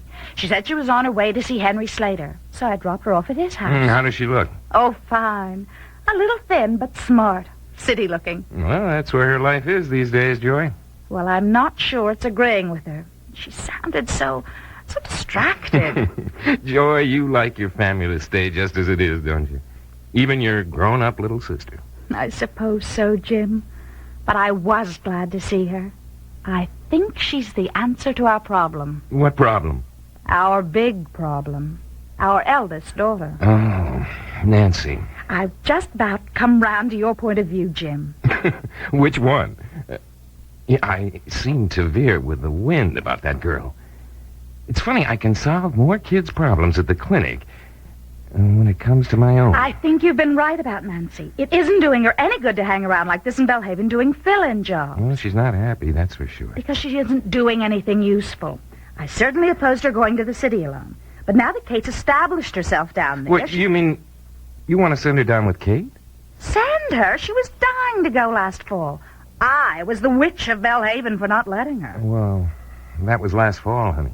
She certainly still wants to go. I'm not sure. Jim, you are exasperating. I come round to the point of agreeing with you and Nancy, and all of a sudden the rug's pulled out. Well, I was thinking of Kate. Kate loves her. Oh, Nancy would be wonderful company for her. Kate has a pretty full life, I should imagine. So much the better. Nancy would stay at the studio club, get a job, or take courses at the university. Jim, for heaven's sake, I'm agreeing with you now. Talk it over with Nancy. I don't have to. She hasn't got an interest here that would stop her. Maybe not. We'd know, wouldn't we? Would we? Jim, you were so cryptic or something tonight. Well, I thought you'd pat me on the back for this. Anytime, honey. I think you're doing great. Just, don't be surprised. Surprised at what, Mom? Oh, hi, Dad. Hi, darling. When did you get in, Nancy? I have been in. I was upstairs. Oh. But I didn't hear a word you said in case you were talking about me. Your ego's coming along nicely, honey. Ah, come on, Dad. You're always talking about me, you and Mom. Well, you're a highly diversified subject. What have I done now? Nothing, darling. Well, that's the real nitty-gritty, isn't it? Listen, if you must know, I wrote an article and gave it to David today for the paper. Oh. Did you, darling? Is he going to print it? Oh, Dad, you go right for the jugular, don't you? How do I know? Hey, Mom, did you see Kate yet? Yes, I met her at the station. I invited her to have dinner with us tonight. You did? I thought you'd be delighted, Nancy. I thought we could invite maybe, David, and we could talk about my article. Well, it's not, quite the way to talk business, is it, honey? Yeah, okay. I'll go over to his office Monday, then. Well, I tell you what. We'll invite him with Kate. I'm sure he'd love to come in that case. Oh, sure. He'd bring her then, wouldn't he? It would work out beautifully. We'll have a little party, Nancy. I'll get a leg of lamb. Dad? Yes, darling. Do I have to be here? When? With Kate and David. I think so. How soon afterwards can I go up the wall? Do you want to talk to me, Nancy? Yeah, I would. If there was anything to talk about. Isn't there? No, not a thing. Not one single little thing. My life is a great big hole without even a donut around it. Dad, I want to go away. Well, now maybe we can... But I really don't. Oh, Dad, how do I know what to do? Nancy, are you in love? Why would you think that? Well, I'm just beginning to realize that I have a grown daughter. I'm going to go help Mom. Maybe I'll run over after dinner and see Kate.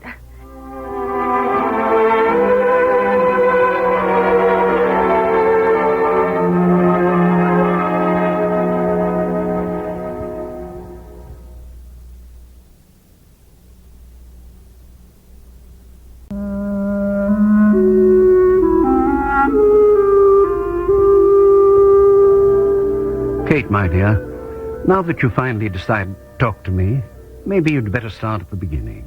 I just came to ask you one question, Henry. That, dear Kate, is like a cage of crickets. Let one out and they all jump loose. I don't want to go into the whole past again. I'm sick of it. I don't blame you. But what you're asking is in the past. I'm just asking one very simple thing. Now, Tom talked to you a great deal. I know he felt closer to you than to his own father or to me. Not you, Kate. He loved you. He knew he had failed you. He used to sit in that very chair, sometimes not saying anything. Then he'd begin to talk. Sometimes he'd ramble. Then I knew he wasn't himself.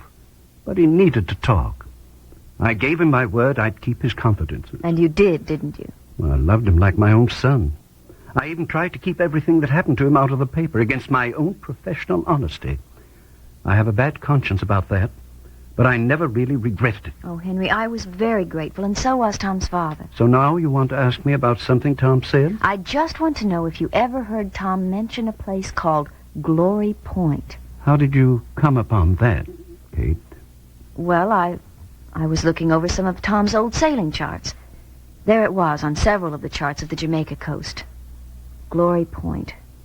On one chart, he even underlined the name. But you were down there with him, my dear. Don't you remember it? I don't remember ever docking at such a place. But then I almost always stayed aboard the boat. Tom rarely took me ashore, except in the big places. I just don't remember a place called Glory Point in particular. Kate, why don't you let go of the past? Oh, Henry, I would if the past would just let go of me. There's something you're not telling me, Kate. Who stirred this all up for you? Oh, Henry, I think you can guess. Stephen Wolfe? Well, I knew he intended to make trouble when he showed up after his prison term. You should have come to me then. Well, what could you have done, Henry? I'd have sent him packing. Do you think that would have stopped him? He's even followed me on the street. Is he trying to blackmail you? No, it's different. He just keeps reminding me of what Tom did. That it's something ugly on my own record that just won't go away. Kate, I think it's time for you and me to trust each other. How can I talk frankly to you, Henry, when you won't talk to me? Now, I came here with a simple question about a place called Glory Point, but you say you gave Tom your word. I gave it to Tom and to Arthur for the sake of the Wakefield name. And I carry it now, like a weight. Doesn't that mean anything? Kate, I've always believed that honor is a debt. Perhaps it should be paid not to the dead, but to the living. Tom and Arthur are gone from life. You, my dear, are here, so young, so alive. I think we all owe you something.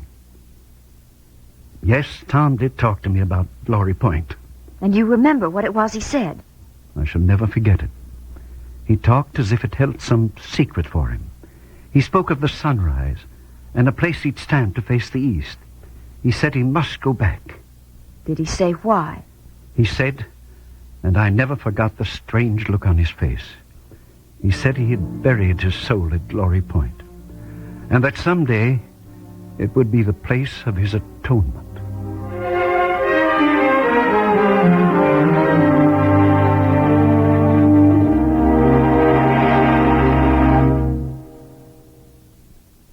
Did you know that a 1.5-ounce bottle of Ban Roll-On antiperspirant costs about the same, yet lasts longer than most 5 or 6-ounce sprays? Listen to this. Averaging 2 seconds of spray per application each side each day. The longest lasting of the leading antiperspirant sprays gives you 37 days of protection. On the average, Ban Roll-On will give you 51 days. That's 38% longer. And tests have shown that Ban Roll-On will help stop wetness better than most leading sprays. Ban Roll-On, so economical yet so effective. This is what aerosol hairspray sounds like. This is what Final Net sounds like. The big difference in the way they sound is the big difference in the way they work. Final Net is not an aerosol. It's concentrated to give you a great long-lasting hold. There are no wasteful propellants. That makes it economical, too. 8 ounces of Final Net go as far as 24 ounces of aerosol hairspray. You get a great hold at a great price. Final Net, the first sensible alternative to aerosol hairspray.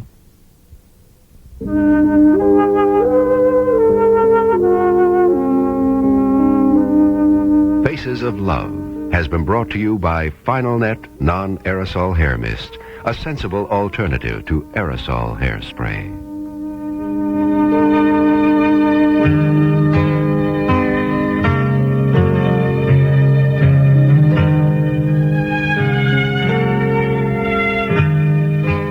This program comes to you from the Radio Playhouse.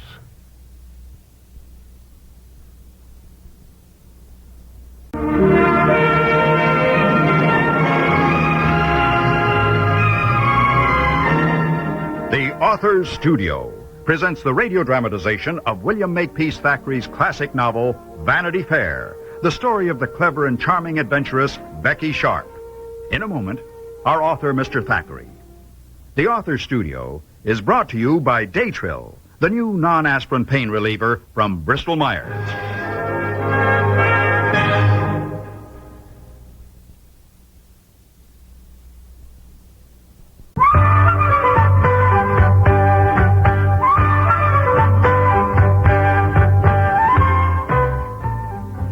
Ladies, gentlemen, the writer of these words, William Makepeace Thackeray, has no good report to bring you.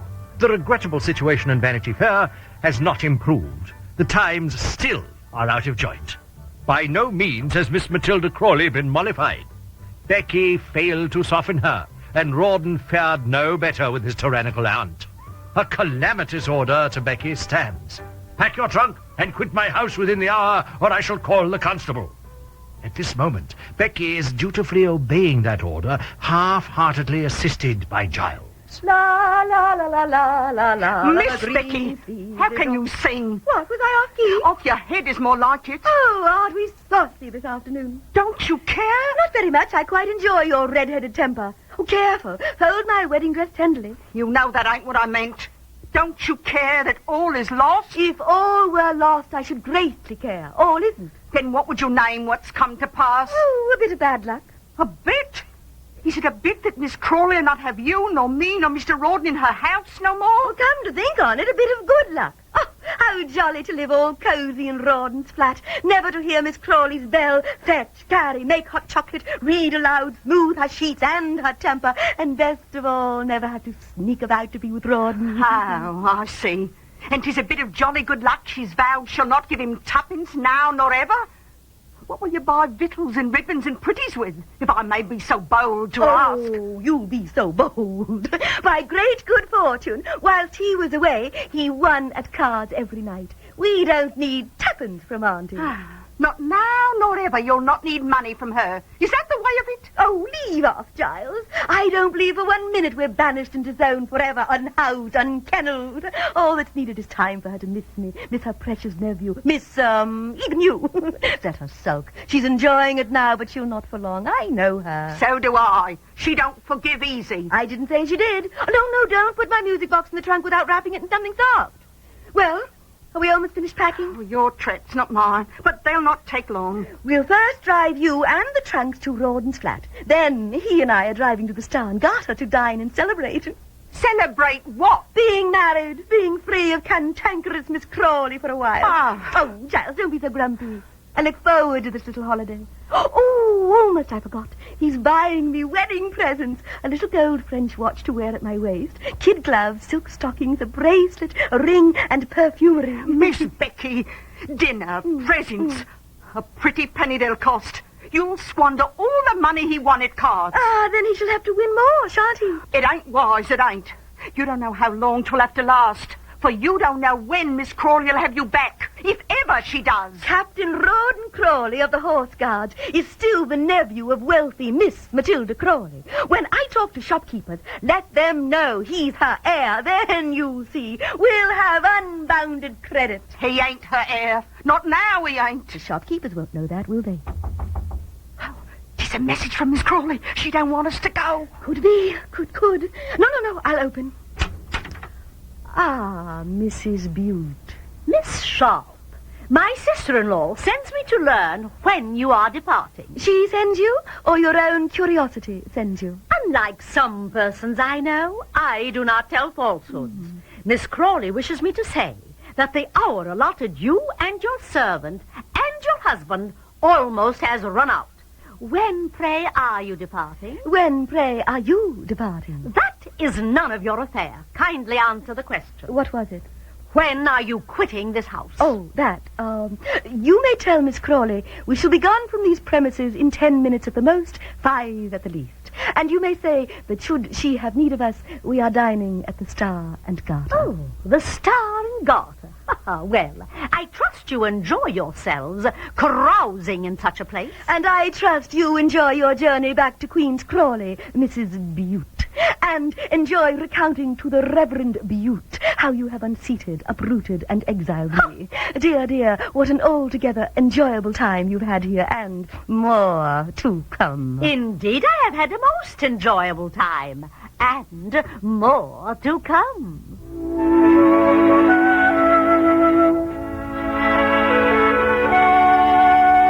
It is somewhat more than probable that Becky should not, so to speak, have tweaked Mrs. Butte's nose.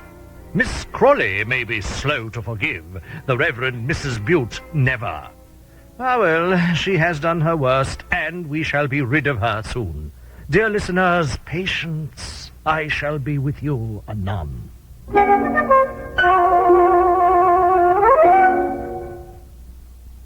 I'm a homemaker, and I work part-time, too, so I get my share of headaches. But I don't take aspirin. It can irritate my stomach. So I've used Tylenol. It's easier on my stomach. Then I learned about Datril. I compared labels and couldn't find any difference.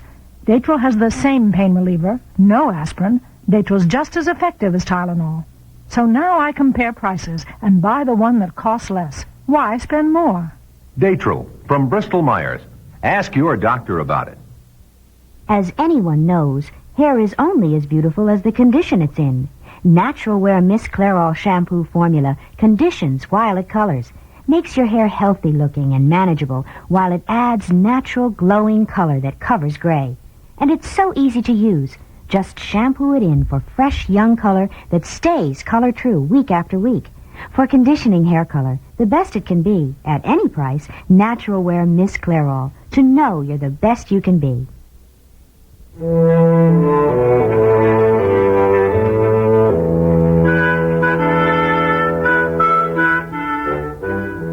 Exit the outcasts from the house in Park Lane. Captain and Mrs. Crawley and Giles.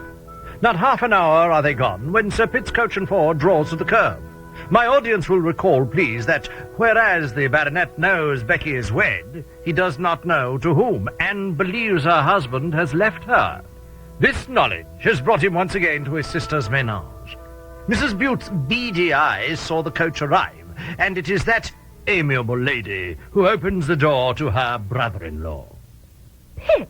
You here? What the devil, Mrs. Butte? Well, if I used your coarse language, I might well ask what... I shall omit the vulgarity. Are you doing here? Important business, and don't be blocking the door. How dare you shove me aside? You've the manners of a wolf. Close the door and your mouth as well. Oh, my dear Butte, a clergyman of the Church of England could have such a brother as you. I cannot fathom.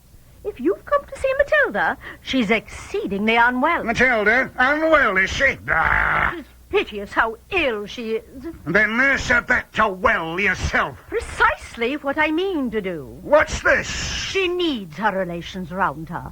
What has happened here would serve to shake stronger nerves than Matilda's.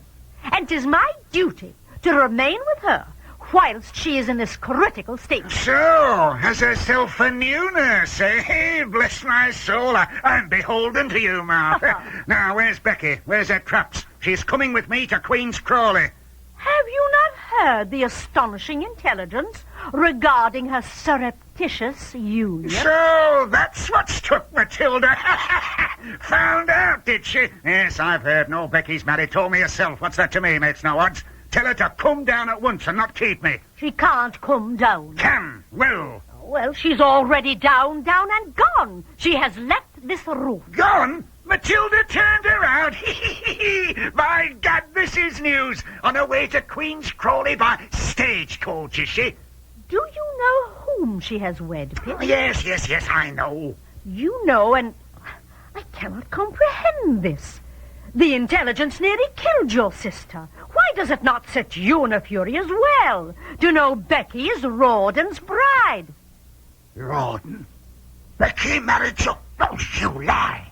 Not Rawdon. You didn't know. Tell me you lie. Say it. Say it. I do not tell lies. The little viper of a shop is your daughter-in-law. No. By God, I won't have it. Oh, you have it. 'Tis done. Where are they? Where did they go? To Rawdon's flat. Where else? Damn his soul. I'll kill him, my son or not. I'll kill him. Out of me way, woman. Oh, Pitt, thou shalt not kill. Ah, by the eternal, I'll throttle the varmint, and may his soul roast in hell. I spared you, dear listener, some of the fury of Sir Pitt's language which sent shudders through kind Mrs. Bute. Now we must leave the frenzied old baronet as he burst like a madman from the peaceful house in dignified Park Lane. Well, I bid you be here on Monday if you would know whither he goes and what he does. Your ever faithful servant, William Makepeace Thackeray.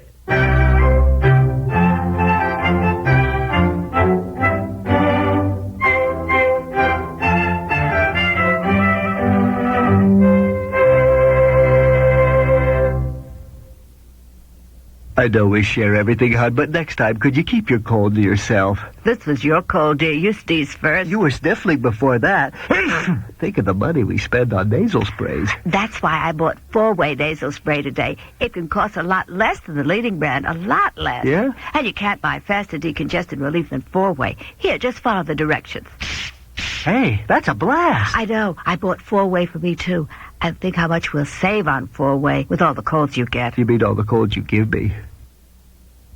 In my house, we've got a fully automatic kitchen. Me. And the worst job I've got to do is scrape and scrub that dirty oven. Well, there's a different way to clean your oven that's less work. The overnight way, with Mr. Muscle. Promises. It's true. With Mr. Muscle, you just spray it on at night, and while you sleep, its self-scouring foam lifts up the grease and grime. That's a good idea. So next morning, you just wipe clean. You know, I've got a feeling that Mr. Muscle's going to be a good man to wake up to.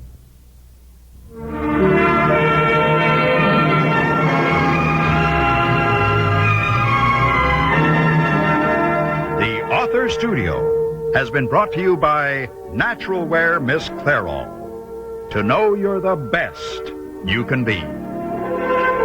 This program comes to you from the Radio Playhouse.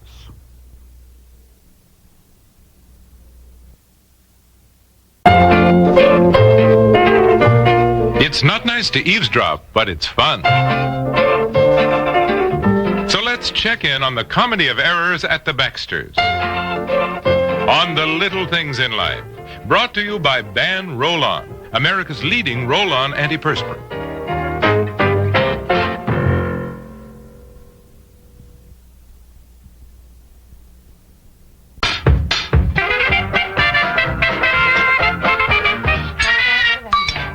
Hey, come on. What are you doing out here in the kitchen? Evie and Fred are opening their presents. I know. I'll be right back in. Everybody wanted more coffee. Are they getting some funny things? Oh, some, the usual things. Elaine and Carl gave him a big life preserver.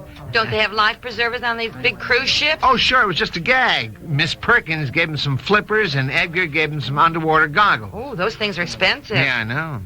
I told Miss Perkins just to bring some inexpensive gift. Something that was just silly, but you know Miss Perkins. Well, no sense of humor, for one thing. Isn't it funny how some people can Laugh all the time, yet really have no real sense of humor. Yeah, I know. It was nice of you to think of giving Fred and Evie a bon voyage party. Oh, listen, Evie's so excited about going on a cruise. I wish I could afford to take you on one. Someday. Well, sure, listen, Fred and Evie wouldn't be going if his dad hadn't paid for it. Now, come on, the coffee's done. Bring in that tray with the cookies. Come on. Well, here's fresh coffee, everyone. Sorry to take so long, but it didn't perk very fast. Aunt Maggie, you want more coffee? Thank you, dear. Look at the bikini outfit Trudy gave Evie. Hold it up, Evie. How do you like it? Is it for a doll? Yes, me. I'm a living doll. Oh, you wouldn't dare go out on the beach wearing that little thing, would you? No, she certainly will not. I'll see to that. Oh, Fred's so old-fashioned. Yeah, Well, I there know. will certainly be lots of people on shipboard sitting around the pool with a lot less than that on, I'll bet. Probably, miss. Anybody else more coffee? Oh, yes, I'll have some, please. Okay, Did you bring in more of those heavenly cookies? Mhm. I'll bet I've gained 10 pounds here tonight. Evie, show Peg what else you got. Oh, well, I got a travel diary and a travel clothesline. Oh, nice. And now I'm unwrapping my last present. Oh, good. Oh, it's a lifeboat, kid. Well, what's in it? A whole carton of candy bars. You have to share that with your fellow lifeboat survivors. Evie, share a candy bar with anybody? Oh, she got him starved first. You think Fred's kidding? He's not. I'm just terrible about candy. And what's this? Vitamins. Yeah. Bob and I thought you'd need vitamins in the lifeboat. Oh, I'll distribute the vitamins and keep the candy. And here's a waterproof flashlight, a first aid kit, and what's this? Oh, no. Oh, shark repellent. I want to get the credit. That was my idea. It was Bob's idea.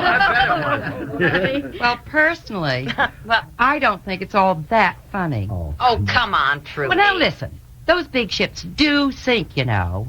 Remember the Andrea Doria years ago? Remember the Oslo Fjord and the Titanic? Well, that hit an iceberg back in the Dark Ages, Trudy. It was hardly back in the Dark Ages. I remember the Titanic. Oh, I'm sorry, Aunt Maggie. I was just a little girl, but I certainly remember them talking about the Titanic.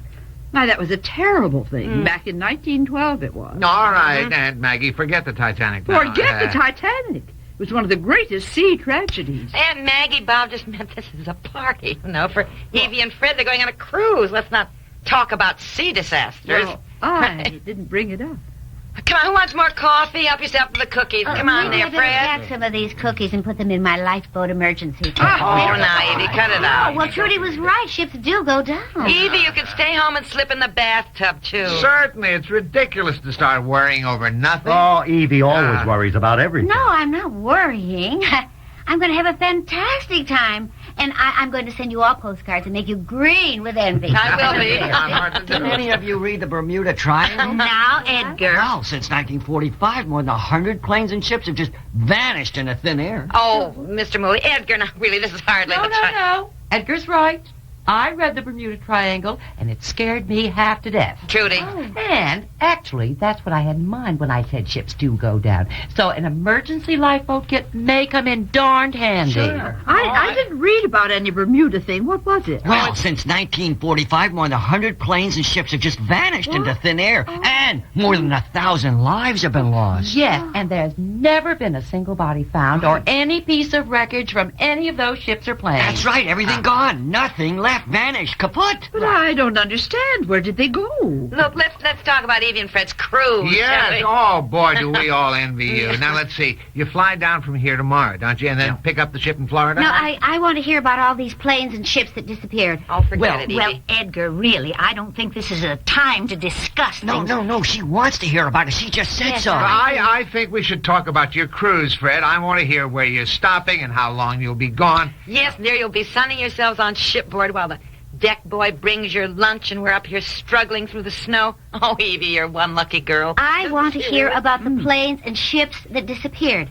Edgar? Well, it's a complete mystery. One theory has it that perhaps some beings from outer space whose civilization is further advanced And came... that's right. Yes. I tell you, reading all about it, so scary. I tell you, it's positively frightening. Oh, it is, you wouldn't catch me down there in the Caribbean Triangle. You should read about it. Fred, I'm not going. Oh, now, Eve. I am not going.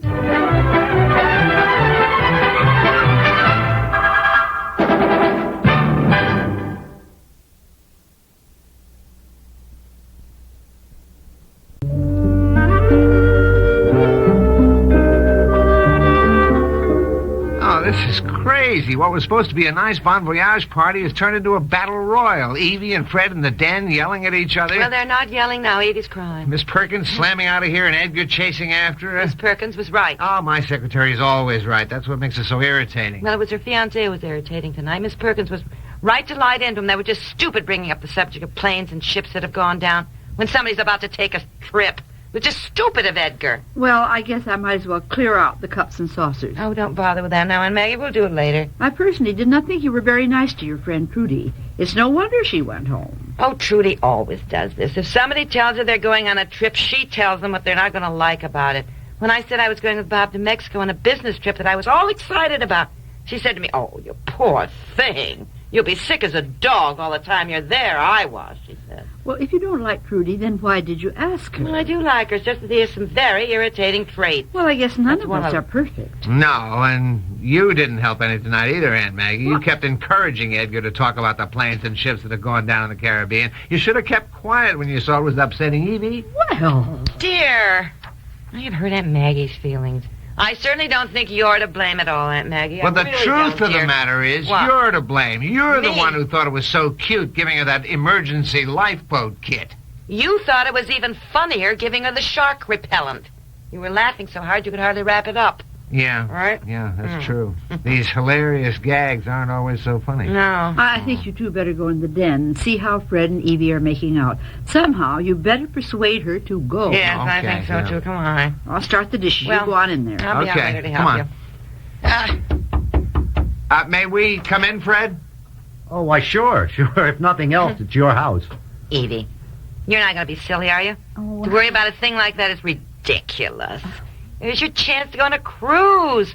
Dozens of ships go all the time. Everybody has a glorious time. They I really... just explained to Evie. I read that Bermuda Triangle months ago. And the triangle area is from Bermuda to the south coast of Florida, over to Puerto Rico, and up to Bermuda again. Our cruise ship isn't going anywhere near there. We're going west to the Cayman Islands and to Yucatan. I showed her right here on your wall map, you see? This is where we're going, right here. Well, there you are, Evie. Nothing to worry about. Well, just the same, I'm going to pack a small self-inflatable raft. Oh, And now I'm going in the living room and pack up our boom voyage kit. Yeah, I'll give you a hand. Then I think we better get home and do some packing, I don't think you? so, too. Oh, it was a great party. Just great. Well, thanks. so. Sure. Well, let's see them out, huh, Yeah, honey? sure. By the way, what happened to our trip to Mexico? You said we were going in January. Oh, I know, but the convention was changed from Mexico City to Puerto Rico, and it's going to be held in March. We'll go there then. Puerto Rico. You mean we're going to be flying through this Bermuda Triangle area? Forget it. I'm not going. Well, look now. You just told Evie it was no, I'm ridiculous not to going. worry Not about me, this not kind a chance. Oh. Oh, yes. I will go, and I'll worry about it from now until we go. Evie, I know just how you feel. Listen, we're going to be flying through that area. Hey, Bob. Bob? Yeah? Go down You don't think there's anything to worry about, do you? I mean, ships and planes disappearing into thin air. Oh, no. I hope not.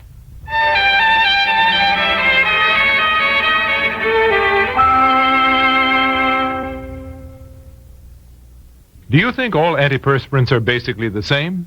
Well, Ban Roll-On antiperspirant may just change your mind. Take effectiveness, for instance. Tests have shown that Ban Roll-On antiperspirant will actually help stop wetness better than most leading sprays. Make your own test soon. Pick up a bottle of Ban Roll-On, and you may discover what we've shown in tests. Ban Roll-On antiperspirant, proof that not all antiperspirants are created equal. Here's a special invitation to every woman and child who has ever appeared in a Miss Clairol advertisement, print, television, or packaging. Miss Clairol and Woman's Day magazine cordially invite you to join us at a gala reunion to celebrate Miss Clairol's 25th anniversary. All former models, please contact Miss Clairol or Woman's Day at Box 333A, FDR Station, New York, New York 10022. The search is on for former Miss Clairol models.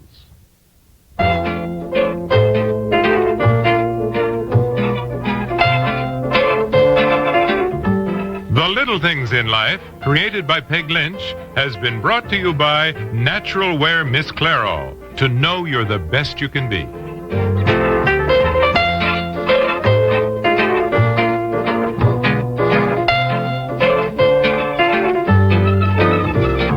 program comes to you from the Radio Playhouse. To have and to hold.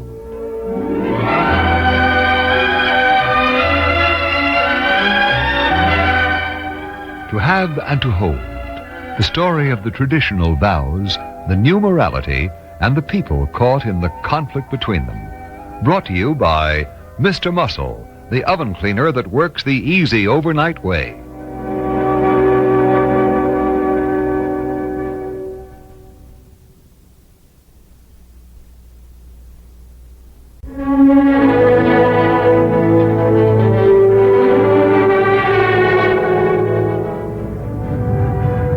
Well, I hope I'm not taking you away from anything important, Jason. No, Morris, there's nothing on my desk, but I do have to talk to you about Emily. What? What is it? Wait a minute, the light's changing. Yeah. The jewelry store's in the next block. Morris, Emily had a serious attack last night. What?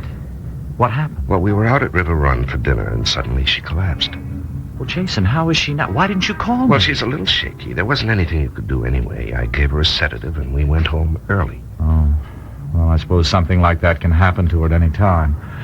Okay, here we are. They said the engraving would be finished today. Can I help you? Oh, yes, please, miss. I'm picking up a bracelet I purchased. You were doing some engraving. Your name, please? Marshall Foster. I'll be right back. You know, Jason, it's particularly difficult with someone as active and young as Emily. When you're older, you have... Well, you know what I mean. Yes, I know. Morris, do you think I should get someone to stay with her? Well, it depends on how she wants to handle it. Right now, getting her a practical nurse might be sort of an alarming thing to her. Yes, I guess it would. Maybe Angela... Well, I've been thinking of that. Well, right now, Angela's just coming out of the effects of the shock she's had. Yeah. But let me talk to Emily about it. Yeah. Here it is, Dr. Foster. Oh, thank you. Shall I gift wrap it? Just the box, please. Jason? How do you like it? Oh, that's very nice, Marsh. I think Ginger will be surprised. She's been wanting a gold bracelet. Emily's birthday is in the summer. Well, getting late. We better get back to the hospital.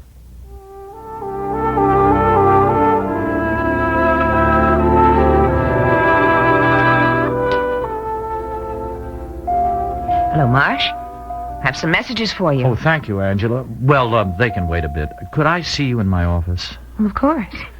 Thank you.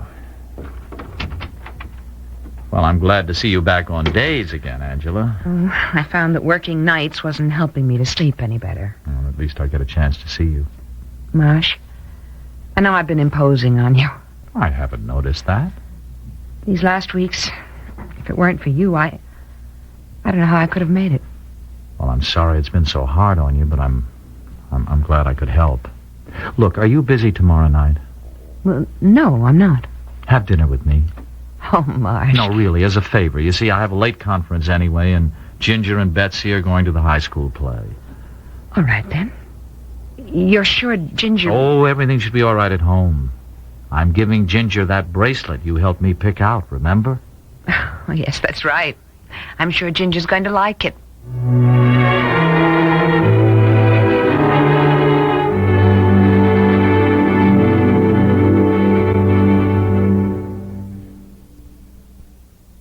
I'm a homemaker, and I work part-time, too, so I get my share of headaches.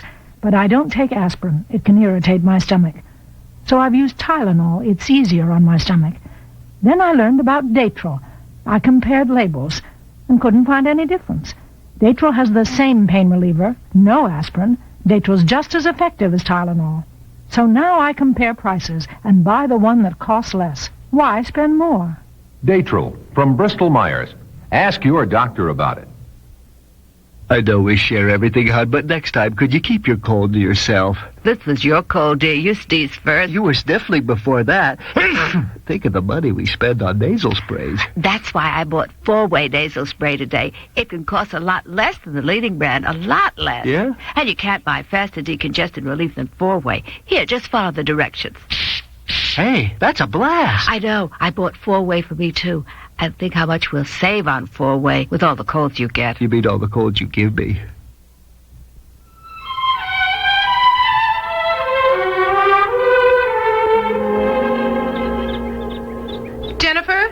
be home in time for dinner, honey. Jason will be home any minute now. Maybe I can get a few pages written. Let's see. It's been 3 weeks now since Jason told me about the brain tumor. I guess I still don't believe it.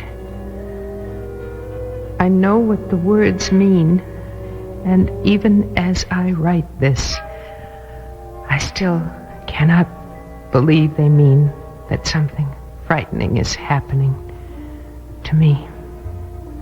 A process is taking place over which I have no control. I've meant to go to the library to look up chordoma, but for some reason I keep putting it off. Maybe I don't want to know. Jason and Marsh have been good when I ask them what will happen to me as it gets worse. I wonder if they know more than they're telling me. They think I'm not strong enough to know the worst. If so, they may be right. Someone said that people are more afraid of dying than they are of death. Oh, I better lock this up. Hi, darling. I thought you might be upstairs resting. I took a nap earlier, dear. Oh. Where's the pumpkins? Jennifer's over at Mrs. Bailey's, putting in her bid for the next kitten. Oh. Will she have long to wait? No. Mrs. Bailey says Trudy will... Trudy? Well, Trudy, the cat, is looking very expectant. Oh. Well, I hope you told Mrs. Bailey that we'd like a male kitten. No, I didn't. I thought I'd let Jennifer decide. Oh. How are you feeling? All right. No effects? You sure? Yes. Jason, do you know what caused that last night? Well, darling, your nerves were affected and you just lost muscular control. And it will happen again? It may. Probably will. I'll have to be careful. Do you think you should be alone here during the day? Oh, Jason, I just can't bear the thought of having, well, a nurse with me all the time. Well, maybe we could make some kind of an arrangement with Angela. Ask her to give up her life to take care of me? Well, darling, we don't have to decide now. But we should think about it.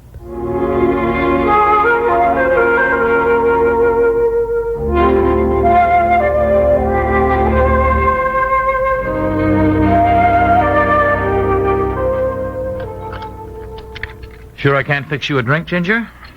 No, thank you, Marsh. Anything the matter? Why do you ask? I don't know, the last few days you've been so quiet.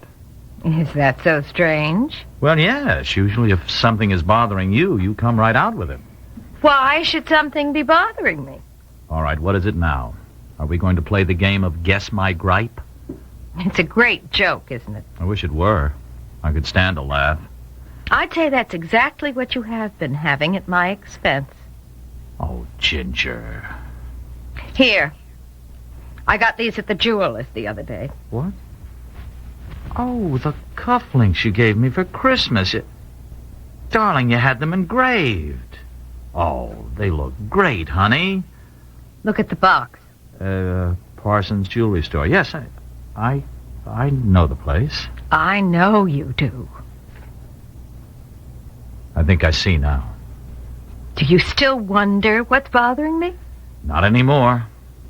How could you, Marsh? All right, you saw me and Angela Fairchild there. At least you admit it. Why shouldn't I? I asked her to help me pick out something for you. Oh, I can just imagine that.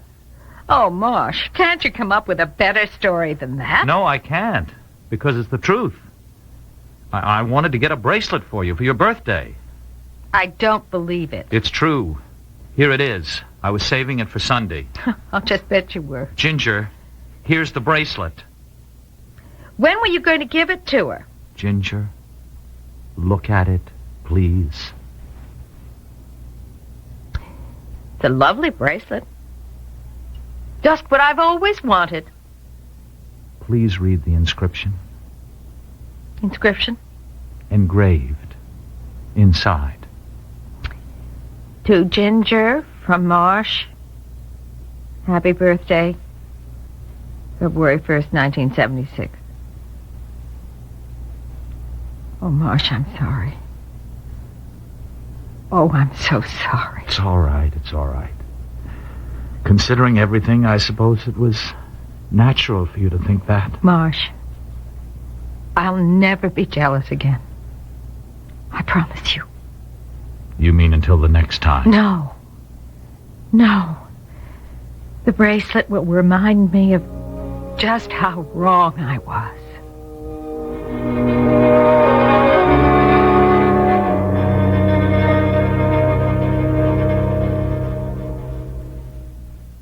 If I had a nickel for every minute I've spent in a dirty oven, scraping and scrubbing, I'd be living in Fort Knox.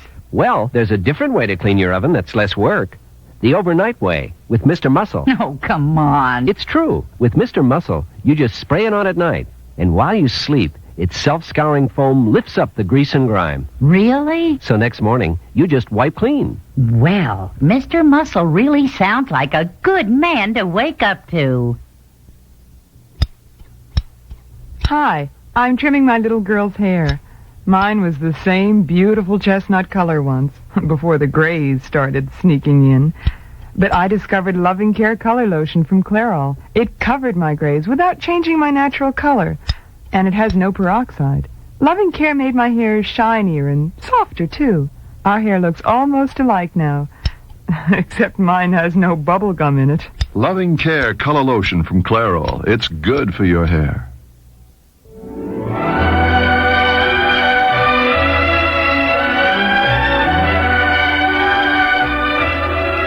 And to Hold has been brought to you by Loving Care Color Lotion from Clairol.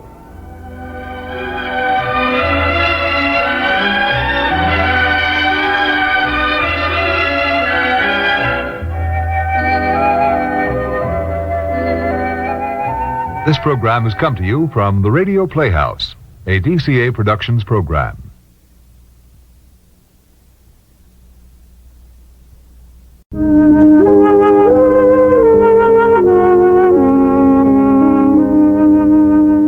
Love is gentle, faithful, swift, passionate, blind, and wondrous. All these are faces of love. In a moment, young Kate Wakefield, venturing into today's world of confusing freedoms. Brought to you by 4-Way Nasal Spray. Gives you the fastest decongestant possible. Mystery meat again. The food hasn't changed since the last time I was in college, but I have. 12 years later, 12 gray hairs. The only gray hairs in the entire class. So, I tried Loving Care color lotion from Clairol. It has no peroxide, just covers up gray without changing your natural color. Loving Care made my hair softer and shinier. And 2 boys wanted my number. Loving Care color lotion from Clairol. It's good for your hair. If you take Tylenol instead of aspirin for headache, now you can get the exact same relief with Datril and get $1 refund besides.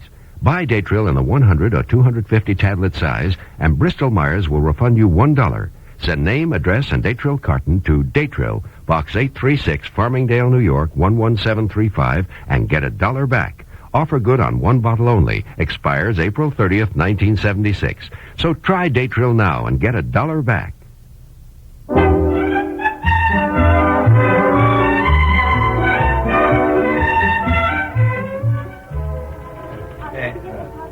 Are you the assistant editor of the Bellhaven Dispatch? Kate, for the love of Pete. What a way to surprise a guy. How are you, David? Great. I don't have to ask about you. I just have to look.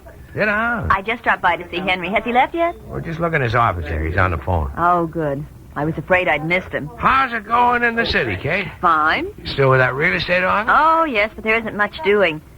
Everything is so high, people just aren't moving. And the people who want to come into the city can't find places they can afford. Yeah, it's tough times for a lot of people. I'm just thankful I have that job. If they ask me to wash windows, I will. I wish Nancy could get a job. Nancy? Well, why didn't you take her on here? Well, after we let 2 people go last month? No way. Isn't she doing anything now? She's babysitting and part-time at the supermarket and getting restless as hell. I wish you'd take her down to the city with you. Oh, David, Joy wouldn't let her go. Well, maybe her father would. Are you worried about her? No, but I'd like to see her on the right track. Well, I'm going over there tonight for dinner. I'll see Nancy. I was asked. Oh, good. But I told Joy I'm working late tonight. Faye's out sick. Henry's off the phone now. Oh, I see. Thanks. David, I'll talk to Nancy if you want. If I want? No, it's not my concern. But I just can't offer to take her to the city with me. Well, I didn't mean she should move in with you. I can't even promise to be there for a while. Oh? Going away? Well, I may have to. Sort of a business trip. I see. Well, good luck, Kate. Thanks, David. Good luck to you. Right now, I could use a little. Hey, better catch Henry before he leaves. Yeah, thanks. Kate, my dear. Come in, sit down. Thank you, Henry. Well, I'm going back to the city early tomorrow, and I just wanted to thank you for talking to me the way you did last night. It did us both good. You told me one thing about Tom that's put a big puzzle together. Maybe we should have talked about Tom a long time ago, Kate, but I didn't have your confidence. And I didn't have yours, Henry. You always treated me as Tom's father did, like a little girl. I hadn't realized how far young women today have come. You want to do everything yourselves. Everything that's important. Well, I hope you'll forgive me for showing a little concern about you, Kate. I'm grateful, really. Well, now that I've told you what I know about Glory Point and Jamaica, what are you going to do about it? Well, I may go down there, Henry. In the name of heaven, why? If it's a place Tom knew so well, I want to go back to it. Kate, last evening we talked about trusting each other. You asked me about Glory Point, and I told you everything Tom had told me. But I think if you have any reason for going down there, you should tell me. I want to, Henry. Believe me. Then tell me. Why on earth would you go to a place like that? Because it's like the last piece of the puzzle of my husband's life. That's not telling me anything. You told me that Glory Point was the place where Tom said he had buried his soul. He wasn't himself by that time. When he was on drugs, he used to talk rather wildly. Well, don't you think I want to see that place? You're not being candid with me. Henry, if I tell you everything that's in my mind, you'll only try to stop me. Which makes me more of a tyrant than a friend. Well, wouldn't you? I'd certainly try to persuade you. You see. Kate, Tom was in the cocaine traffic down there. It hasn't stopped. It's bigger than ever. Cocaine from South America is flooding this country. It's being brought in by anyone willing to take the risk for large profits. Last week, a man and a woman were taken off their yacht. About it. Tom is out of it and at peace. Why would you think of going down there? Henry, don't fight me. I'm not fighting you, dear girl. I'm trying to take care of you. But I am not that 19-year-old girl getting married to Arthur Wakefield's son. Too young to know what I was doing. Henry, I've grown up. I must handle my own life. And you won't trust me? Oh, Henry, I don't want to hurt you, but don't you see? You make it too difficult.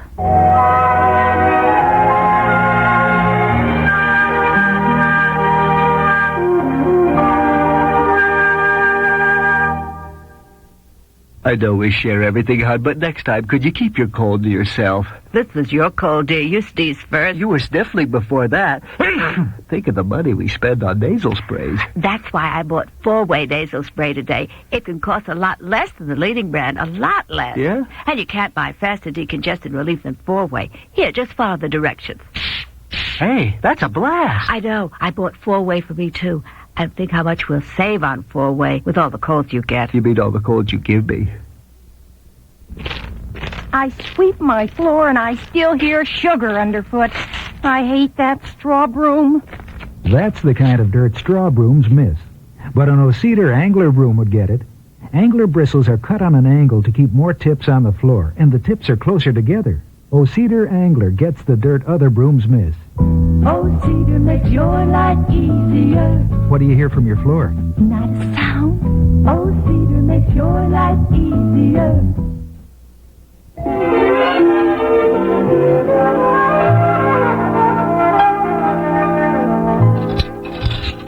Making the drinks early, Dad? Oh, just set up, Sonny.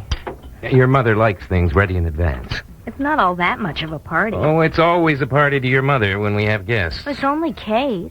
Well, we haven't seen her in some time. David's not coming. Yeah, so I heard. He has to work late. I figured he wouldn't come. Oh, your crystal ball tell you, honey? No, my woman's native intuition You mean you've got that going for you, too? going against me. Well, I've made up my mind. Good. You don't even know what about, Dad. Well, I like a sense of order. Then I'll tell you. If Kate's willing, I'm going to go back to the city with her. Oh, fine. No matter what anybody... What did you say? I said fine. Mom wouldn't think so. She just might. You're kidding. No, I'm not. Did she say that? Honey, nobody could try harder than you have to get a job here in Belhaven. Now, I'm not sure you could get one in the city, but if you want to go back to that studio club with Kate and take courses at the university... You and Mom wouldn't object? No, I don't think so. Oh, boy. Isn't that what you want? To go with my parents' consent? Dad, I want to defy the world, to fight for my freedom, to have everybody say, there goes Nancy, plunging to her ruin. Oh, I didn't realize that was what you had in mind. Now you're making fun of me. No, I'm just blundering along after you. Well, it's perfectly simple if you understood my cosmic urges. Oh, honey, you're at the age for them. I don't mean something primitive like sex. I mean like feeling the vibes of life, being in tune with the expanding universe. Oh, that is quite a program. Oh, there's Kate now. Coming. Hey, Kate. Hi, Nancy. It's so good to see you. Come on in. Mom's still in the kitchen. Dad's warming up on being with it. David was supposed to pick you up, but he's not coming. I know. You saw him? Oh, I dropped in at the paper to see Henry and ran into him. Then he really is working? Certainly. He wouldn't say so if he wasn't. Maybe, maybe not. Welcome, Kate. Hello, Jim. Good to see you. Well, it's good to be here. I'll go say hello to Joy. Hey, wait, hold it. She's making a chocolate mousse for you. You can't even breathe near her. Oh, she shouldn't have done it. Try and stop her. Oh, I am happy to be here with you. There's just no place like it. Yeah, that's what I say. And you look wonderful, Nancy. Oh, that's all I need. Wrong, huh? Well, I hoped you would say I looked pale and interesting. Oh, this isn't my day. Kate, Nancy has just had the dreadful news. She can move into the city with her parents' permission. Isn't that a drag? The fires of revolt down the drain. Poor baby. So what are you going to do? Move into the studio club with you. Oh, you are? Oh, well, when, Nancy? Right away. Isn't that okay? Well, of course.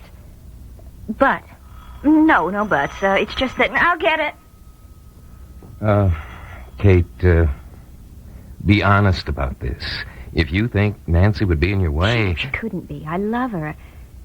But I've got to be away for a while, Jim. A little vacation? No, it's a business matter, something I have to do. Well, take her with you. Jim, I couldn't. It's just a joke. She isn't happy. I see that. Hey, that was David. He asked if he could come over this late, and I said, sure. I mean, why not? I won't be in his hair much longer. So when do we go, Kate? Or, am I in your hair, too?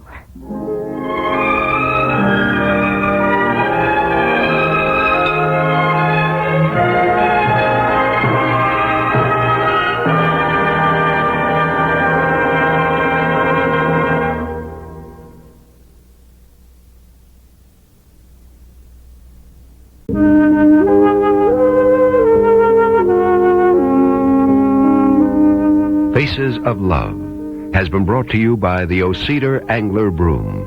It gets the dirt other brooms miss. This program comes to you from the Radio Playhouse.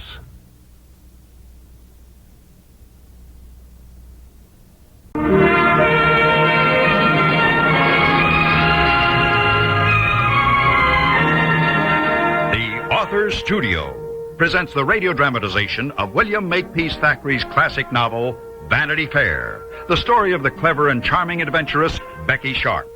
In a moment, our author, Mr. Thackeray. The Author Studio is brought to you by Ban Roll-On, America's leading roll-on antiperspirant.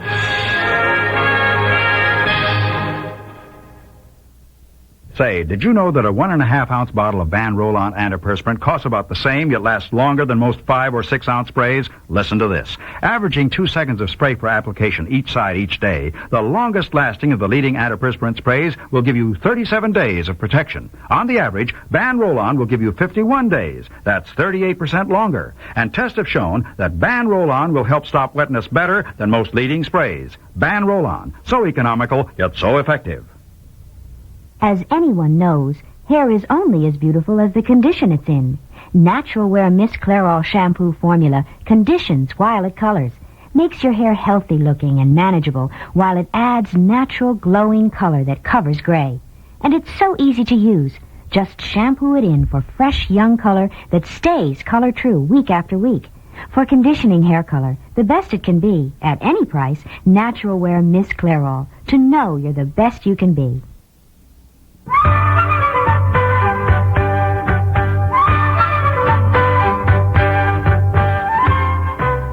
Dear friends, greetings, salutations, and welcome to Vanity Fair.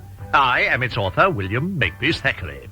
Are you cast down that our Becky has been banished by Miss Crawley? Come, come. Had Becky and Rawdon been forgiven in a twinkling, this story would not have continued, their coming adventures not recorded. Adventures which would not occur had those two been housed and sheltered under the comfortable, uninteresting forgiveness of Miss Matilda Crawley. I pray you, dear listeners, take Becky's attitude for your own. She has passed through a time of morose despair, and now lightly regards their period of exile as only temporary. She means to enjoy it, and will begin by dining out with her new husband. Rawdon chose the Star and Garter. Becky chose... Darling, dearest, do let us not go to that twopenny halfpenny Star and Garter. Let us celebrate at London's most expensive, resplendent, ravishing place to dine, the Mansion House. No, love-stricken Rawdon will do anything Becky's heart desires. Picture them in a small private dining room in the Mansion House. All about them, draperies of crimson velvet. Above them, a glittering crystal chandelier. In their hands, crystal champagne glasses. Ah, to my love, my darling, to Mrs. Captain Crawley. Oh, lovely champagne. Lovely Becky. Is this not better than skulking about hiding from Aunt Matilda?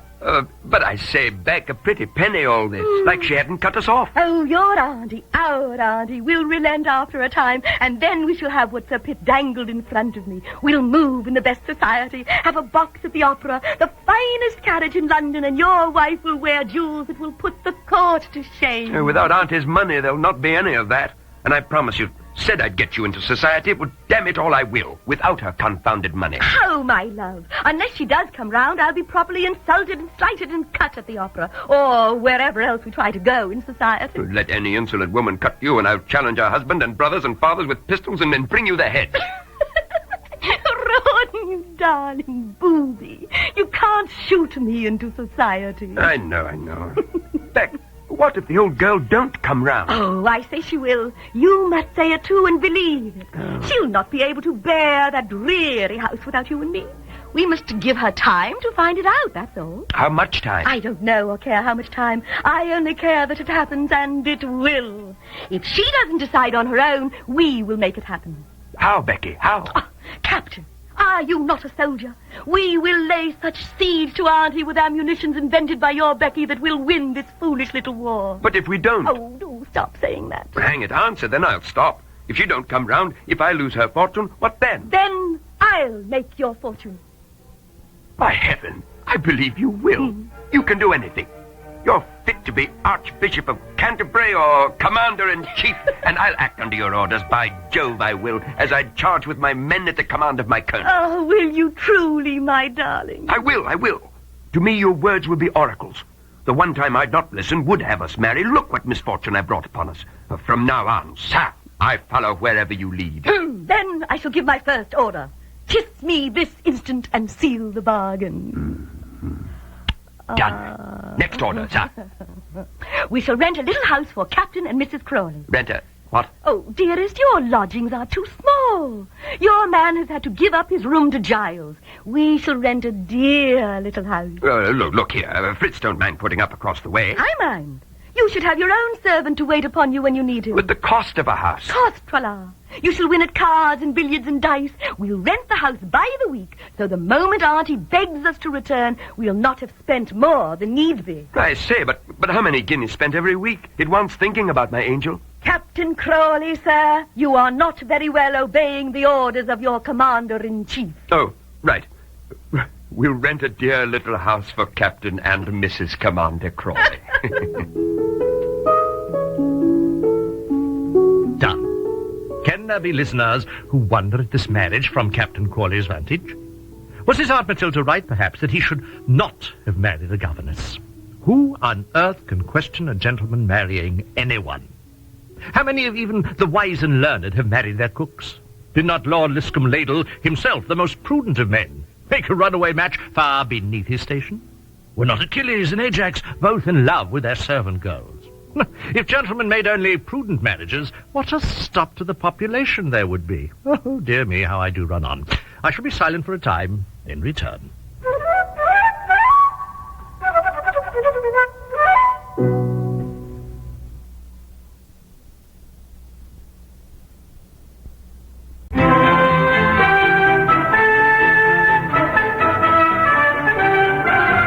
Recall, dear audience, that in our last chapter, Sir Pitt learned the name of Becky's husband, his own son. This father and son have not been on good terms since Rawdon turned from boy to man. Recall also Sir Pitt's response to the news. By the eternal, I'll kill him. Me should or not kill him.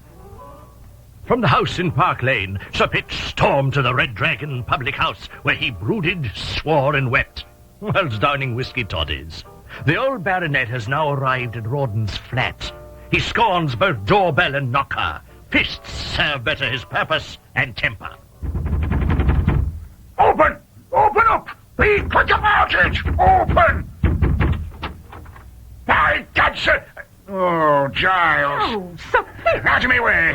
Sir. Where is he? Rawdon, come out, you damn coward! Out in the open! Sir, he's not here, You sir. lie. Ha! Hiding. Where hiding? Speak, girl. Where is the swine? Where's Becky? No, sir, not hiding. They've gone out to... They're out. Where out? Answer me. I don't know, sir. Back when? Tell me that. I don't know they'll be back at all. Not tonight, Sir Pitt. Now, you'd best go home and come another time. Where the devil I go from here? Stay till I throttle that cur of a dog with my own two hands. Oh, sir, you'd not do that. Wouldn't I? Married me Becky. Stole her from me. By God, he'll pay for it. Sir Pitt. Oh, Miss Becky, Mr. Rawdon. So, there you are, poltroon. What the devil? What's this, Papa? Papa? You're no son of mine. I'll kill you. By damn, I will, you young whelp. How you do that, little Hottentot? Lip-spittling pup, don't bandy with me. That's enough, both of you. Stop it. Sir Pitt, stand back. I'll not. Put up your hands, Rawdon. Fight like a man. Don't you touch him, Rawdon. Get from betwixt us, Betty. Out of me way. Sir Pitt, you can fight to your heart's content, father and son, but not till you hear what I've to say. Don't want to hear. Want to kill him, Judge. You will hear. Rawdon, sit down. Yes, sir, Commander. You leave him at me. Sir Pitt, keep silent. Damn me, what the... Now then, sir. You and I were friends, were we not? Aye, friends. Him over there took you from me. I've lost you. Do you want truly to lose me? Want never to see me again? Becky, I am your daughter now. Will you not have it so? Will you have me never come to Queen's Crawley? Never laugh with me, joke with me? Is that what you want, Sir Pitt? Becky, Then fight with my husband. Fight with your son. 'Twill gain you nothing, only lose you, Becky Sharp, forever. We will never meet or speak again. 'Tis for you to decide. Choose, Sir Pitt. Oh, Becky, don't say it. Never to see you, hear your pretty voice, your pretty laugh. Choose. Choose what always I've chose since first I laid eyes upon you. I choose Becky Sharp. Choose Damn it all. Mrs. Rawdon Crawley.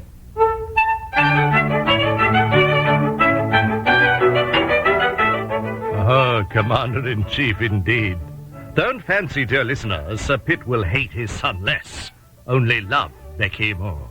Tomorrow, my friends, and I am your ever-faithful servant, William Makepeace Thackeray.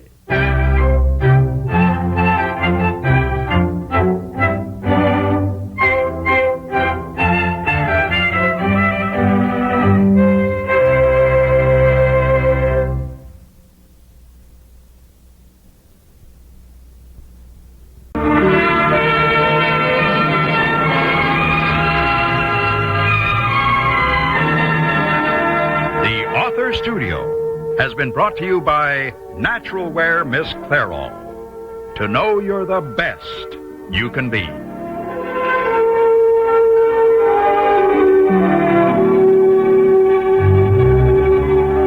This program comes to you from the Radio Playhouse.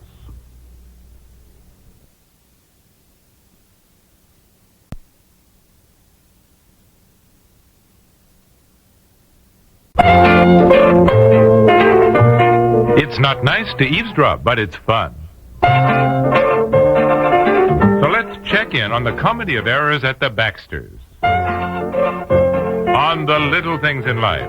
Brought to you by Final Net. Gives your hair a great long-lasting hold. This is what aerosol hairspray sounds like. This is what Final Net sounds like. The big difference in the way they sound is the big difference in the way they work. Final Net is not an aerosol. It's concentrated to give you a great long-lasting hold. There are no wasteful propellants. That makes it economical, too. 8 ounces of Final Net go as far as 24 ounces of aerosol hairspray. You get a great hold at a great price. Final Net, the first sensible alternative to aerosol hairspray. In my house, we've got a fully automatic kitchen. Me. And the worst job I've got to do is scrape and scrub that dirty oven. Well, there's a different way to clean your oven that's less work. The overnight way, with Mr. Muscle. Promises. It's true. With Mr. Muscle, you just spray it on at night, and while you sleep, its self-scouring foam lifts up the grease and grime. That's a good idea. So next morning, you just wipe clean. You know, I've got a feeling that Mr. Muscle's going to be a good man to wake up to.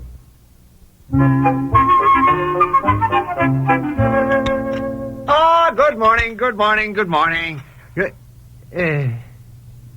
What's the matter? It's not a good morning? Debbie did not come home. She didn't come home? She did not come home. I haven't slept a wink all night. Well, why didn't you wake me? I didn't see any point in two of us worrying. You've got to go to work today. I thought you needed your sleep. Are you sure she said they were all getting back last night? I don't remember that she said. Naturally, I assumed a weekend of skiing meant she'd be home Sunday night. She has school today. Yeah. Oh, here, dear. I poured your coffee so it would cool off a bit. Oh, thank you. Didn't come home, huh? We should never have let her go, Bob. Never. Should never have let you and Aunt Maggie talk me into letting her go. Remember, I said no right from the Honey, start. Debbie is nearly 17. She is still 16, and I don't care how modern times are supposed to be. The idea of a bunch of kids going off for a skiing weekend unchaperoned. Peg, I'm afraid the word chaperoned is going out of the vocabulary. I'm afraid so. Guess I'm also pretty old-fashioned, despite the fact I like to think of myself as being very up-to-date. I don't expect many parents are very up-to-date, not if they really care what happens to their children. Hey, it's funny tasting orange juice this morning. Oh, we ran out. I put some grapefruit juice in it. You would notice Well, it. where's Aunt Maggie? Usually she's the first one up. Well, she heard me wandering around the house in the middle of the night. She couldn't sleep either. So we sat downstairs and worried together. What do you think has happened to Debbie and the others? Well, frankly, I suspect the weather conditions up north worse than here. Northern Vermont and New Hampshire always get worse weather than we do here in Beckett. Maybe snow, road conditions. She could have phoned. I thought you said Clark's grandparents' lodge didn't have a phone. Don't they have any neighbors with phones? Peg, dear, I don't know. We just have to trust Debbie. Well, as you said last week when she wanted to go, it's not a question of trusting Debbie. You said, could we trust Clark? Yeah, I know. Shall I call the Bowmans? Jennifer was one of the other girls who was going. I could call Mrs. Bowman and just casually ask if she's heard anything, you know. Yeah, well, sure, yeah, but what if Jennifer got home? What do you mean by that? I don't know what you mean. Well, there were 2 cars, or 3. What if some of the kids got back home and Clark and Debbie still haven't returned? Well, they haven't. You're not getting my point. If the rest of the kids are back, do we want the Bowmans to know that our daughter is, still somewhere with Clark overnight? Oh, yes, I see. Well, they were all overnight at the place for a whole weekend. Who knows what went on? Since the Bowmans let Jennifer go, they must have known the circumstances, too. True. Well, I don't care. Call Mrs. Bowman. Where they live? Back in Woods, I think. Let's see. Any blueberry muffins left? Yeah, in the bread box. Can't find any Bowman listed at all. I don't think it's Bowman. Isn't it Bowman? B-O-H-L-M-A-N? Oh, where is it? B. Yeah, Bowman, B-O-H-L. Yes, here it is. You don't think maybe we should call the state police instead? Oh, no. Why drag the police into it? That could have been some terrible accident. I had the local news on this morning, and there was no terrible accident. Anyhow, Debbie always carries identification. The police would have called us. Oh, that's a pleasant thought. Bowman, 8703. Dear. Tell you. I think it's another. What are you doing? Calling Mrs. Bowman. No, you just dialed 4 digits. Yeah? You can't dial just 4 numbers. Yes, I can, to make local calls here in Beckett. Just the last 4 numbers. You didn't know that? We've lived here all these years and you didn't know that? No. Sure, dear. All you need to do is dial... Hello? Mrs. Bowman? This is Peg Baxter. Debbie's mother? Yes, we were expecting Debbie home last night from the skiing weekend, and since she's not here yet, we were wondering if you'd heard anything from your Jennifer. Oh? I'm sorry. I thought Debbie said Jen was going too. Oh, no. No, I'm sure everything's fine. We're not worried. We were just sort of wondering if, All right. Goodbye, Mrs. Bowman. Jennifer Bowman did not go on the trip. Debbie said Jennifer was going. I remember her saying it. I know. Well, Debbie lied to us. Huh. Gives you a funny feeling, doesn't it, to realize your very own child has lied to you? Yeah, it sure does. Mrs. Bowman must realize it, too. Oh, Mrs. Bowman said to me, why, she said, no, my husband and I would never have allowed Jennifer to go off on an unchaperoned weekend. You can imagine how I felt, honestly. Where'd you say the blueberry muffins were? Oh, bread box. Still, I'll get them for you. You don't think Debbie'd elope, do you? No. She's awfully crazy about that boy. Oh, she was saying just the other day she'd never elope. She wants a big wedding, she said, when she gets married. I think we made a mistake. We should have followed our first instincts and not let Debbie go. Being unchaperoned is asking for trouble. Oh, look, for Pete's sake, being chaperoned isn't all that great. It doesn't mean a thing, really. We had chaperones at all our fraternity parties, and always, without fail, it was the chaperones who got drunk as hoot owls and wouldn't have known what was going on anyway. Well, things were going on then. You said so yourself. Well, you're in college. So, with all the sex and magazines and movies nowadays, there isn't anything the teenagers in high school don't know about. Probably the grade school kids, too. Even kindergarten kids can look at pictures if those magazines are lying about. I thought you were getting me some blueberry muffins. Oh, got over here at the bread box. I couldn't think what I was doing here. Yes, here, dear. Really got my mind on one thing. Somebody put the butter away last night. It's hard as a rock. Well, I know. I did. I meant to leave it out. I'm sorry. Supposing something happened and now she's in a state of shock, or she's ashamed to come home, or she's hysterical. Whatever she is also home. Look What? out the window. Isn't that Clark's car just turning into the drive? Yes. Boy, do I want to talk to her. Boy, do I want to talk to him.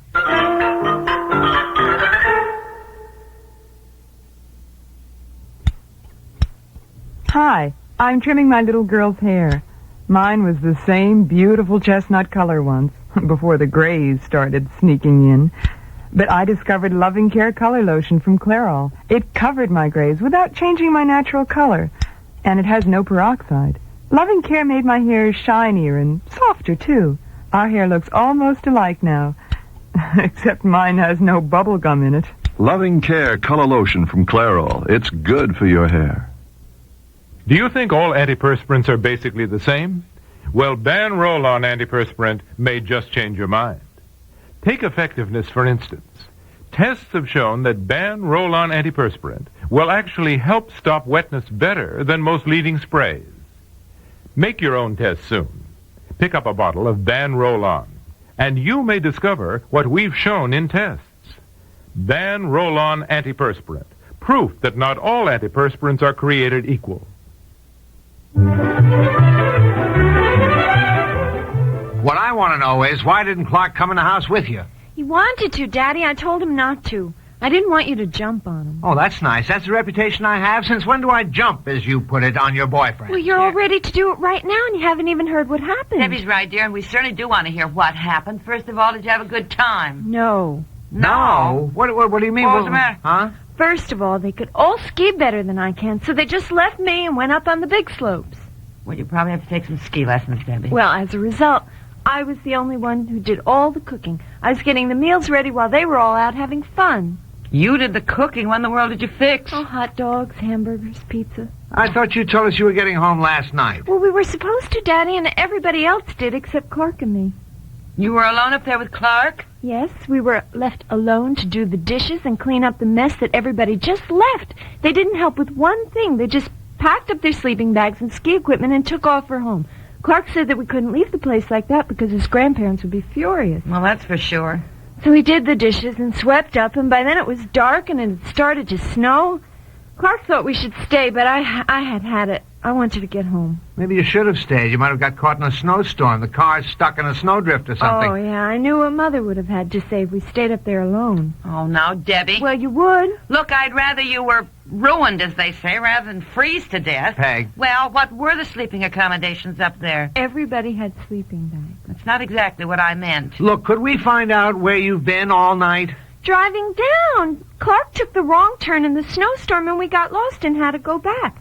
Finally, we found this all-night diner and stayed in there for a couple of hours just getting warm and having something to eat. Well, there must have been a phone. I stayed up all night waiting. Mom, if I knew if I'd phoned you at that hour, you either wouldn't believe me or else you would have worried even more. Well, maybe so. I don't know. You certainly must have been mad at the other girls for not helping you clean up. Well, I'm never speaking to Patty or Katie again. Never. Did Jennifer help? You said Jennifer Bowman was going, too. Yeah, she wasn't there. Her parents wouldn't let her go after all. I wish you hadn't let me go. What are you talking about? Why, you begged us to let you. You were yelling at us that we were old-fashioned and all kinds Did Clark make a pass at you?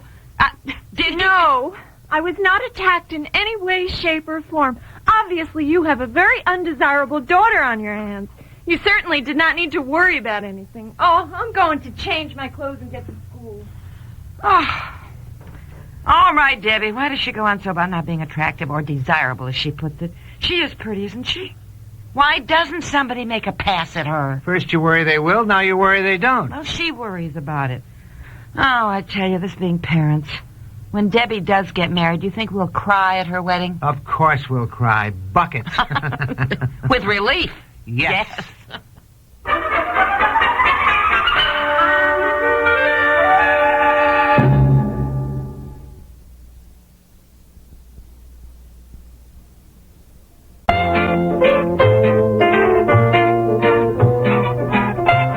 The Little Things in Life with Peg Lynch and Bob Dryden and Irene Wagner as Debbie was written by Peg Lynch, directed by Warren Somerville, produced by Dick Cox and Peg Lynch, and has been brought to you by Mr. Muscle, the oven cleaner that works the easy overnight way. I'm Charles Woods.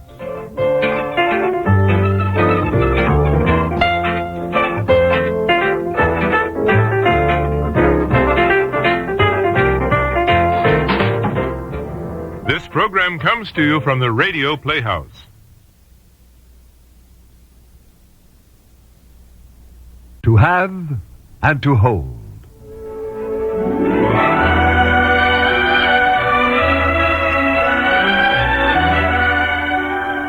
The story of the traditional vows, the new morality, and the people caught in the conflict between them. Brought to you by 4-Way Nasal Spray.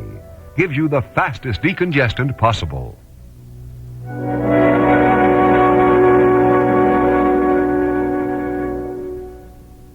I know we share everything, hon, but next time, could you keep your cold to yourself? This was your cold, dear. You sneezed first. You were sniffling before that. Think of the money we spend on nasal sprays. That's why I bought 4-Way Nasal Spray today. It can cost a lot less than the leading brand. A lot less. Yeah? And you can't buy faster decongestant relief than 4-Way. Here, just follow the directions. Hey, that's a blast. I know. I bought 4-Way for me, too.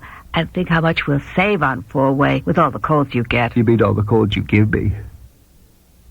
If you take Tylenol instead of aspirin for headache, Now you can get the exact same relief with Datril and get a $1 refund besides. Buy Datril in the 100 or 250 tablet size, and Bristol-Myers will refund you $1. Send name, address, and Datril carton to Datril, Box 836, Farmingdale, New York, 11735, and get $1 back. Offer good on one bottle only. Expires April 30th, 1976. So try Datril now and get $1 back.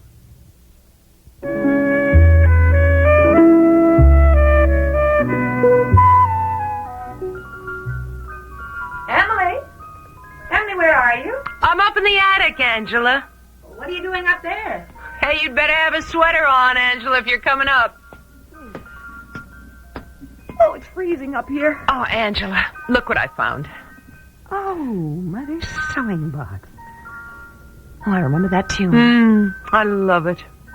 I came up to get some extra blankets and came across it. Ooh, come on, Emily. Let's go downstairs. Okay. Here, I'll carry the blankets. Oh, thanks.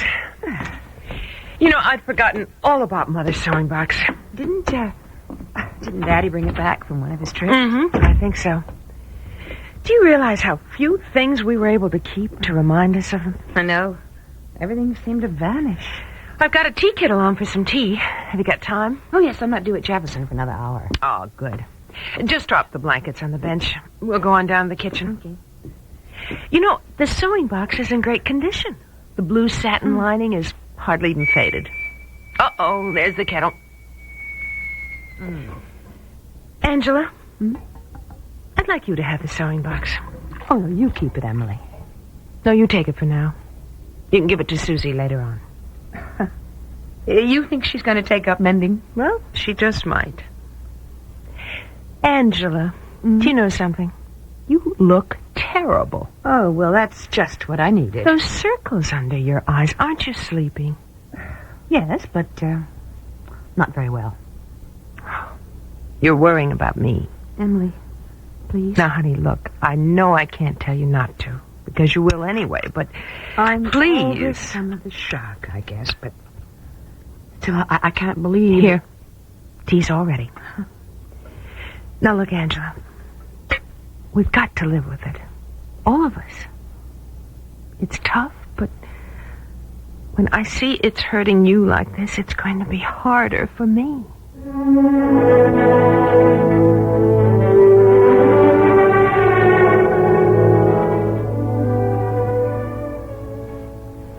Is that Mr. Wilcox again? I think he's just used to buzzing for a secretary. Trish, is anything going on? Oh, nothing new, Dr. Carter. Oh, here are some messages, Jason. Oh, thanks. Angela, you busy right now? We're doing medications, and then I have to go down to X-ray. I can handle it, Angela. Maybe later, Jason. Oh, okay. I'll be in Dr. Foster's office. All right, Doctor.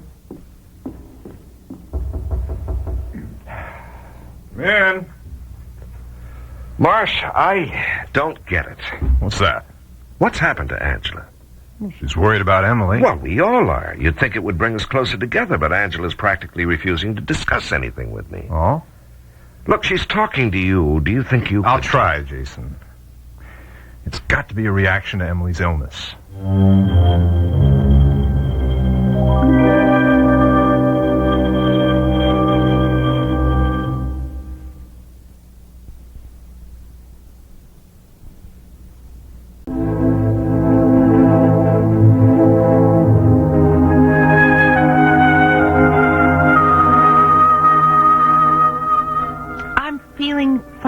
Caroline, you're a dear to call.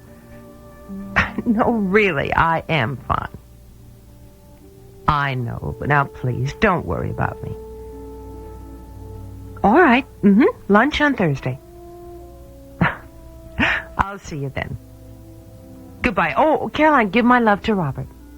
Bye. Oh, it's like dropping a pebble in the water. The ripples spread and soon everyone will know. I don't know why it helps to keep a diary, but it does. Now, let's see.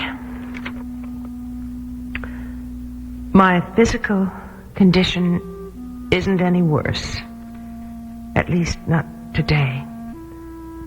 There are days when I'm perfectly all right, and the very idea of a brain tumor is ridiculous. I suppose my main concern is the future. The children's and Jason's. How will they manage? I keep remembering how hard it was for Angela and me after Mom and Dad were gone. All the things Angela had to take on. How she took care of me. Of course, Jason will be here. Alone.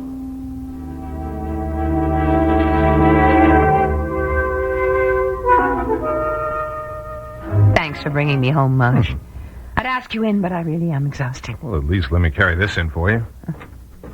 What is it? An old sewing box that belonged to Mother. Emily found it in her attic. Listen. Must bring back memories. It does. Are you sleeping any better? Oh, if I get tired enough. Angela... Well, I just can't accept the fact that Emily's going to die. You're not helping matters this way. I know that, but our lives have been so closely connected. From the time we lost our parents until she married Jason, we were always together. It wasn't until I met Jason... When she met Jason? No, I met him first. I introduced him to her. Oh? It was the night she graduated from high school. Oh, it's so long ago now. Marsh, it's so late. You really had better... Are you sure you're all right? I'm fine, Marsh. No, I'm not. But I will be all right. You better go. I'll see you tomorrow. Yes, and thank you, Marsh. I wonder how different things might have been if Mother and Dad hadn't died and left us alone.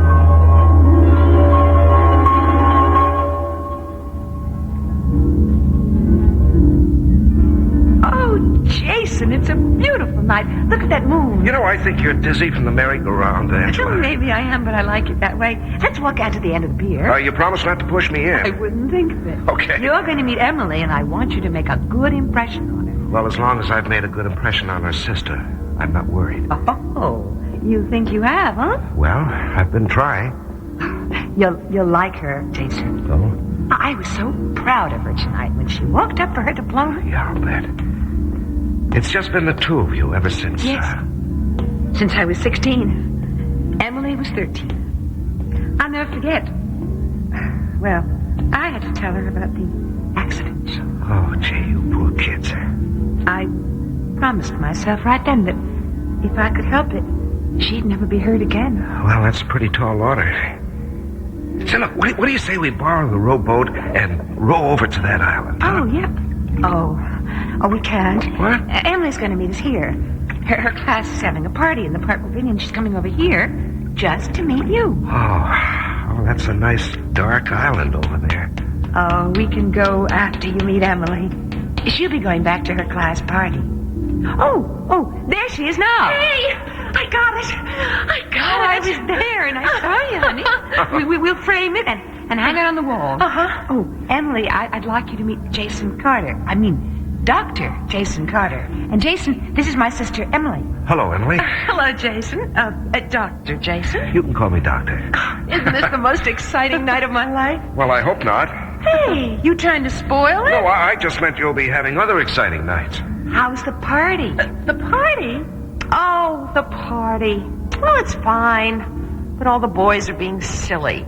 What do you mean? Oh, you know, just silly. So listen, let's walk over to that custard stand, huh? Oh, I'd love a custard. Wouldn't you, Angela? Oh, sure. I haven't had one for at least half an hour. Emily, are you going to become a nurse like your sister? Well, I don't know. What do you think? Well, I don't know. I don't think you'd make it through probation.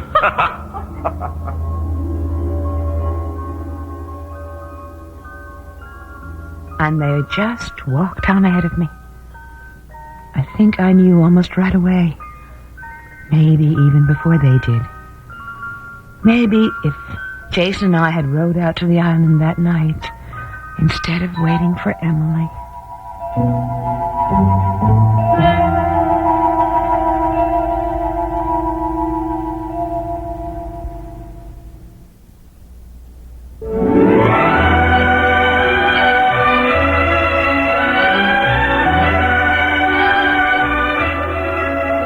Commitment to Hold has been brought to you by Datril, the new non-aspirin pain reliever from Bristol-Myers. This program has come to you from the Radio Playhouse, a DCA Productions program.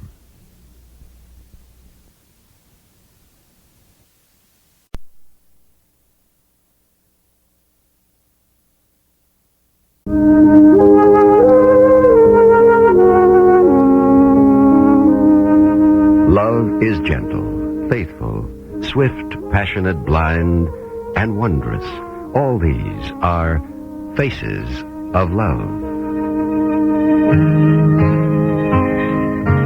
In a moment, young Kate Wakefield, venturing into today's world of confusing freedoms. Brought to you by Mr. Muscle, the oven cleaner that works the easy overnight way.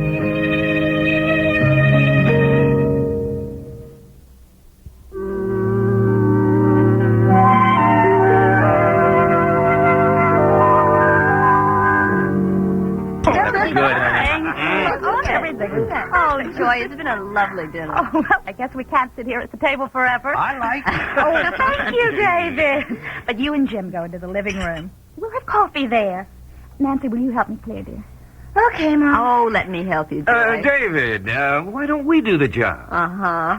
The day I turn my kitchen over to a couple of men. Oh, Mom, honestly. Well, what's wrong now, Nancy? You make such a thing about men and women. We're all the same. We weren't the day I brought you into the world. She's got you there, honey. What do you think, David? I like the difference. Right on, David. Look, I'll clear, Nancy. Why don't you take the coffee in, okay? Sure. Hey, David, want to give me a hand? Both of them. Oh, Kate, you really should have let Nancy help me. Why? Now, you and I haven't had a chance to talk at all, Joy. How long are you staying? I'm taking the early train back to the city tomorrow morning. Oh, that's such a short visit. Well, this time it has to be. I won't ask why. You have such different interests now, Kate. You hardly seem like my own sister. Oh, come on, Joy. I haven't changed all that much. You're my family. And your chocolate mousse was divine. I remembered that you liked it. Oh, why don't you stay over with us for a couple of days? Because I have a job to get back to. Couldn't you take a leave of absence for just a little while? Oh, maybe I could later. I'd love to stay for a while. Then do it now.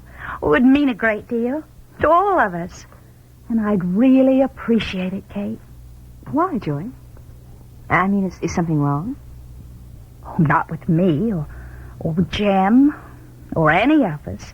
It's just that, well, you get on so well with the children. Not any better than you do, Joy. You have done a great job with your kids. Once, maybe. But they don't listen to me anymore. Especially Nancy. Nancy? Oh, I guess I'm old shoe. But she is so restless and moody. She hasn't enough to do. She's bright. She should have a job that interests her. She can't find one. Oh, but, Kate, I don't think it's just not having a job. Something's bothering her. Like what? I don't say it to Jim, and he doesn't say it to me. But she acts like a girl in love. Who is it? I have no idea. Because I don't know what she does with her time between jobs. Well, she doesn't see any of her old boyfriends, Pete or Eddie or Phil.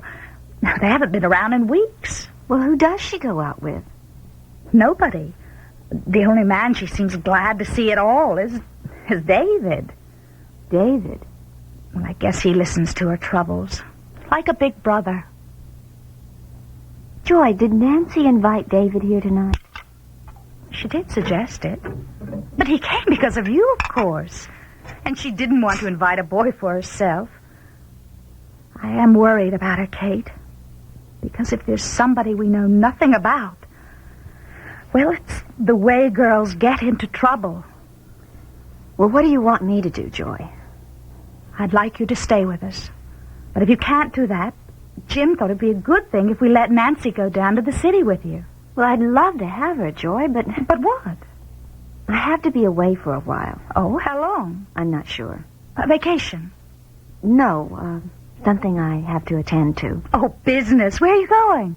I'm going down to the Caribbean. After all those miserable years you spent there with Tom, I should think it would be the last place you'd want to ever go. Well, it is in a way, Joy, but I just have to do it. Hey, coffee's on, everybody. Oh, okay. Nancy, you go in and pour Kate. Oh, come on, the guys can do it Oh, for look, themselves. girls, if the party's in the kitchen, we'll join you. Oh, I'll be there in a minute. Oh, run along, Nancy. You too, Kate. Keep David company. I'll start the machine. Oh, forget the kitchen, honey. It was a great dinner. Now, just come on in and relax. I don't know, Jim. Sometimes nothing seems to work. Well, what's up? Well, if you had any idea that Kate would be able to help us out with Nancy, you'd better forget it. I don't think Kate should help us out with Nancy. That's our job. Well, you had the idea Nancy should go down to the city for a while with her. Well, sure, but Kate isn't supposed to babysit with her. I just think Nancy needs a change. Well, I know she does, but Kate can't help. She's going to be away. Yeah, she said something about that before dinner. Oh, you should have told me before I practically begged her on my knees. Maybe we'll have to let Nancy go anyhow. Alone? To the city? In her frame of mind? Look, if she's going to get into trouble, she can do it as fast here in Bellhaven as any place else. Well, that's a very curious thing to say about your oldest daughter. She's a very curious creature these days. If she has found somebody she's in love with, why can't she admit it to us? Because she won't admit it to herself yet. Won't admit what? Oh, nothing, Nancy. Nope, this time I won't be put off. It has been a horrible evening. Everybody whispering behind my back. Because you're so interesting, honey. Oh, come on, Dad. I expected better of you. Look, what were you talking about? Your mother thinks you're in love. Jim! Well, she asked a question. It deserved an answer. Well, have you picked out the man, Mom? Oh, no. Oh, yes, you have. It's very obvious. You've got me all taped out. Well, listen, I'm not in love. I never intend to be. You can go in and talk to Kate and David. I just don't want to be around, ever. Nancy!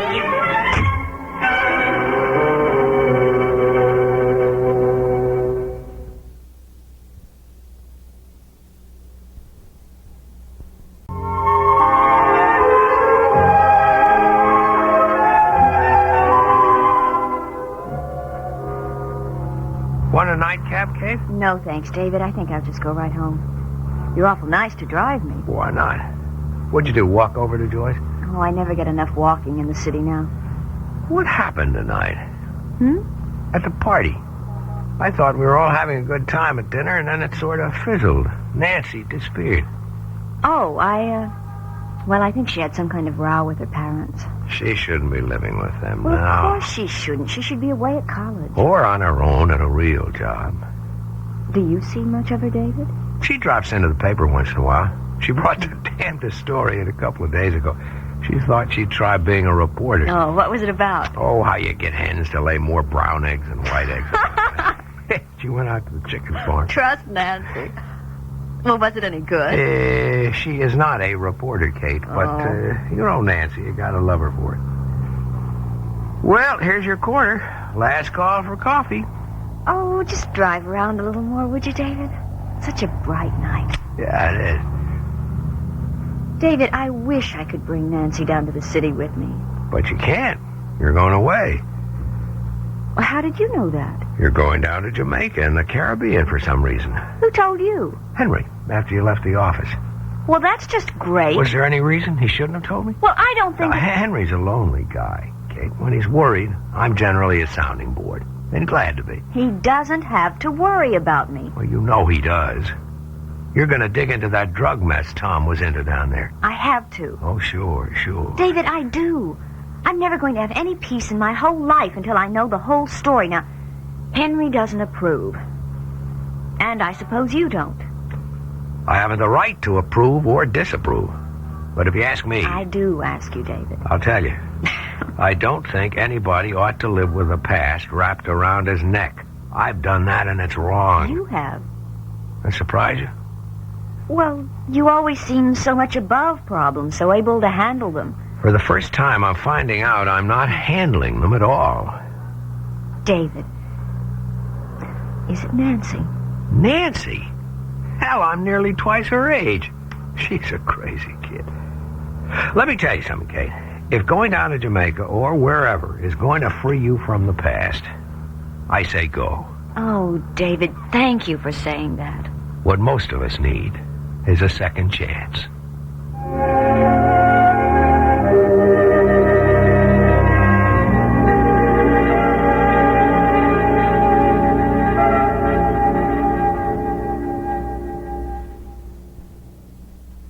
I had a nickel for every minute I've spent in a dirty oven, scraping and scrubbing, I'd be living in Fort Knox. Well, there's a different way to clean your oven that's less work. The overnight way, with Mr. Muscle. Oh, come on. It's true. With Mr. Muscle, you just spray it on at night. And while you sleep, its self-scouring foam lifts up the grease and grime. Really? So next morning, you just wipe clean. Well, Mr. Muscle really sounds like a good man to wake up to. Did you know that a 1.5-ounce bottle of Ban Roll-On antiperspirant costs about the same, yet lasts longer than most 5 or 6-ounce sprays? Listen to this.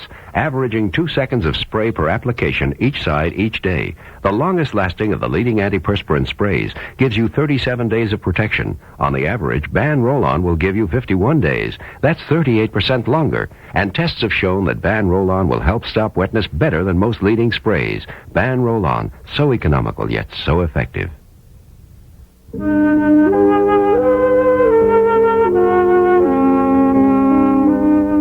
Faces of Love has been brought to you by Ban Roll-On, America's leading roll-on antiperspirant.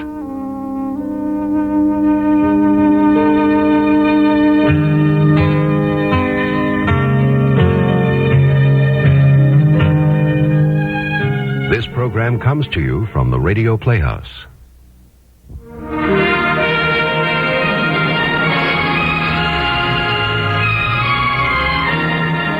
Authors Studio presents the radio dramatization of William Makepeace Thackeray's classic novel, Vanity Fair, the story of the clever and charming adventuress, Becky Sharp. In a moment, our author, Mr. Thackeray.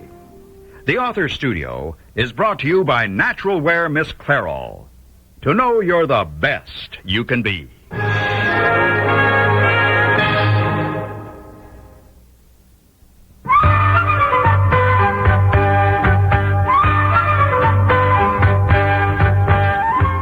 Ladies, gentlemen, you do me much honor to attend this latest chapter of Vanity Fair. I am, of course, none other than its author, William Makepeace Thackeray. Do you, dear listeners, say all is topsy-turvy in our story? Becky Sharp does not say so. Rawdon, persuaded by Rebecca, does not say so. Giles, unpersuaded, holds her tongue. The three are cozy in Rawdon's flat. Too cozy. The confounded nest is too small. They will, says Becky, and once more Rawdon agrees, will rent a dear little house, should Miss Crawley not immediately receive them back into her large one. Before they go seeking, a long, beseeching letter will go by hand to Miss Crawley, dictated now to Rawdon by Becky. Dearest, how does it sound so far? Splendid. Capital. What next? Oh, read what you just set down. Your heart, beloved auntie, is the kindest in the world. I know in my own breaking heart you will forgive your two devoted children. Oh, 'tis enough. We shall end it now. Right, and I am forever your grateful and loving nephew, Rawdon. And I am forever your How do you spell grateful? No, my darling, I've told you before. The letter must have all your shocking spelling, so she'll not think I wrote it. Grateful and loving nephew. Giles? Giles? Oh, yes, ma'am. Oh, I'm here, Mrs. Crawley. Oh, Mrs. Crawley, is that really me? Oh, 'tis, Miss Becky. I seen you wed. I was witness. Did you want your tea now? No. You're to take a letter to a certain Miss Matilda Crawley, address Park Lane, and you're to wait for an answer. Well, if only 'twill be the right one. Will be. Jove, it will. Auntie can't resist such a letter. Especially if she reads it to Miss Briggs. Poor Briggs is much too timid to press our case on her own, but I know she's on our side. If she hears the letter, it's an invitation to say what she feels. Take it, Giles. Godspeed and blessings upon it. In the Park Lane townhouse, Mrs. Martha Bute and Miss Arabella Briggs are taking morning tea in the downstairs sitting room. Upstairs, Miss Crawley sleeps, having been given appropriate powders by the apothecary, who was ordered so to prescribe by Mrs. Bute. Dear Briggs, how providential that I arrived yesterday at such a time as to assist Matilda in supporting the shock of Rawdon's revolting marriage. Yes, the poor soul is most pitiful. And how propitious that there is a vacant room where I may stay. Miss Becky's room. I dislike sleeping in her bed, in her room, but I never shrink from personal discomfort, nor from any sacrifice. for my dear sister-in-law. Martha, how long before you must return to Queen's Crawley?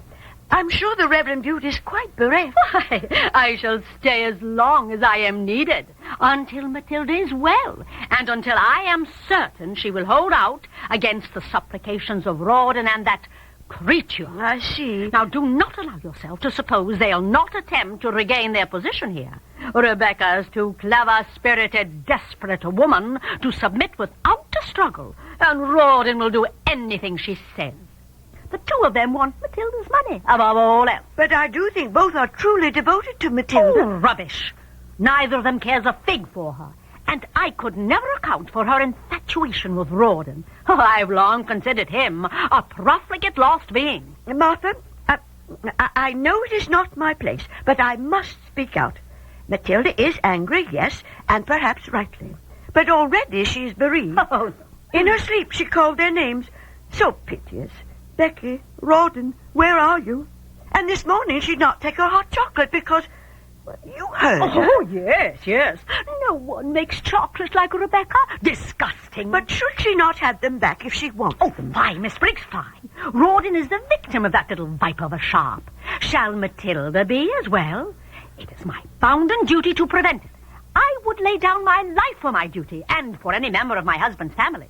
I command you, Arabella, do not say to Matilda what you have just said to... Oh, out the window. Look who approaches this house. Giles. Oh, excuse me, Martha. I'll run and open the door. You will not. Stay where you are exactly. The nerve, the effrontery. So, the siege begins.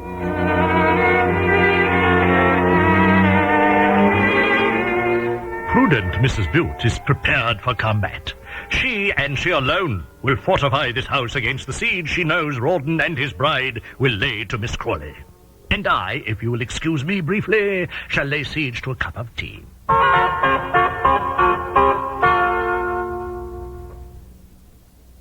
I know we share everything, hon, but next time, could you keep your cold to yourself? This was your cold, dear. You sneezed first. You were sniffling before that. Think of the money we spend on nasal sprays. That's why I bought 4-way nasal spray today. It can cost a lot less than the leading brand, a lot less. Yeah? And you can't buy faster decongestant relief than 4-way. Here, just follow the directions. Hey, that's a blast. I know. I bought 4-way for me, too. And think how much we'll save on 4-way with all the colds you get. You mean all the colds you give me?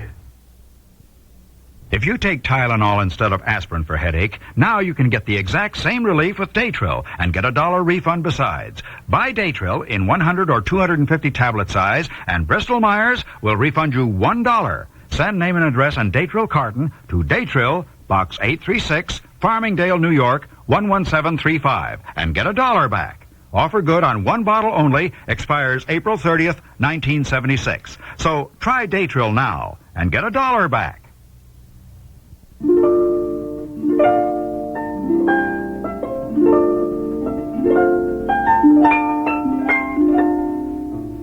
Rawdon and Becky await Giles' return whilst reading the Morning Chronicle. That occupation interrupted from time to time by kisses. My darling. Oh, do look. Lord Binkie Sheepshanks announces the engagement of his daughter, Lady Jane, to Mr. Pitt Crawley. Gad, who would marry my brother? Lady Jane Sheepshanks. May heaven pity her, wed to that pompous ass. Do you know what he was called at Eton? Miss Crawley. Miss Pitt Crawley and I got on quite well at Queen's Crawley. I pretended to read and admire his tiresome pamphlets. He never read a single one. You're my angel. You can get on with anybody. Oh, we must both get on with him now. Pitt and I? Why, we even don't speak. Well, then you must begin. We shall need friends, dearest, if your auntie is long taking us back. And young Pitt will be Sir Pitt when your father dies. Which is very likely will be soon, the way he drinks spirits before arising and upon retiring and all in between. And is too often on the verge of an apoplexy, the way he was last night. Oh, so, my love, we must make friends with Lady Jane and your dear brother. Pat, if you've in mind he might share his inheritance from Papa, you're quite mistaken. Oh, one never knows, you know. Oh, Giles, back so soon without answer. By Jove, quick, what news? Oh, back, Miss, back, sir, but not with no answer. I've brung your own letter back. What do you mean? Mrs. Butte come to the door. That old crow still is there? She'd not even take the letter and treated me like dirt, she did. Damn me. Oh, what did she say? Tell us every word. Oh, I remember it. Every word.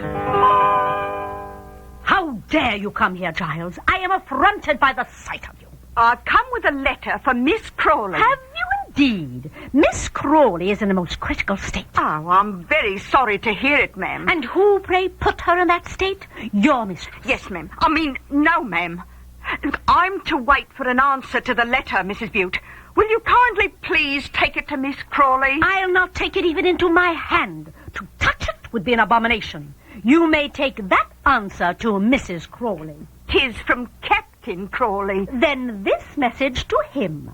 My sister-in-law does not wish to see or hear from either of them ever again.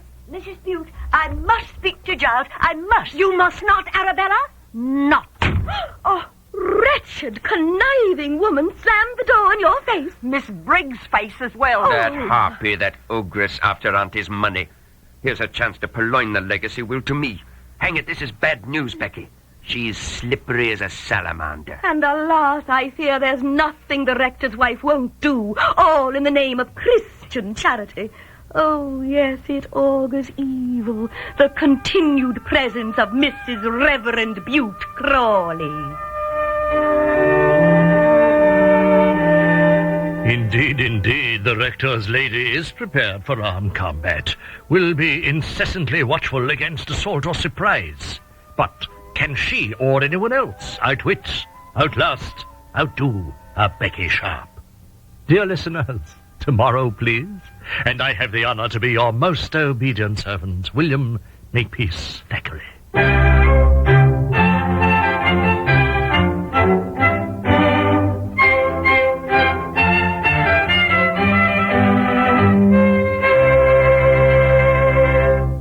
Hi, I'm Sandy Wright. In 1966, I was in a Miss Clairol commercial. Then it was does she or doesn't she? Today, she still does. I love my hair. After 9 years, yes, 9 years of using Miss Clairol cream formula, it's in great condition. Terrific body, easy to manage, and if I have any gray, who knows? Miss Clairol Cream Formula. It's the hair color professionals use. The best it can be, at any price. Look for Miss Clairol to know you're the best you can be. I sweep my floor and I still hear sugar underfoot. I hate that straw broom. That's the kind of dirt straw brooms miss. But an O-Cedar angler broom would get it. Angler bristles are cut on an angle to keep more tips on the floor, and the tips are closer together. O-Cedar angler gets the dirt other brooms miss. O-Cedar makes your life easier. What do you hear from your floor? Not a sound. O-Cedar makes your life easier.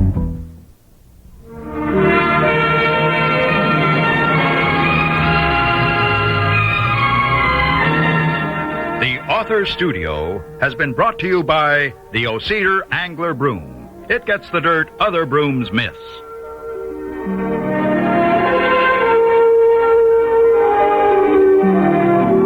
This program comes to you from the Radio Playhouse.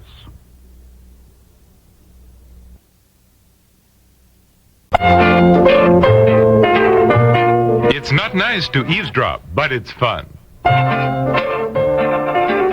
So let's check in on the comedy of errors at the Baxters. On the little things in life. Brought to you by Final Net Non-Aerosol Hair Mist, a sensible alternative to aerosol hairspray.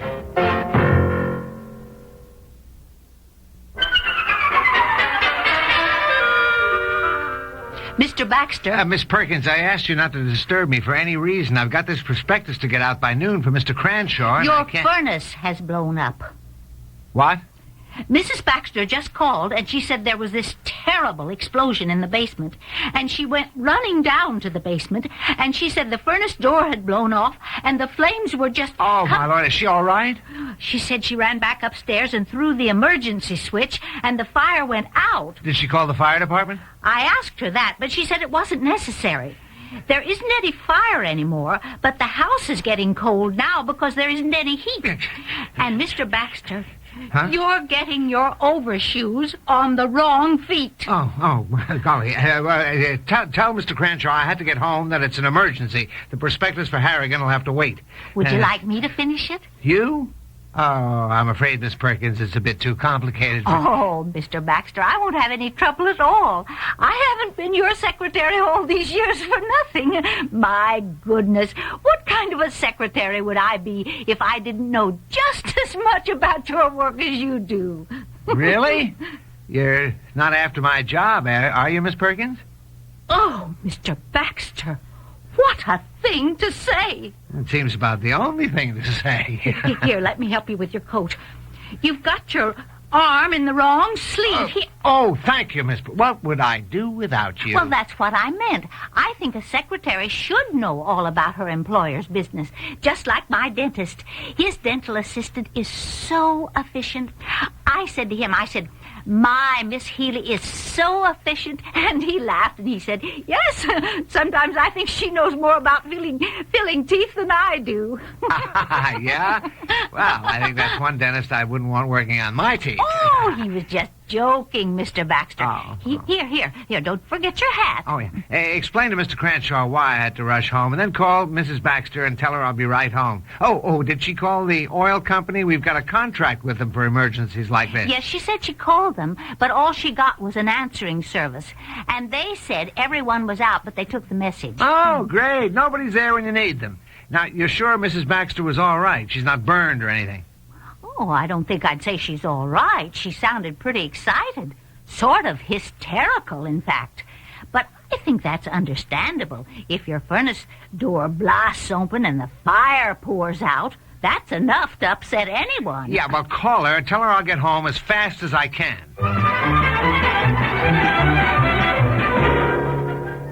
Well, the fire's certainly out now. Well, it went out the minute I threw the emergency switch. Okay, start at the beginning. What happened? Well, I thought earlier that I smelled oil, and I said to Aunt Maggie, do you smell oil? And she said, why, yes. And shortly after that, I thought the house seemed a little smoky, and I asked Aunt Maggie, I said, doesn't the house look a little smoky? And she said, why, yes. Okay. Well, I thought you wanted to hear what happened. I do. I just don't want to hear what you said to Aunt Maggie and what she said to you and all that. I want to know what happened. I'm telling you. By the way, where is Aunt Maggie? Well, the house was getting so cold, I told her to go over to Maynard. She just got over one cold. She doesn't need another. Okay, back to the furnace. Well, I was in the I was in the living room dusting, and Aunt Maggie was in the kitchen when there was this, explosion. And I yelled, what was that? And I started running out to the kitchen where Aunt Maggie was, and she was rushing into the living room where I was, and we both crashed into each other in the dining room. And she said, do you think we're being bombed? And I said, no, I think it came from the basement. Mm-hmm. And I said, well, I'm going down to the basement. And Aunt Maggie said, well, I certainly don't think you should go down there alone. No. And I said, well, you're not going with me, I said to Aunt Maggie. I said, you're staying right here in the dining room. Please, don't give me all the details of what you said. I want to know what you did. I went down to the basement. Oh. And smoke was, by that time, pouring up the basement stairs. And when I came down the stairs, there was this terrible roaring sound, and the doors of the furnace were wide open, and the flames just pouring out. Well, I ran back up the stairs, and I threw the emergency switch at the top of the stairs, and the burner went out. Well, it was a very frightening experience. I'm sure it was. Shaking. You all right? Well, yes, sure. And right away I called the fuel company. I got nothing but busy signals for half an hour. And then I got their answering service. Well, I'm telling you, that girl knows nothing. I said, this is an emergency. When will somebody be in? And she said, oh, I don't know, but I'll give them your number and they'll call you. How much does that contract we have with them cost us? Well, I remember $25, something like that. No. It used to be $22.50. Now it's up to something like $48. That's right, $48.50. Maintenance contract. That's right. Supposed to clean the furnace every year and give us prompt service in emergencies. I know. Well, I'll get on the phone with that oil company, and they better send somebody out here fast.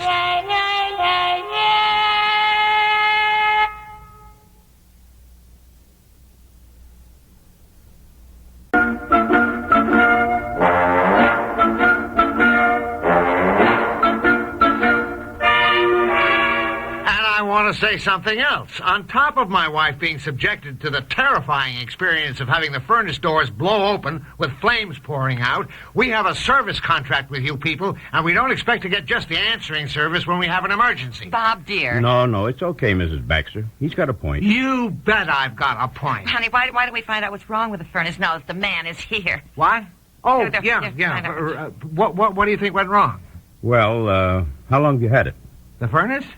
It was here when we bought the house. And how long ago was that? Oh, 5, 6 years. Dear, we've been here 10 years.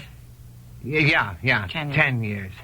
The people we bought the house from said the furnace was practically new. Yeah. Well, maybe it was new back in Calvin Coolidge's day.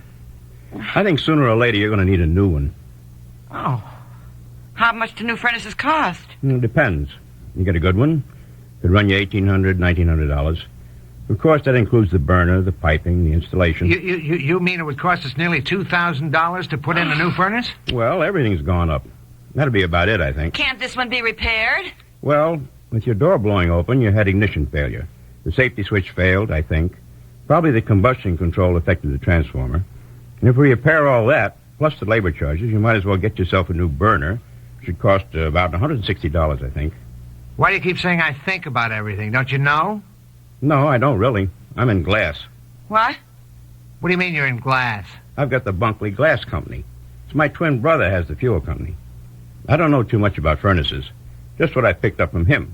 I'm just keeping an eye on things, minding the store, you might say, while he's in Hawaii. He's in Hawaii? That's right. Would you mind telling me why a man who has an oil company that has contracts for servicing furnaces goes off to Hawaii at the peak of the cold winter season? Well, that's it. Joe can't stand the cold weather. Oh. He and Agnes like to go away at this time of the year. Oh, and they love Honolulu. They get a suite at one of those big hotels right on the beach. In fact, they get the same suite year after year. Got a nice little terrace they can sit out and watch the sunsets. They love it. Tell you what I'd love. Somebody who can fix my furnace. Right. I'll tell you what I'll do. I'll make a report here on what I think is wrong, and then I'll find one of the servicemen and send him out. He'll know more about this than I do. Well, I'd certainly appreciate talking to somebody who knows more about this than you do. Honey, dear. No, darn it. When I pay $48.50 for a service contract, I want service. As a matter of fact, I'm supposed to get my furnace cleaned every year, too. And they did not show up this summer to clean it. Didn't show up at all. Yeah, I seem to recall Joe saying they'd gotten behind on their schedule. It seems to me it'd be more to the point if your brother would fulfill his service contracts instead of romping off to Hawaii. Bob, dear. No, he's got a point. He's paid $48.50 per service, and he ought to get it. You're absolutely right. Wow. Now, I'll check the furnace as best I can, and then see how soon I can get the serviceman out here. If you'll excuse me. Oh, yes, sure. You go check the furnace and then come and have some coffee with us. I mean, it's pretty cold around here. Well, dear, I don't get it.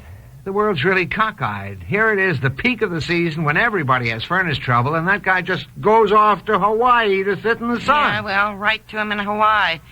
Oh, listen, something else. I was cleaning our bathroom today and wiping off the walls a bit, and all of a sudden... No.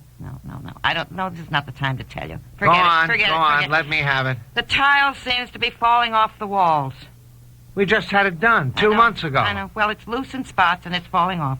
One tile just fell out and plunked down on the floor right on my foot. And a minute later, you were right to begin with. I don't want to hear about it. Well, all right. Let's face it, dear. It's always something around the house. I'm going to build a fire in the fireplace before we freeze to death. And that's another thing. One of the andirons is broken. I just noticed it today, and I thought, well, I must tell Bob about that. I don't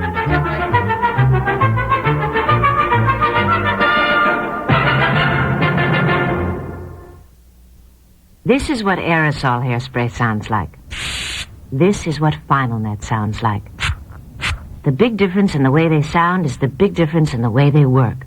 Final Net is not an aerosol. It's concentrated to give you a great long-lasting hold. There are no wasteful propellants.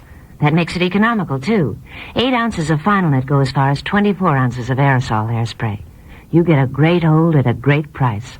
Final Net, the first sensible alternative to aerosol hairspray. I know we share everything, hon, but next time, could you keep your cold to yourself? This was your cold, dear. You sneezed first. You were sniffling before that.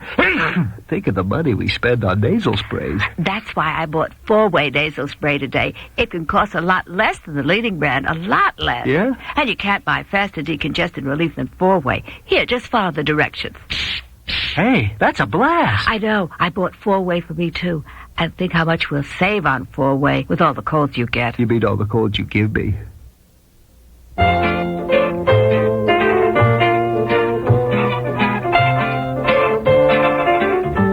The Little Things in Life, created by Peg Lynch, has been brought to you by Mr. Muscle, the oven cleaner that works the easy overnight way. This program comes to you from the Radio Playhouse.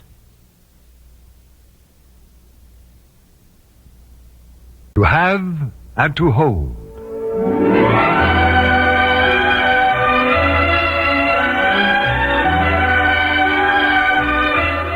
To have and to hold.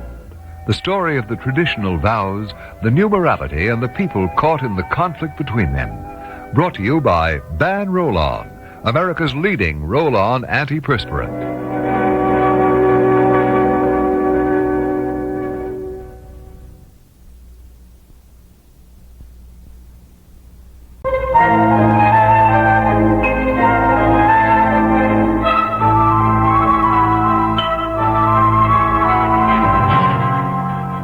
Your jacket, sir. Oh. May I help you on with it? Yes, thank you. There we are. Wait a minute, we can find it. There we go. Yes, nice. Very nice fit, don't you think? It's, well, it's a little snug around the waist, isn't it? Dad, you better not tell Caroline. She'll put you on bread and water. I don't have to. We can let it out a bit, Mr. Carter. Right here. Dad, why don't you order a sports jacket? Then they can cut it a little looser. Will you... Leo, what's the matter? Do you have some new men in the back there? No, sir. We've had the same ones for 40 years. Well, I certainly don't understand it. Maybe we should have taken some new measurements before we went ahead this time. Oh, nonsense. I'll take it to the workroom. I'll be just a moment, Mr. Carter. Well, I don't know, Jason. Those fellas are usually so accurate. I don't know what happened. Dad, tell me, where do things stand with the clinic Caroline is planning? Well, she hasn't gotten the go-ahead from Gonzalez yet, but she's very optimistic about it. Oh. Well, I hope Joe does commit himself to it, although we'll sure miss him at Jefferson. Yes, he's a fine man. Yes, Anne seems to think so. Oh, Jason, you know, he has her completely baffled. Oh? My dear stepdaughter is so used to having her young men jump through hoops for her. Well, it's no wonder, Dad. Money in large quantities has a strong effect on eager suitors. Well, how's Emily? Pretty well. No effects from the fainting spell she had the other night? Well, that wasn't a fainting spell, Dad. It was a dysfunction. Well, whatever it was, she seemed all right when you left for home? Yes, she was better.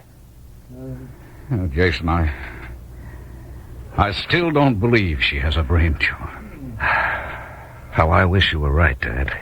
Take care of it. Oh, by the way, Lynn didn't ask any questions about Emily? No. I think she accepted your explanation, at least for the time being. Good. She had other things on her mind. Yeah. Have she and Kurt left for Aspen yet? Well, they're going tomorrow, and I don't know why Lynn has to tag along. Dad, tell me, is there any really good reason why you don't like Kurt? What do you mean, good reason? Oh, come on, Dad. This is your son talking to you, and I know you know what I mean by good reason. Yes, well, All right, Mr. Carter. Let's see how this is now. Well, let me see. There we are. Yes, that's better. Yes, it is, isn't it? Much better. Yes, Leo. I'm glad you straightened those workroom fellas out. There's no need for sloppy workmanship.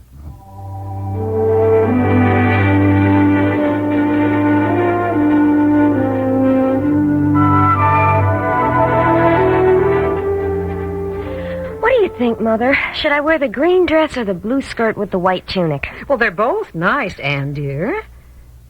You know, it's funny. What is? I just realized how seldom I've seen you in anything but pants until just recently. Is it for Dr. Joe Gonzalez? All right, Mother.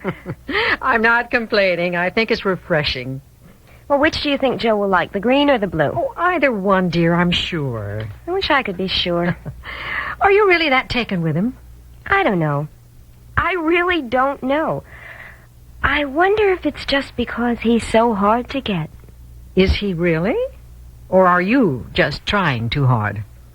Maybe it's because he's different. Everyone is, dear. Not like Joe, they're not. Why don't you just relax and let things develop slowly? I'm not used to that, Mother. Well, you said he was different. Well, people don't waste time now just sitting around and talking. They get right down to basics. What is your definition of basics? Well, it usually means making love. You still call it that? I was going to say popping into bed, but I lost my nerve. And that's what you have in mind for Joe? I did, for a while anyway. Oh, I see. What changed your mind? I guess it's because of... Well, it sounds funny. Oh, come on, you can tell your mother. I think he respects me. Well, what are you whispering for? It's nothing to be ashamed of. I know. Now, I hope you don't do anything to disillusion him, Anne. I really do want him to take on that clinic I'm planning. I wouldn't worry about that, Mother. If he decides he wants to do it, he will. And I don't think I could get in his way if I wanted to.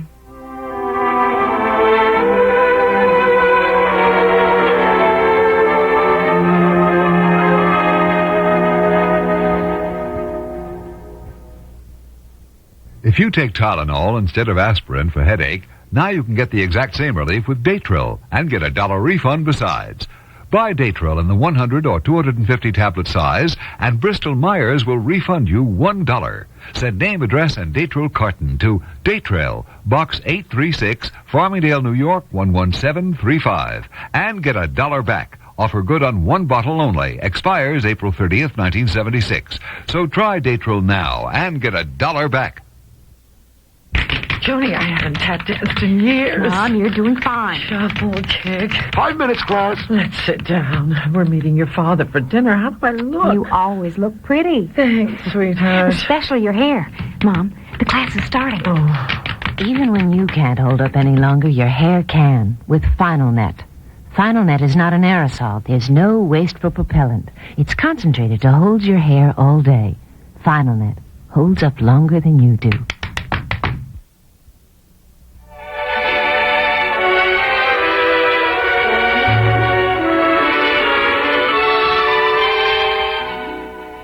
Oh, Caroline, it's going to be lonesome around here when Lynn and Kurt leave for Aspen. They wouldn't have to go if Kurt could find something here. And if he had a job, they'd move out anyway. I'm glad you see it that way, Robert. I don't know what you mean. Well, you're finally facing the fact that you can't hold on to Lynn forever. Well, I don't know where everyone's gotten the idea that I'm trying to run my daughter's life. Well, since, as you said, it's everybody's opinion, there must be some truth to it. Then I'll just have to stand as a lonely majority of one. Oh, Robert, outside of marrying Lynn, has Kurt done anything to make you distrust him so? Well, it was the way he did it. What do you mean? It was just by the grace of bureaucratic red tape that they didn't get married in Zurich. Is that so dreadful, Robert? And whatever means of support or income he had has just vanished. Well, if that's a crime, he's got a lot of company today. Mm-hmm. Would you feel the same way if he were married to Anne? Of course, if she cared for him. Oh, she's got too much sense. You're saying Lynn doesn't? No, and I'm saying that Kurt has her hypnotized. Oh, I think you'd be better off if you took up some healthy hobby. Oh, what would you suggest? What about golf? Golf? I'm not old enough. Oh, dear. I wonder how Anne is making out with Joe Gonzalez.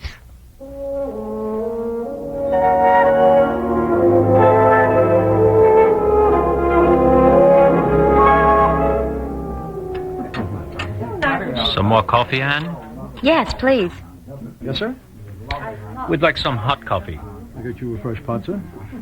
This is a nice, quiet place, Joe. It's usually more crowded. Do you come here often? Fairly often. Alone? Sometimes. And sometimes not? That's right. Why don't you just tell me to mind my own business? Is that necessary? You never wonder what I do when I don't see you, do you? Do you think I should? Joe, are we going anyplace at all? Why the rush to get someplace? Because I want to know. Your coffee, sir? Thank you. Anything else, sir? And? Nothing now. Very good, sir. Do you want to know if we will become lovers or marry? Either one. Or both. I don't know. Oh, God, Joe. Does it have to be settled right now? Well, it doesn't have to, not at this very moment, but... You are so impatient. Well, I guess it's because I don't know how you feel about me. You don't. You are the most infuriating man I've ever met. And you are the most arrogant woman I've ever met. Arrogant? Yes. You are so accustomed to running things, including men, that it doesn't occur to you that other people have other ways of doing things. I'm sorry. That came a little too easy, Anne.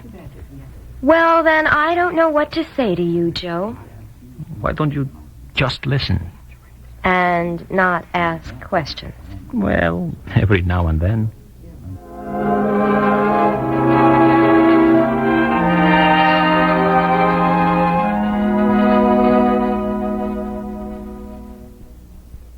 Do you think all antiperspirants are basically the same? Well, Ban Roll-On antiperspirant may just change your mind. Take effectiveness, for instance. Tests have shown that Ban Roll-On antiperspirant will actually help stop wetness better than most leading sprays. Make your own test soon. Pick up a bottle of Ban Roll-On and you may discover what we've shown in tests. Ban Roll-On antiperspirant. Proof that not all antiperspirants are created equal. Hi, I'm the teacher, and that's Roland Gibbs on drums. He drew my picture last week with gray hair. Me, with 11 grays. I gave hair coloring a second thought. I found out about Loving Care Color Lotion from Clairol. It has no peroxide, doesn't change my natural color, and it's good for my hair. Loving Care covered my grays and made my hair softer and shinier. Gotta give the kid credit. Loving Care Color Lotion from Clairol. It's good for your hair.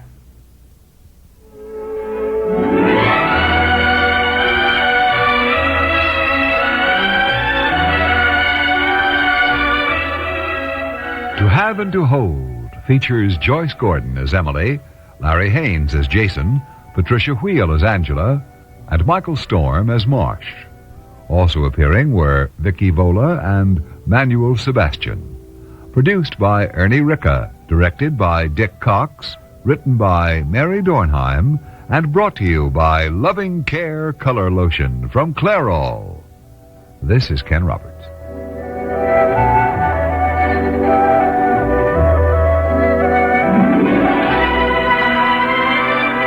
This program has come to you from the Radio Playhouse, a DCA Productions program.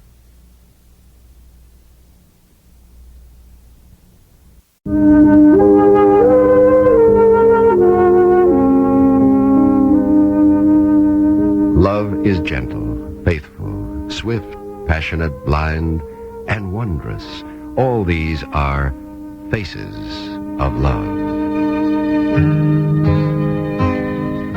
In a moment, young Kate Wakefield, venturing into today's world of confusing freedoms. Brought to you by Natural Wear Miss Clairol. To know you're the best you can be.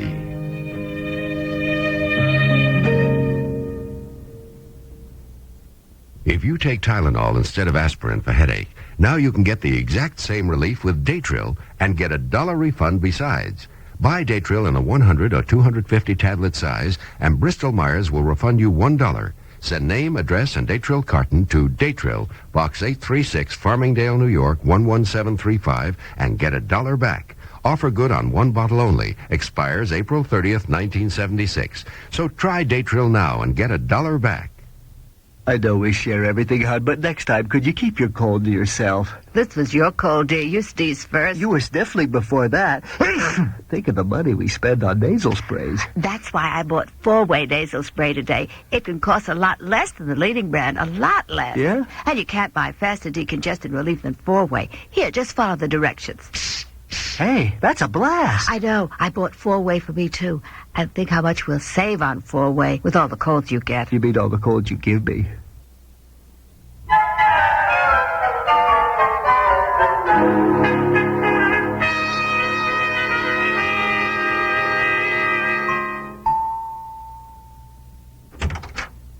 Morning, Henry. Good morning, Kate. I don't usually call on young ladies or any ladies at an hour like this, but Never mind the buts. Come on in.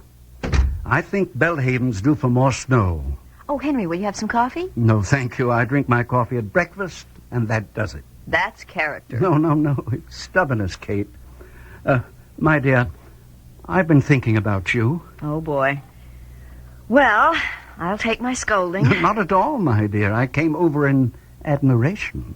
Oh, well, this is a big day. I'd like to think I'm improving it. Well, come on into the study.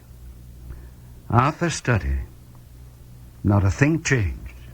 He was a remarkable man. But he scared me. He scared a lot of people.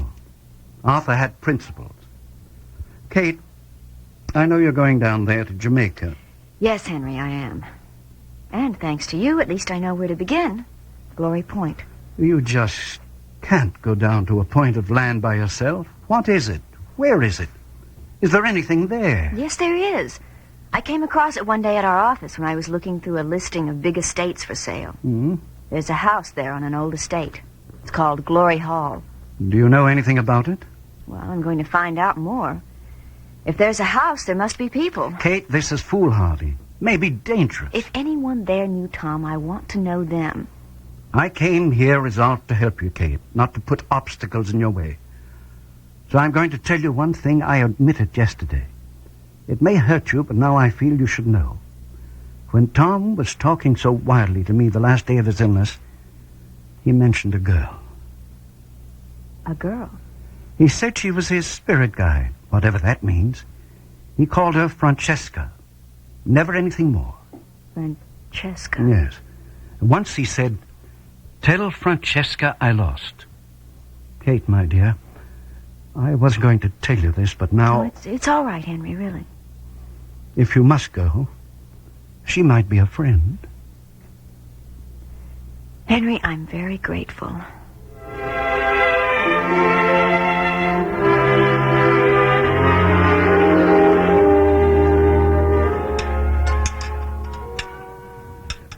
Kate! Hi, Nancy. Hey, I thought you weren't coming. Oh, never miss a chance for coffee at Joe's place. I got a little delayed. Hey, what train are you taking? Anyone that's around when you and I have finished talking. You mean you're staying just for me? That's right. Hey, I guess I was pretty awful last night.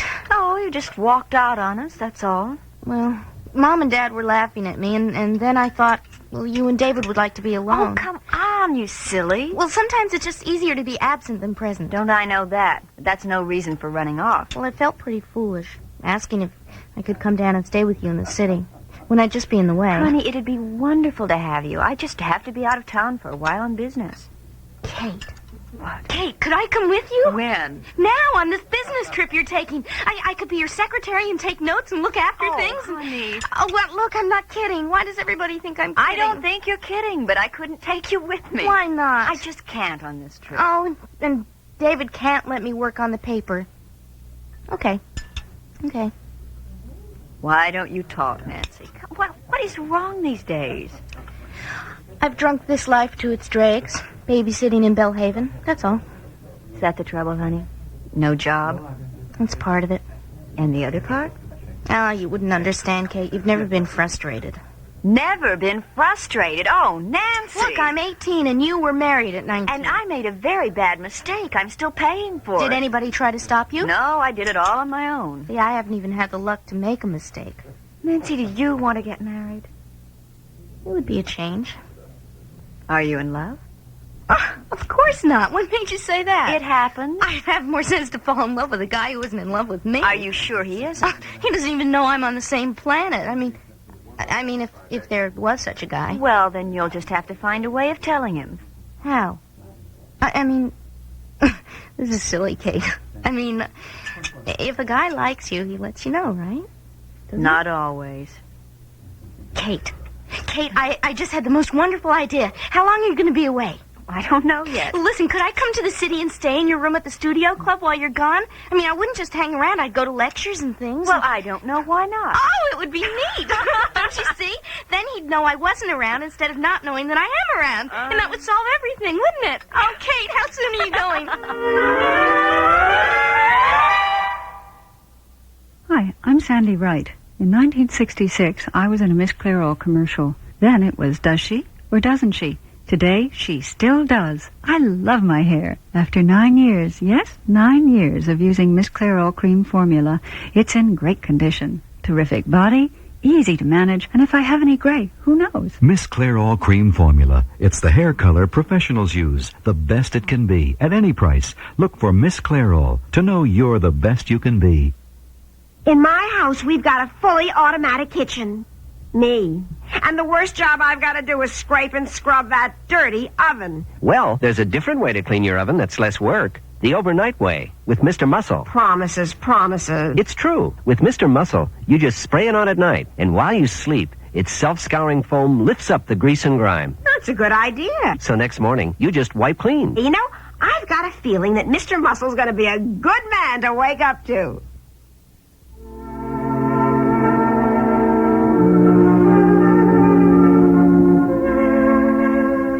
Gloria, did you reach Mrs. Wakefield in Belhaven? She'd left. Well, do you know what train she's coming down on? That's Mrs. Jessup, bless her heart. She's the Scottish housekeeper. My one friend in Belhaven. Gets in when? 2:28. Good girl. I'm going out for lunch now with Mrs. Cushing. Gloria, why don't you just wait on the plane tickets? Yeah, well, I'll leave for Paris when I'm ready. Thanks, honey.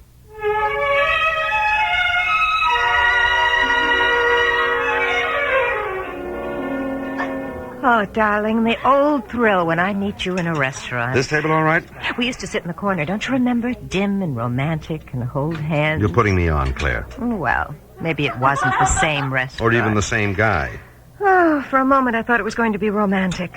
You know, playing our song. I can't remember that we ever had one. You were too busy making a success. Mm-hmm. And you disliked sentiment. Yes, what a pair we were. We never could have lasted under the same roof.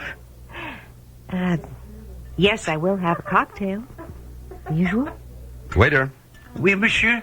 A very dry martini for the lady. A double, darling? A double dry martini for the lady. I'll have clam and tomato juice. Oh, Tony. You're getting dull. I think you're right, Claire. But then my life isn't exactly what I'd choose. Oh, Tony, not that again. I've closed the subject of a divorce. You have your own life. Except when you get into the mess you're in now and need me. Claire, I'm not in a mess. I found the girl I want. I intend to push for a divorce. How? My lawyer will talk to your lawyer. All that money wasted. Well, that's not my problem. Darling, Hugh, your esteemed boss, is losing his mind. Good. Maybe he'll be easier to get along with. I'm not fooling. You should be in Paris right now, and instead you're seeing this girl, Kate. Now, he wants you to get rid of her. The day Hugh Fletcher can tell me that... Tony, don't try to take him on. He is the head of the corporation. He'll be retiring someday, and you're next in line. You've got to play it his way. Was it his idea or yours that we have lunch together today? It was mine. I was even a little sentimental about it. I wanted to warn you, Tony. About what? If you go on seeing Kate, you're heading for a showdown with Hugh. When he begins to interfere in my personal life... He does not give a damn about your personal life. You could have a dozen girls and he wouldn't care. But not Kate Wakefield. It so happens it is Kate Wakefield. I want to marry her. Ah, I laugh that I may not weep, as the French say. Sure. Sounds funny, I know. But I'll make a go of marriage with Kate. She will bow to your every whim. She hasn't bowed to any of them yet. Her husband was in the dirtiest racket known. People forgive a lot, but they do not forgive drug smuggling.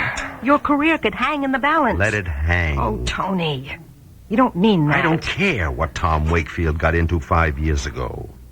I've told Kate that. What Tom Wakefield was into 5 years ago is still going strong. That little cocaine traffic is now all through the islands. How do you know that? I've spent a good deal of time down there. I have friends. They tell me. In fact, I'm leaving for Hugh's place shortly. Have a nice time, Claire. Tony, please. Won't you listen to me? For your own sake. Give Kate Wakefield up before you lose everything you've accomplished.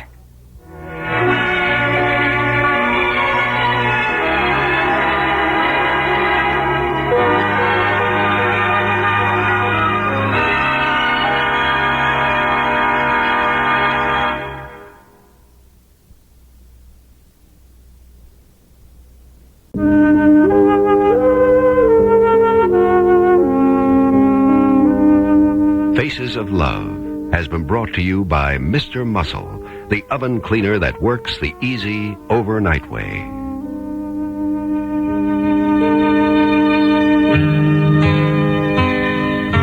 This program comes to you from the Radio Playhouse.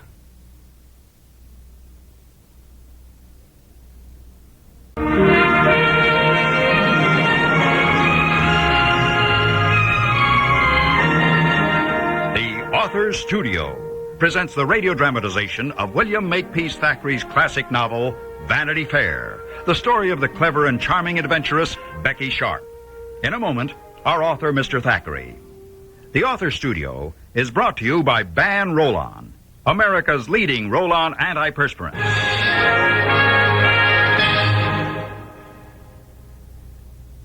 Say, did you know that a 1.5-ounce bottle of Ban Roll-On antiperspirant costs about the same, yet lasts longer than most 5 or 6 ounce sprays? Listen to this. Averaging 2 seconds of spray per application each side each day, the longest lasting of the leading antiperspirant sprays will give you 37 days of protection. On the average, Ban Roll-On will give you 51 days. That's 38% longer. And tests have shown that Ban Roll-On will help stop wetness better than most leading sprays. Ban Roll-On. So economical, yet so effective.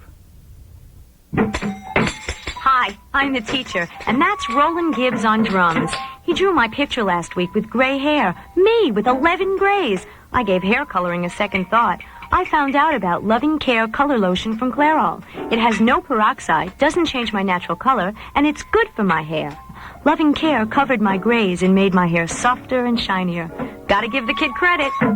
Loving Care color lotion from Clairol. It's good for your hair.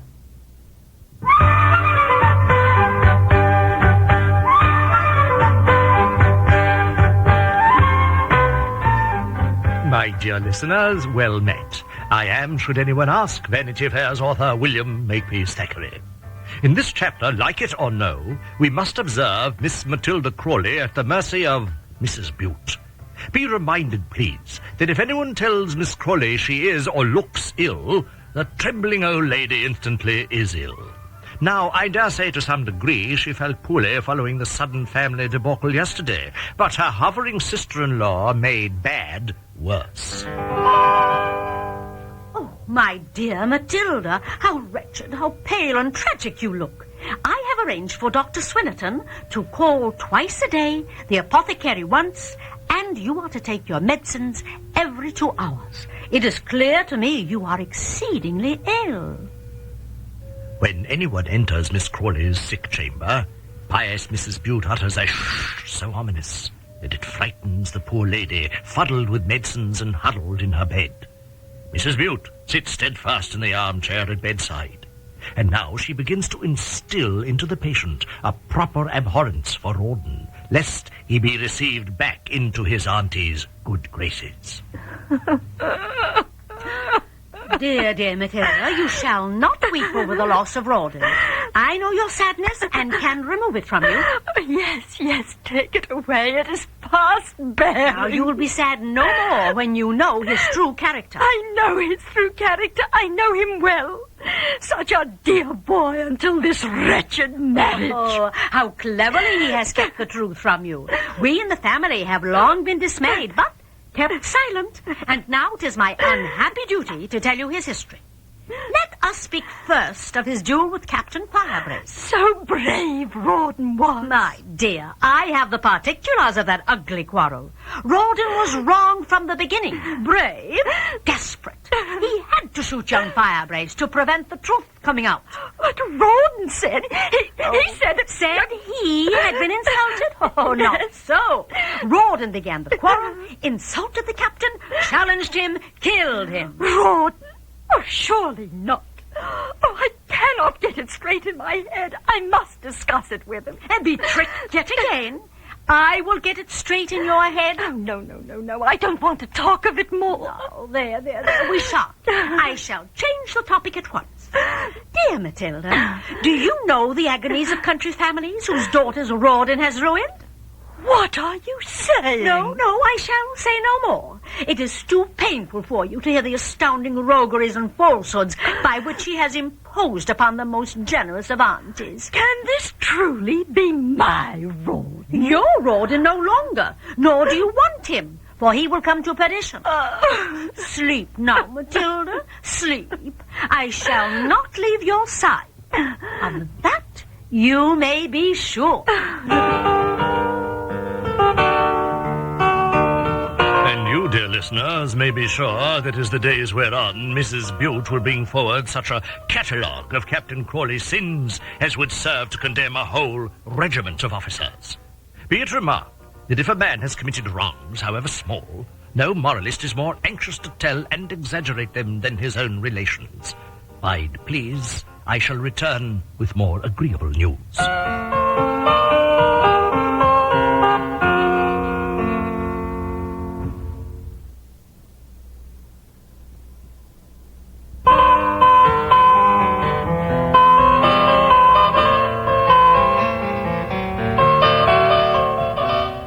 House to let. A pretty little furnished cottage is what is wanted by Captain and Mrs. Crawley. They have visited 7, looked, scowled, and departed. None suited the charming bride. Now, the 8th. A perfect abode. How Becky's feet, like little mice under her petticoats, have run up and down the stairs, in and out of rooms, whilst Mr. Thistlewood, the landlord, nodded and smiled to shelter such winsome beauty in his house. Discreetly now, he has stepped into the garden, leaving the young guardsman and his wife alone to decide if they are suited. You do like it, Rawdon? You do? I do, dearest, but... Cottage straight from a fairy tale, and we are the prince and princess. My princess, the cost is... 4 guineas a week. 16 a month? We can't, my darling, can't. No, can't and won't. Oh, Dad, I thought you'd vow we could and would. How can you think I'd be so foolish? Beck, you do keep saying Auntie will take us back. Our expectations are what always they were. She will, they are. But until that artful Mrs. Bute departs, we must manage on our own. Of a certain, we shan't pay 4 guineas a week for lodging. Alas, my angel, I meant you to have a palace, but even a proper cottage must wait. Come, we'll go out to the garden and tell Mr. Thistlewood he must find other lodgers. No, you will go to the garden, stay in the garden, and send Mr. Thistlewood to me. He's just there on the terrace. Go, stay and send. My little sly boot, you mean to argue him down? No, I shan't argue at all. Why then do you want to see him? Only to say I'm sorry. Go and stay. Yes, sir, Commander. Well, Captain Crawley? Commander Mrs. Crawley would like to see you inside, sir. I'll just have a look round the garden. Fine garden, Captain. Woodbine, muskrose, gillyflowers, lavender, harebells, lady smocks, and all manner of trees. You're proud of it, I'm sure. Mrs. Crawley? I heard you speak of the garden. How beautiful it will be in spring. It breaks my heart I shan't see it. You're not letting the house. I thought you were much taken with it. Taken? No. I've fallen in love with it, Mr. Thistlewood. Then why? Is it too dear? Not too dear at all. You ask far too little for perfection. Then, my dear lady, why are you not taking it? Too dear for us, but not for its treasures. Do, please, not let it to anyone who does not love it as I do. I can't bear to think of someone here callous to its beauty. You said your dear departed wife decorated it all herself. In her memory, promise you'll let it only to those who appreciate its every inch. I hadn't just thought of it before. But yes, Esmeralda would want it so. I especially love the bow window here in her sitting room. Did she sometimes rest on the window seat, listening to the sparrows twittering in the ivy outside the casement? Oh, I'm certain she did, as I might have done. She did often sit there. And I may yet. When my husband comes into the fortune bequeathed him by his aunt Matilda Crawley, or another by his father, Sir Pitt Crawley, both of them very elderly, then I shall come back and pay you 10 guineas, sir, or any sum you ask to dwell in this place. 2 fortunes mean nothing to me, only beauty. I don't crave a palace or great rooms, French cooks or fine stables. I want perfection. And it is here, in this little jewel of a house. Mrs. Crawley, 3 guineas a week? Oh, how kind of you. I'm afraid it is still too dear. I'll call my husband now and not trouble you any further. Rawdon, 'tis time to go, my darling. 2 guineas. What? 2? Oh, you could not, must not. Can, will. Esmeralda would wish it. No, it's not fair to you or the cottage. Oh, I'll not hear of it. I insist, Mrs. Crawley. I beg you, implore you. I say, Mr. Thistlewood, it's a capital garden. Dearest, you will not believe. This dear, good, generous man implores us for 2 wretched guineas a week to live in this paradise.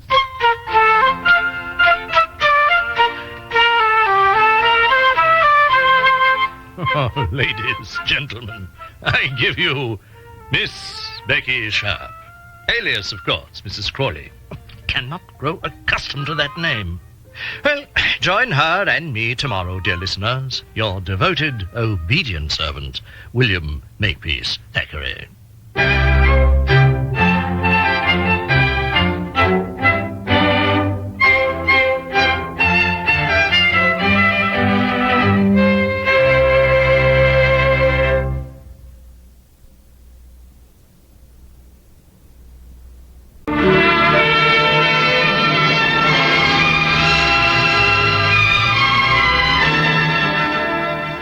Fair is dramatized by Nancy Moore and features Dolores Sutton as Becky Sharp.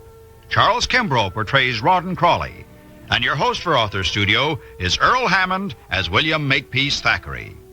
This program is produced and directed by Frank Papp and brought to you by Loving Care Color Lotion from Clairol. Ralph Camargo speaking. This program comes to you from the Radio Playhouse.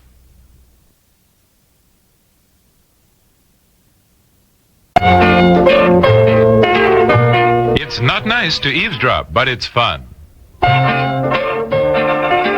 So let's check in on the comedy of errors at the Baxters. On the little things in life.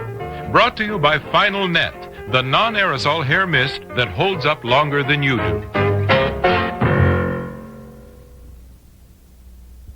Joni, I haven't tap danced in years. Mom, you're doing fine. Shuffle, kick. 5 minutes, class. Let's sit down. We're meeting your father for dinner. How do I look? You always look pretty. Thanks, sweetheart. Especially your hair. Mom, the class is starting. Oh. Even when you can't hold up any longer, your hair can with Final Net. Final Net is not an aerosol. There's no wasteful propellant. It's concentrated to hold your hair all day. Final Net holds up longer than you do. I know we share everything, hon, but next time, could you keep your cold to yourself? This was your cold, dear. You sneezed first. You were sniffling before that. Think of the money we spend on nasal sprays. That's why I bought 4-way nasal spray today. It can cost a lot less than the leading brand, a lot less. Yeah? And you can't buy faster decongestant relief than 4-way. Here, just follow the directions. Hey, that's a blast. I know. I bought 4-way for me, too.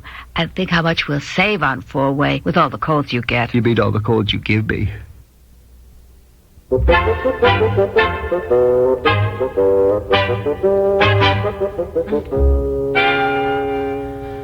just hate all these sudden business trips you have to take. I'm not too crazy about them either. Especially in the wintertime. Hate to have you flying when there are all these snowstorms. It's not stormy, it's just snowing. Oh. You taking that big suitcase, honey? Just for 2 days? I don't have any other. Actually, what I need is a one-suiter. Now you tell me. I could have gotten you one for Christmas. When I was so desperate for ideas for you, never mentioned it. I never thought of it. Get me out some clean socks, too. Yeah, I did, dear. I did. Why didn't you take my smaller suitcase?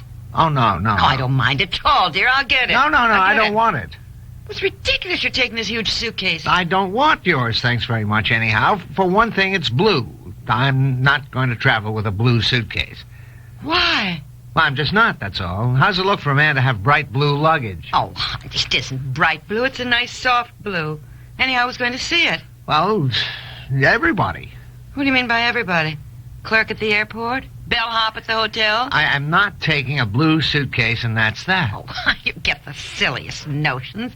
As though the bellhop cared what color your bag is. He probably wouldn't even notice. He handles so many every day. I'm taking my own anyway, and I may have to put in an extra suit just to fill it up so my other one won't wrinkle. I tried to take the spot off your necktie, but I think I just made it worse. You better pick out another tie there. Oh, yeah, golly, yes. Oh, boy, look at the time. Joe Rutger's picking me up, and he's always on time. I better step on it. Oh, it's nice of him to drive you all the way to the airport. No, he's going with me to Chicago. Then tomorrow he goes on to Japan. I'll drive his car back from the airport tomorrow. Japan? Ooh, I'm glad you're not flying all that way. You want me to put in 2 or 3 clean shirts? No, 1 extra is probably enough. But put in 3, you never know. You sure the planes are flying today dear? It's snowing so? Oh, sure. Oh, I don't like you flying in weather like this. I just I'm sure don't. the airports are keeping an eye on the weather. Hey, my shaving kit. I certainly hope the airports are keeping an eye on the weather. I read an article the other day about those people who work in the control towers. And it said they're just nervous wrecks at the end of their shifts because of the terrible responsibility, of keeping track of all... Don't forget to put in my bedroom slippers. I keep thinking of those 2 planes that nearly crashed into each other. You remember? A month or so ago, 2 months ago, it said they were only about 40 feet apart when the one suddenly had to take a nosedive, and all the food and the carts and the people flew up to the ceiling. I mean, Look, it was really... sweetheart, I'm flying today. Do we have to discuss plane crashes? No, they didn't crash. They just, Why think about it? I hate to have you fly. I'd rather you took a bus. Well, I have to be in Chicago tomorrow. The weather in Chicago is always so unpredictable. What if it's a real blizzard there and you can't land? Well, then they'll reroute the plane to an airport where we can land. But if you get on one of those big planes, there aren't a lot of airports that have big enough landing strips, are there? I don't know. I'm not going to worry about it. Now, where's my electric razor? Well, it should be there, dear. Look on the shelf. Dallas has a nice big new airport. Well, they wouldn't reroute the plane all the way to Texas. No, I suppose not. Anyhow, I suppose it wouldn't have enough gas to begin with. Why, those big planes, they carry plenty of fuel. They fly nonstop coast to coast. Oh, that's right. Of course they do. Don't forget your toothbrush. Oh, yeah. Oh, there's a brand new tube of toothpaste in the medicine cabinet. Please take it. Every time you go on a business trip there, you take the toothpaste. I do? Yeah. Leave me with that. I guess I do. So there's a tube just for you. Oh, thank you. Yeah, travel tube. Look at it snow. How do the people in the control tower see anything? I can't even see Evie's house. It's snowing so. Well, they have radar screens. Oh, yeah, sure. Do they always work? Oh, honey, yes. Did you pack my bathrobe? Oh, no, but I will. Radar screens must work by electricity, I suppose. What if the current goes off? In snowstorms, power lines often break down. Oh, they're like hospitals. They have emergency generators, I suppose. Yeah, I suppose so. Well, they'd have to have lights so the planes can see the land. Well, they bring the planes down with radar beams if the pilot can't see anything. Oh, it just gives me the willies. The idea of depending on something funny like that, of knowing the pilot can't even see the field. Do you think we could possibly change the subject? Well, it's all I can think of, I tell you. What are you trying to do? Get me worried? Well, yes. As a matter of fact, I don't want you to go. Well, I don't want to go either, but it's my job. Oh, boy, look at that snow come down. It seems to be getting worse, too. Don't go. I have to go. It's my business. Business certainly is more important than your life. My life isn't very important if I don't have a job. Can't you postpone the trip? Call Mr. Cranshaw and tell him you can't go. What excuse would I give? No. It's a very important business meeting, and Cranshaw should have gone himself, but he has the flu. Tell him you got the flu. Tell him anything. He knows I haven't got the flu. Well, all right, Bob. Why not tell him the truth? Tell him you don't like flying in this weather. No, I can't do that. What? Tell him I'm afraid to fly? In this weather. The real truth is that I'm afraid to fly in any weather. I hate it. I'm scared every time I go up. Why, I thought you liked flying. Oh, well, once we're up in the air, I'm all right. more or less, but I say a prayer every time those wheels land safely on the ground. Call the airport. Ask about the weather conditions, or rather the flying conditions, so you have something definite to tell Mr. Cranshaw, and then, dear, please, call him and say you'd better postpone the trip. I'm sure he will understand. He will not understand. Mr. Cranshaw was a pilot in the Navy. He used to land planes on a carrier at night in the middle of the Pacific. Oh. Well, call the airport anyway and see what they say.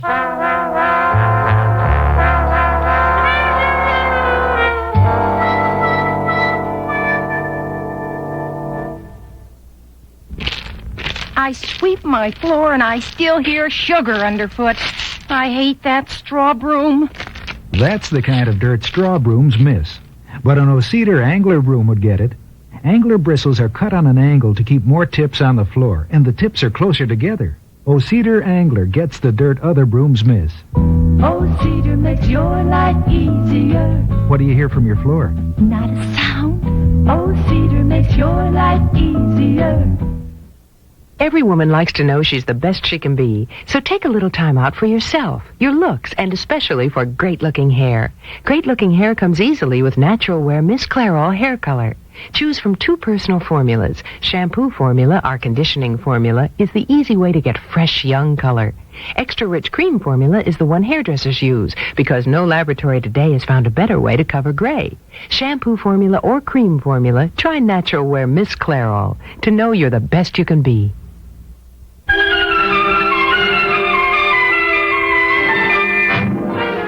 Why don't you call the airport again? Maybe flying conditions have changed in the last 15 minutes. No, I'm not calling again. Whoever I talked to seemed surprised I called at all. He was very cheerful. He said all planes are taking off and landing on schedule. Oh, what about the Chicago airport, did you ask? Planes landing all right? I mean, it's snowing there, too. I just got the weather. No, apparently everything is fine and dandy at the Chicago airport, too. Oh, I just can't believe it. Now, look, I'm going. That's all. I can't call Mr. Cranshaw. The first thing he'd do is check the airport, too. He loves flying. He'd take off in a balloon in a hurricane. He'd think it was fun. You putting on your overshoes already? Well, Joe will be here any minute. I want to be ready. No. Let's see. I've got my suitcase there, my briefcase here. You got your wallet? Your credit cards? Yeah. Right here. All set. Uh-huh.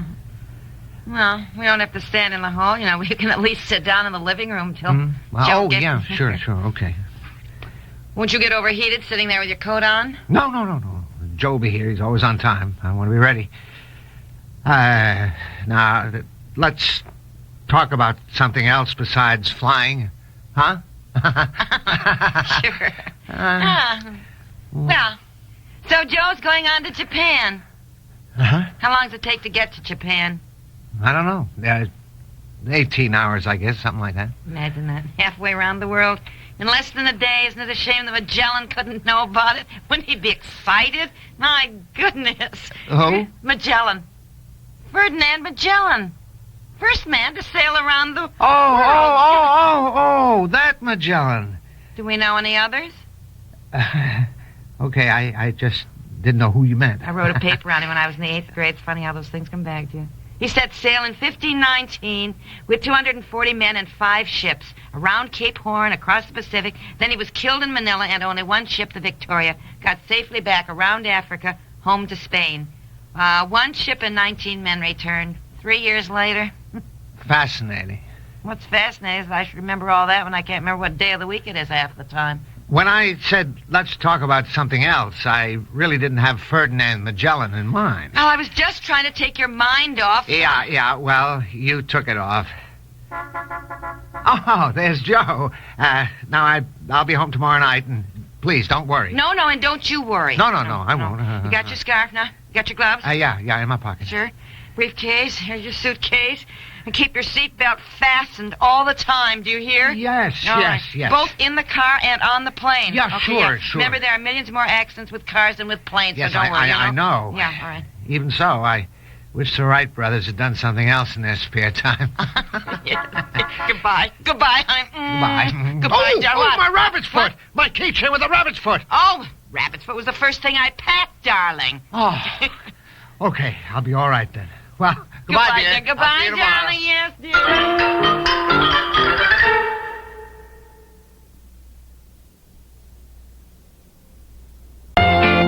dear.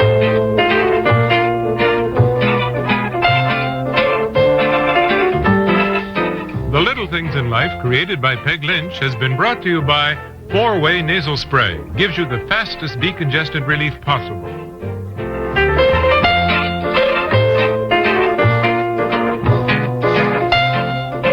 This program comes to you from the Radio Playhouse. To have and to hold.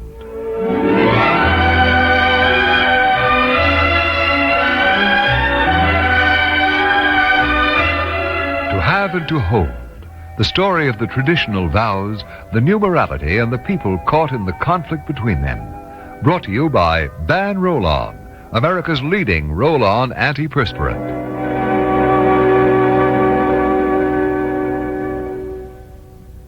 Do you think all antiperspirants are basically the same?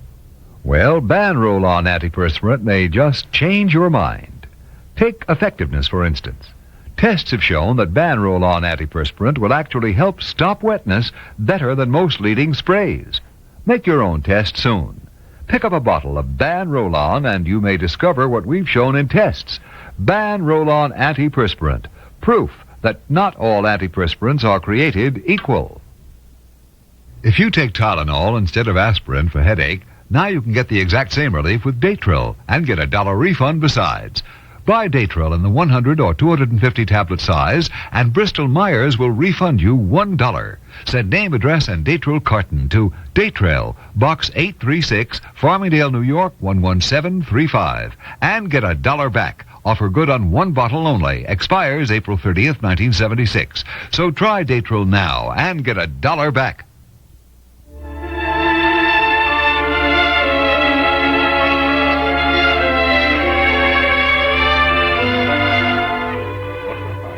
Marsh, I feel relaxed for the first time since I don't know when. Well, I'm glad, Angela. Can I order you a brandy? Oh, I don't think so, thanks. Just some more coffee, eh? Mm-hmm. You sleeping any better? Well, at least I'm sleeping. I wake up and then I drop off again. Have you thought about taking some time off? What would I do? Oh, go away. Maybe down to St. Thomas or one of the other islands. Oh, Marsh, not while Emily's... Now, listen. You have to take care of yourself. Emily's under my care. Yes, but she's my sister. Her illness is not acute. At least not at this time. I know. But I still can't go on as though everything was normal. Emily's illness is having a stronger effect on her family than it is on her. You mean Jason? You must know how worried he is, at least to some degree. Well, yes. Well, he's talked to you, hasn't he? Well, there isn't too much we can say. I mean about Emily. Don't you think you and Jason can help each other? Oh, Marsh, I don't know. It's so complicated. Look, you've been telling me I shouldn't worry about something that's out of my hands. I am not talking about normal concern, Angela. There's something, well, almost panicky about your reaction. Marsh, if I could do something about it, I would. I don't know why I can't sleep.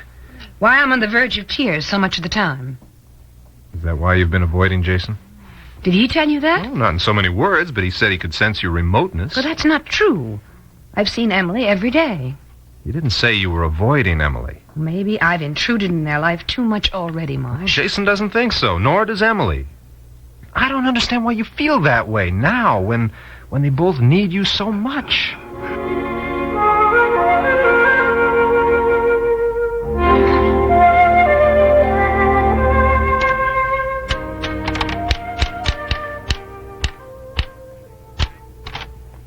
There. Never thought I'd finish that. Oh, is that your English theme, Susie? Yes, look, 10 pages. What's the subject? Audubon. Oh, the Birdman. Yes, he was a great guy in a lot of ways. Yeah, I'm glad to hear that. Daddy, what's the matter? Why do you ask? Well, something's wrong with Mom. Did she say so? No, she's as bad as you. Anytime I ask her a question, she comes back with a question. It's like a ping-pong game. I'm sorry, honey. What do you want to know? Well, why has Mom stopped driving the car? Oh, that. Yes, that. Mom used to hop in the car and zip all over. The other day I asked her to take me over to the shopping center, and she said the car has to be repaired. Well, cars do break down. But when Mrs. Bailey offered their car, Mom turned her down. Well, maybe she just didn't want to be responsible for someone else's car. Daddy. And for a very good reason, honey. Your mother has a little problem with her coordination right now. Oh, I thought that was better. No, not yet. Well, what's causing it? When is she going to get well? Honey, it's just temporary.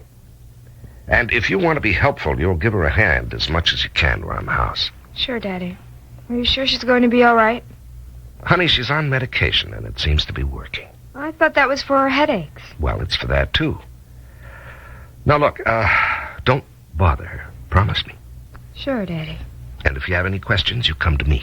You mean we're supposed to ignore what's wrong with Mom? No, I didn't mean that. We've always talked about things, Daddy. Before now, I mean. I know, honey. I know.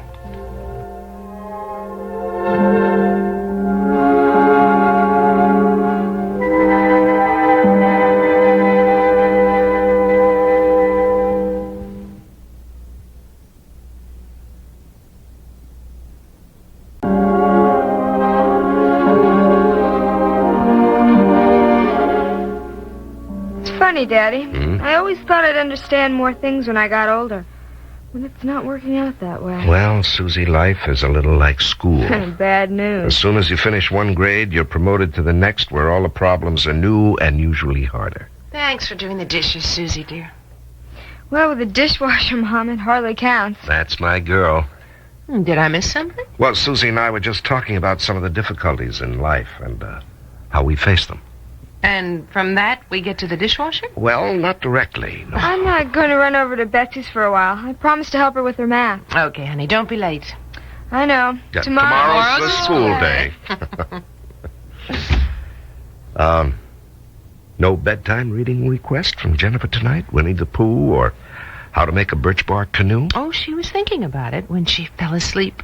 You know, darling, I always thought when they learned how to read, that automatically eliminated the bedtime story. But not the cuddling that goes with it. Oh. Say, speaking of cuddling. That was a setup, dear. You didn't think I knew? Oh, Jason. What were you and Susie talking about? It's not privileged information. No, it's not, darling. She's noticing things. Oh, I see. Yeah, she, asked why you stopped driving the car. Oh, dear. And I told her you had a coordination problem right now and didn't think you should drive. Did she believe you? I think so. Oh, Jason, it's so unfair. I don't want to tell her, and yet I do want to tell her. Now, at her age, for me to shut her out, I've been thinking about what it'll do to her. Well, darling, don't worry about that now. Well, I have. And I've thought of something. What? Well, I started a diary so that I could write down some of the things I can't say or ask. Oh, Em. Darling, it was nothing terribly important. I just thought maybe the bits and pieces and thoughts, well, that maybe if I put them down, I'd understand them better myself. And then I realized it was something concrete I could leave behind. Might be able to tell what it was like and would let them know how much I loved them. Darling, they know. We know. And it's for Angela, too, Jason. I want her to know in some way how much I appreciate all she's done for me.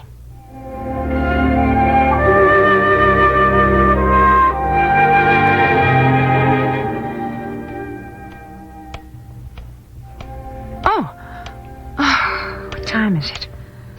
Oh, 3 o'clock. Oh, I hope I can get back to sleep.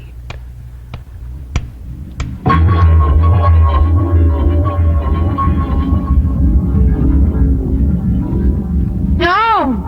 That's not the way to go, Jason. Here, I'll take your hand, Emily. I'm not Emily. If we're gonna walk up that steep path, you'll need me, Emily. I'm Angela, and this is a road. What did you say? I said this is a road. Well, no matter, as long as you're Emily. No, I'm not Emily.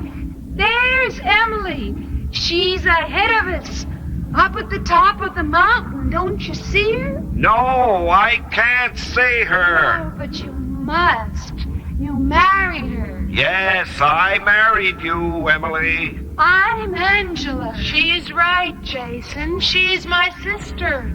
Why are we here? It's dangerous.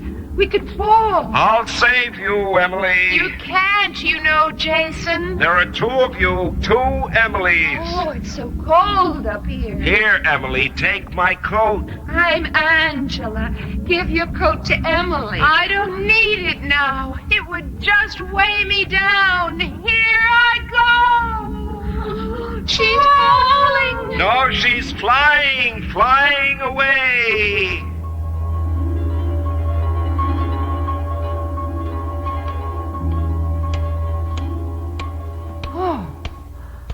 Oh, what was that? Oh, I was dreaming. Oh, God, what does it mean? We were up on a mountaintop, and Jason and Emily and... What does it mean?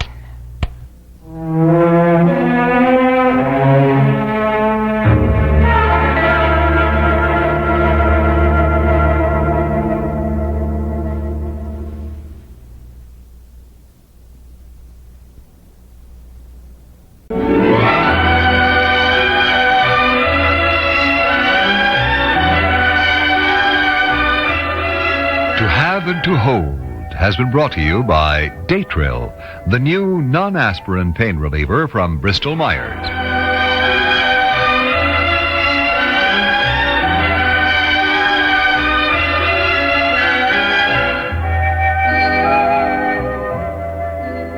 This program has come to you from the Radio Playhouse, a DCA Productions program.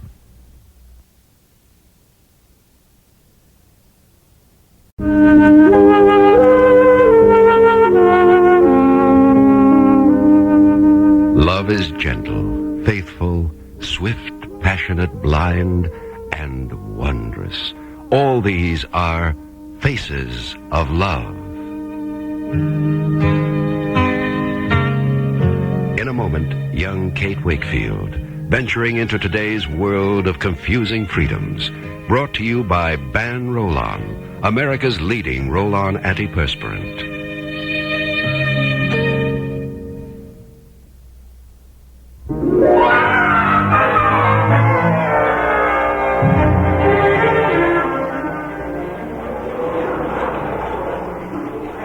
How late is the train from Belhaven? 23 minutes, sir. It's just arrived. Oh, Lord, I've missed her. Why, hello, Tony. Kate, where on earth did you come from?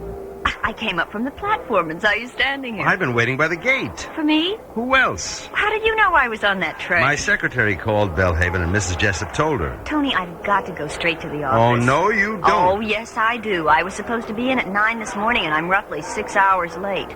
But I had a few problems. Must have been serious. No, they just took time.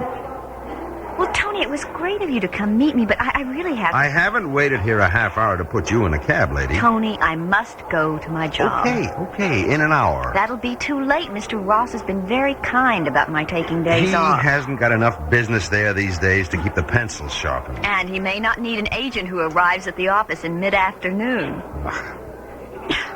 When do you go back to Paris? Well, that's a great question. I was supposed to go yesterday. I stayed over to see you. I'm booked on the 9 o'clock plane tonight, but I'll stay another day if... Tony, you mustn't. Well, it's up to you.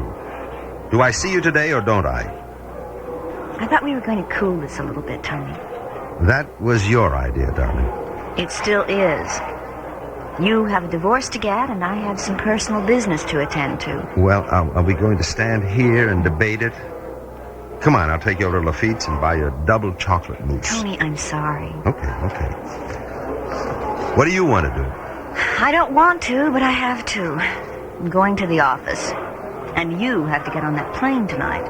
Okay, I'll make a deal. Will you drive out to the airport with me and have dinner? I'll send you back by limousine. All right. But I want to be home by 9:30. Mm-hmm. Got a date? No. Just an awful lot to do. You know, I'd love to take you to Paris with me tonight. Wouldn't I like to go? Oh, darling. Okay. Pick you up at 5 at the office. Oh, Tony, make it 6. I've got a lot to do. Bye.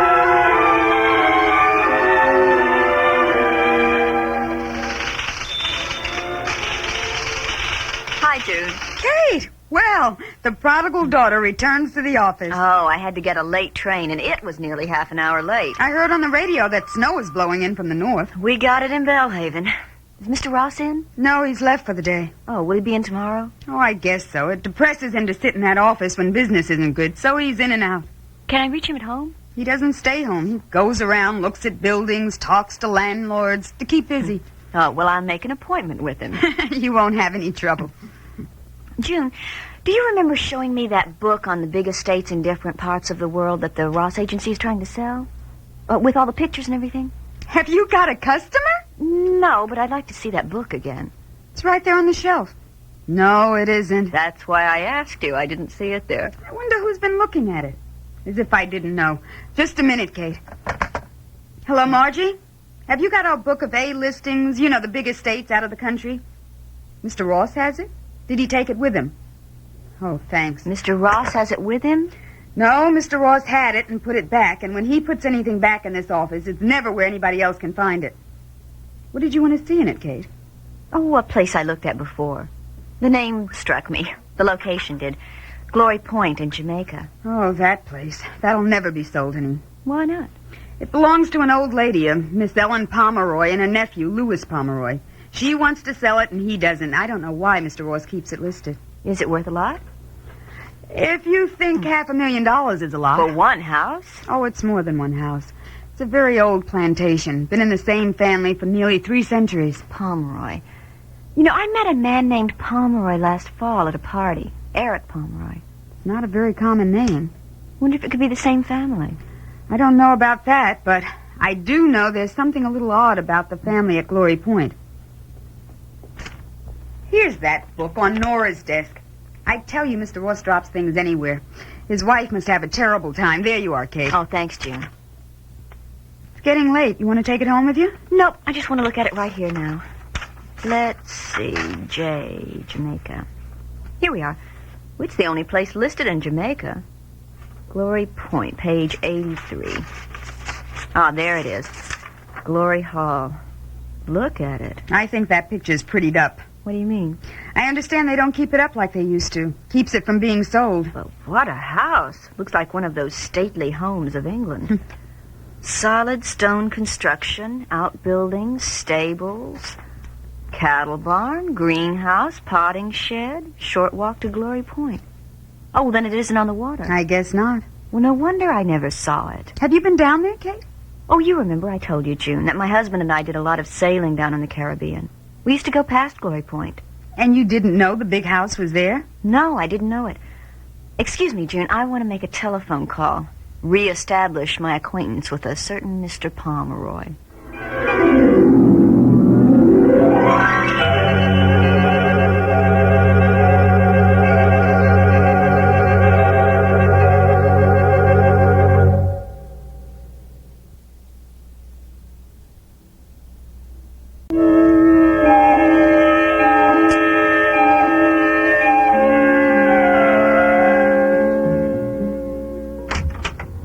Got a message you wanted to see me, Hugh. Come in, Tony. Close the door.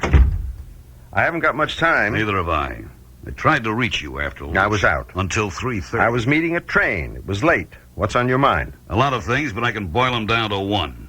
You leaving for Paris tonight? Yes, sir. And it's set. No backing or changing. I'm going. Just don't tell me I'm to stay 2 weeks this time. You're staying as long as the job It's takes. wrapped up, Hugh. Anything else I could do by telephone, and you damn well know it. I've built this business on personal contact, and you know that. If you don't want to go over and talk to our Greek associates, I'll do it myself. But then, that doesn't leave you with much to do around here, does it?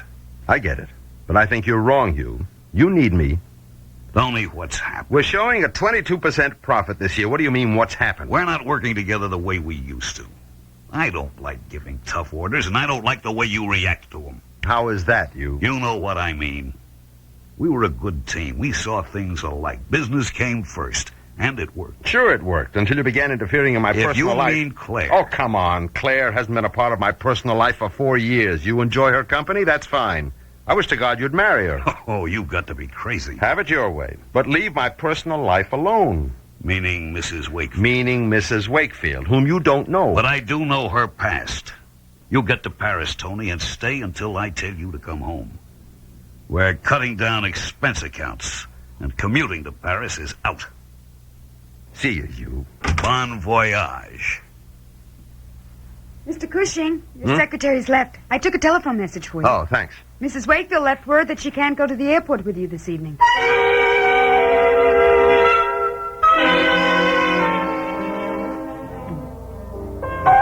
Hello, Kate Wakefield. Eric Pomeroy, aren't you nice to meet me? I only wanted a short appointment with you at your office. Well, I'm leaving town for a week tomorrow, so this seemed like a good solution. Thank you, Lady Luck. I didn't think you'd even remember me. Remember you? At the Benson party?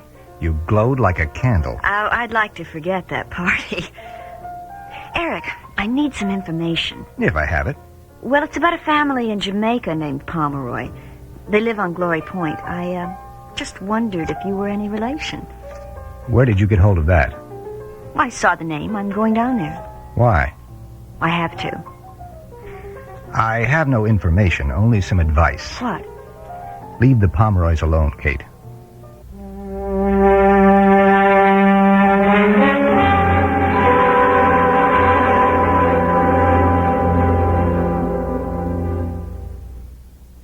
How do you get the most out of an antiperspirant? The answer may be using Ban Roll-On. Tests have shown that Ban Roll-On helps stop wetness better than most leading sprays, and Ban Roll-On costs about the same, yet lasts longer than most 5 or 6 ounce sprays, averaging 2 seconds of spray per application each side each day. The longest lasting of the leading antiperspirant sprays gives you 37 days of protection. On the average, Ban Roll-On will give you 51 days. That's 38% longer. Ban Roll-On, why settle for less?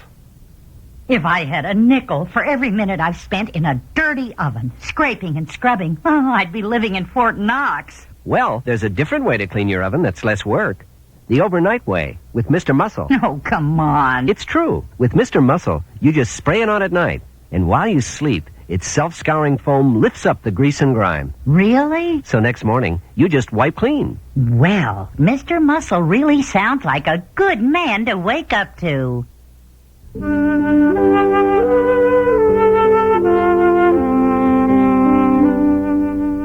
Faces of Love features Morgan Fairchild as Kate Wakefield and Allison Argo as Nancy Reed. Also appearing were Mason Adams, Guy Rep, Hal Studer, Nat Polan, Vicki Thomas, and Jack Naughton.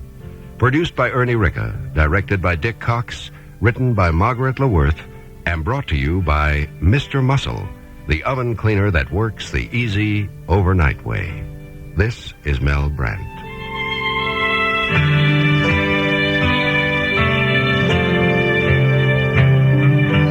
This program comes to you from the Radio Playhouse.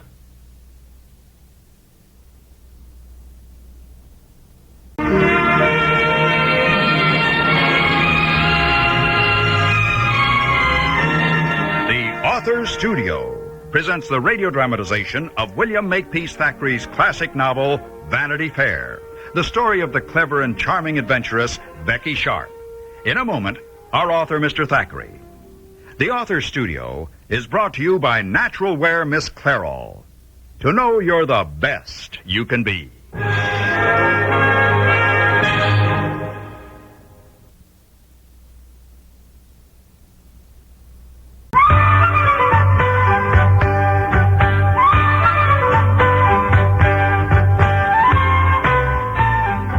Good day, dear listeners.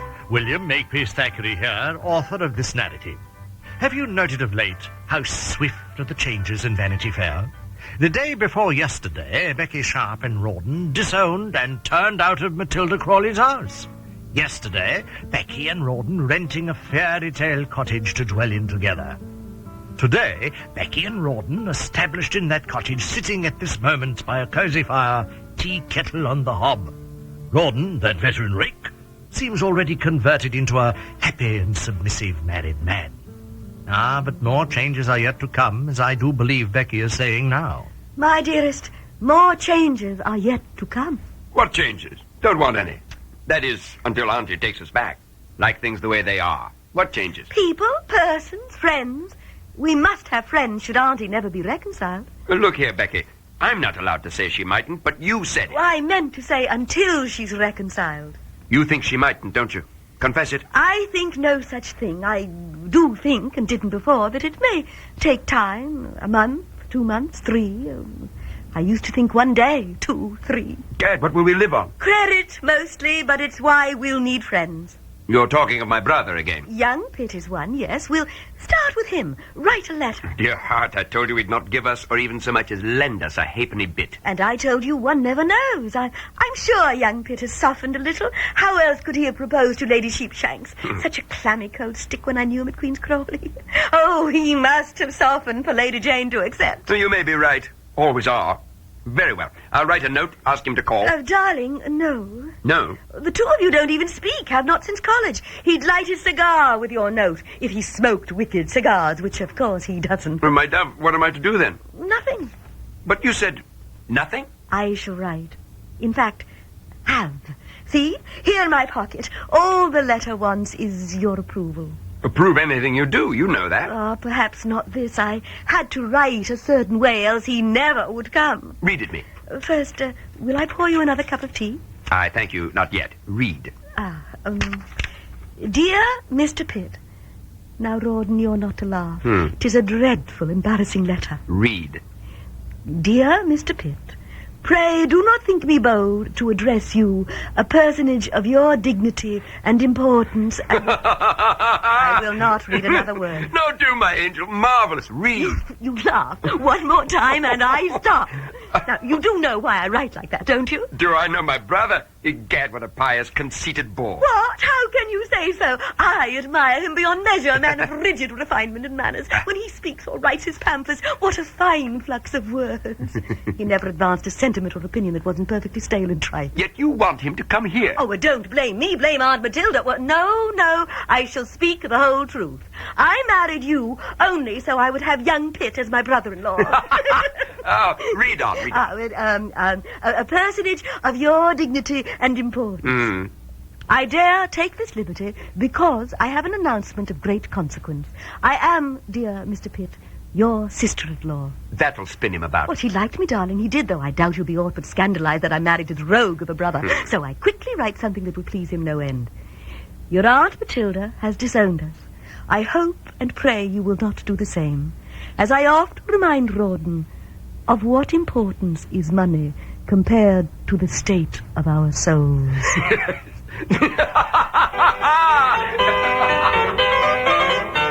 Oh, dear, I greatly fear the state of Becky's soul may be as poor as her purse. We shall get on with that letter shortly. Linger, please. I'll join you again in the twinkling of an eye.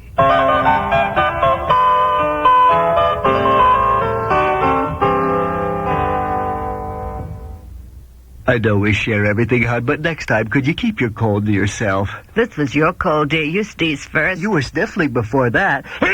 Think of the money we spend on nasal sprays. That's why I bought 4-way nasal spray today. It can cost a lot less than the leading brand. A lot less. Yeah? And you can't buy faster decongestant relief than 4-way. Here, just follow the directions. Hey, that's a blast. I know. I bought 4-way for me, too. And think how much we'll save on 4-way with all the colds you get. You mean all the colds you give me? Joni, I haven't tap danced in years. Mom, you're doing fine. Shuffle, kick. 5 minutes, class. Let's sit down. We're meeting your father for dinner. How do I look? You always look pretty. Thanks, sweetheart. Especially your hair. Mom, the class is starting. Oh. Even when you can't hold up any longer, your hair can with Final Net. Final Net is not an aerosol. There's no wasteful propellant. It's concentrated to hold your hair all day. Final Net holds up longer than you do.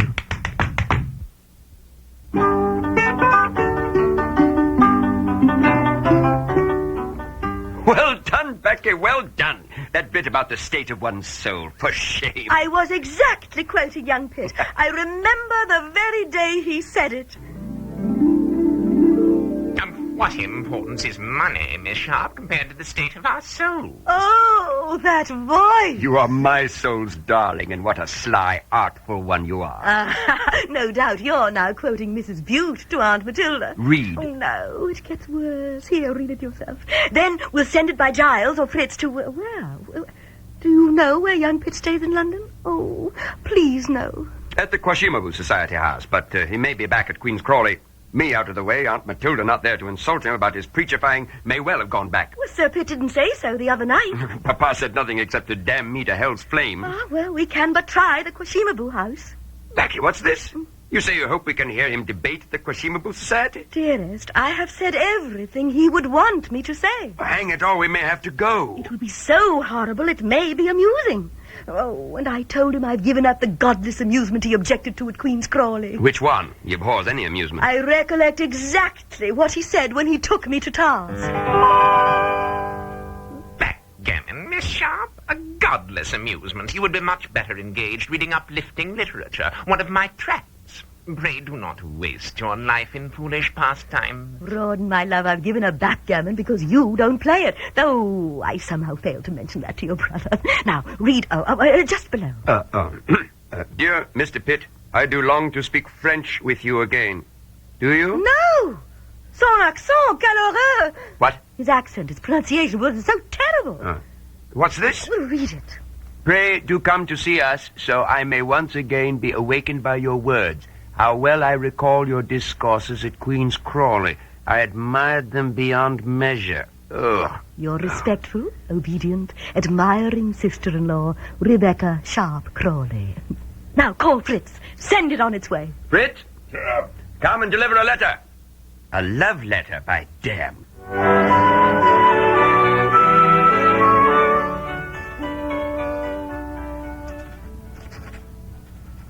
Beg pardon, Mr. Pitt. Rump, you've orders not to interrupt when I'm writing. Be off. But, sir... Important, I suppose. Nothing more important than writing a devotional tract. Letter, sir. Why did you not say so? From Lady Sheepshanks, is it? I believe not, sir. Then not important. Be about your business. Marked urgent. Oh, put it just there. Anything to be rid of you. Yes, sir. Very good, sir. Lost my train of thought. Oh, very well. The letter. Dear Mr. Pitt, pray do not... I am your sister-in-law. Rawdon? Married? Who wrote this? Rebecca Sharp Crawley? Bless my soul. Your Aunt Matilda. Ah.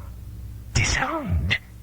I pray you will bring with you tracts you have written on the subject of marriage. Wants to hear me debate? Speak French with her? Awakened by my words?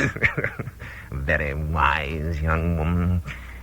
Wise? And marry that scoundrel, my brother? Ah, well, remembers my discourses, admired them beyond measure. Your respectful, obedient, admiring sister-in-law, Rebecca Sharp Crawley. Well.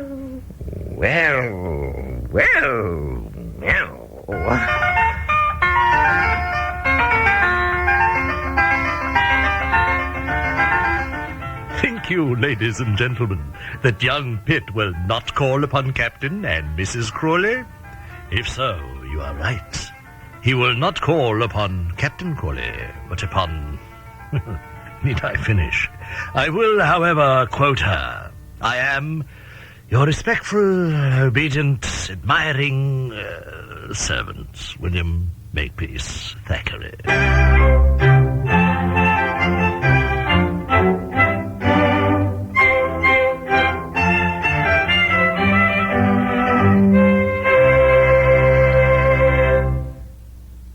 As anyone knows, hair is only as beautiful as the condition it's in.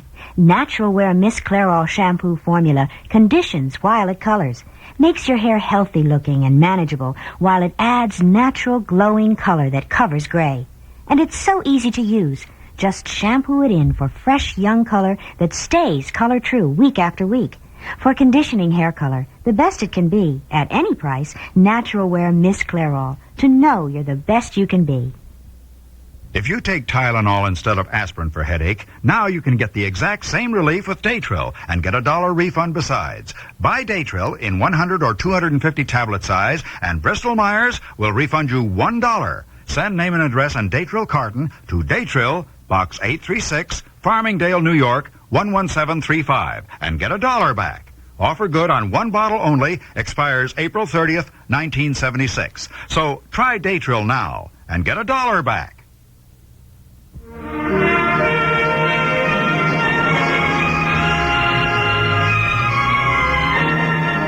The Author Studio has been brought to you by Datrill, the new non-aspirin pain reliever from Bristol-Myers. This program comes to you from the Radio Playhouse.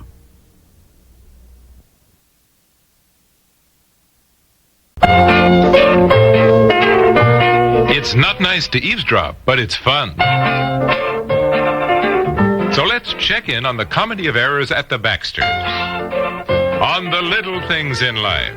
Brought to you by Loving Care Color Lotion from Clairol.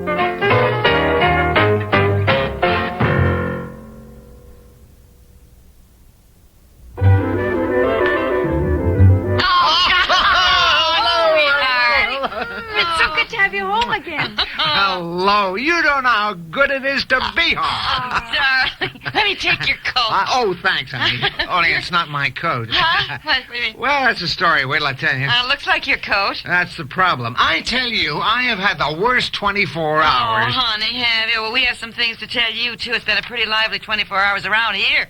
But you tell us about you first. Oh, come on in the den, Daddy. I just built a fire. Oh, say that looks cozy. Oh, my golly, it's good to be home. Nothing like home, huh? After just one day, you're glad to be home? Listen, I get homesick the minute I start out on a business trip. I can't wait to get home every day at the office. Oh, that's nice.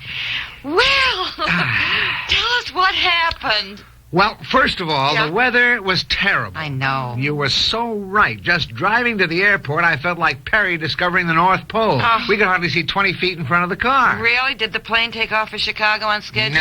No, that started Oh, it. dear. They announced there'd be a half-hour delay, so, well, I was with Joe Rutke, you know. Yeah. So Joe and I decided to get a sandwich and some coffee. Of course, we no sooner got the sandwich and the coffee when they suddenly announced the plane was ready for departure. Never failed. So we jumped up. What kind of a sandwich did you get? What? Oh, I don't know. Sandwich. What difference does it make? You always ask the most peculiar questions.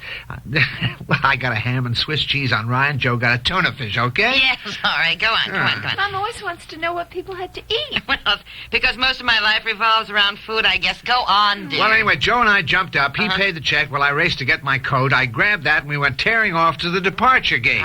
And just barely got on the plane, which was the worst trip I have ever had. Bumpy. Wow. Oh, dear. Oh, Daddy, were you scared? Certainly I was scared, and darn glad when we got to Chicago. But it wasn't until we got to the hotel room. Wait, no, it was before that. I went to put my gloves on. We were trying to get a taxi to the hotel, and I discovered I had no gloves. Why, you had gloves when you left here. You are always losing your gloves, or at least one of them. That's true, but this time both were gone. Oh, not the new fur-lined gloves you got for Christmas. Right. Honey. I was so mad at myself. Yeah. I couldn't think where I left them. Well, anyhow, we got to the hotel, and I decided to take everything out of my coat pocket. Even my scarf was gone, and suddenly I found these car keys. But not Joe's car keys, which he had handed to me when we left his car at the airport parking lot.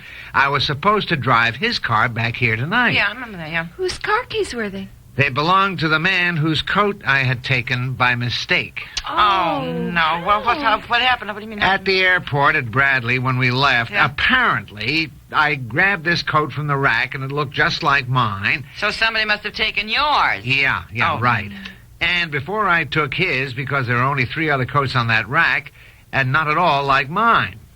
So there I was, in Chicago, with a coat that didn't belong to me and some other guy's car keys. Meaning somewhere there's a man with your coat and Joe's car keys. Correct, right? Yeah. Which sort of upset Joe, too. Yeah. This morning we had our business meeting, and the guy we were supposed to see was home, sick with the flu. Oh, so your whole trip was wasted? Whole trip was wasted. Oh, really? Joe and I had lunch, and somewhere between going from lunch back through the lobby up to his room, Joe had his wallet stolen. But he was going on to Japan. Did it have his passport? No, thank heavens. But it left him without any money, and his credit cards, and his driver's license, etc., etc., etc. Well, I gave him what cash I had, which wasn't much, and tomorrow I'll have the company wire money to Japan. Yeah, what'd you have for lunch? London broil. Well, anyway, when I got back here to the airport today, here I was without Joe's car keys, so I had to rent a car to drive home. What are you going to do about Joe's car, I mean? Well, tomorrow I'll see if Mrs. Rutger knows where he keeps an extra set of car keys and send somebody to the airport to pick it up. Well, what about the other man, Daddy, the man who has your coat? I don't know who he is. The coat's just like mine, except that he got it at some clothing store in Boston. He must be going crazy since he has no car keys for his car. Well, it's his fault since he took your coat first. Why didn't you talk to the people in the parking lot? Show them which car was Joe's, and maybe they could have started it without the keys. Men do that sometimes. They switch the wires across them or something. The man at the parking lot wasn't going to let me take a car when I had no keys and not even the parking ticket. He was no help at all. No, I suppose not. Well, you have had a wicked 24 hours. How do these things happen? Well, they do. Seems to be the story of our life, as they say. Well, you want to hear our news? Is it good or bad? Well, a little bit of both and some in between. I don't feel much like hearing any bad news.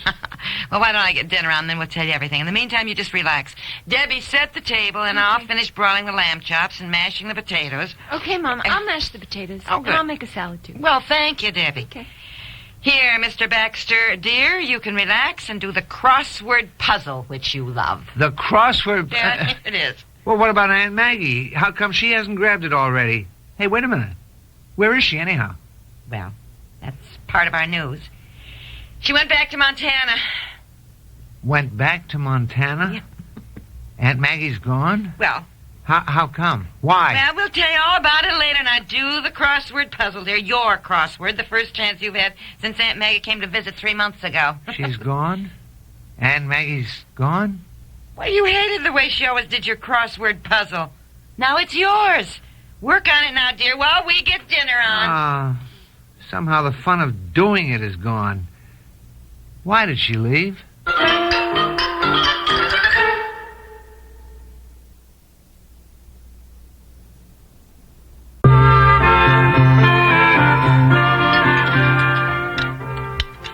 I think I got the lamb chops just the way you like them, dear. A little bit burned. How do they look? Oh, fine. I'm waiting to hear why Aunt Maggie left us. Have some salad, Daddy. I fixed your favorite dressing. Thanks, Debbie.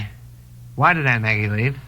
Well, dear, she had a chance to rent her house, and the people want to move in like yesterday.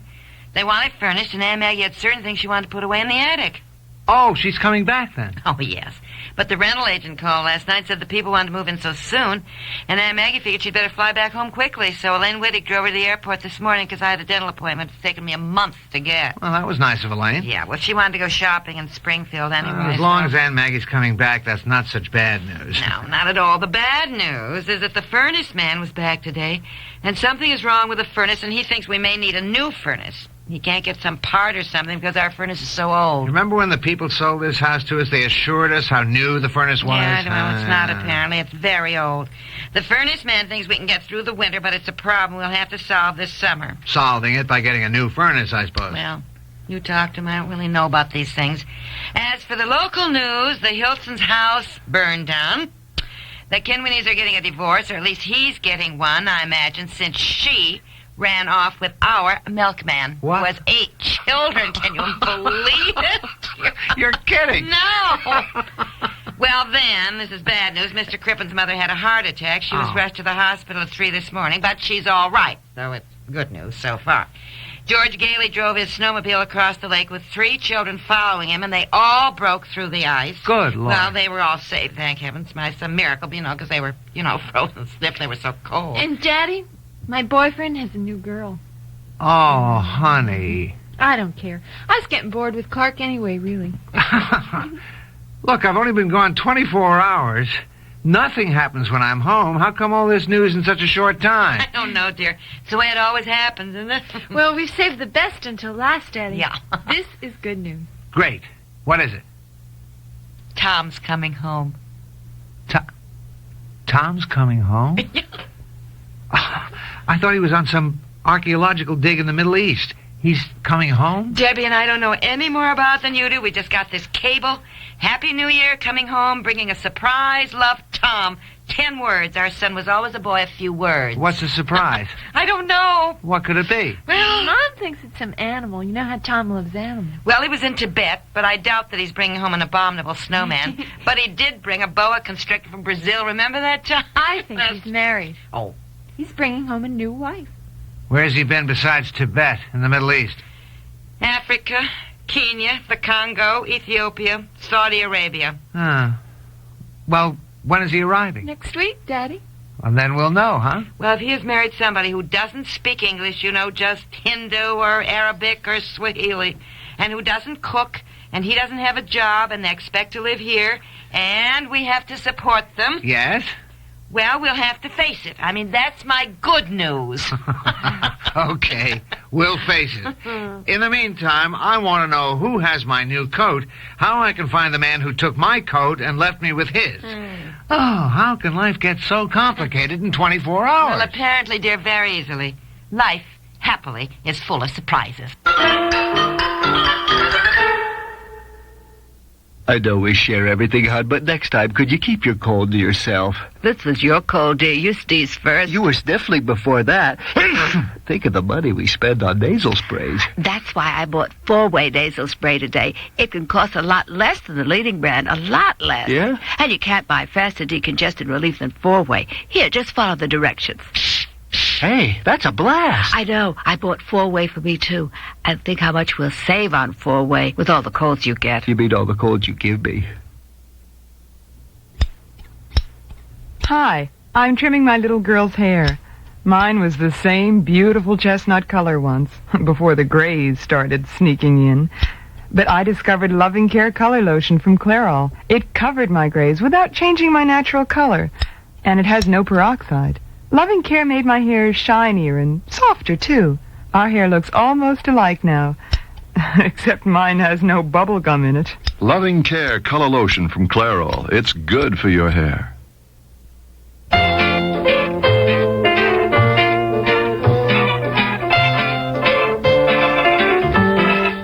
The Little Things in Life, created by Peg Lynch, has been brought to you by 4-way nasal spray. Gives you the fastest decongestant relief possible. This program comes to you from the Radio Playhouse. To have and to hold.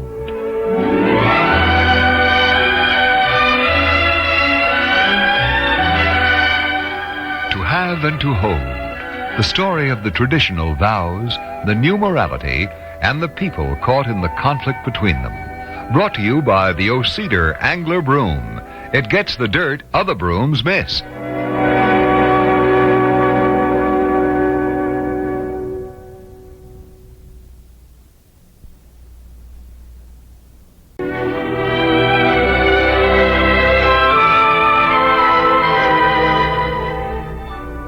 Emily, you've hardly touched your lunch. I wasn't very hungry, Caroline. Well, if you're going to get well, you do have to take care of yourself. Yes, I know. Emily, how are you feeling? Well, I have good days, and then there are the bad ones. Is there anything I can do to help? No, but I appreciate your wanting to. What kind of treatment? Nothing. I'm taking medication, which helps me with the headaches. You mean there's nothing? Caroline, don't look so stricken. I can go on like this for years.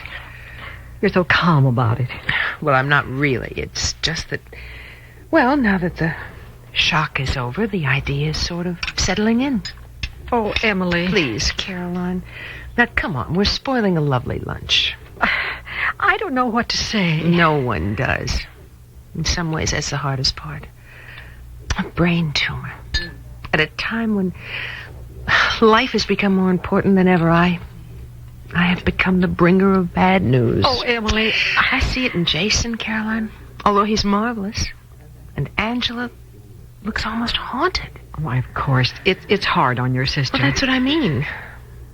I wish somehow we could all face it together without it becoming such a dark presence in our lives. But we can't help caring for you. Well, then we all have to find a way to live with it. I have to. We all have to. Well, Emily, they're discovering things all the time. Of course they are. The medication is a miracle in itself. It keeps me going. Look, that's enough of that. Tell me, what do you hear about Lynn and Kurt? Oh, well, just a postcard that they've arrived. Well, what does Kurt expect to find in the way of work at Aspen? I don't know whether he's really looking for something or whether he felt he had to get away from River Run and Robert's disapproving eyes. You know, you haven't said a word about your clinic. How's it going, Caroline? I'm seeing Joe Gonzalez this afternoon. I think he'll say yes, but I'm not really sure.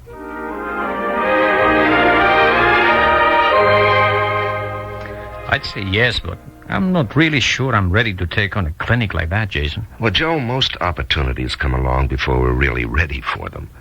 But to be responsible for a project as big as what your stepmother has in mind... Well, I admit Caroline can get involved. Involved? Have you seen this preliminary prospectus? Yes, she sent me a copy. What do you think? Well, Joe, it's a lot larger than when she first proposed the idea. It's tremendous. I'm not sure I'm up to the size of it. Well, a good children's clinic in the area she suggested is certainly needed, Joe. I know.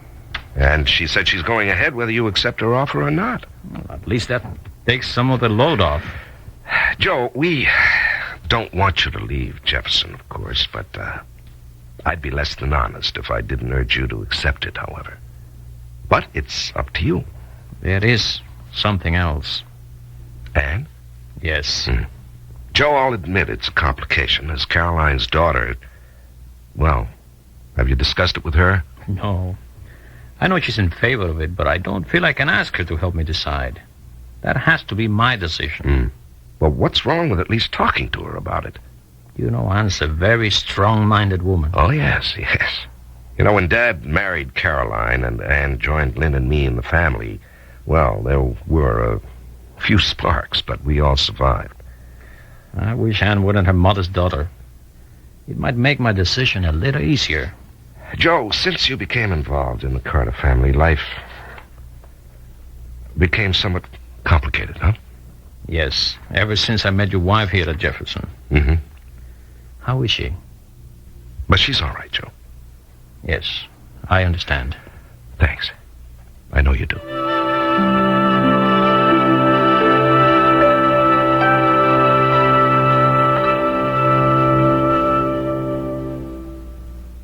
Do you think all antiperspirants are basically the same? Well, Ban-Roll-On antiperspirant may just change your mind. Take effectiveness, for instance. Tests have shown that Ban-Roll-On antiperspirant will actually help stop wetness better than most leading sprays. Make your own test soon. Pick up a bottle of Ban-Roll-On and you may discover what we've shown in tests. Ban-Roll-On antiperspirant.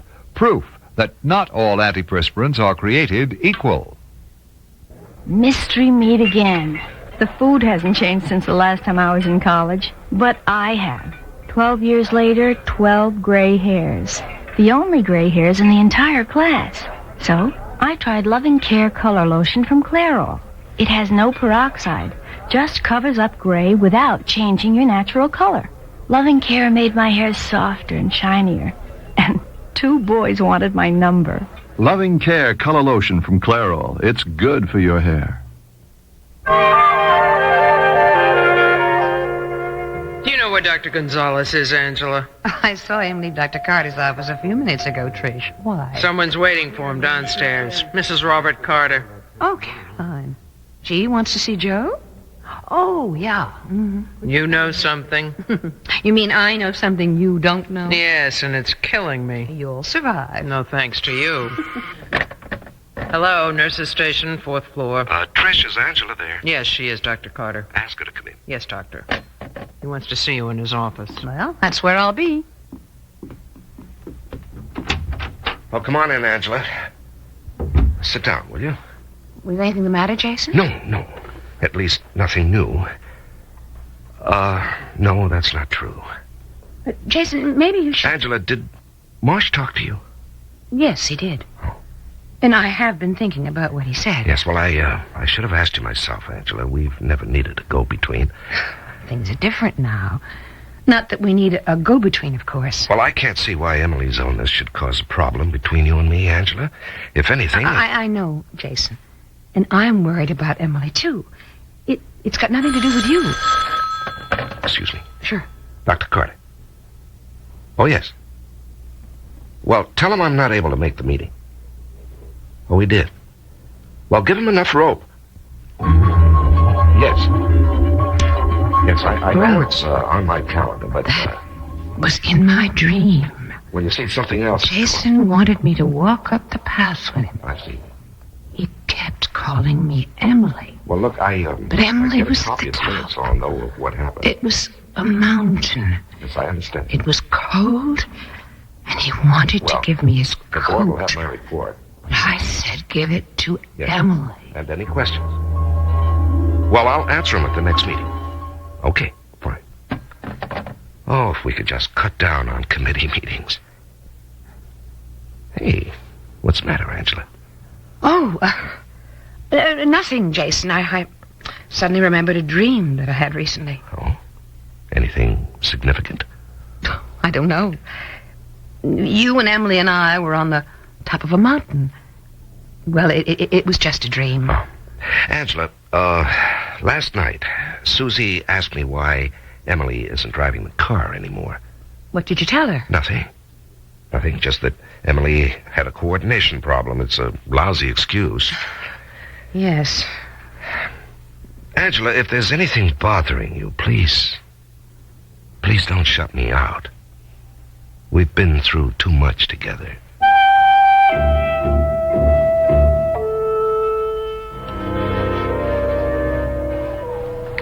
Good afternoon, Mrs. Carter. Hello, Joe. I haven't been here on the nursery floor since Jennifer was born. It's one of the happier areas in the hospital. Yes. Do you think I'm taking unfair advantage? In having me meet you here? Mm-hmm. Why should I think that? It really is what the clinic is about, though, isn't it, Dr. Gonzalez? Yes, but it isn't necessary for you to do this. I know. You'll make up your own mind. But they are important, aren't they? There is no argument about it. As to whether I'm the right man... Well, as long as you keep an open mind. There are other clinics that could use your support. You don't need to go to all the work of establishing a new one. Why do you feel you must? I don't know.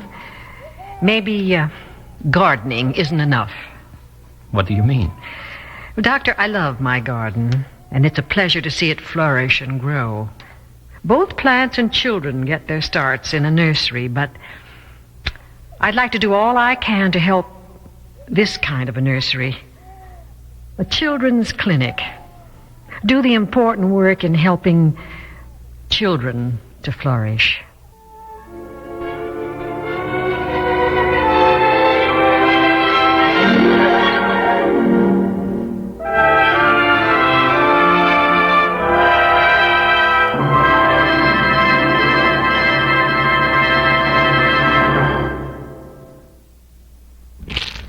I sweep my floor and I still hear sugar underfoot. I hate that straw broom. That's the kind of dirt straw brooms miss.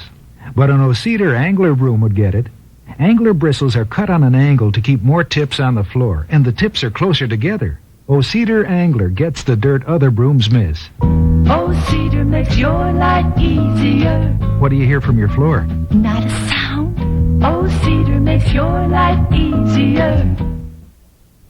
If you take Tylenol instead of aspirin for headache, now you can get the exact same relief with Datril and get a $1 refund besides.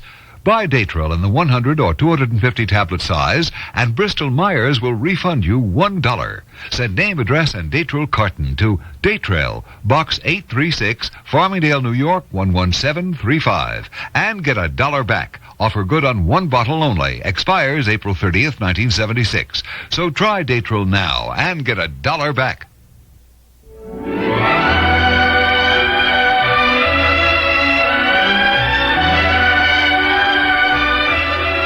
To Have and to Hold has been brought to you by Datril, the new non-aspirin pain reliever from Bristol-Myers.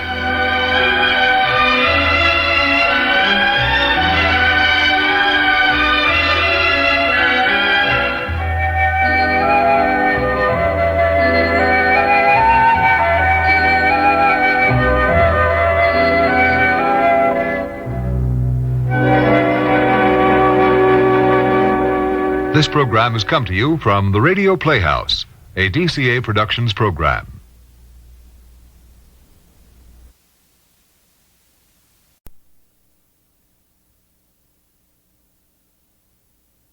Thank you.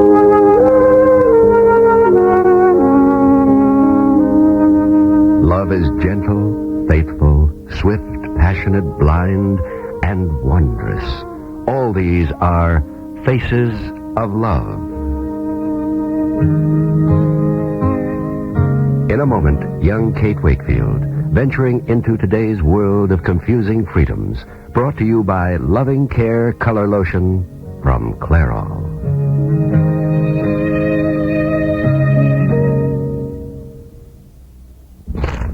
I sweep my floor and I still hear sugar underfoot.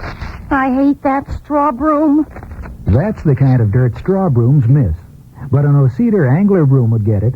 Angler bristles are cut on an angle to keep more tips on the floor, and the tips are closer together. O-Cedar Angler gets the dirt other brooms miss. O-Cedar makes your life easier.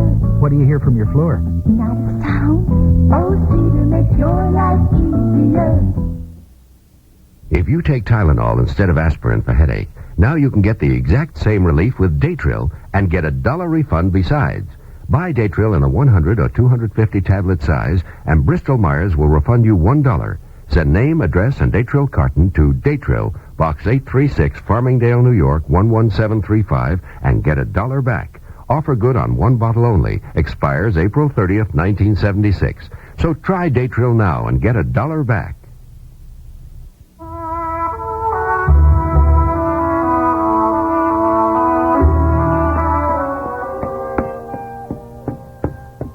Morning, Ginny. Morning, Kate. You're early. After all the time I've taken off from this office, I should be. You haven't missed a thing until now. There's a gentleman waiting to see you. At this hour? Who? Didn't give his name. He's there in the private reception room. Oh, well, thanks. Anyone we know? Not me, but I'd like to. Oh, well, I'll turn him over to you. Eric. Good morning, Kate. It was too early to call for an appointment, so I came over to your office. I might say I had the devil of a time finding out where you work. Oh, well, it's no secret. I could have told you. But I didn't have the wit to ask, so I called Holly Benson about 11 o'clock last night when my conscience began bothering me.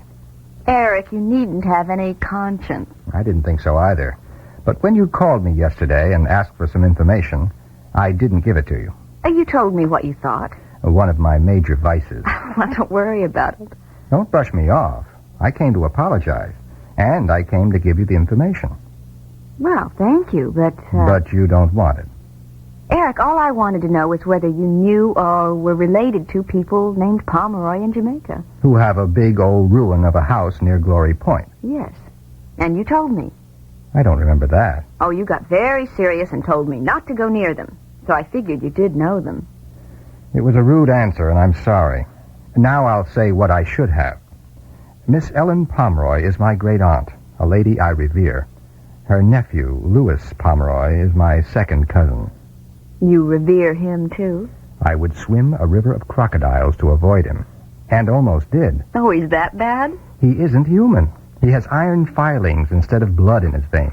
Jamaica is 150 miles long, and if you can find anyone else on the island to talk to, I'd do it if I were you. Well, I didn't say I was going. This is a real estate office. My dear great-aunt Ellen is pathetically anxious to sell the old heap, and you were extremely businesslike yesterday. Right. Now, in return for my apology and abasement, will you tell me something? I guess I should. It's your duty. Why, in the name of the Seven Wonders, do you want to go down to Glory Point? They should send a man down. Oh, Eric. Now, isn't that male chauvinism? When a girl can't give you an answer, she falls back on that one. I don't do anything of the kind. I'm going because... Well, it's a long story. And there's no reason why I can't go down there as well as any man alive. It's not a wholesome place, Kate. I don't want to buy it. No, you want to sell it. Get a big commission and be a wonder girl. That isn't the reason, but it'll do for now. I'll tell you one thing. Cousin Louis would cut off his right arm before he sold the place. Oh, well, that makes it a challenge. You're a silly girl, but I find myself worrying about you. If you decide to take leave of your wits and go there, let me know, will you? Thank you, Eric. Kate! Oh, excuse me. Oh, come on in, Jim. Oh, I'm stopping the wheels of business. I'd better be going. Goodbye, Kate. Goodbye, Miss. Goodbye. Who was that? If I told you, June, you wouldn't believe it. Try me. His name is Eric Pomeroy. Pomeroy? Ever hear it before?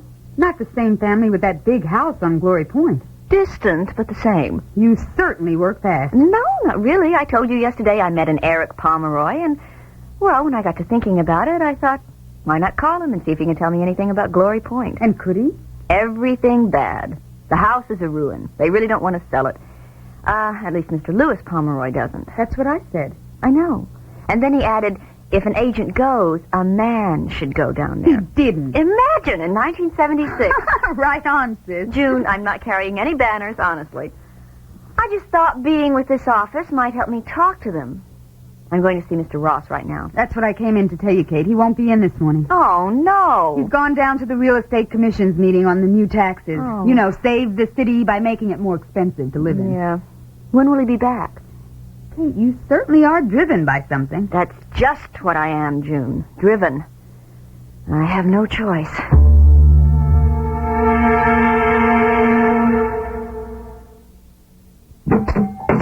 Hi, I'm the teacher, and that's Roland Gibbs on drums. He drew my picture last week with gray hair. Me, with 11 grays. I gave hair coloring a second thought. I found out about Loving Care Color Lotion from Clairol. It has no peroxide, doesn't change my natural color, and it's good for my hair. Loving Care covered my grays and made my hair softer and shinier. Gotta give the kid credit. Loving Care Color Lotion from Clairol. It's good for your hair. In my house, we've got a fully automatic kitchen.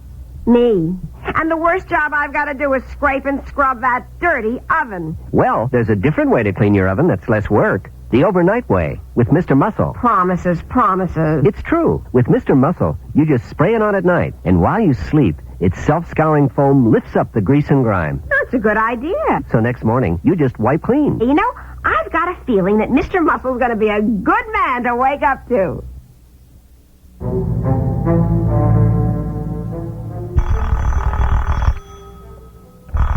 Ross speaking.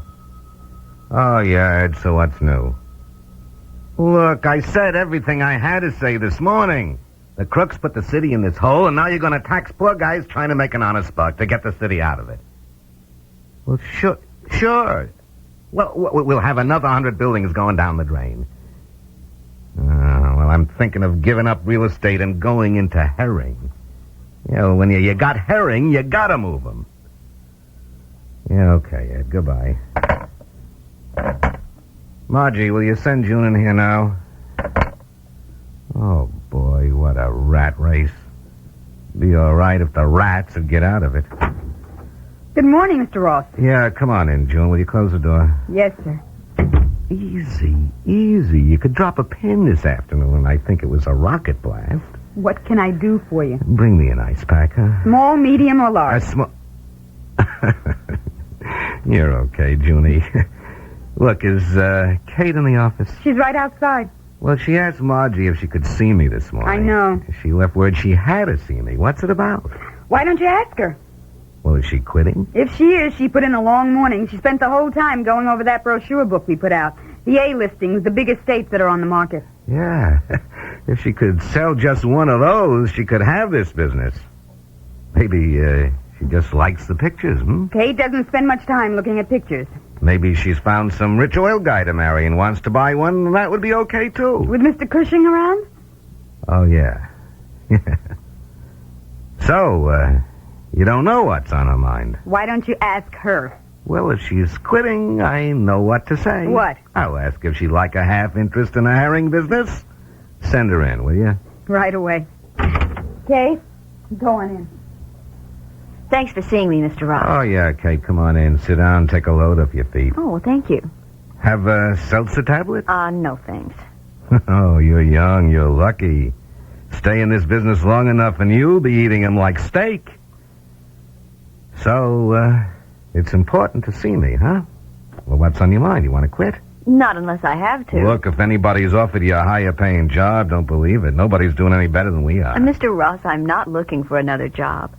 Well, good. So, what else? Well, I was studying your brochure book of big estates for sale. Our brochure, Kate, makes people think we're one happy family. Our brochure of big estates. Ah, that's better. Pretty handsome, aren't they? Makes you wonder, though, where people get all that dough. There's one estate I saw listed down in Jamaica called Glory Point. Forget it. What do you mean? I put it in the book, but they change their minds every day. But they do want to sell. I mean, basically.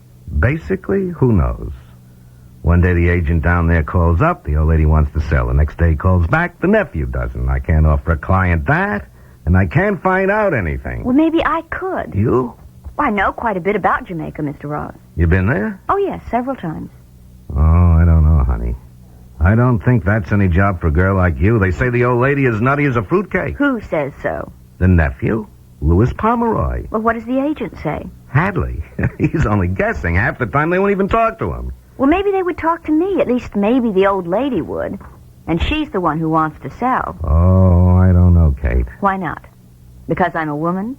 No, I wouldn't put it that way. It's just a strange sort of place, way out on the western end of the island, sort of isolated. I've been there, Mr. Ross. Look, I can talk to them as well as any man. Maybe a lot better. Well, it'd be a switch. We got a lot of places easier to sell than that, Kate. Why pick Glory Point? It interests me. Uh-huh. Well, when would you want to go? Tomorrow.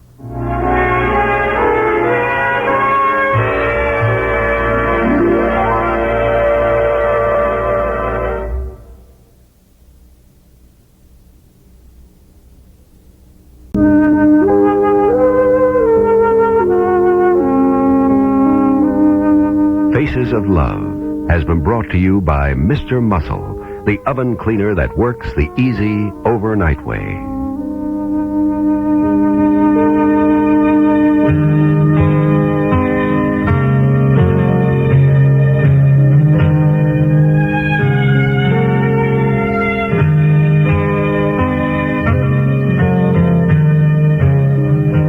This program comes to you from the Radio Playhouse.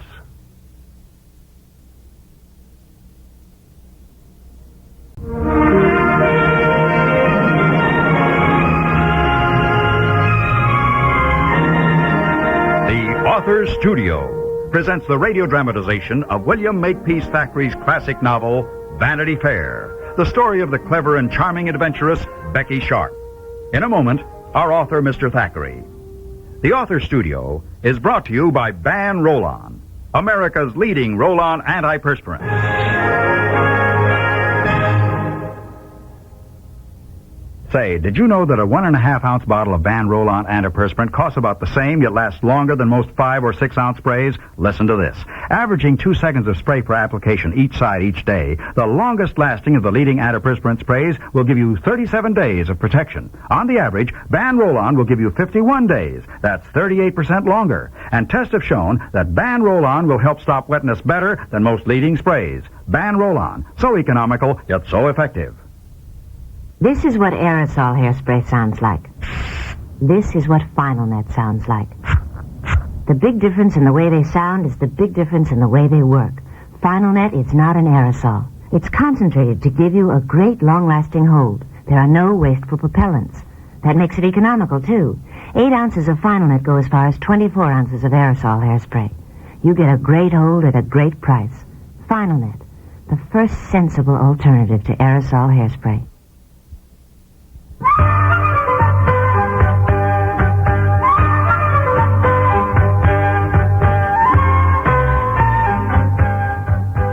Ladies, gentlemen, the small rain rains down. My house is chill, my temper short, my labors long. I am, nevertheless, and notwithstanding, your servant, William Makepeace Thackeray, author of Vanity Fair.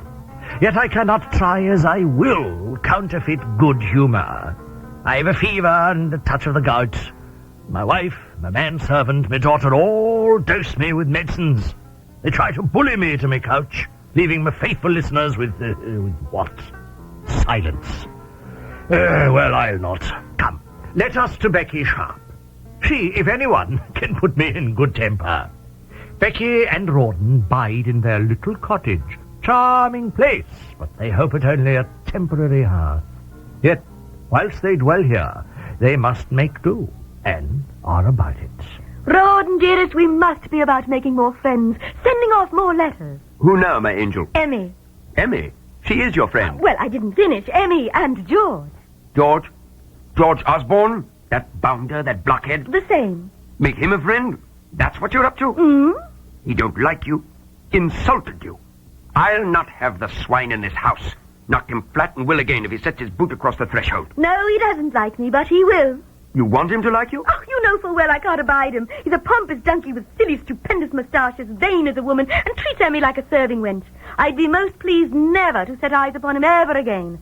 But to gain what one wants in life, one must put up with a great deal one doesn't want. So, George must like me, like you, and be our friend. Will I ever understand you? No, my darling, only love me. Why, damn it, must George love you? We need him. In all conscience, for what? What? Our affairs are critical, are they not? And what's Osborne to do with that? Everything to do. George? Have we any money? George has money. We can live on credit, you said so. Oh, not entirely. We must have some cash. I say, George, old friend, lend us £1,000. There's a good fellow. Come off it, Beck. Not lend, love. Lose. What? Have you not told me more than once that George is a very poor player at cards? Is. An abominable billiard player? Is. A ninny with the dice? That too. And you a genius at all three? Yes, am. Darling Booby, do you not yet comprehend my meaning? If George is your friend, you play cards, play billiards, play dice with George, and behold, we will have cash in our pocket until Aunt Matilda is back in our pocket. Right. It signifies. What a one you are to... No, he won't come here with Emmy, Beck. I threatened him with a duel. He won't come near me. 'Tis exactly why he will come near you, afraid not to. Don't want him near me except to fight a duel. How I'd relish to hear my second say, "Stand back to back, gentlemen. Walk 10 paces. Turn and fire." Bang. Lieutenant George Osborne dead as a flounder. No, Becky, no. Cash or no cash, I'll not have that blackguard in my house. And that's flat. George, darling, do look what Hopkins brought us just before you came. What, Emmy? Of course, someone brought it to Hopkins first, and then he brought it to me for What, us. Emmy? With such a very nice note from Rawdon Crowley. He wants us to sup with him and Becky in their new little house. Zounds, what nerve. I'm damned if I break bread with that pair. He's as base a dog as ever I met. And Becky Sharp, a brazen Please, little... George, don't say horrid things of my dearest friend. All right, but I'll say what I please of Crawley. I've not told you this before, but the blighter, he... Yes, darling. Well, come to think of it, Becky is your dearest friend, and for your sake, little Emmy, I will forget any differences with Crawley and sup.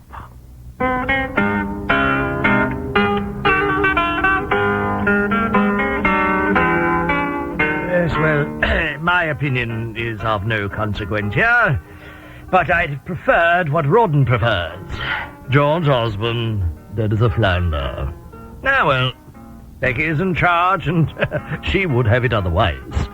Will it be otherwise? You'll pardon me while I drink my medicine, and then you shall be answered.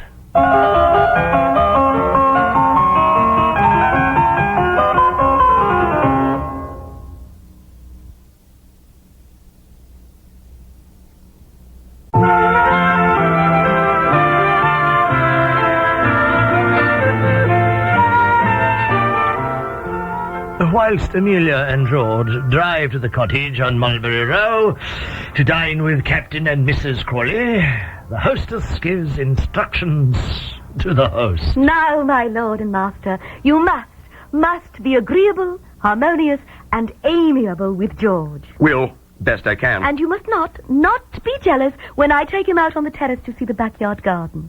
What garden? Covered with snow. Oh, to see the snow on the hawthorn hedges then, very pretty and white. Why the devil have you to take him outside? Dearest, I did not like George Osborne from the first and have hardly said a civil word to him since. I must try to make up for that, and quickly. How? Well, I don't know how. I'll know when the time comes, I always do. How will you get him from inside to outside without Emmy? I don't know that either. But Will? Yes. Well, you don't think I can? No, you can't. Thank you, my own, and thank you for not being jealous. Didn't say that. Oh, Rawdon, I despise him. Loathe the mere thought of being with him alone. I am making this sacrifice for you. Oh, blast Aunt Matilda. If she'd but take us back, I'd not have to suffer that mountebank on the terrace with my wife. Oh, how dear you are to want to spare me. How tenderly I love you for wanting to protect me. Now kiss me and wish me well. The guests have arrived. Rawdon, at what cost, did, yes, receive George agreeably, harmoniously, and amiably, whilst the two guardsmen enjoy a hot whiskey toddy, if not each other. Becky is showing Emmy the bridal chamber. Oh, Becky, how I do envy you. Your own little house. Your own big husband. And surely you don't mind a bit that Miss Crawley has so meanly treated you. Oh, I don't mind yet. Should it go on too long, I shall mind terribly. I know how much you want a mansion. But this sweet, sweet house. Oh, dear Emmy, never mind the sweet house. I need your advice. I can no longer bear it that the man you're to marry dislikes me. Would it help, do you think, if I tell him how forlorn I am? I never know about George. Ah, yes, well, I can but try. Tell him alone? Well, yes. I hadn't thought before. Alone is best. Don't you agree? Ah, I see you do. Very well, I'll act as you advise. But how can I be alone with... You'll ask him to step onto the terrace with me to look at the garden all covered with snow. You've seen it from the window and don't need to go with us. Oh, Emmy, how glad I am you thought of it.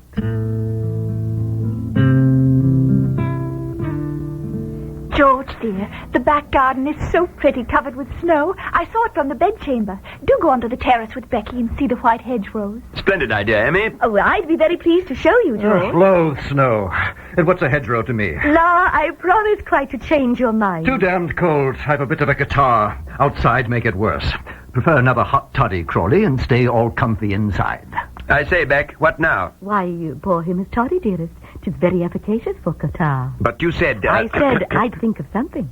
And I shall.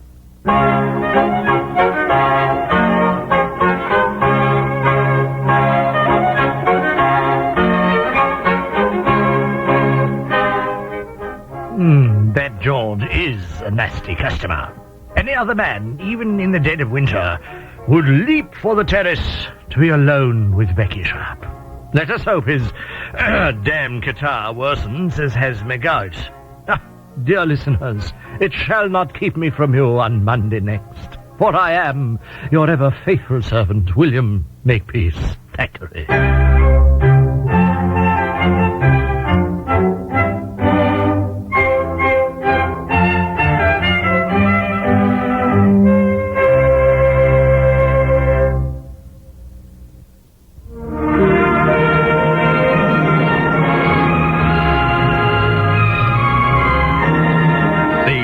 Studio has been brought to you by Final Net Non-Aerosol Hair Mist, a sensible alternative to aerosol hairspray.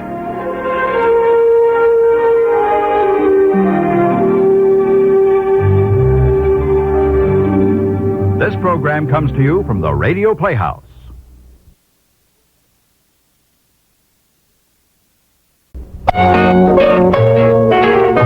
It's not nice to eavesdrop, but it's fun.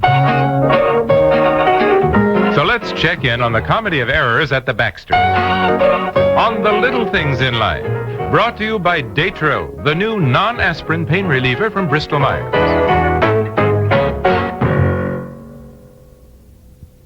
I know we share everything, hon, but next time, could you keep your cold to yourself? This was your cold, dear. You sneezed first. You were sniffling before that. Think of the money we spend on nasal sprays. That's why I bought 4-way nasal spray today. It can cost a lot less than the leading brand, a lot less. Yeah? And you can't buy faster decongestant relief than 4-way. Here, just follow the directions. Hey, that's a blast. I know. I bought 4-way for me, too. And think how much we'll save on 4-way with all the colds you get. You mean all the colds you give me? Do you think all antiperspirants are basically the same? Well, Ban Roll-On antiperspirant may just change your mind. Take effectiveness, for instance. Tests have shown that Ban Roll-On antiperspirant will actually help stop wetness better than most leading sprays. Make your own test soon. Pick up a bottle of Ban Roll-On, and you may discover what we've shown in tests. Ban Roll-On antiperspirant, proof that not all antiperspirants are created equal. Oh,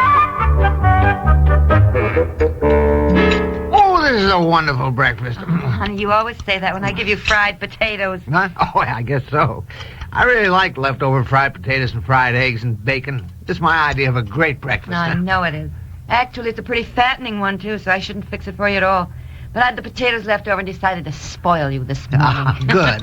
Morning, Mom. Morning, Jen. Oh, hi, Deb. Good morning, Deb. Oh, it smells so good. Oh, I fixed your father some fried potatoes with onions and mushrooms and cheese, and so he's in seventh heaven. Oh, they're wonderful. Have some. Oh, no thanks. I have to think about my waistline. Well, has anybody got any suggestions about what to have for dinner tonight? Oh, anything, Ma. Anything you cook is good. Well, thank you, but I'd really appreciate some suggestions once in a while. I get so tired trying to think of what to have for dinner. Let's just have hamburgers. Oh, Bob, that's all you ever suggest, hamburger. Well, I like it. I could have it every night. I ought to give it to you every night and see how long it'll be before you ask for something else. No, I never get tired of it. Hamburgers and onions? Oh, boy, there's nothing better. Doesn't that make you feel really good, Mom? All the millions of special dinners you've fussed over for him?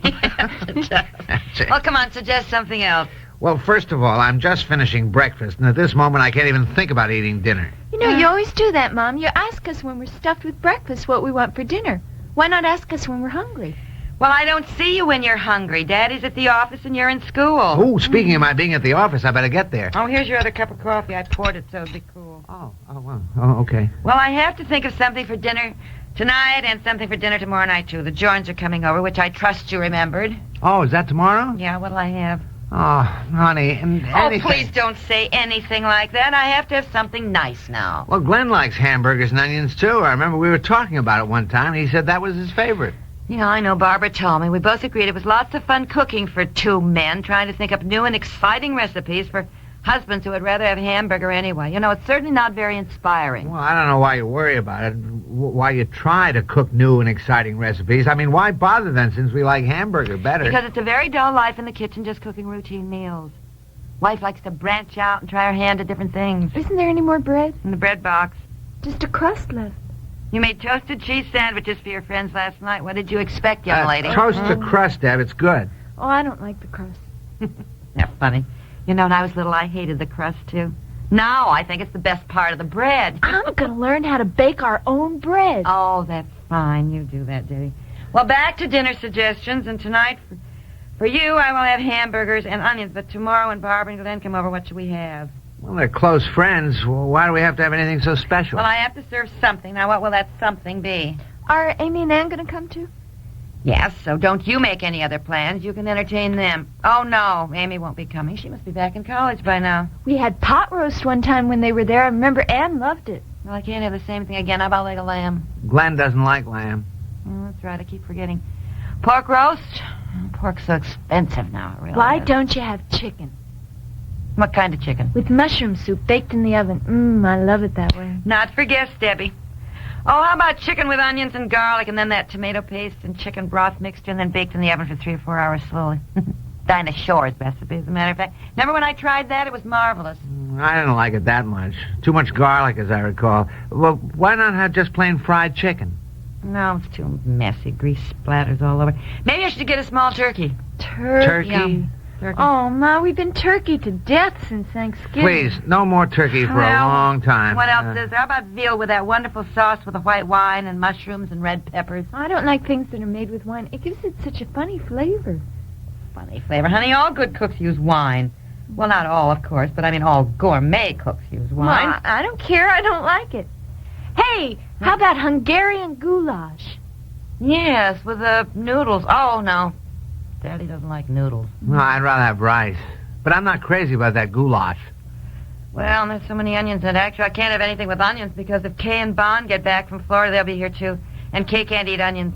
I don't agree with her at all. Okay, why not just get a roast beef? That's the simplest thing to... Oh, no, it isn't simple. If then somebody's late, the roast is ruined. I mean, if we want it rare, which we do.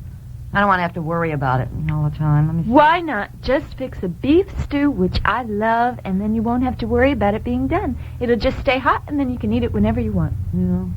Beef stew seems so ordinary. Well, everybody likes it. I know. That sounds like long distance. What, 7:45 in the morning? Oh, dear, I hope nothing's... I've got a feeling something is wrong. I have a feeling, I know it is. Hello? Yes? Yes, it is. That's right. Oh, must be Aunt Maggie calling us. It's from Montana. Something's wrong. Now, don't start worrying before you even talk to her. Well, Yes, operator. Yes, I'm holding on. If you take Tylenol instead of aspirin for headache, now you can get the exact same relief with Datril and get a $1 refund besides. Buy Datril in the 100 or 250 tablet size, and Bristol-Myers will refund you $1. Send name, address, and Datril carton to Datril, Box 836, Farmingdale, New York, 11735, and get $1 back. Offer good on one bottle only. Expires April 30th, 1976. So try Datril now and get $1 back. Hi, I'm Sandy Wright. In 1966, I was in a Miss Clairol commercial. Then it was does she or doesn't she? Today, she still does. I love my hair. After 9 years, yes, 9 years of using Miss Clairol cream formula, it's in great condition. Terrific body, easy to manage, and if I have any gray, who knows? Miss Clairol cream formula. It's the hair color professionals use. The best it can be, at any price. Look for Miss Clairol to know you're the best you can be.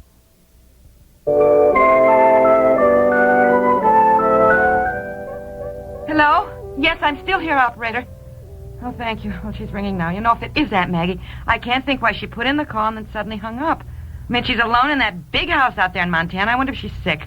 She got up the energy to make the call, and then she suddenly collapsed from the exertion, and she's lying there helpless or something. She can hear the phone ring, but she can't reach it or for something Pete's like sake, that. will you stop imagining all these things? Daddy, Mommy Yeah. always does this. She's a born warrior. Well, something is wrong. I know that. Hello? Yes? Aunt Maggie. Oh, it is Aunt Maggie. Oh, say hello for me, Mom. Yeah, Aunt Maggie, what is going on? Well, I know, but it's so early. It's 6 your time. Well, sure, we are up at... Well, I guess it is cheaper to call now. We should have known, knowing Aunt Maggie. Well, just a minute, I'll ask him. Did you water the plants she left up in her room, the African violet and the jade tree? What? Did you water the plants up in her room? I haven't watered any plants. I'll do that this weekend. But did she call all the way from Montana to tell us to water her African violet? Just a minute. And Maggie? Well, he'll do it tomorrow. What?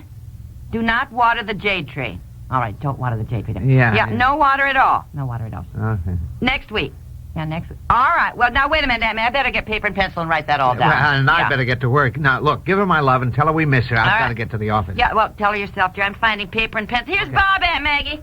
Hello, Aunt Maggie. I don't really enjoy doing my crossword puzzle without somebody here to mess it up first. Yeah. Yeah. Listen, we miss you.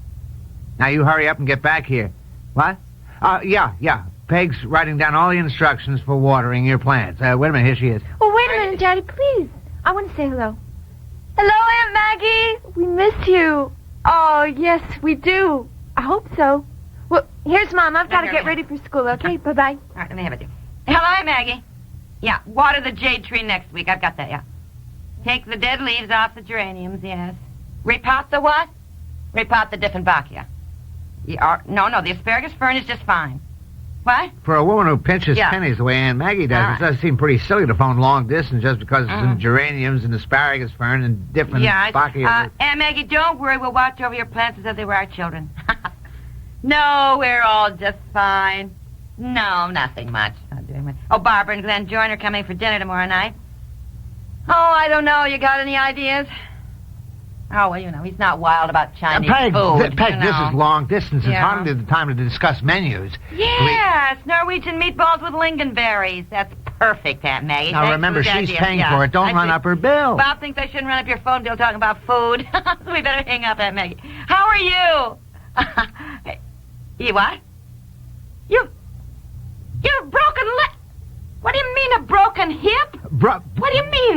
Did you say broken leg? Aunt Maggie has a broken... Nothing to worry about. Where are you? Well, how did it happen? For heaven's sakes, why didn't you tell us at once? What is... Operation when? Aunt Maggie, you cannot hang up. Now, look, we love you, too. You have someone call me or I'll call... Aunt Maggie? Yeah, well, I know we love you, too. Hey, why'd you hang up? She hung up. They were just coming for her. Take her to the operating room. She's broken her hip or her leg. I didn't get putting a pin in. Well, how did it happen? I don't know, dear. She didn't have time to go into any explanation. Well, I just can't believe it. There she was worrying about her plants and me asking her what to have for dinner. All the time she's headed for the operating room, she was so cheerful. And Maggie's really something, isn't she? Didn't I tell you that I knew something was wrong? I knew something was wrong. Oh, it seems strange. Life goes along so smoothly, and then wham! Ah, it happens in every family, dear. I guess so. Oh. Oh, you know what she said just before she hung up? Don't put too much allspice in the meatballs, dear. Isn't that typical?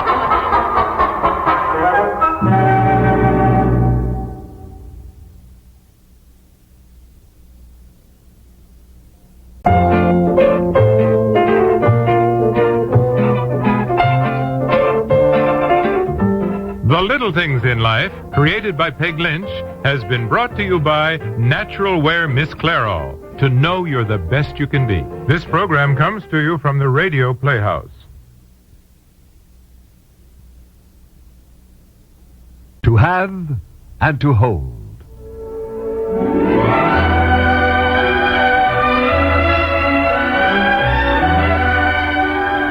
The story of the traditional vows, the new morality, and the people caught in the conflict between them. Brought to you by 4-Way Nasal Spray. Gives you the fastest decongestant possible.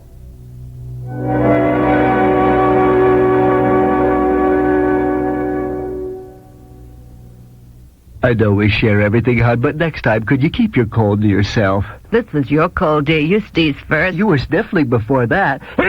Think of the money we spend on nasal sprays. That's why I bought 4-Way Nasal Spray today. It can cost a lot less than the leading brand. A lot less. Yeah? And you can't buy faster decongestant relief than 4-Way. Here, just follow the directions.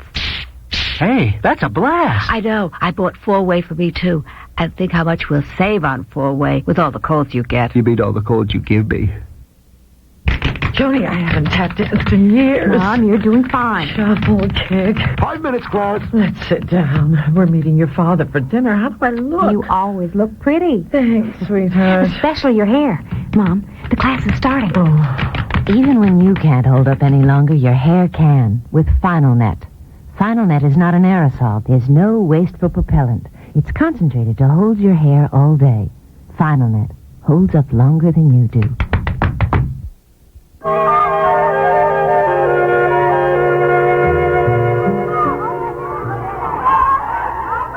Emily! Emily! Oh, I was watching the kids, Angela. They seem so much more mature than when we were in high school. Hop in. Ah, thank you. How did the meeting go? Oh, all right, I guess. Any place you want to go? No, I better get on home, dear. I have a pot roast that's slow cooking in the oven. Was there any problem? No. Susie's counselor, Miss Nelson, is very nice, and she knows her job. Susie was there. Oh, yes. It was her idea we have the meeting. Does she have any idea what she wants to do? Not really. Oh, she does want to go to college, but she doesn't know which one or what she wants to major in. Well, do the tests indicate any aptitude? Well, that's the trouble, Angela. According to Miss Nelson, Susie could go into almost any field she wanted to. Well, maybe it's too soon. She's only 16. No, Miss Nelson says it's not too soon. She said the next 2 years should be used to prepare for the college and the career she wants. Things were much simpler in our day, weren't they? Yes. Having more choices is great, but having to make the decisions. Now there's just so much more a girl can go out for. I wonder if it'll make them any happier. What do you... In Susie's case? Well, she's had 2 examples in the family. You're the career woman, and I'm the homebody. Well, lots of women want both. No, it's not easy. Angela, if you hadn't had to worry about me, what would you have done? Well, I always wanted to be a nurse. You know, Susie's just the age you were when Mom and Dad died. I can't imagine Susie taking on the responsibility you did. Hey, you just said you thought this generation was more mature. Oh, yes, but not in everything. Oh, I worry about Susie and Jennifer. How do you mean? Well, if I'm not here. Now, don't. Now, we can't pretend it's not going to happen, Angela. Bobby's almost grown up, but Susie and Jennifer, I don't know. And it'll be hard for Jason, too. That's going to be a long way off. Maybe not. Looks like we'll be leaning on you again, Angela. The way we always have. And even more.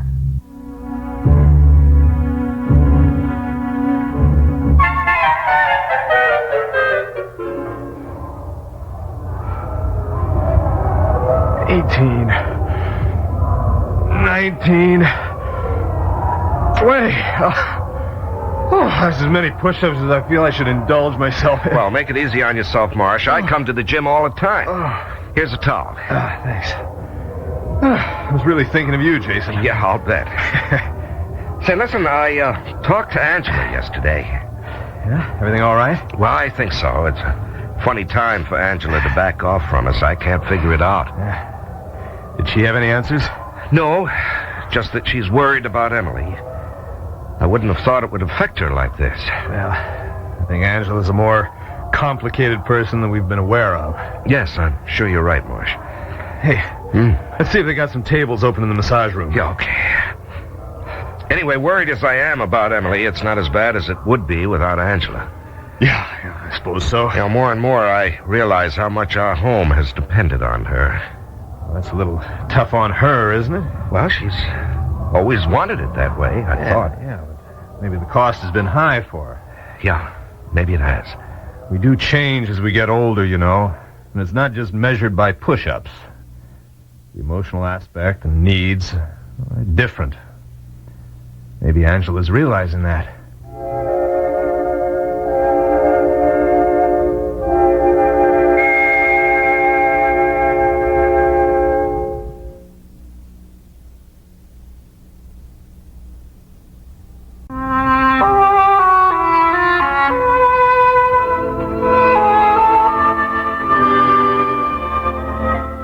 Maybe I've got time to write in the diary. Gotta be sure to keep that drawer locked. Oh, Ginger, come on in. Are you busy, Emily? Oh, no, my oven's done all the work for dinner. Pot roast? That's right, good for you. Sit down, Ginger. Oh, thank you. I was wondering if you and Jason could come to dinner some night next week. Well, I'm sure we can. Let me take a look at the calendar. Tuesday or Thursday? Let's set Tuesday. Fine. I'll write that in. How have you been feeling lately? I remember when we were here for dinner. Oh, yes. Well, every now and then I do get the wobblies, but they go away. Ginger, what a lovely bracelet. Oh. Is that new? Oh, my bracelet. Yes, it is. Marsh gave it to me for my birthday. Well, it's just lovely.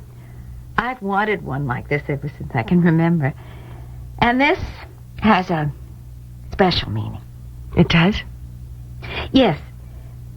You know about the misunderstanding? No, I don't.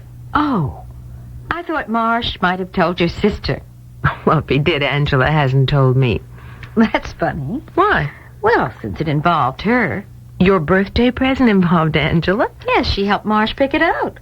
Well, I'm glad you like it then. Oh, yes. I was in the jewelry store getting Marsh's cufflinks monogrammed, and they came in together. Oh? They didn't see me, so I slipped out. You slipped out? Yes, I was so upset I didn't trust myself there in the store. You thought Marsh was buying something for Angela? Well, wouldn't you think that?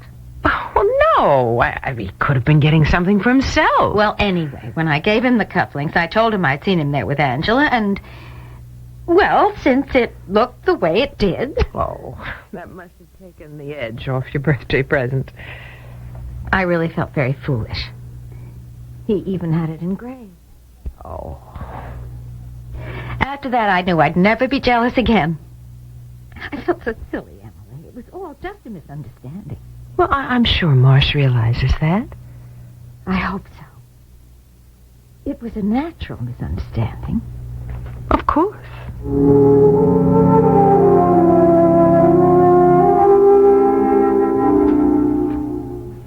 Marsh, you really should go. Oh, just one more drink. You know, this is getting to be a habit. You're bringing me home. Well, it gives me a half an hour with you. I'm afraid I've used your shoulder to cry on a lot in the past few weeks. Well, you're feeling better, and You look better. Yes, I still can't accept what's happened to Emily, but she seems to have, so it's the least I can do. Things would be different for you if you had a man in your life. Yes, they would. I don't mean to pry. Well, don't, then. Angela, don't you know I care about you, what happens to you, if you're happy or not? Marsh, I'm really not your responsibility. Well, I don't look on it as a duty. I think of you as a good friend, and lately I have needed a good friend. I'm glad. Maybe I take advantage of that. Anytime you want to, you know you can. You make it very easy. In these last few weeks, I've gotten to know you so much better. Yes, I certainly have let my hair down. Yes. Jefferson, you're all efficiency and organization. Well, that's the job. But it's not you. I think I'm just beginning to find out what I am. And it frightens you? Yes, it does. Angela. Marsh, you better go. It is late. All right. I'll see you tomorrow. Good night. Marsh, please. Oh, between friends, Angela. Good night. Oh, what is happening to me?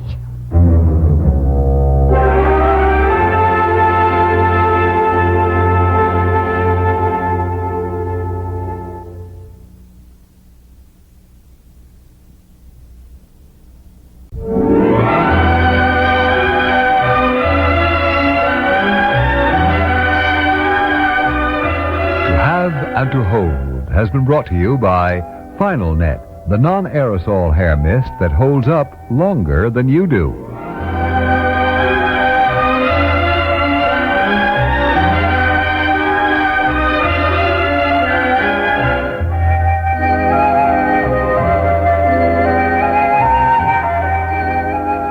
This program has come to you from the Radio Playhouse, a DCA Productions program.